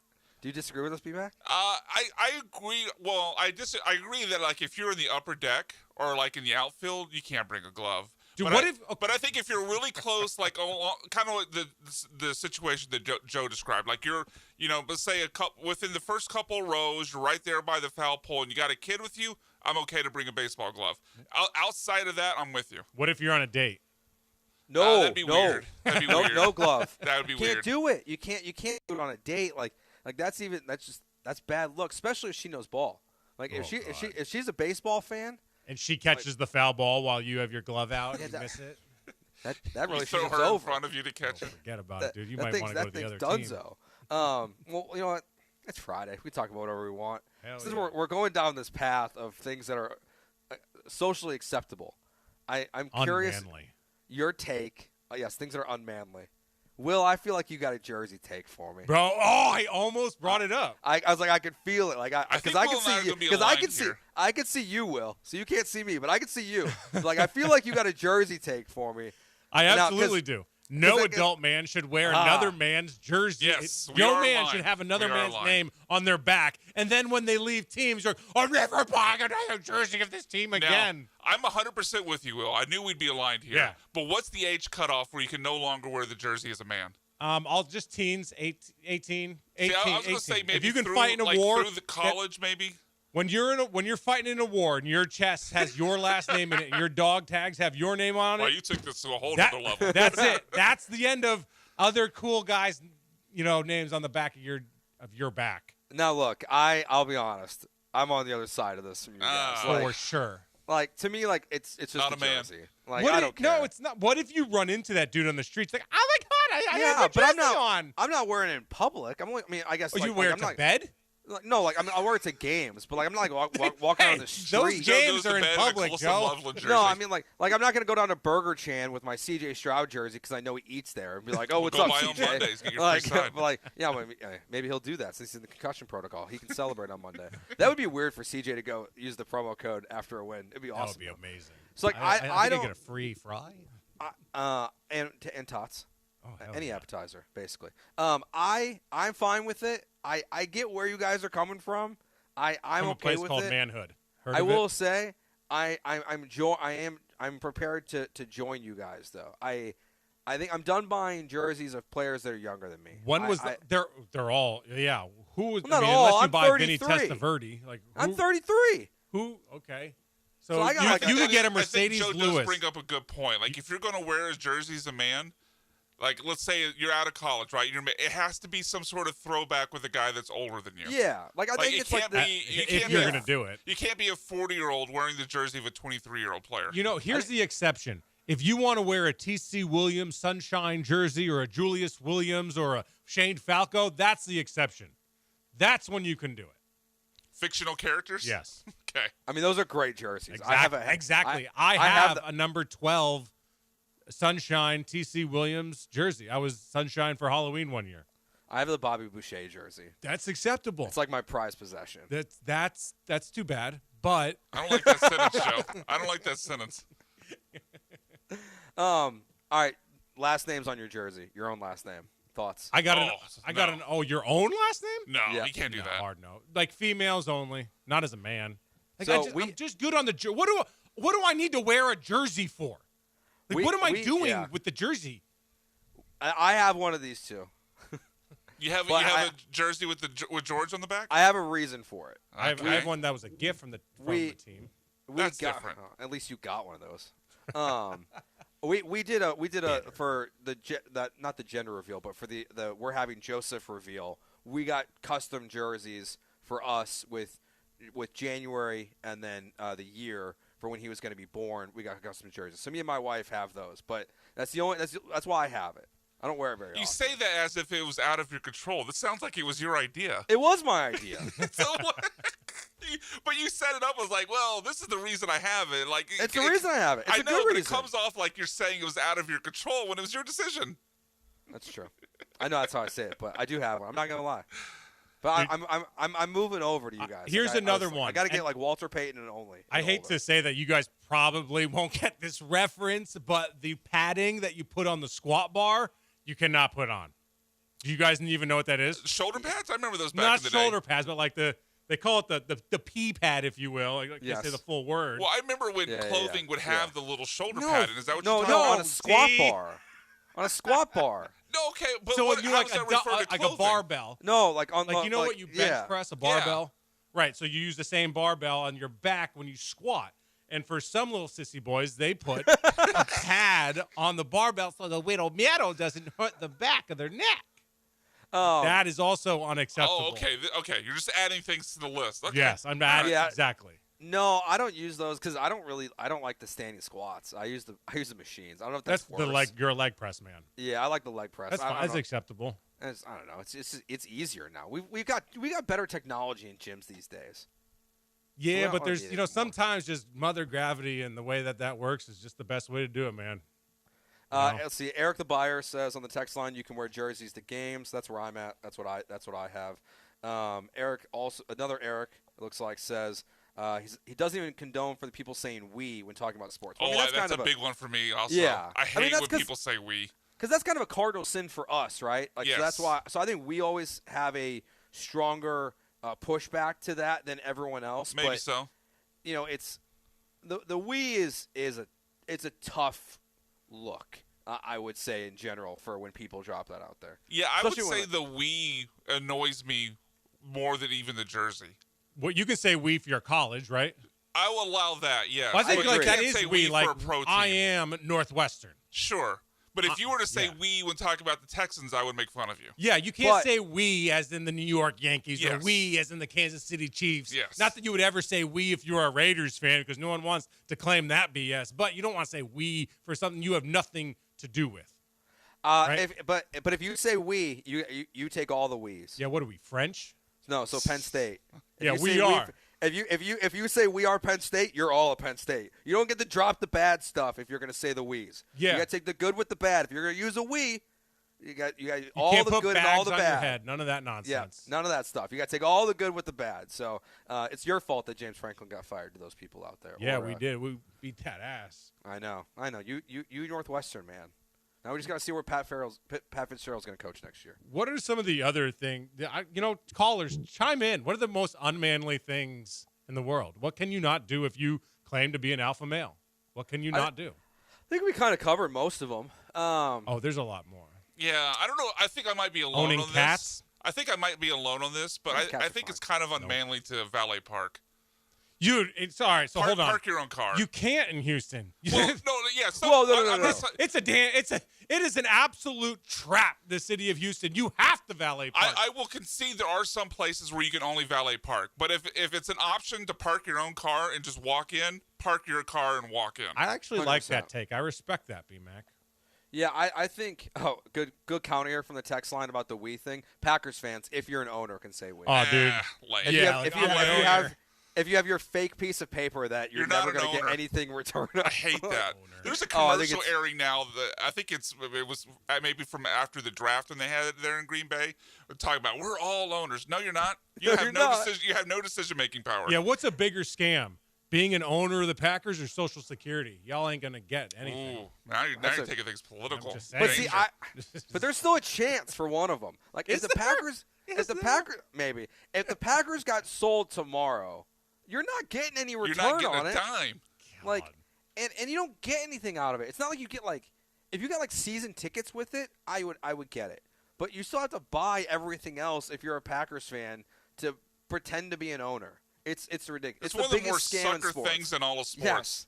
Yes. It is a huge sucker thing in sports. For It sure. is All right. hilarious. We'll take a break. We got texts coming in, suggestions, the most unmanly things you can do. Happy Friday. It's Will Kunkel, Joe George, Brian McDonald here with you on ESPN 97.5 and 92.5. One of the worst things you can do, it's be stuck in buying a car and being stuck with that payment for 84 months. That's a huge problem. It's happening all over the place right now. I've gone through it. It's the absolute worst. You're paying. You're never getting out of it. The value of your car just keeps going down. That's why you should talk to my friends at D&M Leasing. You can check them out, dnmautoleasing.com, because they've got the easy lease process for you. It's super simple and easy. You submit your information online. One of their representatives will call you. They will figure out what car you want to get into. If you already have one in mind, it's even simpler for you. And when you're done with the process, they bring the car to you, whether it's at your house, your office, you want to do it while you're at lunch. They bring it to you and just make all of that process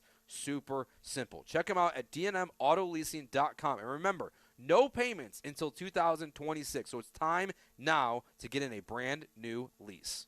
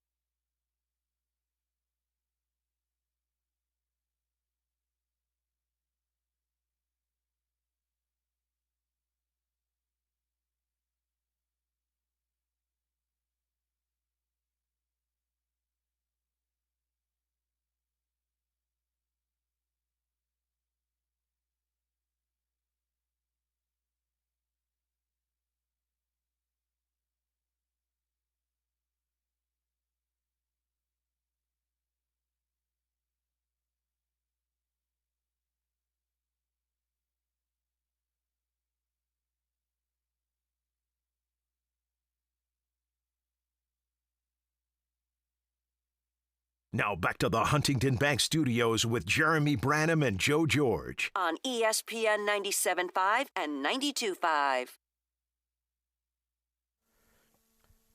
Jeremy and Joe here on ESPN 97.5 and 92.5. Will Kunkel hanging out with us today. Because Jeremy Branham, we think he's at Disney World by himself being unmanly. That's Thanks for the time, Jeremy. Today. Do you think he's a teacup rider guy? Oh, yeah. Hell yeah. What a Absolutely. So somehow we stumbled into the most manly and unmanly things you can do. You can let us know what do you want us to rate? We're going to do a scale 1 to 10, 1 being the most manly thing, 10 being the most unmanly thing. We'll take your texts. We'll take your calls. We'll start off with our guy Lamont out on the HRP listener line. Lamont, what's going on, man? Hey, man, what's up, man? One of the most unmanly things you can do is a violation of the code. If I'm at a urinal in a restroom and it's multiple empty spaces next to me, you come next to me and use restroom. Bro, that's beyond not. That's a great call. That is, I mean that's there are dudes that would have complete justification to punch you in the mouth. You got to go every other. Every other. If it's an open bathroom, every other is the policy. If you're at a Texans game or an Astros game, you have a choice. It is what it is. Put it this way: if you stand next to me, every other. If there's 10 urinals and no one else is in there, and you stand next to me, I know exactly who you voted for. I would also say if it's a situation, let's say there's 10 urinals, even every other's not acceptable. Yeah, for sure. That you got to go to the other end. 100%. Yes, definitely, and then social distance. That's a great call. Yes. Let's go back out to the HRP listener line. I think Brian said it was Pena. Pena, what's going on, man? Jeremy. Pena. Hello? Pena, ¿cómo está, amigo? Hey, so for the manly things, I got two. So you can't let your wife or girlfriend drive. And the second one is if you're housing an apartment or whatever and you got your own grill, do not let another man grill on your grill. Thank you. Have a great day. All right. Okay. Great call, Pena. Let's start with the first one. I'm with those. Scale 1 to 10, letting your lady drive. Yeah. 10 is the most unmanly thing possible. 1 is totally fine and manly. I'd say that's like a 6. I'm not extremely anti it, but it's definitely I'm not sitting in the passenger seat while my wife drives. Yeah, I think I'd go higher. I think I'd be like an 8, 8.5. There's some things that are just huge. There are circumstances sometimes, but for all right, I'll go 7. I'm gonna go 7, but caveat: if it's raining, 10. Any kind of weather at all. Oh yeah. What about nighttime? Or at night? Yes, you're letting your wife drive at night in the rain. Nope, not bro, allowed. Just put hard no. Just go with the surgery. Just get it done. And the other one, letting another man use your grill. Scale 1 to 10, unless it's your dad. Yeah, I think I would dad's say an it's exception. I'd say it's like a 6. Your father has complete rights over your grill. That man raised you. That is your father. He can use your grill at any time. Father-in-law? However, what's that? Great. I was about to say Father-in-law? the same thing. Father-in-law? No. No, even less of a chance. Oh, man. Sir, this is my house. No. You think I'm he's scared of my trying father-in-law. to assert his... So here's the thing. My father-in-law is one of the greatest guys ever, and he's a chef. He ain't cooking any damn nothing. You're not letting the chef cook he on can your grill? use my no. He That's can a use bad the, take. He can use the kitchen. The grill's like you can't show me up on my own grill. Now it's pride and ego. I'm not saying that it's not smart. I'm just think saying you gotta no. let your pride go here, Will. No, It's a professional chef. He That's can a do bad he can take. do the stuff in the kitchen. I'll handle the grill. You tell me when you want the chicken. Okay, I got this. That's a bad take. Hands off the spatula, sir. All right, we got a bunch of texts here. We'll start to fire through these. I'm just here. I'm picturing like a buddy coming over and be like, I got the meat. I'm gonna go grill it. Like, bro, what? You sit your ass down. Yeah. Like, what are you talking about? Let's see. Can't sit and pee. Can't let your lady Dude, drive. if it's 3 a.m., my ass is sitting. Yeah, that's. Hell I feel no, like I'm not trying to stand at 3 a.m., buddy. Yeah, the middle of the night one, I'm sitting every time. 100%. All right. Scale 1 to 10. Getting a manicure and pedicure. Man, I am I'm all over the place on this one. I don't mind that at all, actually. So I don't do it, but if other people want to, I don't care. I will not get a manicure. I will get a pedicure if my wife goes, and so I'll sit next to her, wait for her. Good husband. And just get my feet played with a little bit. Feels good. We're good there. Why'd I'm you all have right. to phrase it like that? get my feet played with. It's not going to be a dude. I will say that. Coming up Poor next month. phrasing there, Will. Coming up with next month on Kicking It with Kunkel. Will launches an OnlyFans for people tickling his feet. Man. What's that? If that you pays, and Rex Ryan maybe. have some things in common. If it pays, everyone's got a number. This is my first one we've got here that I got major questions. This texter 5929 says using a straw. Is using a straw unmanly? 1,000%. A huge agreeer. Huge. Really?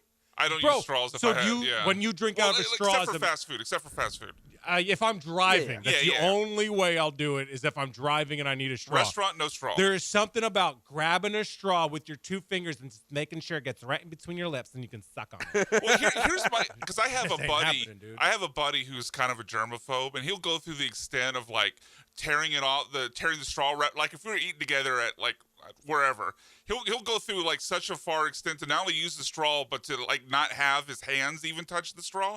And my thought process to people who will do this, like they want to use the straw because they're afraid of germs. Like, well, you're trusting the knife and the fork and the spoon they give you later. You're trusting the plate they put it on. Like you're trusting that all these other things are clean. Mm-hmm.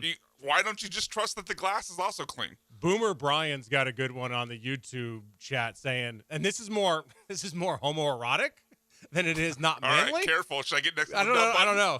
Eating a banana in public. Can you? That's fine. It's not unmanly. But you got to break it off. Like you can't eat it out of the wrapping. You got to eat the peel and all. You got to eat the peel. He's not Will There Levis. are people that, oh yeah, I forgot he did that. See, texter in 1970 says not knowing how to grill. Yeah, if you don't know how to grill, dude. Like if your wife grills, dude, wrong relationship. Now bud. I'm not. You don't have to grill well, but you got to at least try. You got to at least have a George Foreman, like in college or something, to like get an intro to grilling. Is there a level of manliness to the types of fuel you use in grilling, like charcoal versus like propane or something? I think so, but also, for instance, I feel like charcoal is more manly. 100%. 100%. However, I don't have a charcoal grill because my grill is on a balcony that I can't have. So I'm limited. My manliness is limited by the construction that I live in, unfortunately. Sadly, it knows some bounds. But yes, charcoal is like the manliest way to grill. Spray tan. Bro, Unmanly. you spray tan? Unmanly. Tab out. Nope.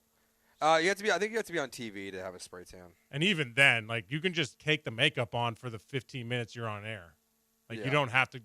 If you're spray tanning as a dude, you're guess what? You're not a dude.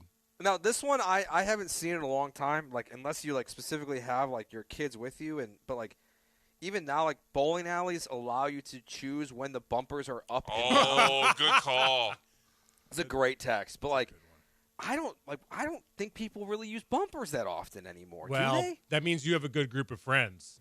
First of all, I don't bowl. I don't get frequent bowling alleys. But if you're using the bumpers as an adult, are you even bowling? Or unless it's a kid's birthday party, you can't have the bumpers. Yeah, like you have to be at a kid's birthday party where like the establishment has just said the bumpers are staying up no matter what.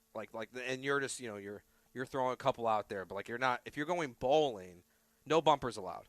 You don't have to like this activity, but if you've never done a roller coaster as an adult male, like have you actually graduated from teenagehood to adult manhood?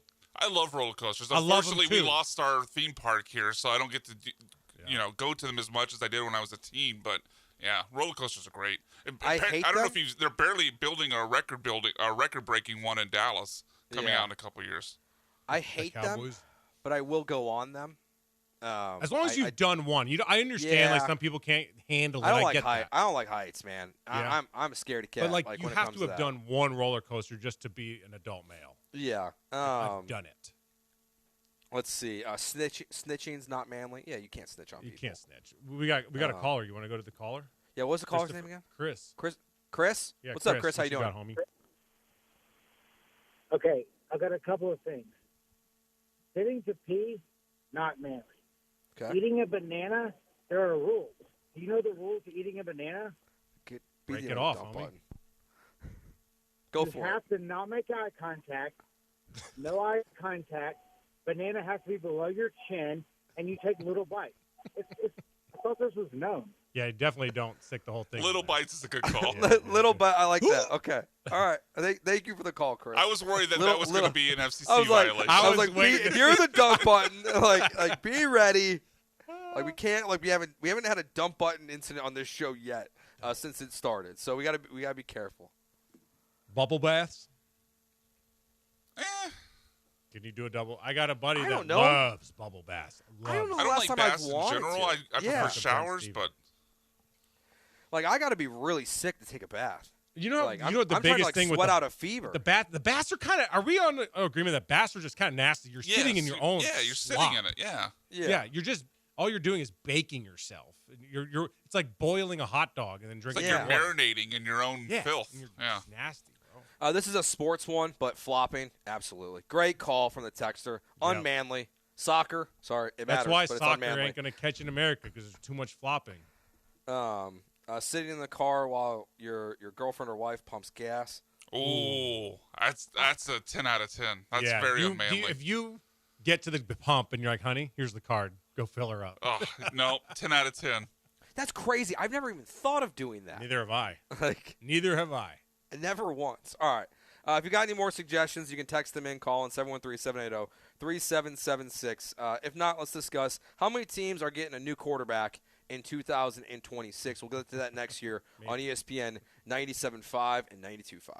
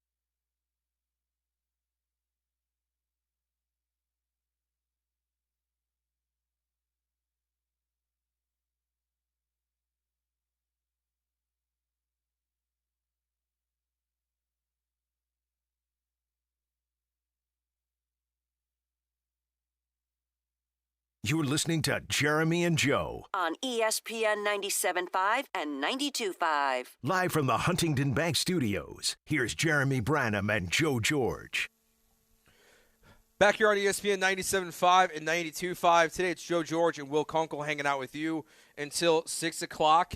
It's homecoming weekend over at HCU, but it's not just homecoming weekend this weekend. It's also time for us to talk here for a little bit about a great cause going on this weekend. It's Coach to Cure MD, which was founded in 2008 here in Houston, inspired by Joel Poisky of Katy, who today is a junior at HCU, and Joel is joining us right here now on the HRP guest line. Joel, thank you for joining us, and I know that this is inspired by you, so I'd love for you to tell our audience a little bit about what Coach to Cure MD is and why it's so important to you. Yeah, sure. Thank you for having me, by the way. So basically, Coach to Cure MD, like you said, was started in 2008. It's an organization for Duchenne muscular dystrophy, which is a genetic disorder. There is no cure, but with Coach to Cure, we're trying to raise money for research, and hopefully one day we'll have a cure. So, Joel, going back in your time in this program, what's your greatest memory or moment that you can remember of that stood out significantly to you? Yes, so I actually was at U of H when I was quite younger, and it was during Coach Sumlin's time when he was there, and I got to go on the field with him, meet the players, got a ball signed. It was pretty cool. I enjoyed that. What did that mean to you, to be able to do that and have that moment in your life? Well, basically, it helps me remember to stand up for all the younger kids that have Duchenne, that battle it every day. I know I can help make their future better.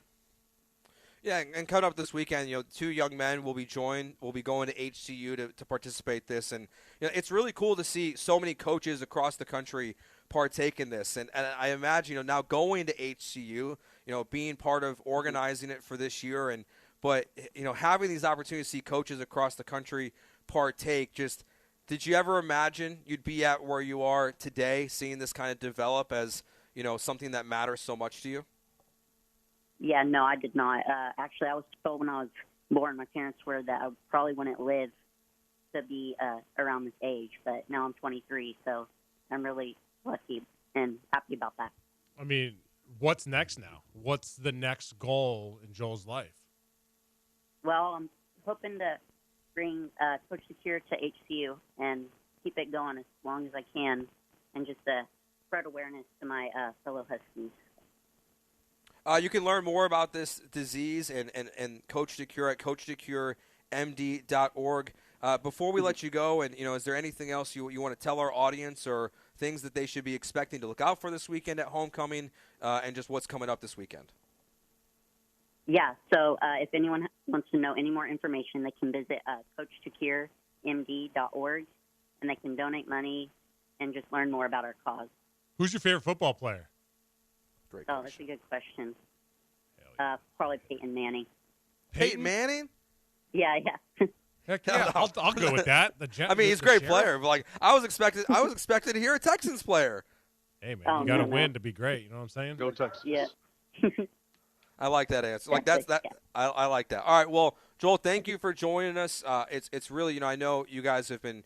I think your mom has been coming on the station before this to talk about this process and talk about the Coach to Cure and everything. So thank you for joining us today. Enjoy homecoming this weekend and everything that goes along with it.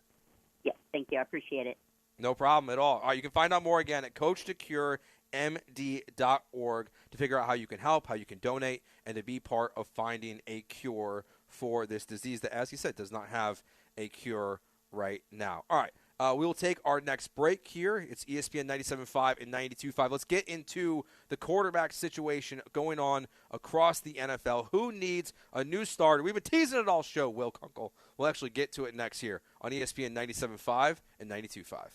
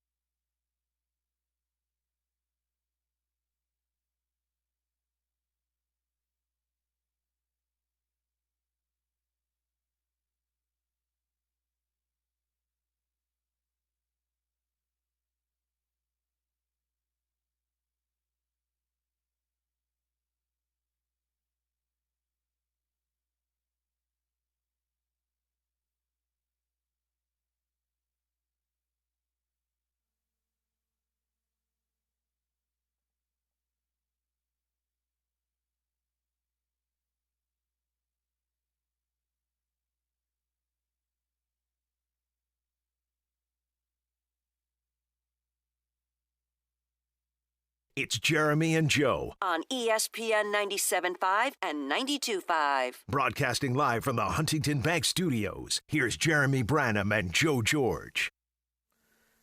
Joe George, Will Kunkel, here with you. Joe, are you watching the cam right now? Yeah.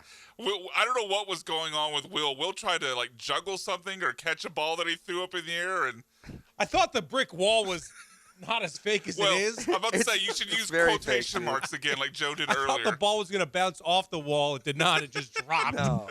And then hit another thing. Not and the then best rolled hands at the around. station. Golly. Yeah, I think Jeremy Branham claims he has the best hands at the station. Not anymore. Well, it's because he has a highlight reel of plays that he has. He does. Of the ball going out of bounds at a Cougs game, all these different moments. One at I think a Tampa Bay Rays game. Yeah, he one caught at Tampa Bay ball. Rays game where he's you can see him I guess you call it running. It doesn't really look like it's running. Now you call him athletic. I am. So let me get this straight. Jeremy Branham has a highlight package of errant balls that he's gotten his hands on. Yes, that's one way to phrase it. Yes. Okay. Yes. Okay. Let's use that for a promo, please. All right, So Kyler Murray, he's out for a while. He's on injured reserve, but also Jonathan Gannon said that he would have been benched regardless. So I feel like at the halfway point, it's always kind of a good time to check in on what's going on in the NFL, which teams are going to be looking for a new quarterback going into next season. I think now, the Cardinals have to be towards the top of that list, but we'll kind of go through the divisions here. So I've got a list of teams here I'm curious about. So we'll start in the AFC East. Tua and the Dolphins and Justin Fields and the Jets. One of those I think is very easy. Justin Fields will not be the quarterback, I don't think, next year for the New York Jets. But Tua's owed a lot of money. So are either of those guys back, or are they both looking for new quarterbacks next year, those two teams? Listen, both of those teams want to get new quarterbacks. However, how it falls, who knows, because how the draft falls, where they end up picking, et cetera. But both those teams want to get new guys in there. Tua's done. Yeah, I feel like the Jets is 100% locked. To me, I could see a scenario where the Dolphins hire a guy that tells them, well, I can fix Tua. And they give Tua half a season before he's benched again and then just permanently loses the job. In part because of what you mentioned, Joe. The amount of dead cap you would have by just cutting him would be pretty crazy. So I think Tua gets half a season with their new guy and then is out after that. If he's out next year, do you think he's a starting quarterback elsewhere? I think the answer is going to be yes. I don't know. But here's the thing. Was he better than Justin Fields? Justin Fields keeps bouncing around the league as a starter. Fields is going to have $22 million in dead cap money if they cut him. So, maybe not gone. And it's not like they just got to get a better quarterback. No, but it feels like a year where they're not expecting to win, so that might be the year to eat money like that instead of just keep playing Fields. Yeah, and I could see a situation, too, where Mendoza or someone's the quarterback. They draft someone with a top 3 pick, and Justin Fields is the backup, potentially, for the Jets next year. Here's what you can't do, though. If you're a team like the Jets, which means they'll probably do it, is if it's a bad quarterback class and you're not in position to get a good quarterback this year, don't grab a quarterback just for the sake of saying, hey, we got a quarterback. And then all of a sudden he sucks. You knew he sucks, and there was no reason to get him. We did that a couple years ago. The Kenny Pickett draft. It was Kenny Pickett, the Matt Corral going to the Panthers out of Ole Miss. Oh, there were a whole Dennis Ritter going down from Cincinnati to Desmond Ritter. Desmond Ritter with Atlanta. Yeah, Atlanta. no quarterbacks were good. And we played this game as if you had to grab one. And there was you left one out, Malik Willis to the Titans. Yeah. Oh, yeah. That was that draft. Who, by the way, actually filled in pretty admirably a couple times for Jordan Love. So he served a purpose. The other guys, no one's on their original team of that draft, by the way, the quarterbacks, or they're out of the league. Matt Corral's in the UFL somewhere. Which, no shame, I'm just saying. Maybe he'll be a gambler next year. He wasn't a third rounder. You mean DraftKings? No, the Gamblers, the Houston Gamblers are back. Oh, thank God. They're rebranding the Roughnecks. You big spring football guy, Will? If they had better PR teams, maybe. You couldn't pay me to. Brutal, I guess you could. But working with them is tough. AFC North. Pittsburgh Steelers will have a new quarterback next year, right? Aaron Rodgers will retire. That feels to me inevitable. Are we 100% sure he's retiring? I think so, unless they go on a playoff run and maybe let's do one more time. So maybe the Steelers are a toss-up, but I feel like Rodgers is retiring. And then I'm assuming the Browns are going to have a new quarterback next year. Who is their quarterback right now? So, by new quarterback, you would say someone not on their roster right now? Yeah, someone not on their roster. Because I think it's someone on their roster. So do you have Deshaun? Shador be there? I mean, Deshaun would be coming back next year, right? Yeah. I think he's probably given a chance. They obviously owe him a ton of money. You still have Dylan Gabriel and Shador Sanders on rookie deals. I think one of those guys ends up getting the first start. Man, I wonder. Yeah, Again, Cleveland will be interesting to see how that plays out because they've got 3 guys that you could start next year, but I don't think they like any of them, frankly. The 2025, this upcoming draft is not an elite quarterback class. Is that? Accurate? I think it can be a very good quarterback class if these guys decide to come out. Like I really like Mendoza. I like Ty Simpson a lot. Dante Moore, but those guys all have eligibility. I was going to say back. they're not guaranteed to come out. Yeah, they all can go back to college, and then you're talking about like Nussmeier and these quarterbacks who aren't good that like potentially being the best guys in this Cade class. Klubnik, so yeah, maybe one or two of them decides that this is the right time to come out, but I don't feel like this quarterback class is very good. Like it does feel like these teams are going through like might be trying to do like a veteran shuffle. The only team in the South with a question mark going the next season, just because like he could go elsewhere, he's a free agent, would be Daniel Jones. Like there's a chance he's not the Colts quarterback next year. Man, He's if a I'm Daniel Jones, I try to do what Sam Darnold wanted to do, and Sam wanted to stay with the Vikings, I believe, agree. but they moved on. Like if you find somewhere when you've been around the league a whole bunch and you can't find it, and you realize how bad it can get. And you got it good, man, just stay. You've gotten paid. Sam got his money. Now Sam's in a good spot, thank goodness for him. But, like, if I'm Daniel, like, just sit tight, bro. Geno Smith, is he the quarterback next year, Will, for the Raiders, you think? I don't know that he's last this year, man. He's well, tough. go to Kenny Pickett? He got his ass kicked, though, last night. He can't protect it at all. Yeah. 5 sacks in the first half. That game sucked last night. Bro, I tried to watch terrible. a little bit of it. Like, it was an awful football game. No one else, I would say. I saw Colin Cowherd I think it was Colin. Try to propose like maybe the Denver Broncos would move on from Bo Nix at the end of the season because of how bad he's playing right now. But that one would surprise me a little bit. So I think the Raiders are the only candidate there. So we got what 3 teams for sure, maybe 4 in the AFC. Just to kind of build on what you were just saying, you can't be short-sighted if you're an NFL team. You can't move on just to move on. It's like you can't just leave your job if you don't like your job just to leave your job. You got to make sure you've got something lined up in order to replace what you're leaving. You can't just get rid of Bo Nix because there's a lot of quarterbacks out there that are way worse than Bo Nix that you could end up with. There's apparently a lot more OCs out there that are worse than Bobby Slowick. So just getting rid of one just to get rid of it, not ideal. Go ahead, Brad. No, I just are we out on Bo Nix? I'm sorry. I'm not. I was I'm trying definitely to find not. a piece of audio, so I came in on the back end of that Yeah, conversation. but it was I know Colin he was Cowherd. bad last night. Colin but Cowherd's out on it. Oh, Colin Cowherd was oh. suggesting it. Like, okay, fine, he's not. Did Bo maybe Nix put on a backwards hat? I know Colin Cowherd's out on that. The only reason why normally it's just like he throws so many takes out there like they don't really interest me. That one only interested me because I just thought back to the process of when Sean Payton interviewed with the Texans, and he was on Colin's show. He was talking about Cal without talking about Cal. And it's like it feels like they have a relationship. Like Go Texans. He talked about how him and Sean Payton got dinner and then was bashing one of the owners he interviewed with without naming the Texans directly. So it does feel like there's a relationship there between Cowherd and Payton. It's like maybe he would know something. That's the only reason why that one caught my radar. But I'm fine with Bo Nix. I think he's looked terrible this year, but I wouldn't bail on him yet. I think it's way too early. Yeah, I mean, listen, he has not been well. He has not been good, but there's a lot worse options out there. I don't think there's anyone here in the NFC East. I mean, you've got Hurts, Prescott, obviously Jaden Daniels, Jackson Dart. No one in that conference. I mean, in that division. I will say this. Yeah. Jackson Dart better clean his game up. Like he cannot play. He's off not gonna survive. Exactly. It's not going to last. So the Jackson Dart that we're seeing has been a blast. It's been fun to watch. It's been entertaining. I get it. It's been a bit of a culture builder for them, especially next to Cam Scatterboom. But you can't play quarterback at the NFL level the way he's playing it. You have to play structured and within a system. So Jackson Dart, they're gonna roll with him next year. But man, his learning curve seems like it's going to be really steep. Yeah.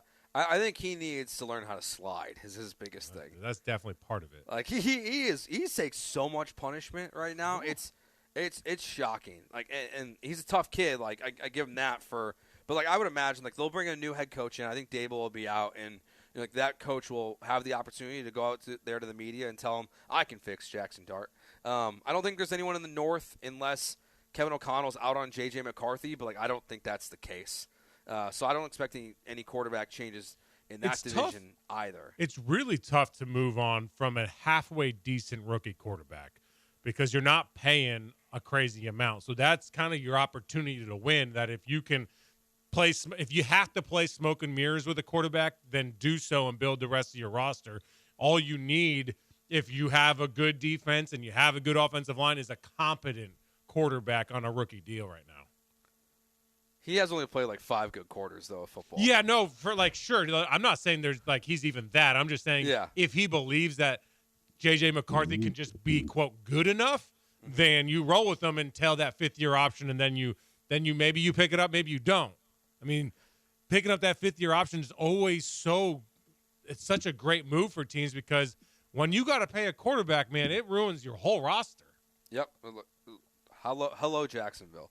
And the NFC South, I think the Saints will be in the market for a new quarterback. I don't think Tyler Shuck or Spencer Rattler will be a long-term plan there. But, Will, you covered the Panthers before you came here. I mean, now look, the Panthers are on a 4-game winning streak when Bryce Young is their starting quarterback. So they've won 4 of their last 5. I think he's playing a little bit better. Is Bryce Young the Panthers quarterback next year, Will, or how do you think that one plays out? He's not a world beater. He's not the reason that they are losing either. So I think, he's one of those guys you hold on for as long as you possibly can at a rookie deal. So you're going to pick up his 5th-year option, and then you go from there. The problem is when you're middling – you have a historically bad defense last year. It's a little bit better this year. You're never going to be really good, but now at this point they're out of the basement, so they're 5-4. They're a game over 500. So you're not going to get in a position to where you can get a quarterback, but you keep them for as long as you can, as cheap as you can, and then you go from there. I think C.J. Stroud, we know at this point you're going to pick up the 5th-year option, if not give him a long-term deal before that, because you've seen how good he can be, and I think we all believe in C.J. in that. It gets way worse than CJ. And whereas Bryce Young, maybe play it out a little bit longer and then see what you got. Yeah, it feels like that's kind of a decision the Panthers would have to make where they think where the rest of their roster's at. If they think the rest of their roster is Super Bowl worthy, then I'd be trying to get better than Bryce Young because I think he is a limiting factor. But if you're still in the building phase, you might as well take advantage of the cheap quarterback. Yeah, and they're actually still feeling the burn of some poor front office decisions a couple of years ago. They had an opportunity. They got fleeced on the Christian McCaffrey trade, and then they had an opportunity to trade Brian Burns, who's I believe leading the NFL in sacks. If not, he's right behind Myles Garrett. They had a chance to get 2 first-round picks from the Rams, and they denied it because they thought that their roster was good, and it wasn't good. And so they didn't do it, and then they lost them to the Giants and got barely anything in return. So they're still kind of reeling from not having a whole lot of capital and losing good players. And they've missed on some wide receivers like Terrence. Was it Terrence Marshall out of LSU? No, they got rid of him. He was horrible. Well, I'm just saying that was 3 years ago. They spent a 2nd-round pick on him. They spent a 1st-round pick on Xavier Legette. That hasn't worked out. So they've missed on a lot of picks. 100%. You're right. I thought you meant missing he was hurt. Last division here, the Cardinals again. I think this will be it for Kyler Murray. Texter said he'll be the Jets or the Steelers quarterback next year. Kyler Murray, Justin Fields quarterback room would be very funny to me. I can't see Mike Tomlin liking Kyler Murray. Can you imagine Kyler Murray playing in the Steel City in that weather? No, I can't think of anything more anti-Pittsburgh than Kyler Murray. Yeah, hard no. I think he's Chip Kelly's guy potentially in Las Vegas. I can see that. I like that. I can see that. Kyler Murray, Brock Bowers, Ashton Genty. I feel like Pete Carroll, smaller quarterback like he had with Russ, could talk himself into that. And then the only curveball I think that we could see would be if a Stafford retirement. Yeah, that's a good one. If he wins the Super Bowl, maybe he hangs it up, but it also feels like he might just keep going and has no slowdown in sight. So that'd be it. So I think got 7 teams roughly that we went through. They're for sure a lot of turnover. Like 6 teams I think it was that are for sure quarterback changes next year. I'm not surprised, and it's. But to your point, Will, it doesn't seem like it's going to be a great quarterback draft class. I don't know where you go going forward with that. It'll be who's the biggest or best opportunity for a reclamation project of a Sam Darnold style? Baker Mayfield. You know, I don't even look as Baker Mayfield as one. I feel like Baker Mayfield got hosed in the situation in Cleveland, and he was really I think Kyler. Kyler in the past has looked really good. I mean, what was it 2-3 years ago when the Cardinals were 7-1? Ended up kind of not playing as well down the stretch. Made the playoffs, got knocked out in the first round. But Kyler has showed really high levels of play at time. But it feels like he's kind of suffering from some David Carrism. Like anytime he faces pressure now, he's looking down and looking to run. He's never looking for his receivers down the field. So I think with the different set of coaching, maybe there's some still some high level play there with Kyler. Man, you know, I was thinking about this last night. The bottom of the NFL is so bad that it's like, it's not only is it disappointing, it's just sad and pathetic of all the careers that are just being wasted. Like Brock Bowers. Could you imagine him on a good team and how much fun that would be to watch? Awesome. It's so many guys just get wasted in the league because they've sold this BS story of parity. There's no parity in the NFL. We know exactly who's going to be there in the end. We know how it's going to turn out in the same 3-4 teams. And then the bottom is just abysmal, and so many guys just consistently getting wasted. It's brutal. I would say Kyler, to your earlier question, Kyler, Tua would probably be the top two candidates, like reclamation projects. The best quarterback, or the guy who's played the best, that could be on a different team next year, if anyone wants him, could be Deshaun. Deshaun who? Is there a different Watson. Deshaun that I don't know about? What? Watson. I mean, it's been so long Bro, ago. hard. I know. This is like It was 2020 was the last season he played. Yeah, we're well. getting in Colin Kaepernick territory. Like, bro, we're done with this. It's been. I mean, COVID was still rampant the last time Deshaun Watson played well. Allegedly. Yeah, I don't know. It's definitely not Justin Fields. But I would say it's probably Kyler or Tua. But what about Mac Jones?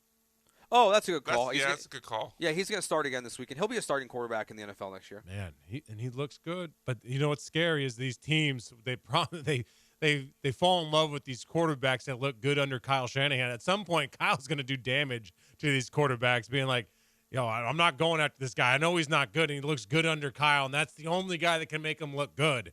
They did it with Jimmy Garoppolo, and they did it with Brock Purdy, and now they've done it with Mac Jones.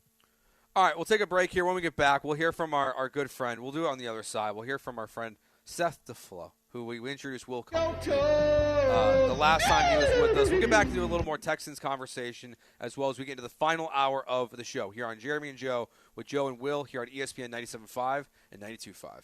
All right, but before we go to break, let me talk to you about Old Humble Distilling Company, Houston's finest micro distillery. And earlier in the show, we were talking about manly things you could do. I'll tell you one manly thing you could do. You could go out and buy yourself a bottle of the Double Oak Rye or the Boomtown Bourbon from Old Humble Distilling Company. Nothing will put hair on your chest like some whiskey, right? And a friendly reminder when I'm talking about Old Humble Distilling Company that they now have new hours, more time each day, each week to try their fantastic spirits, including that Double Oak Rye I just mentioned, which is used in their award-winning maple cinnamon sour cocktail. Had two of those at the last live remote, probably at least two more in my future when we do the show at their distillery just a week from today. Looking forward to that. But try it for yourself. They're now open Tuesday through Saturday, 3 to 9, so you can stop by there after work, stop by on the weekend, stop by anytime, and try that cocktail. My favorite cocktail, the award-winning maple cinnamon sour, which won Best Drink at the Lake Houston Taste of the Town Awards last year and uses their fantastic Double Oak Rye. In addition to extended hours, they also have events nearly every night at their tasting room, including Tuesday steak nights, happy hour with $8 cocktails on Wednesdays until they close, trivia night on Thursdays, and date night on Fridays. So every Friday, including tonight, you can get 2 whiskey flights, 2 premium cocktails, and a charcuterie board for 2, all just for $50. Great deal. Make sure you stop by and take advantage of that tonight. So go visit the distillery and tasting room at 19103 Continental Parkway, just off FM 1960, and also check out their selection of premium whiskeys at oldhumbledistilling.com. Can't make it out to the tasting room? No problem. Look for a bottle at Specs, Total Wine, or finer retailers. Can't find it? Just ask for Old Humble Distilling Company by name. Try Old Humble Distilling Company, because life's too short for factory whiskey.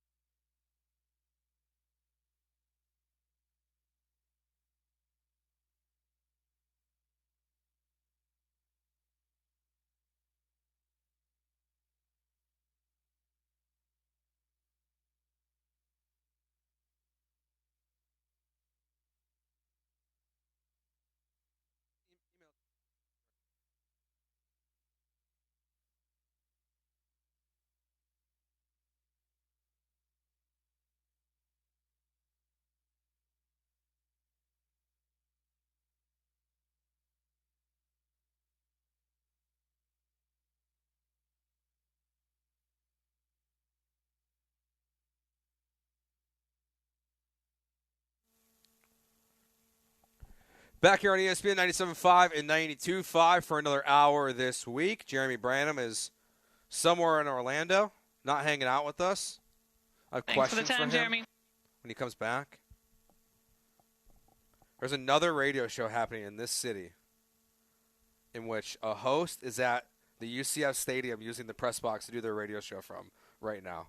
But Jeremy's not with us. So I have questions, Brian. We're going to call him out on it on Monday. Really? There's Yes. another show right now? Right now. Huh. Oh, I know which show that would be. Okay. He's filling in on one of the broadcast components. He's doing Yes, a show yes. right now from the UCF Stadium, but Jeremy's not with us. We got dueling banjos, dueling radio shows on the press box. Where does Jeremy's loyalty lay? 713-780-3776. Guys, it should be with us, but we know he loves his Cougs. I mean, yeah, it's nice to hang out with you. Well, I'm sorry I'm not there with you again. But I had to, shape the minds of our future. How'd that go? It was great. I really did they enjoyed ever back it. talk? No, it was like 6 people on the panel, so I didn't have to talk that much. It was like we just they would ask a bunch of questions about career advice. What's the not most to do. popular question that this generation asks someone of your ilk? They were asking all about like portfolios and stuff and everything. Was like their focus today, resume, stuff like that. It felt like the best advice we gave them though was to scrub their social media platforms. Oh, for sure, That's a good call. Yeah. Because it's one thing that like kids don't know. Like they don't know that like every time like they drop an F-bomb on Twitter that like their future employers are going to look it up. Like they're going to find it on Twitter and find all the pictures of them like like drunk on Instagram. Like so that's what we talked a lot about that stuff. But it was fun. So thanks to UH Clear Lake for having me out today. Texter says, would the 49ers consider trading Brock Purdy with how good Mac Jones is playing there? Maybe a desperate team like the Jets overpays for him. Will, that's not something I thought about, but like it would be a shrewd move for Kyle Shanahan to say like, hey, I can win with Mac Jones. Brock Purdy is supposed to he was supposed to come back like 4 weeks ago.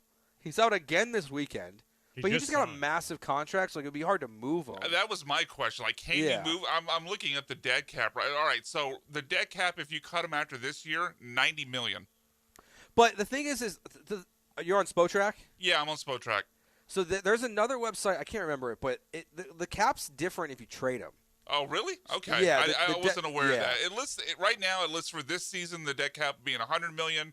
Goes down to 90 next year, then 66, 38, 23, and 7 is last year in 2030. But I don't know what the trade would do because obviously the Broncos just decided to completely eat it with Russell Wilson a few years ago, so maybe they could be motivated too. But it feels like the Niners, being a team has Super Bowl aspirations in the near future, wouldn't be willing to take on that sort of dead cap because of how it would affect building out the rest of their roster. Yeah, like you'd have to get so much draft capital to make it worth it, right?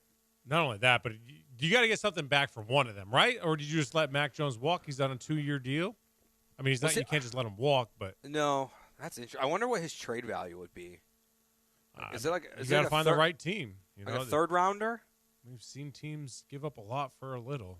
I mean, what did Trey Lance went for a 4th rounder? I think it was to the Cowboys. when they traded him. Yeah, the book was out on him. Man was out. Yeah. If you're and the they still got a 49ers, fourth by for the him. way, man, boy, did your ass got saved because of Brock Purdy because you traded everything to get Trey Lance to draft him 3rd overall. Yep, it is an all-time bust pick that no one cares about because they hit on Mr. Irrelevance. Like it doesn't matter. It's wild. Now, if John Lynch ever gets fired, people will like point back to that and be like, "See, it started with Trey Lance." But like for now, he gets a full pass, and it's probably deserved, honestly. And they've drafted their tails off though on so many positions at the wide receiver spot, the defensive spot. Like they just seem to plug and play defensively with stars all the time. When guys quit, leave, retire, whatever it might be, they have like some of the best linebackers at all times. Yeah, they do everything so well. Like that's why it's not shocking to me that even with Brock Purdy out, that they're in the position that they're in right now. Before we get to the Texans here for a little bit, Will, we're gonna do some mid-season awards or grades. We have awards to give away. No, we're gonna do grades. I misspoke.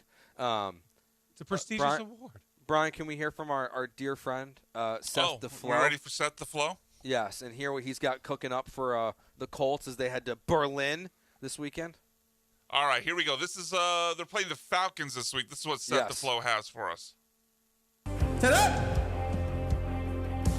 Woo! This is our Colts. This is our team. We bleed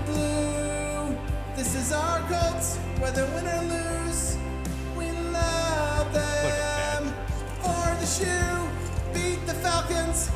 Let's show them some sorcery. This is our team. Go Colts! I don't know. Saucery. Saucery. There's caption on the video. He spelled it as in Sauce Gardner. So that's Good call.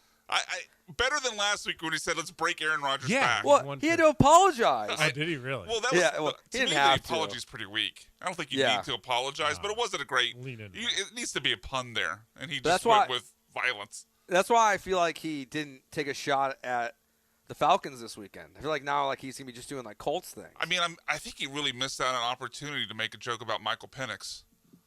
I agree. I also think he should have used some German. You gotta throw a German word in. If he almost got canceled last week, I wouldn't recommend for him to start speaking in German. No, let's talk about some schnitzel. You got schnitzel puns on the brain there, Joe? I don't, but it would have been very funny. I love schnitzel. You do? Yeah, I love German. Oh yeah, there's love German food. Is there a great German spot? I was just about to mention. I haven't been there in a few years. It's in Pearland, so if you live in the city, you have to drive a little bit. So is there one in Houston? I don't know, but strong recommendation to King's Beer Garden in Pearland. Brian, they have a great schnitzel there. Pearland's not that far of a drive. It's like 20 minutes. Listen, is schnitzel worth the drive? There's always a lot of beer involved in German food.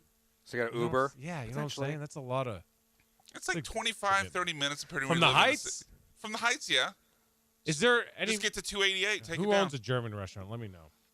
I'd love to come in and eat from some schnitzel.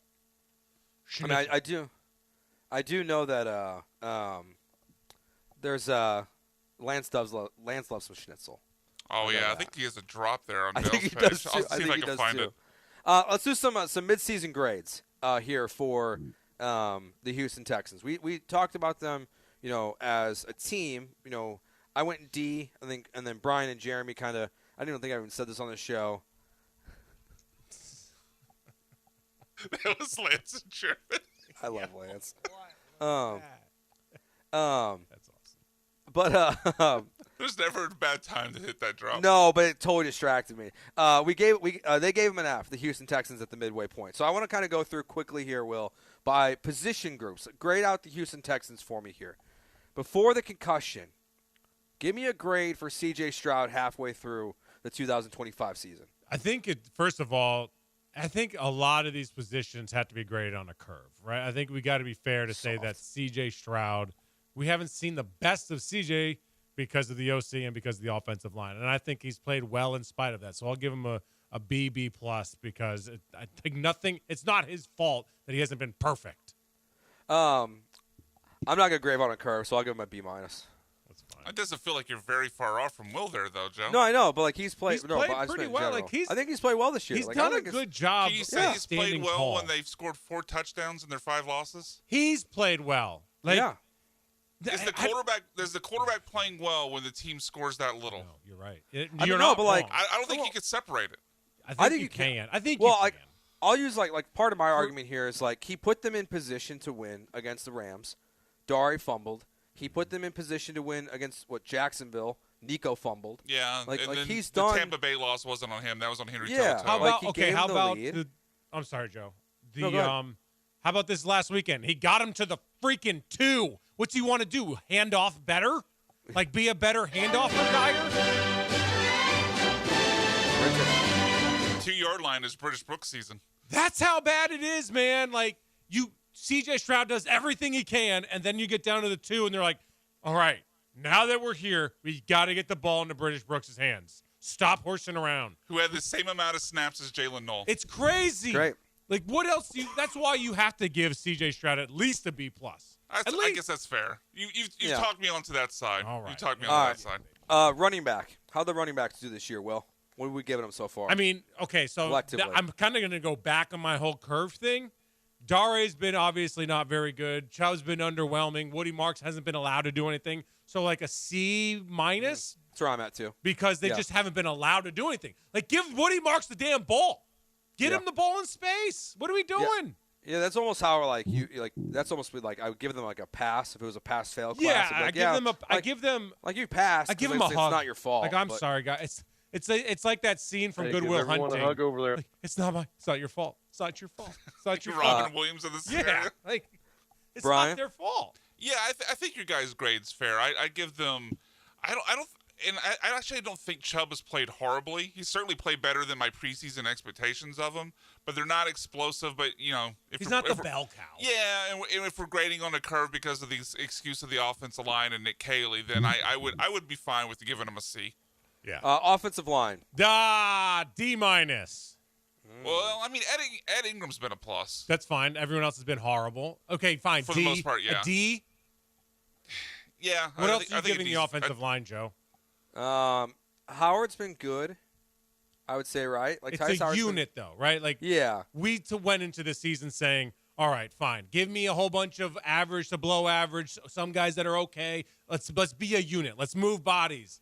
Let's be They good can't as move one. bodies. No, they can't. They suck. I as mean, one. we said the stat, I think, before Joe popped on in the first segment, but 0 touchdowns from inside the 2 this year. I mean, that's you can't give them a passing grade. Bro, they not only give it that, D. Joe, you missed the whole stat. 10 goal line plays from inside the 3, 0 touchdowns, but also 0 first downs. They haven't done anything.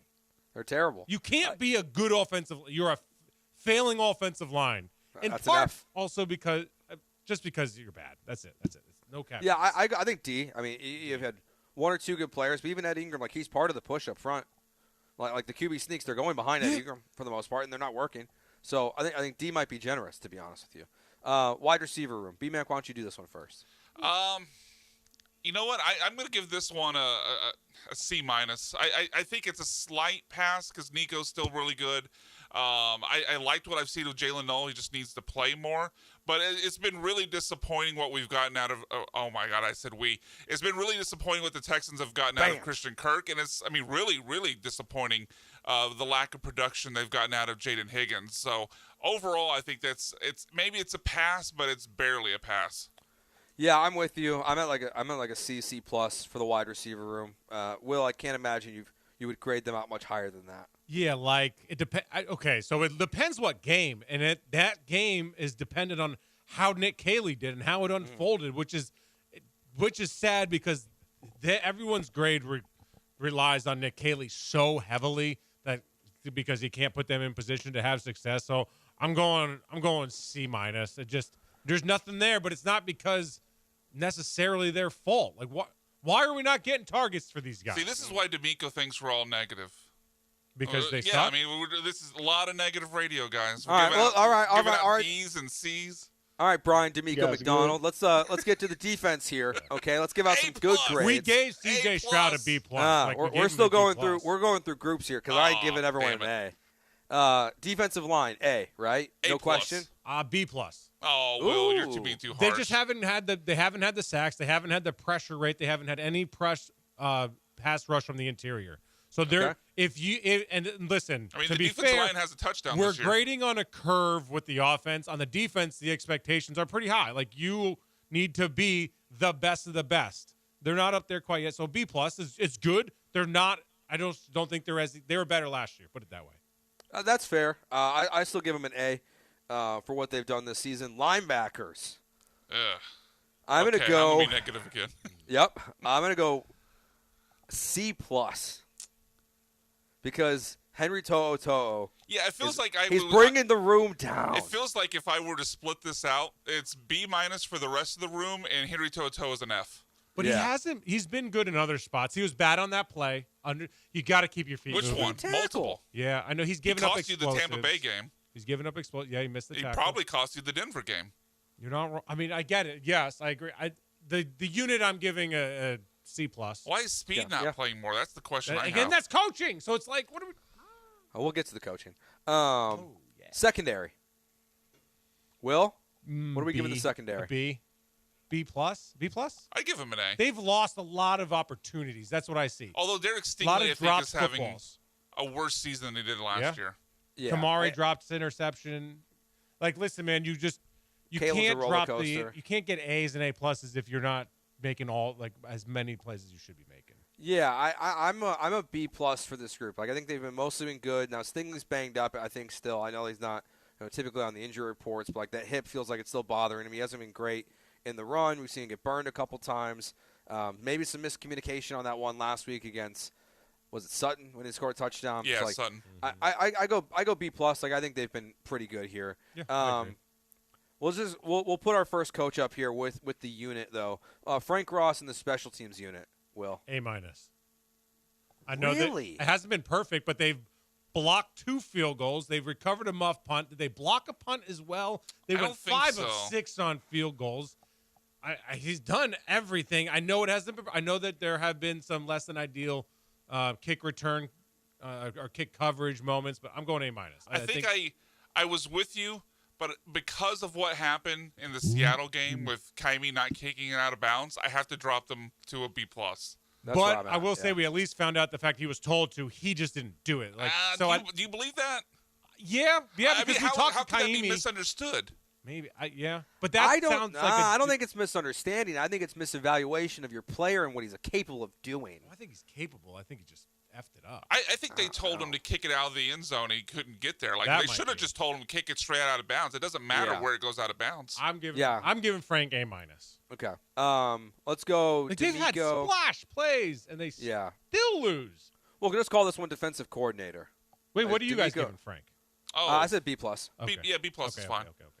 D'Amico / Matt Burke as the defensive coordinator, not D'Amico as the head coach. A-. Yeah, I agree. Totally Agreed. agree. Nick Caley. Will F. Bro, fail. No, honestly, no. Kicked out of school. Fail. Yeah, expelled. Dude, so when I went to Northwestern, Expelled. they had Not a letter grade. When I was at Northwestern, That's how bad it is. They had what was called in the journalism master's program. They had what was called a Medill F. It was like if you had anything wrong, like a misspelling of someone's name, something like factually wrong in your story, you got automatically on that assignment an F because you can't get someone's name wrong, right? Like, bro, this is a Medill F. Like, just an F. F. Like, there's no redeeming quality. What's the best thing Nick Caley's done so far? Honestly, like, genuinely. Crickets. Genuinely. I don't know. That's a great question. Genuinely, what's the best thing Nick Caley has done? The touchdown play to Jalen Knoll against the Ravens? Yeah.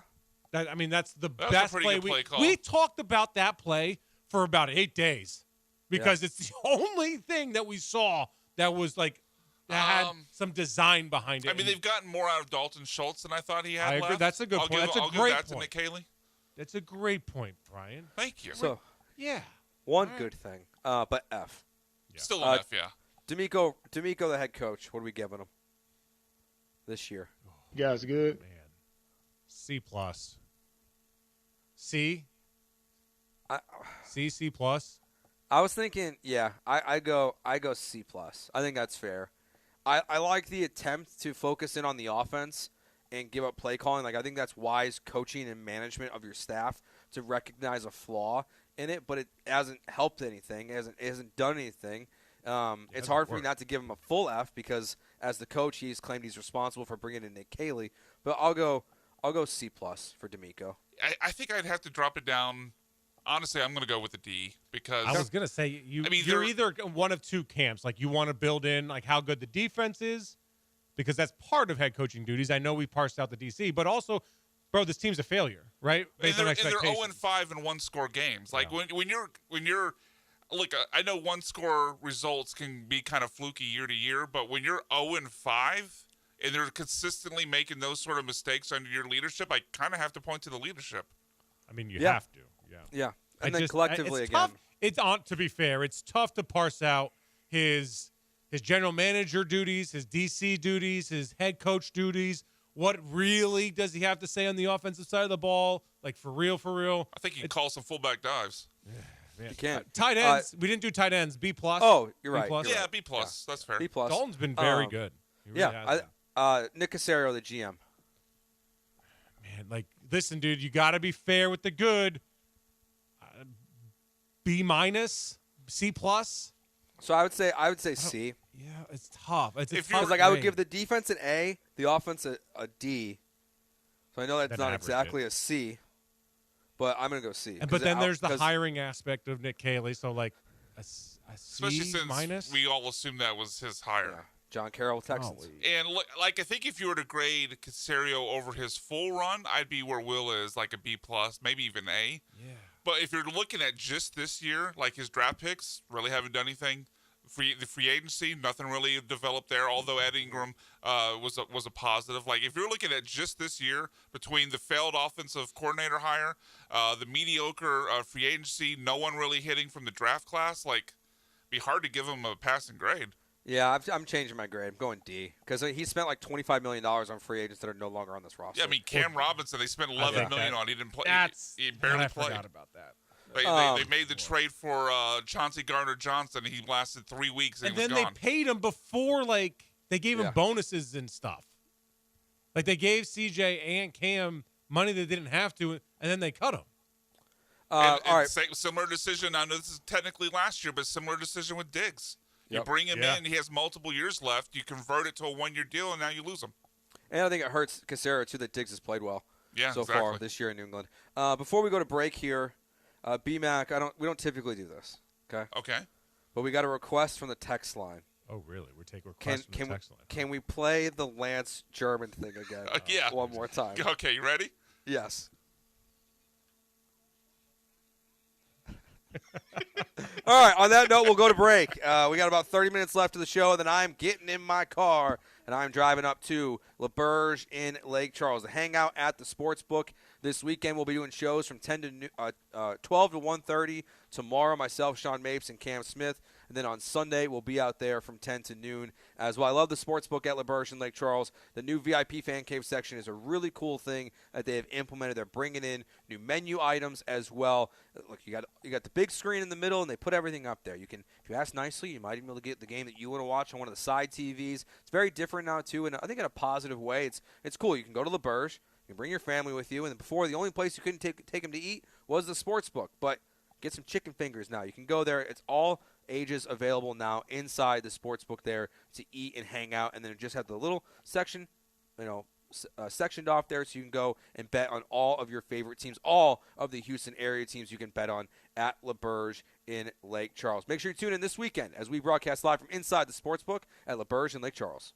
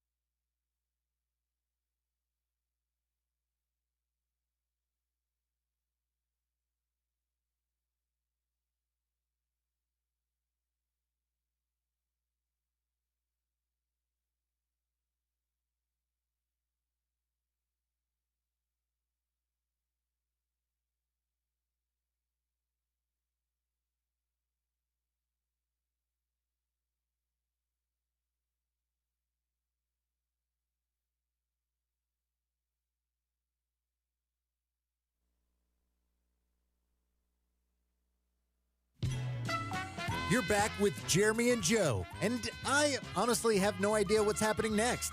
Could it be the next great food debate? Jeremy being a giant buzzkill? Joe trying to do math? Carry the one, Joe. Carry the one. Or maybe they'll recklessly label people as casuals. Let's find out. It's time for the Wheel of Bits. Oh my goodness, would you look at this? What an enormous spin. Let's have a food debate. Food debates on a Friday. Joe George, Will Kunkel, Brian McDonald here with you for another half hour. We're talking about one of the best foods here, Will. One of my favorite foods. Maybe this was a bad segment to do with Will, You just Brian. say lettuce? Yep. I was making sure I heard that right. I might have misread the room here a little bit. I know you're healthier than we are. No, I'm not lettuce. I mean, that's a low bar to clear, Joe. Yeah, I'm I don't getting get half healthy. my meals from a I'm vending mostly machine. making a joke about myself. We're gonna do two-parter here. We'll start with this first part. We're talking French fries. Okay. Here's the question, Will. What is the best French fry? The shape of a French fry. Your options: curly, straight, wedges, steak cut, smiley fries if you're 3, shoestring, waffle fries, crinkle cut. Somehow tater tots ended up on this list. Listen. There's not a straightforward answer. Curly fries are so damn good when you have them every once in a while. It can't Agreed. be your everyday fry. The Good straight take. fry is the best fry. It just has to be done properly. The waffle best fry fry? is also very good, but very it's got to be basic. cooked enough. It's very basic, Will. Yeah, but the French fry, you don't have to overcomplicate things. I don't think straight cut would make my podium. So what? I think I would go curly fries, waffle fries, and shoestring as my top Shoestring 3. for the worst. That you are. I love that is the most crispy. beta male thing ever. You're not getting enough fry. Like you gotta always pick up order the damn more. things in a paw of your hand and shovel them down your throat just to get enough of a fry. Shoestrings are the worst. Absolute worst. We don't like crinkle cut. No, crinkle cuts for children. No, and they don't crisp up Yeah. ever. Like Terrible. No, they're soggy. I've and never had a crappy. crispy crinkle cut fry. No, Like, they're I agree. always soggy. Steak cut can be good, but the that's problem is tough. the steak No cut. texture, man. And a lot of times they're mushy. Yeah, Yeah, they're- no it's texture. over If you get a potato. good one, yeah, much- like if The you get a ratio's good off. one, yeah, the best to me, I think straight cut's the best. That's right, Dad. Ugh. Real simple. Or They're, go with a couple they're usually basics. pretty good. Now the best thing you can ever get though with French fries, the best surprise, is you get curly fries, but those like 1 or 2 straight cuts that find their way into the bag. Nice little surprise. It's like when the end in there. snaps It off. seems like like the, it happens the tail 100% snaps of the off. time. Yes. But man, when I you think- get the really long curly one and you eat it like it's like a spring and it's Yeah. just, man, It's nothing better. that's what's up, dude. It's got the flavoring on it, the seasoning. I mean, the Arby's fries are not bad. That's what one they. good thing they do at Arby's. Yeah, Yeah, I mean that's the only. I mean, I'm good. One on and the rest only. of it. You try the steak bites yet? Hard pass. What is that? I'm not gonna try them. They have like steak, like they're. Dude, I'm Just not chunks eating of steak. They look Hell awful. No. I'm not going to Arby's to eat. No. Let's see. Text line says, crinkle are the best. You just aren't cooking them right. Josh from Seabrook says straight fries for versatility. Yeah. See steak fries with crusty outside, soft in the middle. It's the go-to. But yeah, Steak fries? Someone says that? Yeah. Idiot. Absolute idiot. 7308 says throw the fries away and give me onion rings. Bro, I'm hard in on that. Yeah, I am a onion big rings time. first. Big time. So you're probably a shoestring onion ring guy? What I a loser. do like those, but I prefer. Hold on. Stay with me, Will. Don't eject yet. I do prefer a regular onion ring to the shoestring onion strings. Okay. But I like both. So there's a place, and I don't know if anybody's heard of it around here, called BurgerFi. It's like a fast food, but a high-end fast food like burger joint. Mm-hmm. Elite hubcap size onion rings. Nice. Absolutely fantastic. I thought we were going to get a sweet potato fries from Will. Since you're That's so not My a fry. wife loves sweet potato fries. They're okay. I'm good. I need. So when you're doing something like this, I don't want something like a curly fry that I can't live on that every day. The straight fry I can do constantly. I don't want to live on curly fries all the time. It can't be my fry of choice. I'm with you on that. Like I love curly fries, but it's just They're an occasional thing. They're not. That's why I think that straight fries are number one. Because first of all, they're hard to mess up, and they're usually the best option on the menu. Like I feel like you can get bad curly fries, like straight fry. I've never had a bad curly fry. Oh, I don't know. Bull spit. What do you mean? Man, were you yeah. close there? Yeah, pretty close. Our first dump button of our fry conversation I've had more would be bad elite. straight fries than I've had more than bad curly Yes, fries. because percentagely you've had a huge amount of straight fries. Therefore, True. you have Good the counter. potential to have more raw bad numbers of straight fries. That's a fair counter, Will. Thank you. I stand by my point, though. Texter doesn't understand the conversation, but says fried jalapenos. Those are great. Okay, here's my thing with the fried jalapeno joint. Don't take the seeds out. Make it a jalapeno. What do I want the hollowness of the jalapeno for? There's too many soft boys for that. Yes, definitely soy boys. I know exactly who. If you de-seed your jalapenos, I know who you voted for. Brian won't do that. Brian eats death burgers. I do. love I hot do food. twice. I did it twice at La Perche. It had like ghost peppers. Yeah. I have It's I crazy. have a couple ghost pepper sauces. Oh, they're so Really? good. So good. You So just like good. throwing them on stuff on the Well, regular. you don't put it on there like it's a Tabasco or Cholula. Like you don't drench it. It's just a little dribble jabble here and there, and it's fantastic. And they taste good. The good ones taste good. All right. My next question here about fries before we get to the best restaurant ones. What's the best one though for something that's loaded? Tater tots, French fries, wedges. Like if you're gonna get loaded of one of the potato Clear groups, 101 here. I What think is it? this is obvious. You go ahead. Tots. Yeah, I think so too. I think so. Yeah. Because yeah. it's not. It kind of crumbles well enough to where you can taste all the other stuff, and it's And there's crispy more enough. surface It area gives a you a little bit, substance. You kinda can't hold. have a lot of potato. You've got to have the crisp and the light potato amount so that the substance isn't overwhelming. That way you can taste the rest of it. Because you don't want to eat like a baked potato. With And that I feel like Yeah. if you try to load it, like it doesn't sit well on the straight fry. Like it's just the surface area is like not poutine's the only thing you can do. Poutine? Yeah, I don't think I've ever actually had poutine. Oh, very, I never very have. good. When I done saw it on properly. TV during the World Series a lot, but I've never had it. They kept showing it over and over and over again. I was like, I get it, guys. Thanks for showing us the only thing Canada's known for food. Besides maple syrup, of course. Oh. All right, what's the best fast food fry? What's the go-to place? Number one. It's okay. So here's, you know what? My father-in-law, to bring it back, I like the McDonald's fries. I think they're the best, but you have to ask them. He's done it before. He said, "Listen, I don't want the ones that are sitting there. Make me a new batch." Oh no, wait. Because I think it was when they're fresh, they're very good. I think it was Rahil that used to work here that had the tip for this. The way to get the fresh fry is ask for it unsalted and then just salt it yourself. Yep. And then ask them to Yeah, salt because it when they're they'll done have cooking. to make you new ones because what that's been sitting there is salted. I like Wendy's a lot because I like they're salted and they have the skins on them. I like the skins on them. Yeah, good call. Wendy's fries are pretty good. I hate Five Guys. I hate them. They're cooking peanut oil. They don't do it for me. Not a fan. I think McDonald's is going to get a lot of love, but I think if I were wanting a snack and wanted just fries, and maybe you're going to kill me for this because it's not the straight fry, but I think I'd go with Chick-fil-A. Bro, they have the worst fries out of all of them. Are you out of your worst? They're raw every time. They're never cooked properly. You're going to a bad You Chick-fil-A, like doughy bro. pizza. You like DiGiorno pizza I don't. like I don't. you cook it at about 180 for 7 minutes. You're getting raw French fries? Bro, you're What's insane. Chick-fil-A? Are you sure this is an actual Chick-fil-A? You're Chick-fil-A's just taking a French fries on fries, the side of the road? They're never cooked. They're Where are you always going undercooked. to? Always.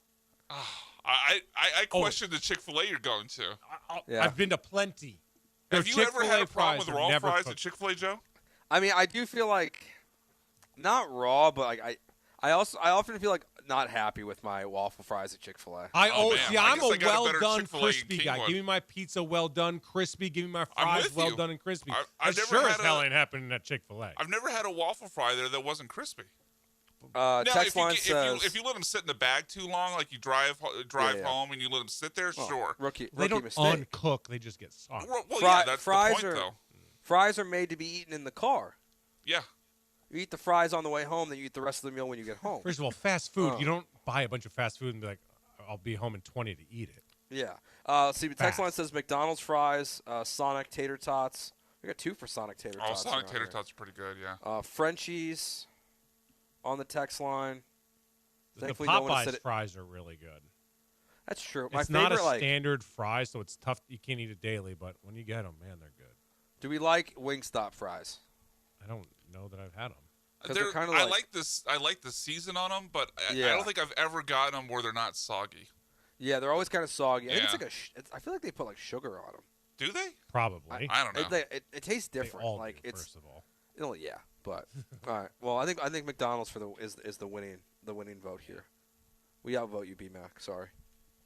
Dude, Bunch of string basics. fries? I can't believe you said that on air. It's not my favorite. I just said it's on the podium. See, text line also says Jack in the Box curly fries. Those are very good. Yep. Someone else. Totally agree. Might be the only good thing they have. Jack in the Box. 4818 says Will has terrible food takes. Who's that moron? Someone on the text line. Say your name, fool. It wasn't me who texted in.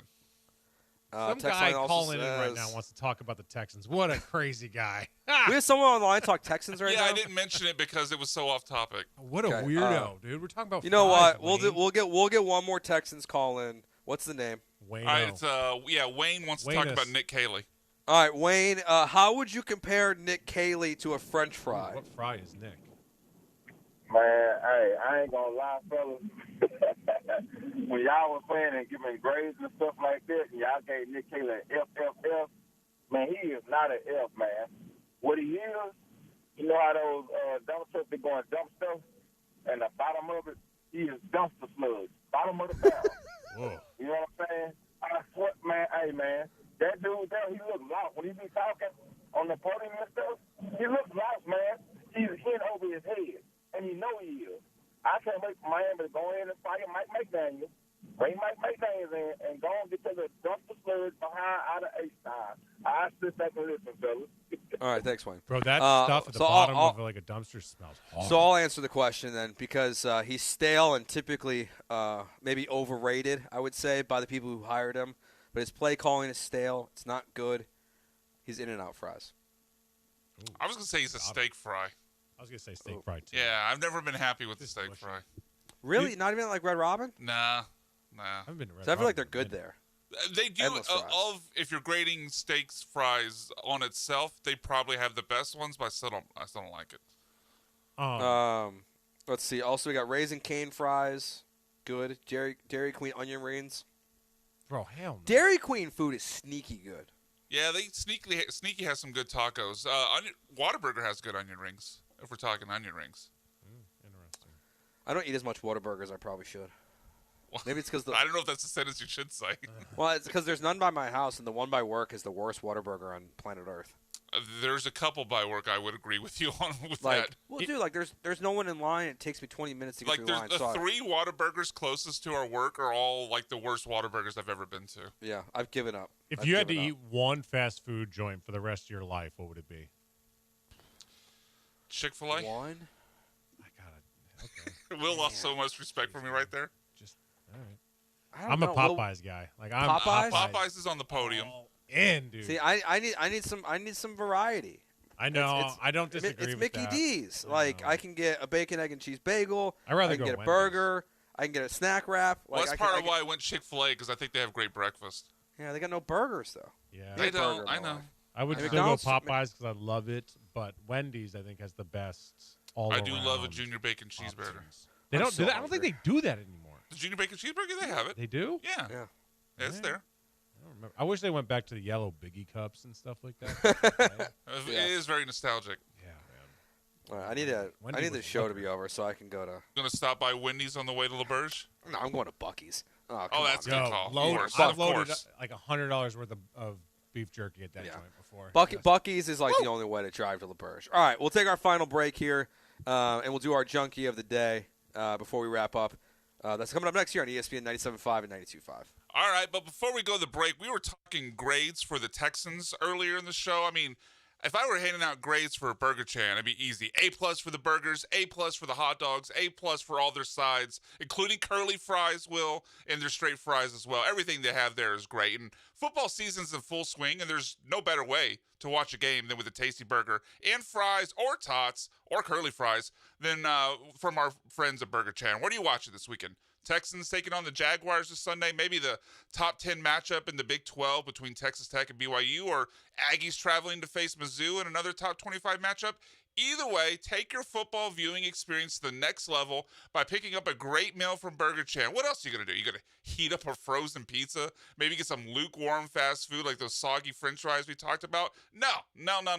Do it upright with something from the elite menu at Burger Chan. And it is elite. This isn't an ordinary burger chain, folks, because in 2023 and 2024, Burger Chan was ranked by Yelp as one of the best 100 restaurants in the country. Not just best burger places, not just best places in Houston, but one of the best restaurants in the whole damn country. And it's right here in our backyard, literally right downstairs from where we're doing this show right now. And make sure you stop by on Mondays in particular to get yours, because they're partnering with us for Victory Mondays the rest of the year every time the Texans win. So any Monday after the Texans win, let's see if they beat the Jaguars this weekend, stop by Burger Chan to claim your free side with the purchase of any entree. All you got to do is mention my name, Brian, mention ESPN 97.5, or just say Go Texans, and you'll get a free side with the entree. If you're pro like me, you'll go with the curly fry. If you're a basic like Will, you'll go with the straight fry. But either way, it'll be delicious. Burger Chan, best burgers in the city. Find them at 5353 West Alabama and see their full menu at BurgerChanHTX.com.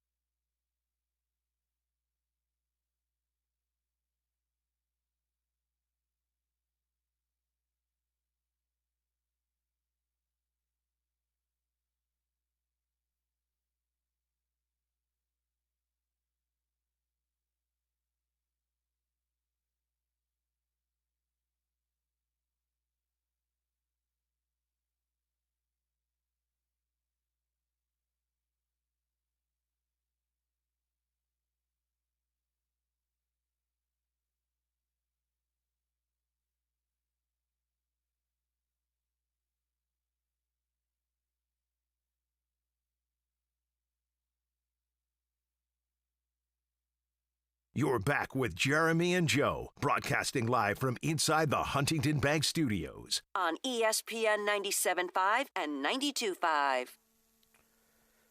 Final segment on ESPN 97.5 and 92.5. Joe George and Will Kunkel and Brian McDonald hanging out with you. Reminder again, I'll be hanging out with you guys from noon till 1:30 tomorrow as we broadcast inside the Sportsbook at LaBerge in Lake Charles, and then again on Sunday from 10 to noon, where I hope to not lose a bunch of money this weekend. That's the goal, Will. I parlayed UH football tonight with Memphis football. So to lose? No, maybe.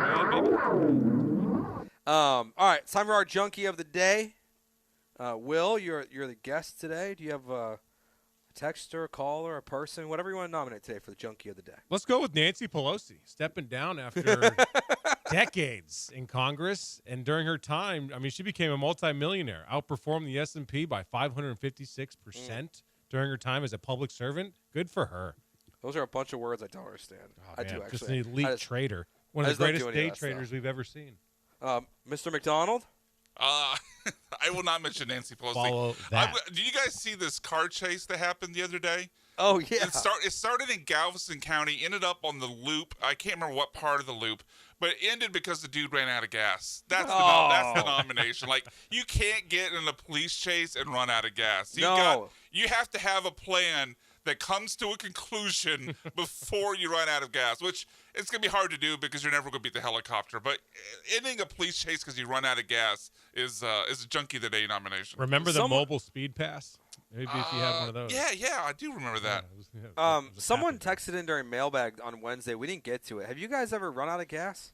No. I'm an adult. Good. Another. Good You know point, what? Will. Least Yes, manly I'm an thing you adult. can do: run out of gas. 100%. Dumb ass. I cannot believe there are people that go on the radio in this city and brag about running out of gas on the highway. It's embarrassing.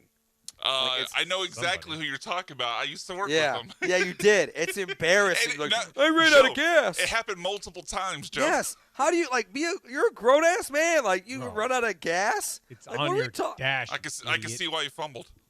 Yeah, that same guy probably walks in and goes, $5 on pump 4, please. Yeah. He makes his wife pump his gas. Well,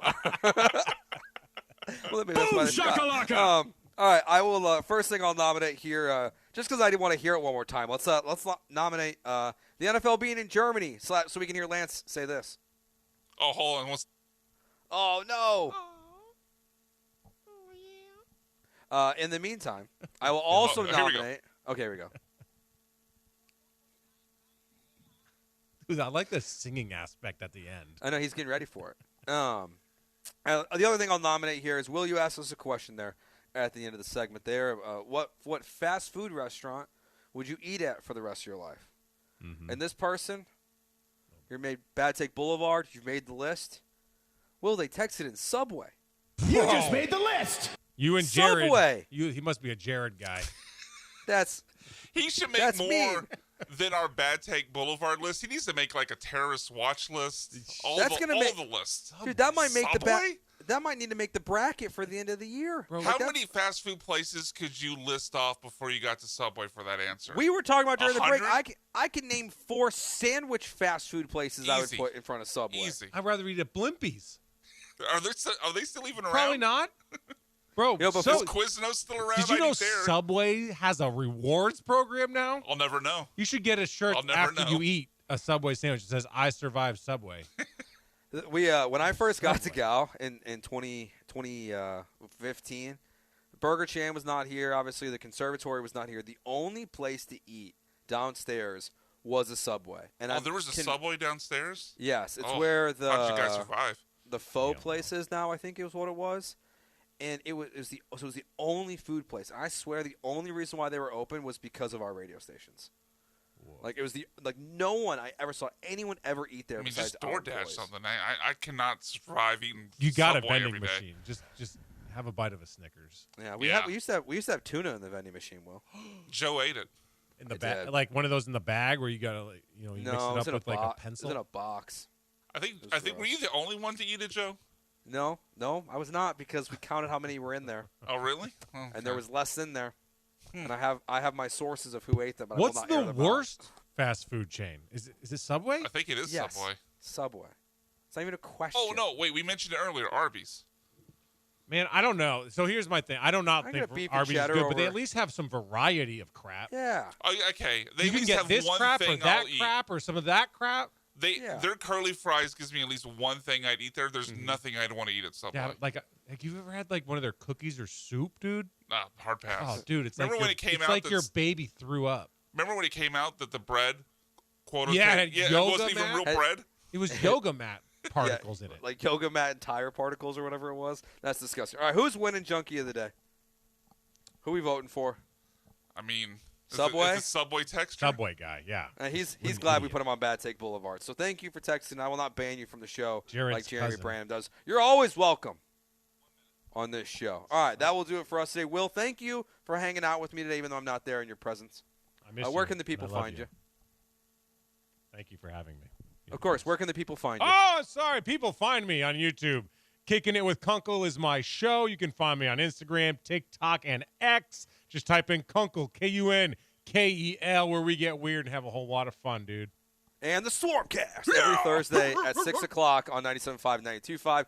Thank you, BMAC, for producing as always. Jeremy Branham will return from his Disney adventure on Monday. I expect for the time, Mickey Jeremy. Mouse ears for the entire crew. That will do it for us. And because Jeremy's not here, I don't have to laugh when I say Rocket Power, all new podcast. By the way, Swarmcast ain't the worst name. I heard that the other day. Jeremy's a hater, dude. All right, that does it for us. Rocket Power up next. Goodbye.